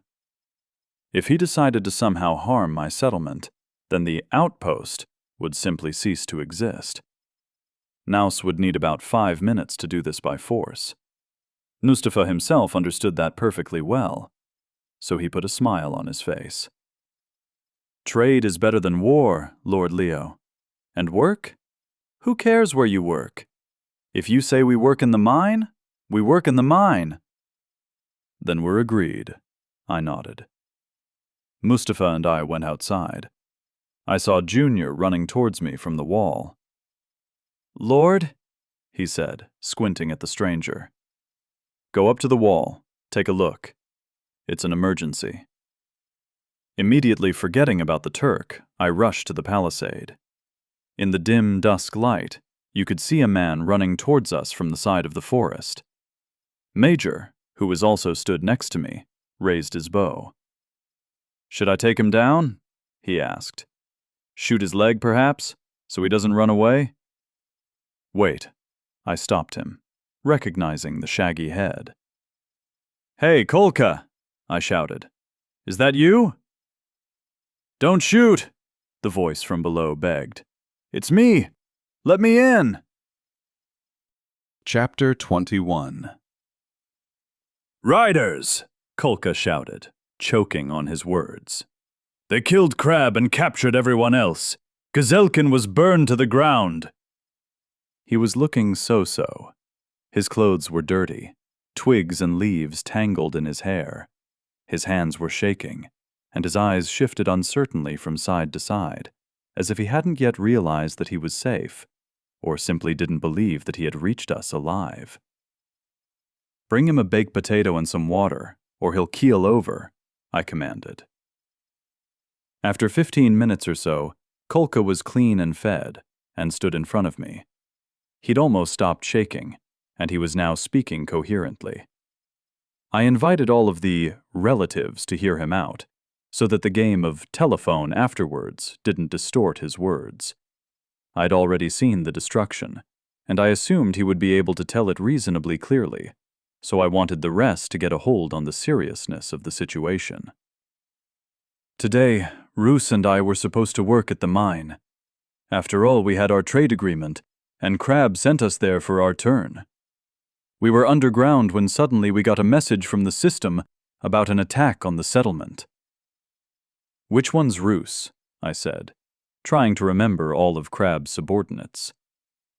Wide as a closet, Kolka prompted. Roos is short for Ruslan. He had a wife back in the village, so he sprinted straight back as soon as the message came. And you?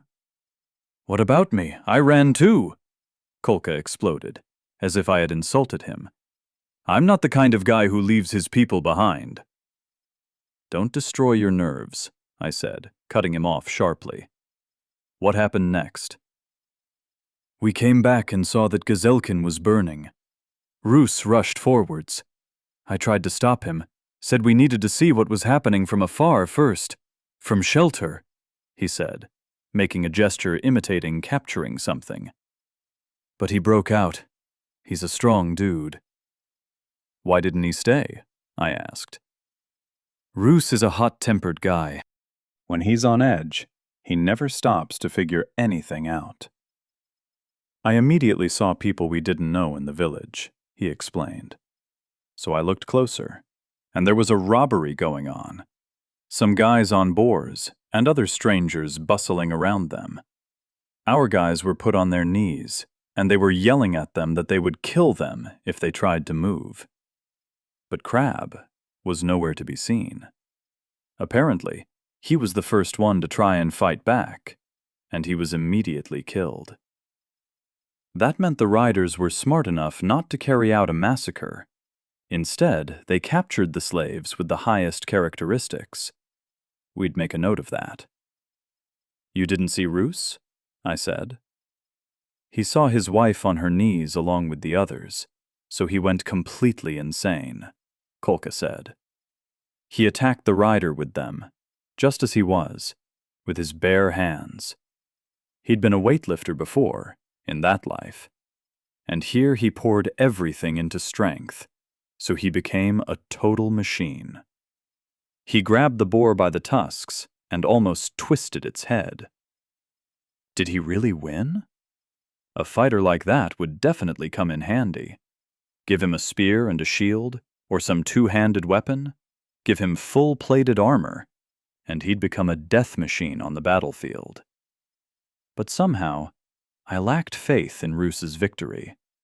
Otherwise, Kolka would not have come alone. He could probably have managed to bring down the boar, Kolka sighed resignedly. But he wasn't the only one there. Roos tried to throw the leader to the ground, but immediately got a club to the head. And then they just threw stones at him from a sling. Then he was tied up with the others. But you ran away? No. I watched them the whole time. Even when they went to the terminal to pick up the newcomer that replaced Crab after they killed him, Kolka said, lowering his head. I watched them until they left the lowland. They were heading roughly northeast. Then I came immediately to you. I managed to remember the way. If you look carefully, you can find the path. Crab was killed. His people were taken prisoner. But now Mustafa was here, and bound to me by a contract. Subordinated to me, in fact. And so, the southern cluster was left without any owners, completely devastated. That was the price of arrogance. Neither Crab nor Mustafa had wanted to unite. Old grievances turned out to be more important to them than survival. Moreover, if Mustafa had stayed in place, I was sure that even then their villages would not have managed to resist the invasion. They would have been killed one by one. When I said that I had taken his miners to be boar riders, Crab hadn't believed me. He'd decided that I was scaring him to make him more pliable and open to signing the contract. But had Mustafa gone to fight alongside me when he'd learned about the invasion? No. He sat on the sidelines, providing his people only as porters. No matter how things turned out, The southern region could now be considered ours. Iron was a strategic resource. The further we went, the more important it would be. Each mine was as good as gold, and the key to the survival of the entire settlement. After all, these would mean first and foremost armor, weapons, and tools, without which it would become almost impossible to survive in the later stages. If botanist was to be believed, there were a lot of other ores there, although before victory over the Boar Riders, we could forget about that.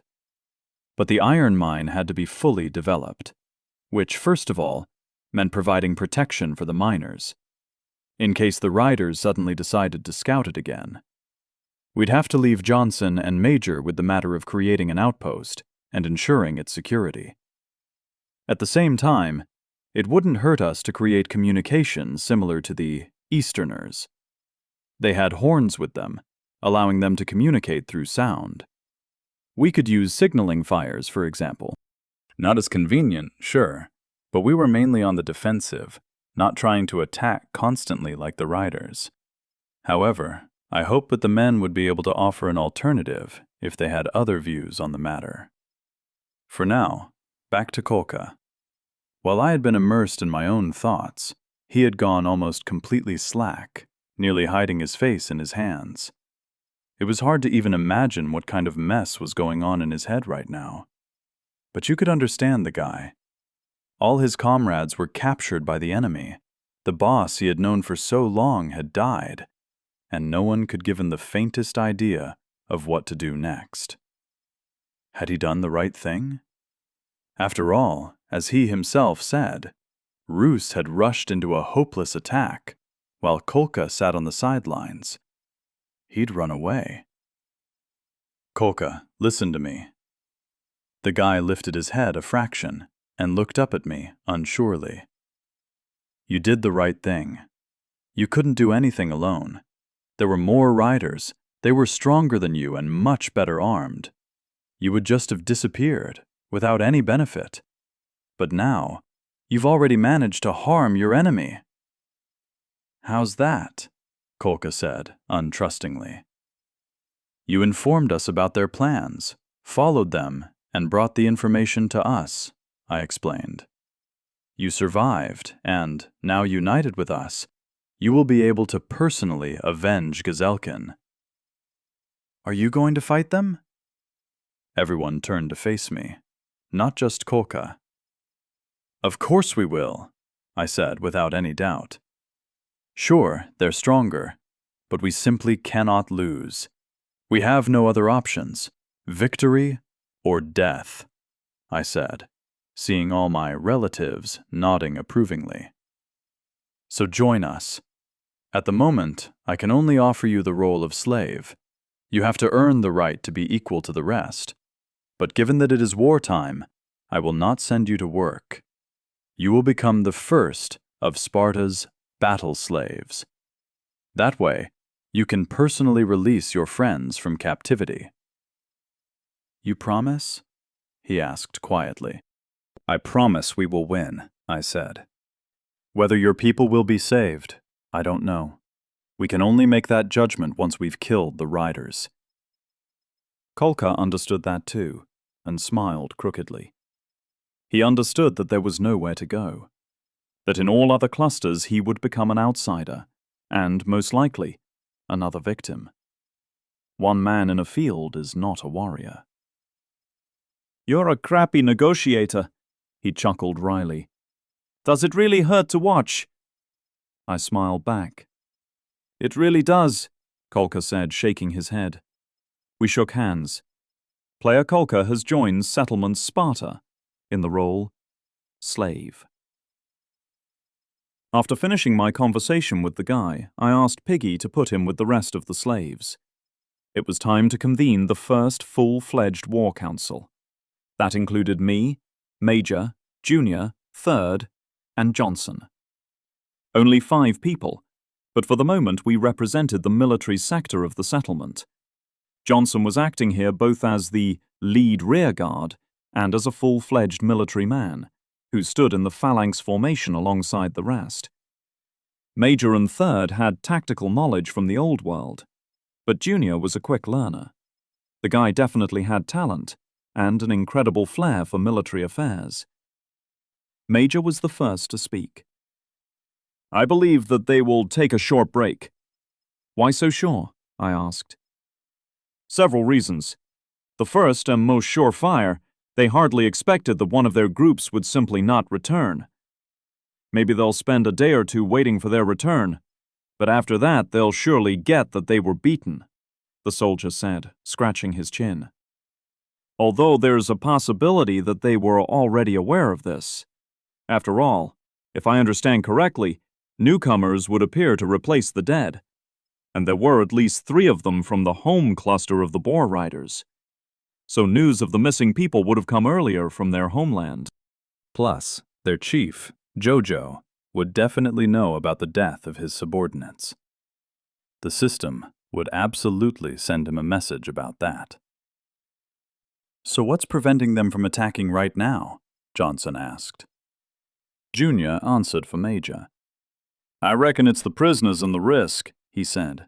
Major nodded with a smile, like a teacher when their favorite student answers at the blackboard. Risk? Johnson frowned. Risk indeed, Major jumped in. Their groups acted mostly as raiders, not as scouts. That is, they arrived quickly, stole everything they could, and burned what they couldn't, then returned back home to base. But this was a real blowout, he chuckled. Like a sledgehammer to the forehead, Johnson nodded. Exactly, Major continued. They're accustomed to capturing the enemy with a bang, but if they fail, they retreat in an organized manner and come in with their main forces. Here, their instinct will be to take caution. They won't stick their noses straight back in again. They won't take the initiative, Third suddenly entered. This isn't an army, it's a gang. Morale is only high for them when they're winning, when there's something to steal. Neither mercenaries nor bandits want to die, for sure. A dead man won't get any booty. So now, they'll go to their boss and tell him what's gone on here. But they'll only come back in full force, so they can win without any losses, and be sure of it. After his long speech, Third fell silent and retreated back into the shadows. He seemed to be surprised at his own talkativeness. But they won't go quickly, Major continued. They have winnings and slaves. I reckon we have from 4 days to a week. No more, no less. Turns out the neighbors bought us time, I chuckled. Well, turns out they were useful after all. We need to prepare our defenses, said Johnson. We stood our ground against simple boars. We can hold out against riders too. I didn't want to transfer the war to Sparta's walls and be left sat inside like foxes trapped in a burrow. A siege could take a long time, and it was a one-way game. Sooner or later, we would be pushed over. But going on the offensive against superior forces was madness. In the coming days, we'd need to not only prepare the army, but also come up with a winning strategy. I watched as Major drove our soldiers in a large circle around Sparta, giving those who lagged behind a sharp whack with a thick stick, like an officer's riding crop.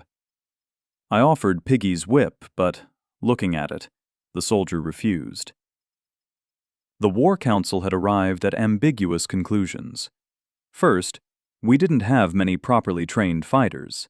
Second, the overall level of our players was seriously inferior compared to the army of boar riders. What kind of war could we talk about with cadres like that? Apart from partisan warfare. But that wouldn't save Sparta. That meant we had to carry out military reform urgently, because of which I had almost had a heated argument with my military advisor yesterday. Major offered to arrange a full settlement exercise, a kind of young warriors course, but I didn't allow his initiative to go ahead. After all, there was one little nuance here.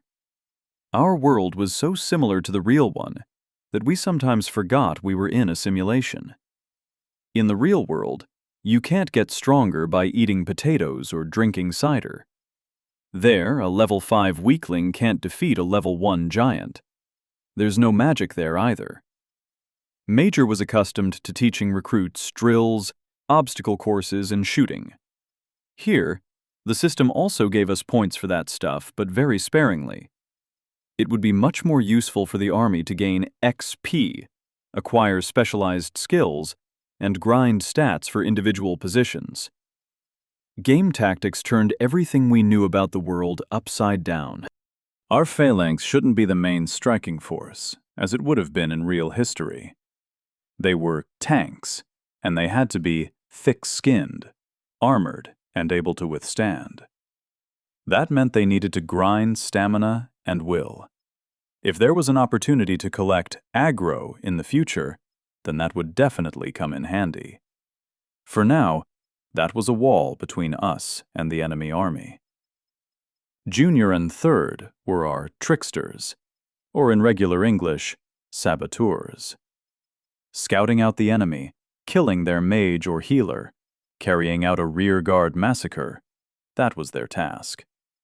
We needed DPSers to deal some real damage. We would also need to find, develop, and train shooters or mages. As a result of our dispute, we came up with the following scheme. Major would provide initial training for our future army of newcomers and slaves, as well as arranging dozens of one-on-one meetings with the devil knows what. He'd do that until they'd learn to at least hold on with some dignity against the mannequin. Then Junior would drag the entire crop of them to hunt for hares and wild boars. Grinding. The same for all of us. Hated by all of us, but no less necessary because of that. Doing it like this was risky, but there was simply no other way out. Rather than spending time on the construction site or some other routine, I decided to allocate most of Johnson's department to military training. Mustafa's workers could cope with the construction and extraction of resources for the time being. They were used to it. And for now, we had built everything we wanted for the near future. And so, at least the core of the future army would always be ready for battle, and we'd have something to oppose our enemies with. I even had an interesting but resource-intensive idea of how to turn the balance of power in our direction. It was a wild, somewhat crazy plan, but if it took off, it would lead to a stunning victory on our part. To work it out, I turned to Johnson and Top Dog, who promised to figure out how such an unimaginable idea might work. At the same time, I loaded a full team into our forgery for Patrick, with the task of creating adequate armor. We'd have to start experimenting with laminar and lamellar armor, as well as with their leather variants. Lamellar was ideal for our conditions. To do that, we'd need to forge narrow, 5 to 7 centimeter wide, long plates, and then cut them into separate scales. Punch 2 holes in each, and tie each plate to the base vest with a thin leather strap. Doable, but unbelievably annoying work. Even describing it took ages, let alone doing it. It was unlikely that it would be possible to prepare even one in a week. It was much faster and more efficient to build armor from solid strips. But how would we connect them? And how could we fasten them together? Without a ready-made blueprint, we couldn't make that, and the system had not been generous enough to grant us one. But perhaps we could combine the two models into one somehow. We'd need to think and test it out, but no one would be left without work, I could guarantee it. While I mused over my plans, Major put the green newbies in the plank position, while sticking decently sized stones on top of their backs, so that life didn't seem too dreamy. Upgraded your characteristics? That meant we'd upgrade the drills. Stamina, first of all. What was more important wasn't how hard this or that soldier would strike, but how long the formation itself could last. If they broke through it in even one spot, all would perish, If we resisted, victory would be ours. More than once or twice, the wall of shields had saved mine and my subordinates' lives. When it came to ranged options, we only had Mouse and Major, plus Piggy. But I wouldn't drag Piggy into battle anymore. Let her take care of the home. We had to train some shooters, or slingers. The riders had slingshots, and judging by Kolka's story, they used them quite effectively. Perhaps we could try and create a crossbow. But how? Johnson was no longer able to help out here, but perhaps Botanist would be able to give us an answer. Lord, we need to talk. Someone pulled at my sleeve. Turning around, I saw Mouse. I wanted to joke that she was addressing her ex-husband so formally, but the words got stuck in my throat. Mouse was as white as a canvas. Okay, let's talk. Not here. She looked around. Her eyes were red and swollen. It looked like she was about to cry. Let's go. We went over to the estate like we were hiding a conspiracy. All is lost, she declared tragically. Can you explain properly? I said. Get a grip on yourself. My magic, Mouse said. It's leaving me. Chapter 22. That really was a kick to the throat. Mouse wasn't just any girl, and more than just a relative in our small team. She was our main strike force. Imagine if your strategic howitzer threw a tantrum and declared it could no longer fire shells like it used to. Calm down. Concentrate. Don't panic, I said, noticing that Mouse had started trembling as if chills were beating the shit out of her. I said get it together. I took the woman by the shoulders, trying to stop her and calm her down. What do I do?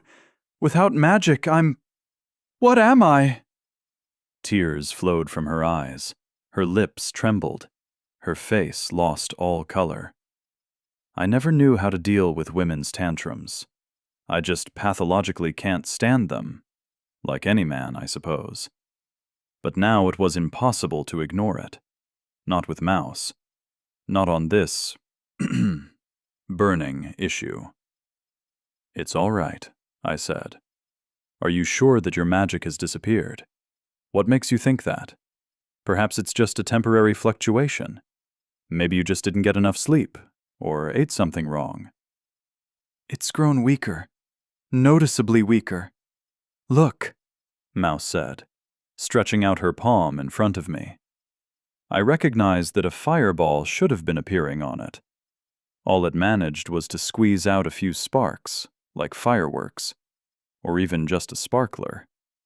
A long way off the power that had almost killed me when we first met. Damn, you could only scare children with something that tiny. You definitely couldn't kill enemy soldiers. I doubted that the wild boars would even be scared by such a minor spell, even though they were afraid of fire. See? Mouse asked gloomily. I can't do magic like I used to. I'm investing the same amount of strength, but all that's coming out is complete trash. And my mana seems to be constantly flowing away. The spells get weaker each time, and more of them are taken away. A little more, and... Mouse stuttered. She was seriously losing it. She fell silent, confused and depressed. Tears were rolling down her face. Just looking at her would make her faint now. Nothing's happening! A slap on the forehead brought her back to reality. She suddenly clutched the red mark and looked at me with childish resentment. Everything will be fine. Whatever the ailment is, we can find it and cure it. Just think, maybe something's different from the moment you got your class. What could have had such a negative impact on you? I used to have a stock of unique apples, Mouse began. I harvested the first crop alone. These were 10 unique fruits, and I ate them pretty regularly. As well as increasing wisdom, they replenished my mana. Perhaps they had other properties without which I... Do you think your power directly depends on the effect of those apples? There's some logic to that, but I doubt a few units of wisdom and intelligence could have such a radical effect. Plus, the effect of the last apple should have stopped on the first day of your arrival in Sparta, I concluded, shaking my head doubtfully. Then what? Mouse cried, looking ready to break once more. Again, you need to stay calm. Don't torment yourself like that. It'll only aggravate your situation, I said, gently pushing her in the right direction. Why not go back to Junior and get some rest? I'll look for a solution. Make no mistake, I will definitely find one. I think I'll do that, Mouse muttered. Definitely. Go on, go on. Your husband's waiting, I said as I nudged her out, seeing a blush on her cheeks for the first time. And yes, I would ask you not to talk to anyone about your little problem. Not yet, at least. She looked at me with some suspicion, however, without saying a word, nodded accordingly, and headed over to Junior, who was stood by the entrance to the estate. He had certainly noticed her condition, and wasn't leaving her alone for a moment. What to do, I thought aloud. This task had certainly popped up at a most unfortunate moment. This problem with Mouse's magic was, again, a strategic issue. Without her power, it would be noticeably more difficult for our troops to fight against the riders. Currently, Mouse was our strongest damager. Needless to say, our entire strategy was built around it. If we lose her fireballs and lightning, the enemy cavalry would easily break through our phalanx. We could still keep 2 or 3 wild boars at bay, but the enemy had more than a dozen. Of course, we could try to ambush or somehow catch the enemy out, but that would only have a short-term effect. As soon as the enemy recovered from the surprise, we would be instantly crushed. If news of Mouse's weakness spread, it would seriously hit our morale. People might simply lose faith in our victory, and that would be a very serious problem. So far, we hadn't encountered real defeats. Even the conflict with Stace led only to the death of her minions. We made no sacrifices. Sparta had never been defeated, and it was on that which the confidence of its inhabitants was based, their belief that we could confront the boar riders. Despite their numerical superiority, their warriors' higher levels, as well as their better equipment, we still had aces up our sleeve. If everyone now found out that Mouse, our main ranged weapon, was out of action for an indefinite period, our chances of success would collapse. There was nothing worse than going into battle with a demoralized army. How could we talk about any test of spirit if my subordinates had no faith in a favorable outcome? That distrust would raise questions. Dangerous questions like, why fight at all if we can only lose? Or, perhaps it would be better to give up on our own and get a softer treatment, unlike those idiots who are going to fight to the last.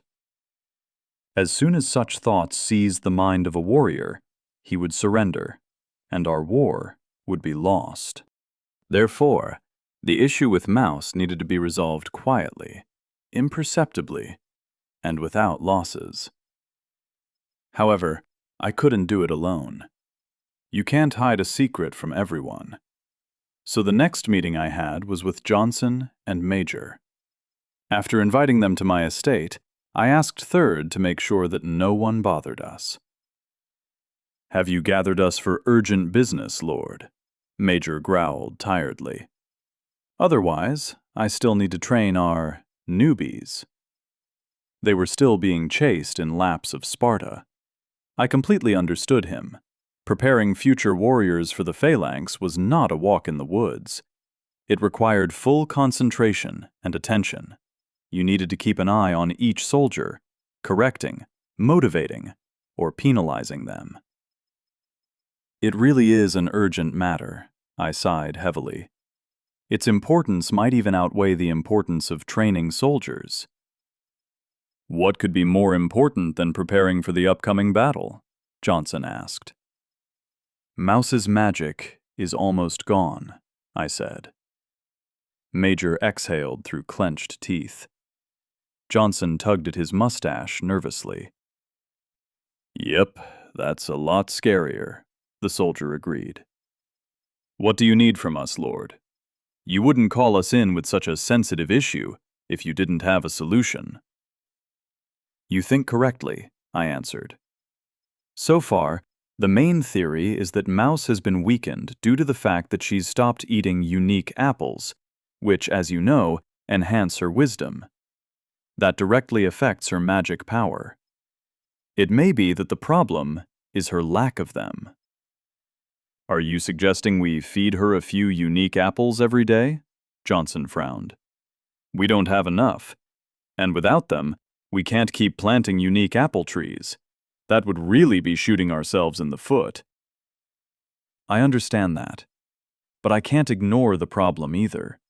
Even if we risk losing those apples in the future, I am prepared to take that risk, I explained, clasping my hands together. If we lose this battle, there will be no future to speak of. But there's also another option. I'm looking forward to it, Major grunted, feeling like I was getting somewhere. System cider. Seeing the surprised looks on their faces, I explained, From one unique apple and a dozen ordinary ones, you managed to create cider with special properties. One sip of it essentially replaced the action of the most unique apple, surpassed it even. Therefore, I want you to prepare cider like that specifically for Mouse. That would allow us to see if her problem was caused by a lack of wisdom. If so, we would be able to maintain it at the right level. We'd have enough resources for that. Ha! That wouldn't be straightforward. Major rubbed the bridge of his nose and nodded thoughtfully. Who said it would be? I replied. What's more, I hope you'll be able to conduct a number of experiments using the catalyst. Perhaps you can change the bonus in the final product. For example, instead of wisdom, it might be able to give a bonus to endurance, strength, or other characteristics. That would be useful for all our fighters, not just Mouse. In short, are experiments with cider now added to our current duties? Johnson asked. In short, yes. Some of your responsibilities, Major, will be taken over by Junior. He's already doing pretty well, I answered. All right, I'll give it a go, he nodded. I'll need time to put together a daily routine for the new recruits. Then Junior can run their training completely.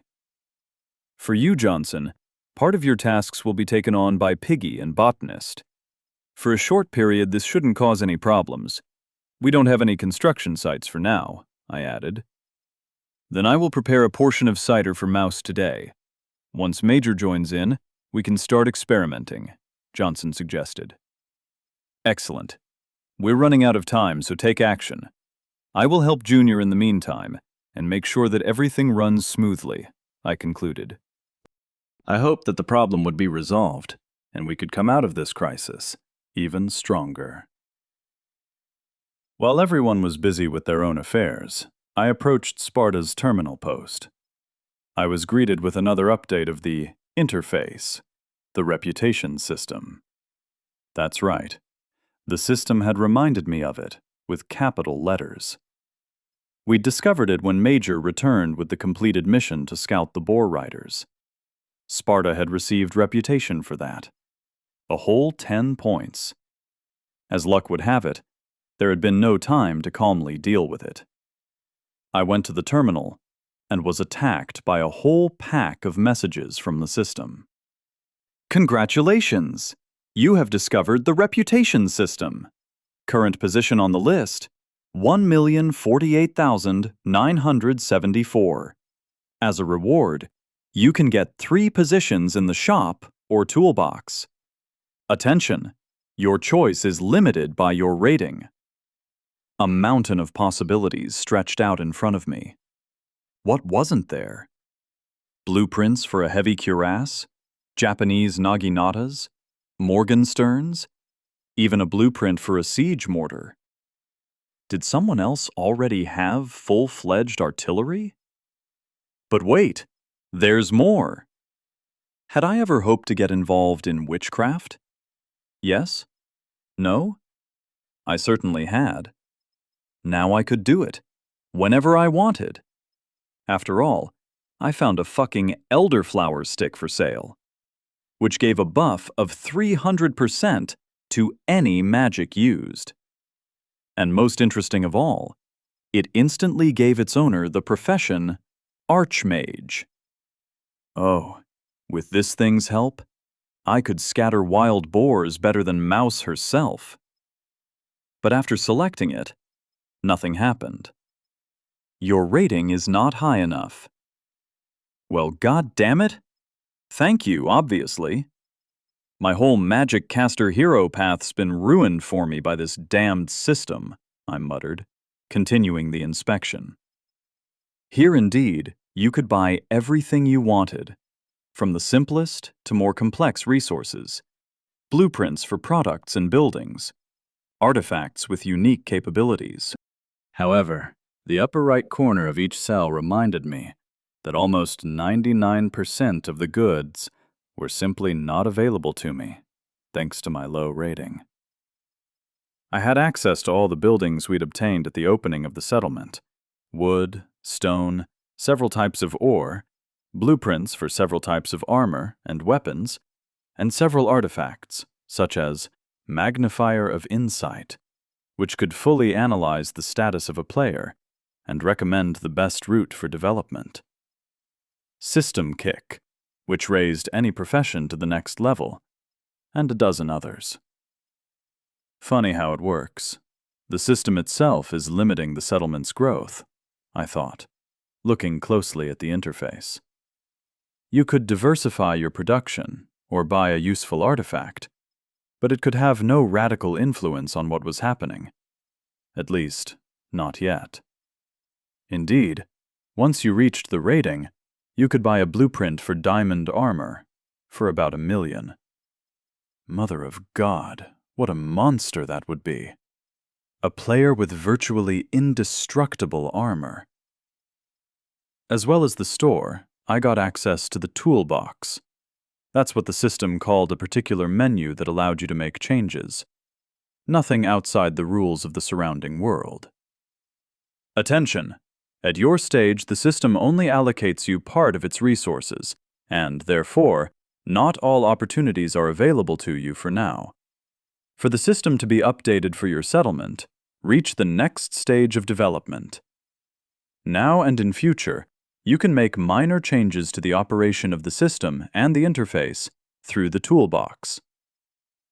Simply put, the system had given the Lord moderator rights. Stripped down, of course, but that was still great. Opening the toolbox, I was not disappointed. Another range of opportunities immediately stretched out in front of me. Establish additional rules for relatives and slaves. Create function of introducing additional agreements to contracts concluded in the Lord's estate. Change the ratio of XP received between slaves and Lord. Create a mission board. Open channel of communication with other lords. Open a system auction. Open a system market.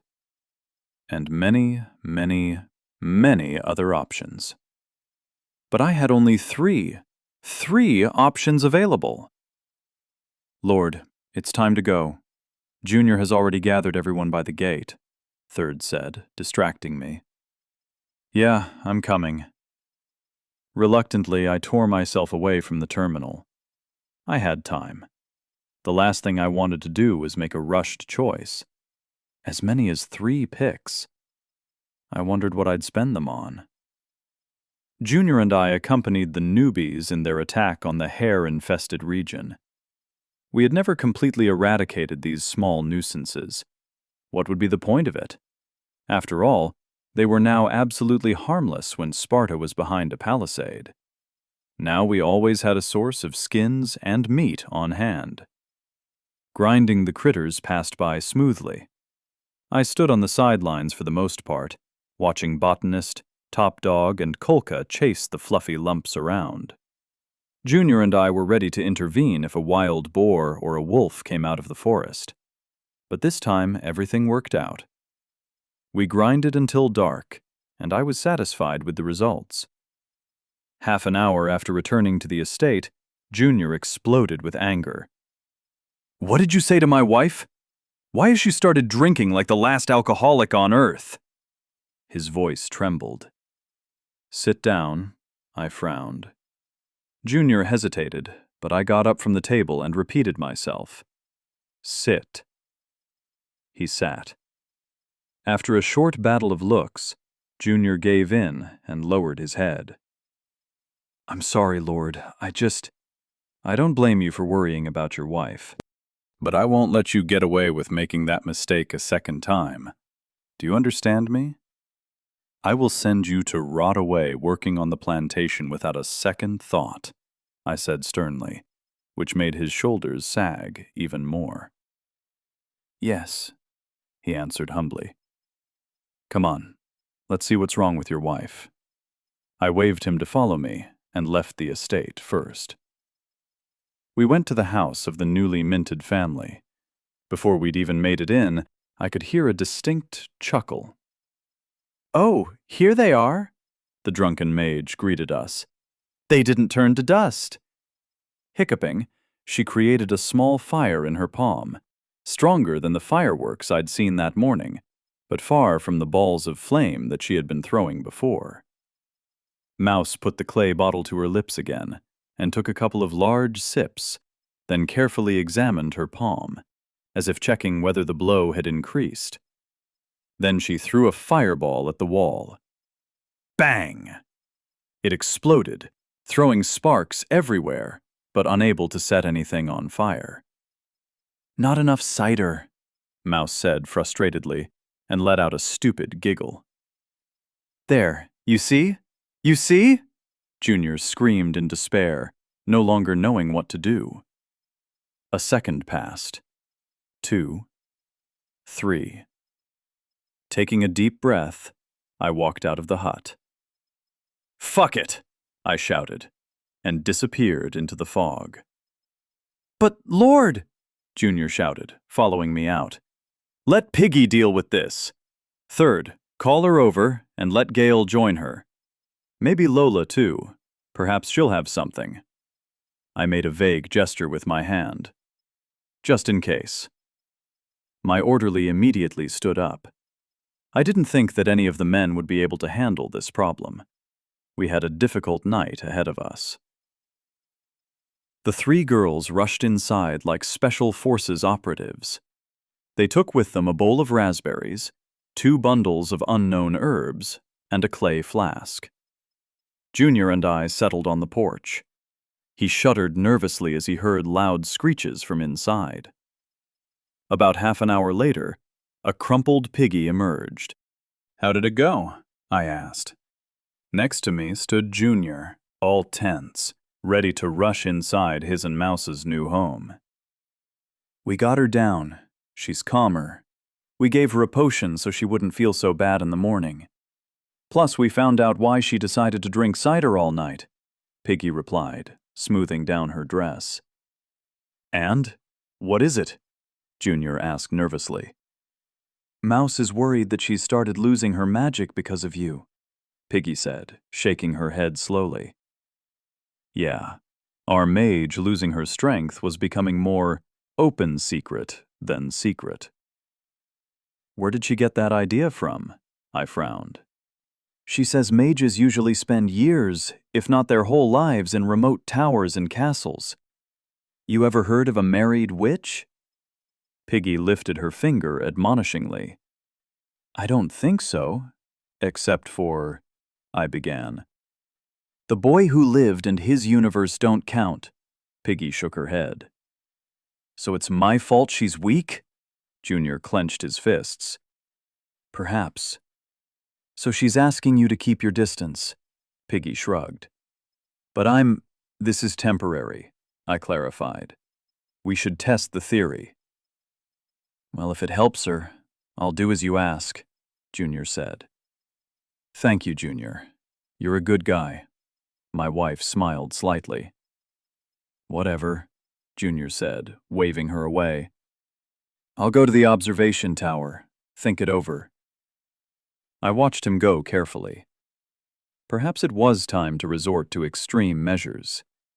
We couldn't leave the situation like this much longer. Taking a deep breath and asking Piggy to stand watch over Mouse, I headed for Sparta's terminal.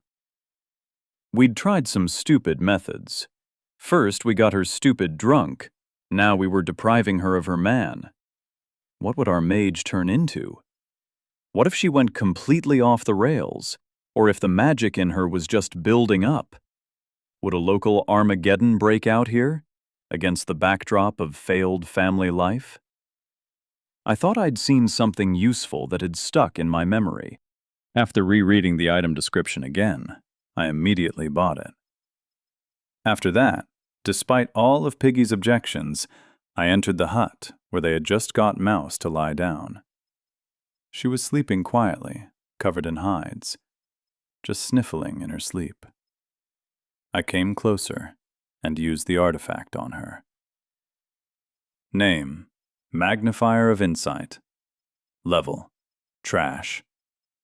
Description: May you find the eye of God. May human secrets be revealed to you. Bonus: Reveals what is hidden from the player's eyes. Allows you to analyze the potential of a given goal. Allows you to determine professions, classes, skills, and characteristics of the target, barring any counter-artifacts. Mouse's stats were instantly revealed to me. Her characteristics, professions, experience, what was needed to raise her level. This was a detailed, analytical report. And before everything else, a message popped up before my eyes. Player Mouse status: Cursed. Chapter 23. It turned out that the reason for Mouse's weakness wasn't a lack of apples, or losing a couple of wisdom or intelligence points. She was cursed. With some effort, I managed to get a more detailed description of the problem, with the help of the artifact. Player Mouse status: Cursed. Description: In coveting something that did not belong to her and destroying the precious apple tree, Player Mouse committed a horrific crime. Effect: Plus 300% vulnerability to energy entities. Now I remembered the system's description of Mouse's beauty just before she shot it down. It said it had been blessed by the gods, and they wouldn't be happy if you tore it down. That had been about the curse, but at the time, it had just seemed like a figure of speech. Like, "Curse you, you bitch!" But it was strange that the curse had taken so long to take effect. A decent amount of time had passed, and Mouse hadn't shown any signs of decline until now. And then, suddenly... Although vulnerability wasn't damage in itself, but it was the risk of taking more of it. So some energy entity had managed to damage Mouse. But where? And when? I had already seen that there were other creatures in this world besides people. Otherwise, there would be no explanation for the goddess Stace worshipped. I wasn't sure how godly that creature was, but it was clearly an energy entity of some kind. I didn't know if Stace had found it, or if it had attached itself to the priestess somehow. But it seemed that Stace fed it with sacrifices, and it gave her unique opportunities in return. I wouldn't be surprised if, over time, this entity could gain enough power to turn into a real goddess. Then it wouldn't be so easy to cope with it. Things weren't all smooth sailing with our devil-knows-what either. Although we used it in training, we had no idea what it was. Its jokes were, to put it mildly, frightening. Plus, it was also developing, and nobody knew what it was developing into. And yet, I didn't believe that our magician had been hurt by the devil-knows-what. She hadn't been training with it lately. Then what? I used the artifact again, but instead of trying to look deep into Mouse, I took 2 steps back and tried to look carefully at her entire figure. My guess proved correct. Name: First Order Energy Parasite. Description: an intangible leech that prefers to suck its victims dry. A primitive but dangerous type of semi-intelligent creature. Mouse was enveloped by a translucent haze, albeit a faint one. Even the magnifying glass didn't allow you to see it clearly. You could say I was lucky that I decided to examine her from the side. At the slightest approach, that shimmer was no longer visible. So, the mystery of the ailment was revealed. It was an energy leech. Who could have imagined that such nasty things existed? Not only had I never experienced anything of the sort on Earth, worms, leeches, lampreys, or whatever other abomination, but now I had to deal with a similar being, only invisible and intangible. Pop. I had no time to continue studying the patient before the magnifying glass in my hands burst dully, leaving me with no more artifact. Okay, single use. Got it. There went one of the 3 items that I could get from the store or toolbox. However, I didn't regret my choice. Thanks to the magnifying glass, I had been able to identify the problem that was tormenting Mouse. I must say, the problem was serious. What was it said? Suck its victims dry? No way. I wouldn't allow my only mage to be sucked out by anyone. I had an idea of how to solve the problem. Keep an eye on her until I get back, I asked Piggy as I left. Where are you going? I need to clarify something to test my theory, I informed her, and headed towards the lake. A place where you could make out quiet swearing and incessant grumbling. What the hell is this? Fuck it all! Johnson could be heard to say in the distance. How's it coming along, gentlemen? I said, approaching the 2 experimenters. Not yet. Major rubbed his eyelids tiredly. Already come with the admissions committee, Lord Lear? I shook my head with a faint smile. If only. I have a different question for you. If you can solve it, then you'll have a few more days for research activities, I said. Mouse? Johnson guessed. Mouse, I agreed. I need to clarify something about her with you. Ask away. If we know, we'll answer, said the soldier.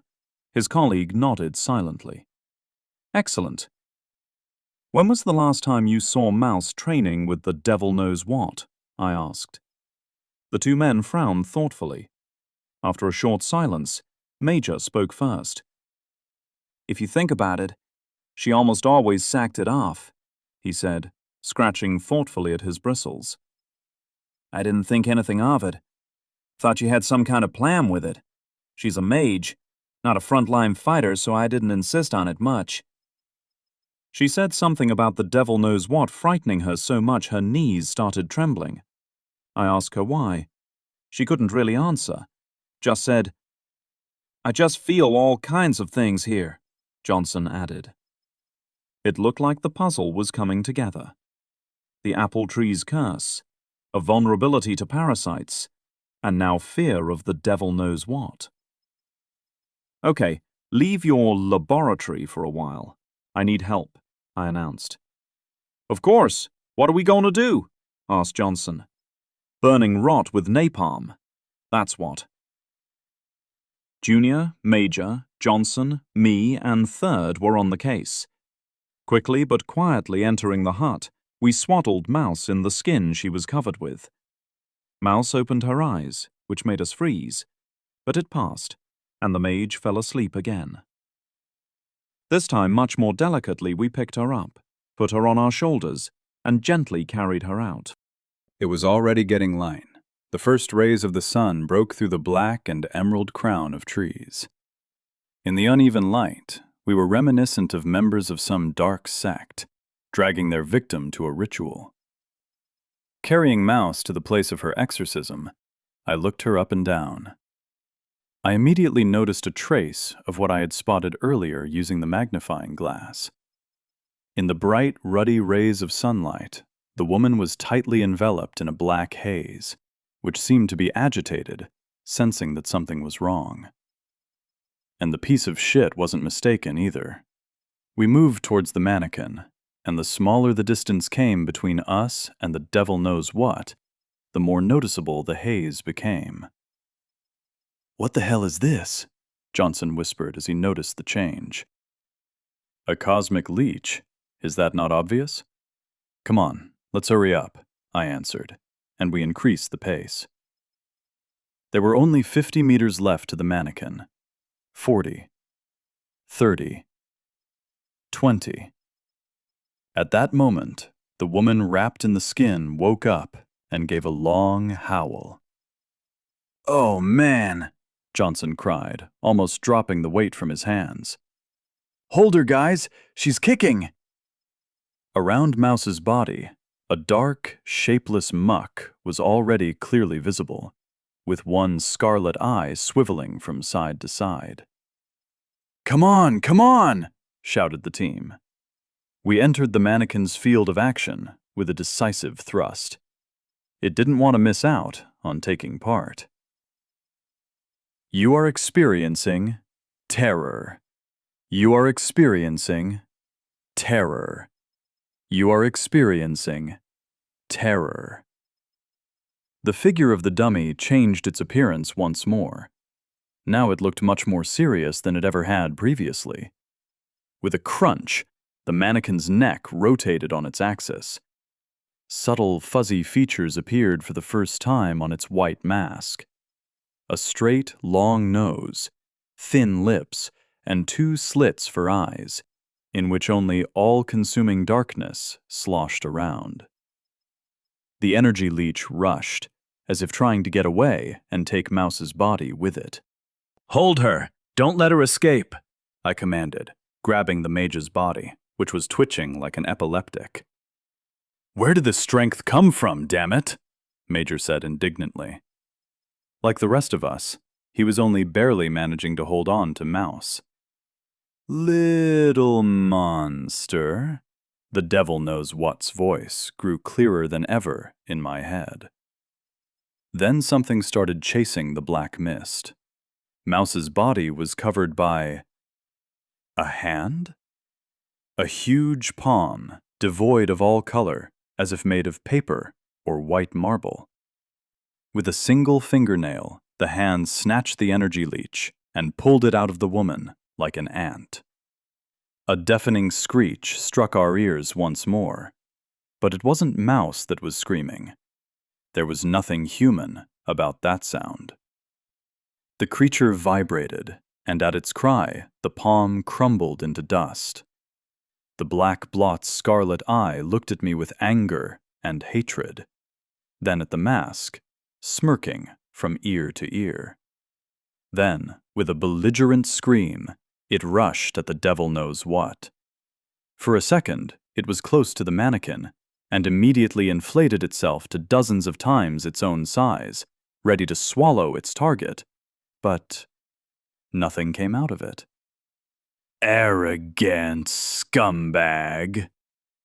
The devil knows what threw out a second palm in front of itself, the same as the first. Grabbing the parasite, it clenched it into a fist. There was a sound like muffled cotton. System messages were pouring before our eyes. The devil knows what has absorbed a first-order parasite. The devil knows what has gained strength. The devil knows what's range has increased to 20 meters.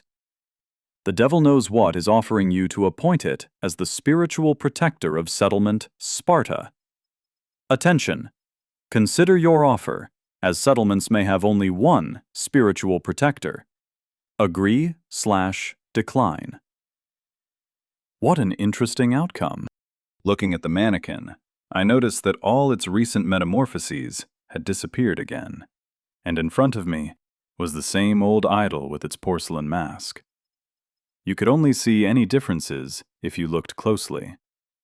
The crown was a little bigger, and the stones began to glow a little brighter. The rough seams on the bag that Johnson had darned disappeared, and the material of the bag turned into a soft cloth. It sounded crazy, of course, but the devil knows what was prettier? How else could you describe such small and insignificant changes? Meanwhile, I heard the devil knows what's whispering in my head again, somewhat louder than before, too. Become my domain. I will repay you. The mannequin had strengthened itself once again, and now it was offering me a deal? A spiritual protector. A curious role, no matter how you looked at it.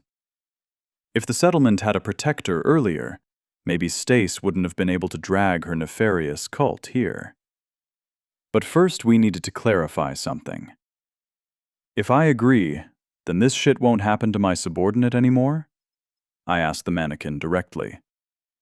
A thin line of a predatory grin appeared on the snow-white mask. They wouldn't dare. Well, that was enough for me. We didn't have any other candidates for the role of spiritual defender yet, and it was entirely unclear how you would have to interact with other, similar entities. The devil knows what was opaque, but had a character of sorts. If I'd wanted to, I could have killed it off a long time ago. But in almost all respects, it was pretty useful. I had no doubt it would come good. Clicking Agree, I watched an inky ray of light shoot from the dummy into the sky and momentarily turn the morning into midnight. Everything around us was covered with impenetrable darkness, which spread in all directions. It moved until it reached the edge of the valley, forming a matte black dome. It was as if we had found the second night sky, devoid of any color, shades, or lights. All black, nothing else. The spiritual protector of Sparta has established a barrier, driving away all energetic entities up to the First Order. All Spartans within the barrier receive a buff. Will +2. That would do. For now. No sooner had I blinked than the dome disappeared, exposing my face to the blinding rays of the rising sun. Horrible. It felt like I had dreamed it. Rubbing my eyes, I turned my gaze to the updated devil knows what. No, it didn't seem... What was that? Junior said, dumbfounded. He was voicing everyone's thoughts. A demonstration of what happens if you don't wash your hands, that's what. I chuckled nervously. Everyone present chuckled along with me. No way I was going the mage route. Better choose something more down-to-earth.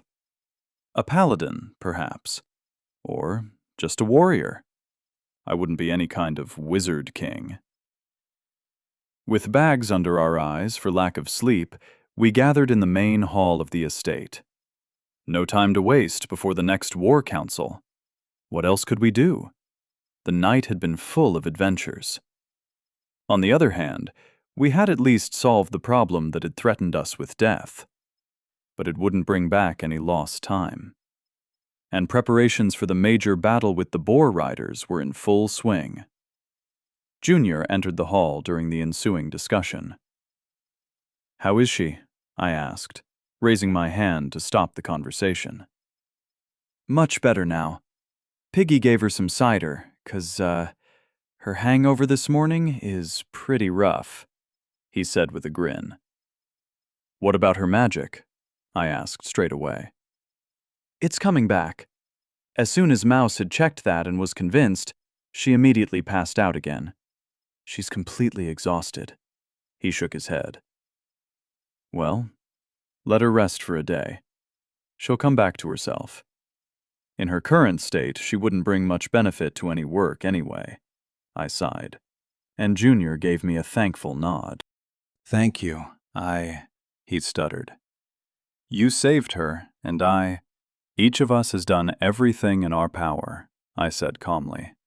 "And from now on, We will do the same if trouble threatens any of our relatives.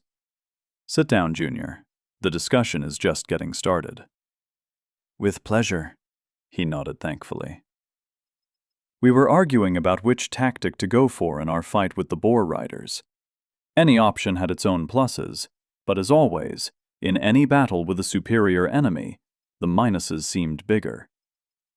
Johnson offered to go out into the open field and try to pull off a trick, as he had during the trial. The dozens of stake pits and so on. Third put forward the idea of poisoning their food and water in order to disable the enemies simply. To the objection that the prisoners would eat and drink the same stuff, he just shrugged his shoulders and said, "Wars always mean collateral damage." Ultimately, that option was also ruled out. Not for any sense of humanism, but because thus far, we hadn't found any strong enough poison. Once my relatives had grown hoarse from shouting at each other, I picked things up. Let's settle this in one go. We all agree that waiting for the reinforcements to arrive from the fortress at the riders' forward base is foolish, right? I said, putting my hands on the table. They all nodded. Then next question. Is there any benefit to attacking the forward base now? I asked again. Too big a risk, Major said. Even with the element of surprise, their base has a wall. It's not just a pile of huts in the forest. Even if Mouse burned it all down, we wouldn't cause it any great damage, and to break inside would take too much time. The riders and infantry would regroup and fight back. Our losses would be serious, and there's a chance that they would fend us off and go on the counterattack. What if you tried to ambush them, like the previous group? Junior said. Almost impossible, Major sighed. Last time they were relaxed, just walking along, not afraid of anything. They'd be on their guard this time. They're not waiting for backup for no reason. One group disappeared. They would be idiots if they didn't take that into account. Besides, where would we hit them? When they were going back? There'd be 16 people, walking slowly, maybe even dragging slaves after them as support. You'd never get anywhere near them. You can't put a crowd like that in a ring. That's true. Johnson shook his head in concern. To summarize, I said, we need to prepare a battlefield. That's first of all. Second, make sure that the boars are guaranteed to fall into whatever trap we lay. Exactly, Major said. In that case, I have one idea, I said, giving a small chuckle. It might just be crazy, but I don't think we have anything better. I cleared my throat. So, let me introduce you to Project Vesuvius. Chapter 24. Time knows no pity. It flows onwards, regardless of our desires, hopes, and fears.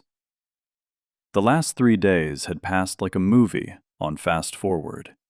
Preparation, preparation, and more preparation. Junior took his subordinates to hunt for wild boars several times a day, and returned constantly with more and more findings.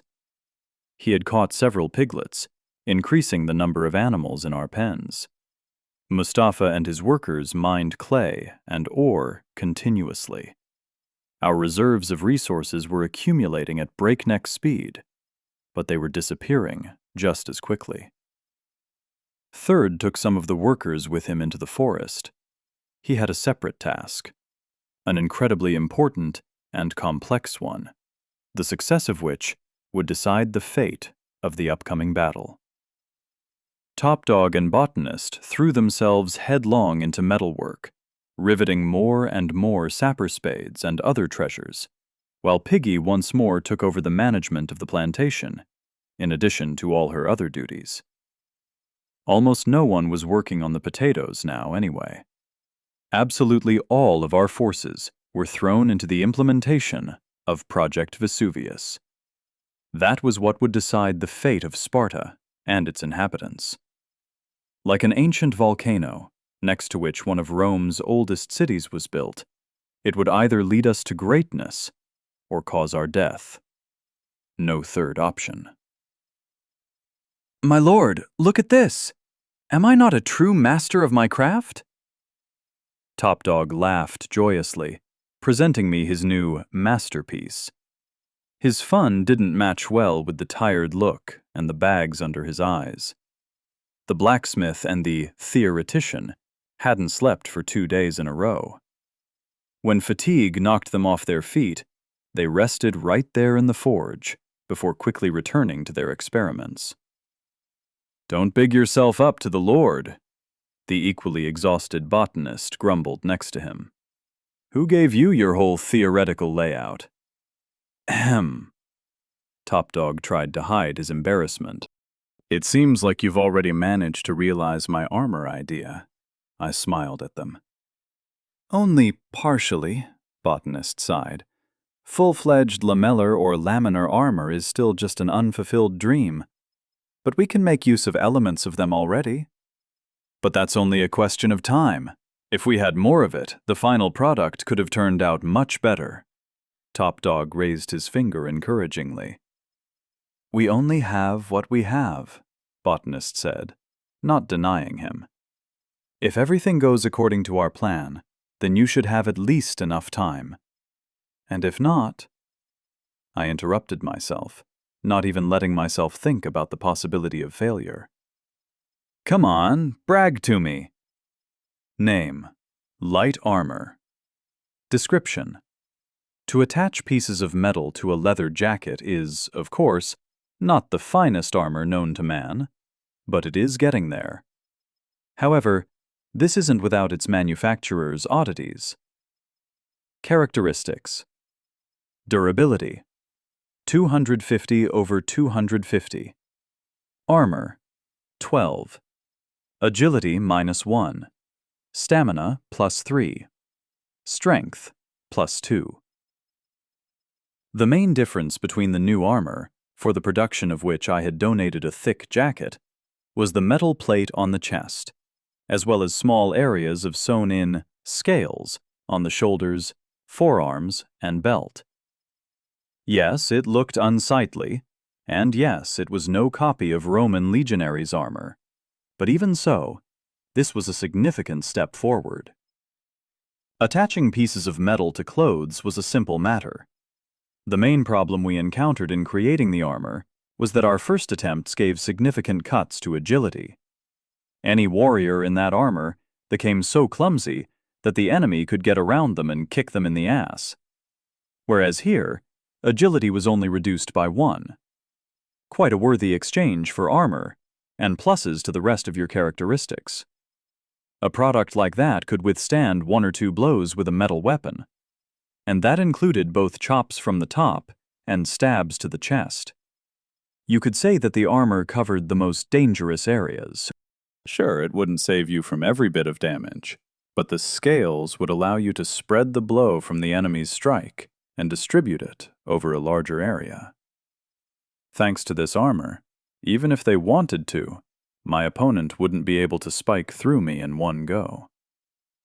In terms of characteristics, it would increase the armor and reduce the danger of a critical strike, one that could damage vital organs and stop you from fighting back.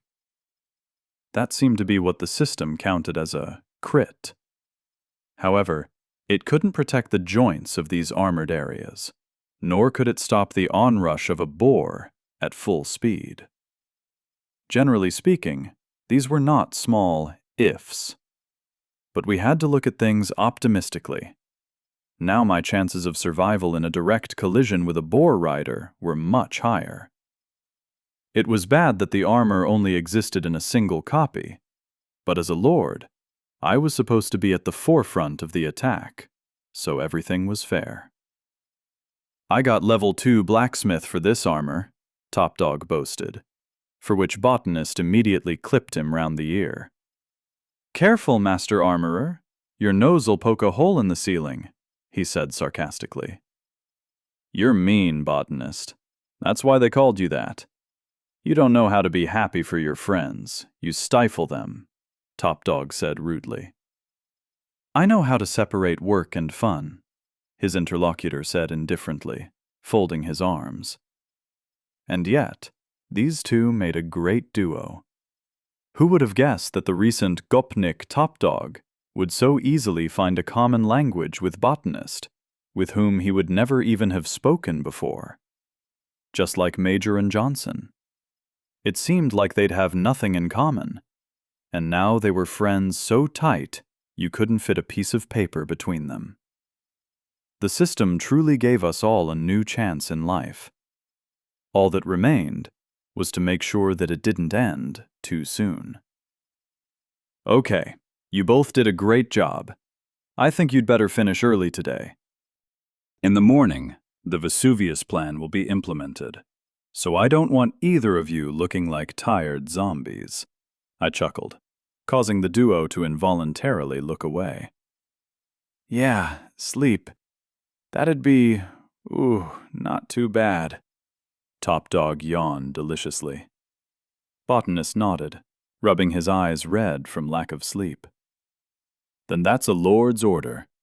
Go get 40 winks, and we will finish with the preparations without you, I commanded, leaving the forge. There wasn't long left. The next morning, everything would be decided. That night, a lonely figure climbed over the fence, using a ladder and a small skein of rope that everyone had forgotten already once the gate appeared.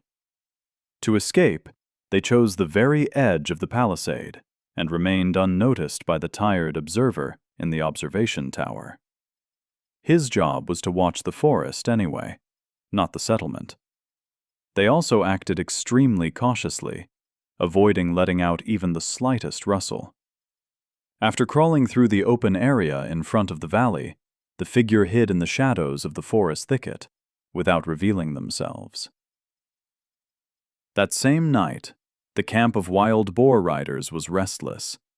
Its two leaders were having a conversation that was more like an argument, at times like a slanging match. The advanced base was a fenced area with a low palisade. At first, it was built exclusively as a boar enclosure. It was here, in the western part of the cluster, that they'd found the walnut and oak groves these animals loved grazing in so much. Once the borders to the west and southwest had started trembling, the enclosure transformed into the riders' forward base, a kind of stronghold from which combat detachments advanced and where the booty and slaves were returned. The buildings had been put together in a hurry. Infantry barracks, open hoist stalls, slave cages, and a separate leadership hut. 3 horsemen lived in it, but one of them, Carl, had never returned from the campaign. His fate was the subject of controversy, as were his plans for the near future. It was here that the leader of the raid, Gunther, frowned, looking at the roughly sketched map laid out on the table. After all, no matter what anyone said, bikers in the old world knew the value of information. They always kept their accounts in thick notebooks, recording the profits from the garage and 2 of their own gas stations. Real accounting, not the stuff that got handed over in tax reports. In this world, too, the riders never forgot to map their forays. Sure, they were careless, crude maps, but even so, they gave some idea of the territories surrounding them. I'm telling you, we need to attack now. There's no other option. Carl's group has been killed. That's as clear as day, the leader of the second group of riders said angrily. If Gunther could be called the captain of all the bikers, after Jojo, of course, then Stern could safely call himself the third in their hierarchy. He was an arrogant, cunning, greedy piece of work. Skinny as a match, stooped, but no less arrogant and ruthless than the rest. This bastard towed the line of the law on Earth, and here he had a free pass. He robbed, raped, killed, and pillaged. More animal than human, honestly. Sure, the majority of the bikers weren't too far behind him. Once they got a feel for their freedom, they acted like their chains had broken. Gunther didn't like that at all. He loved bikes for their freedom and adrenaline, for the stories you got out of it at the end of the day. Not because you could drive away from the cops, or pretend to be a criminal. Gunther tried to put the screws on his people, demanding they did only what was necessary, not allowing excessive cruelty. But he couldn't enforce that for the other groups. The feeling of anything goes was too painfully strong. And Stern was the embodiment of all this abomination, which Gunther tried to fight him over. His deputy was still a scumbag. That had always been Gunther's opinion of him. Closing his eyes and taking a deep breath, he frowned at the impatient biker. It's a big risk. If they've killed Carl, they could destroy us all. What if they have some kind of weapon that we don't know about? He asked. What happens if they smash us too?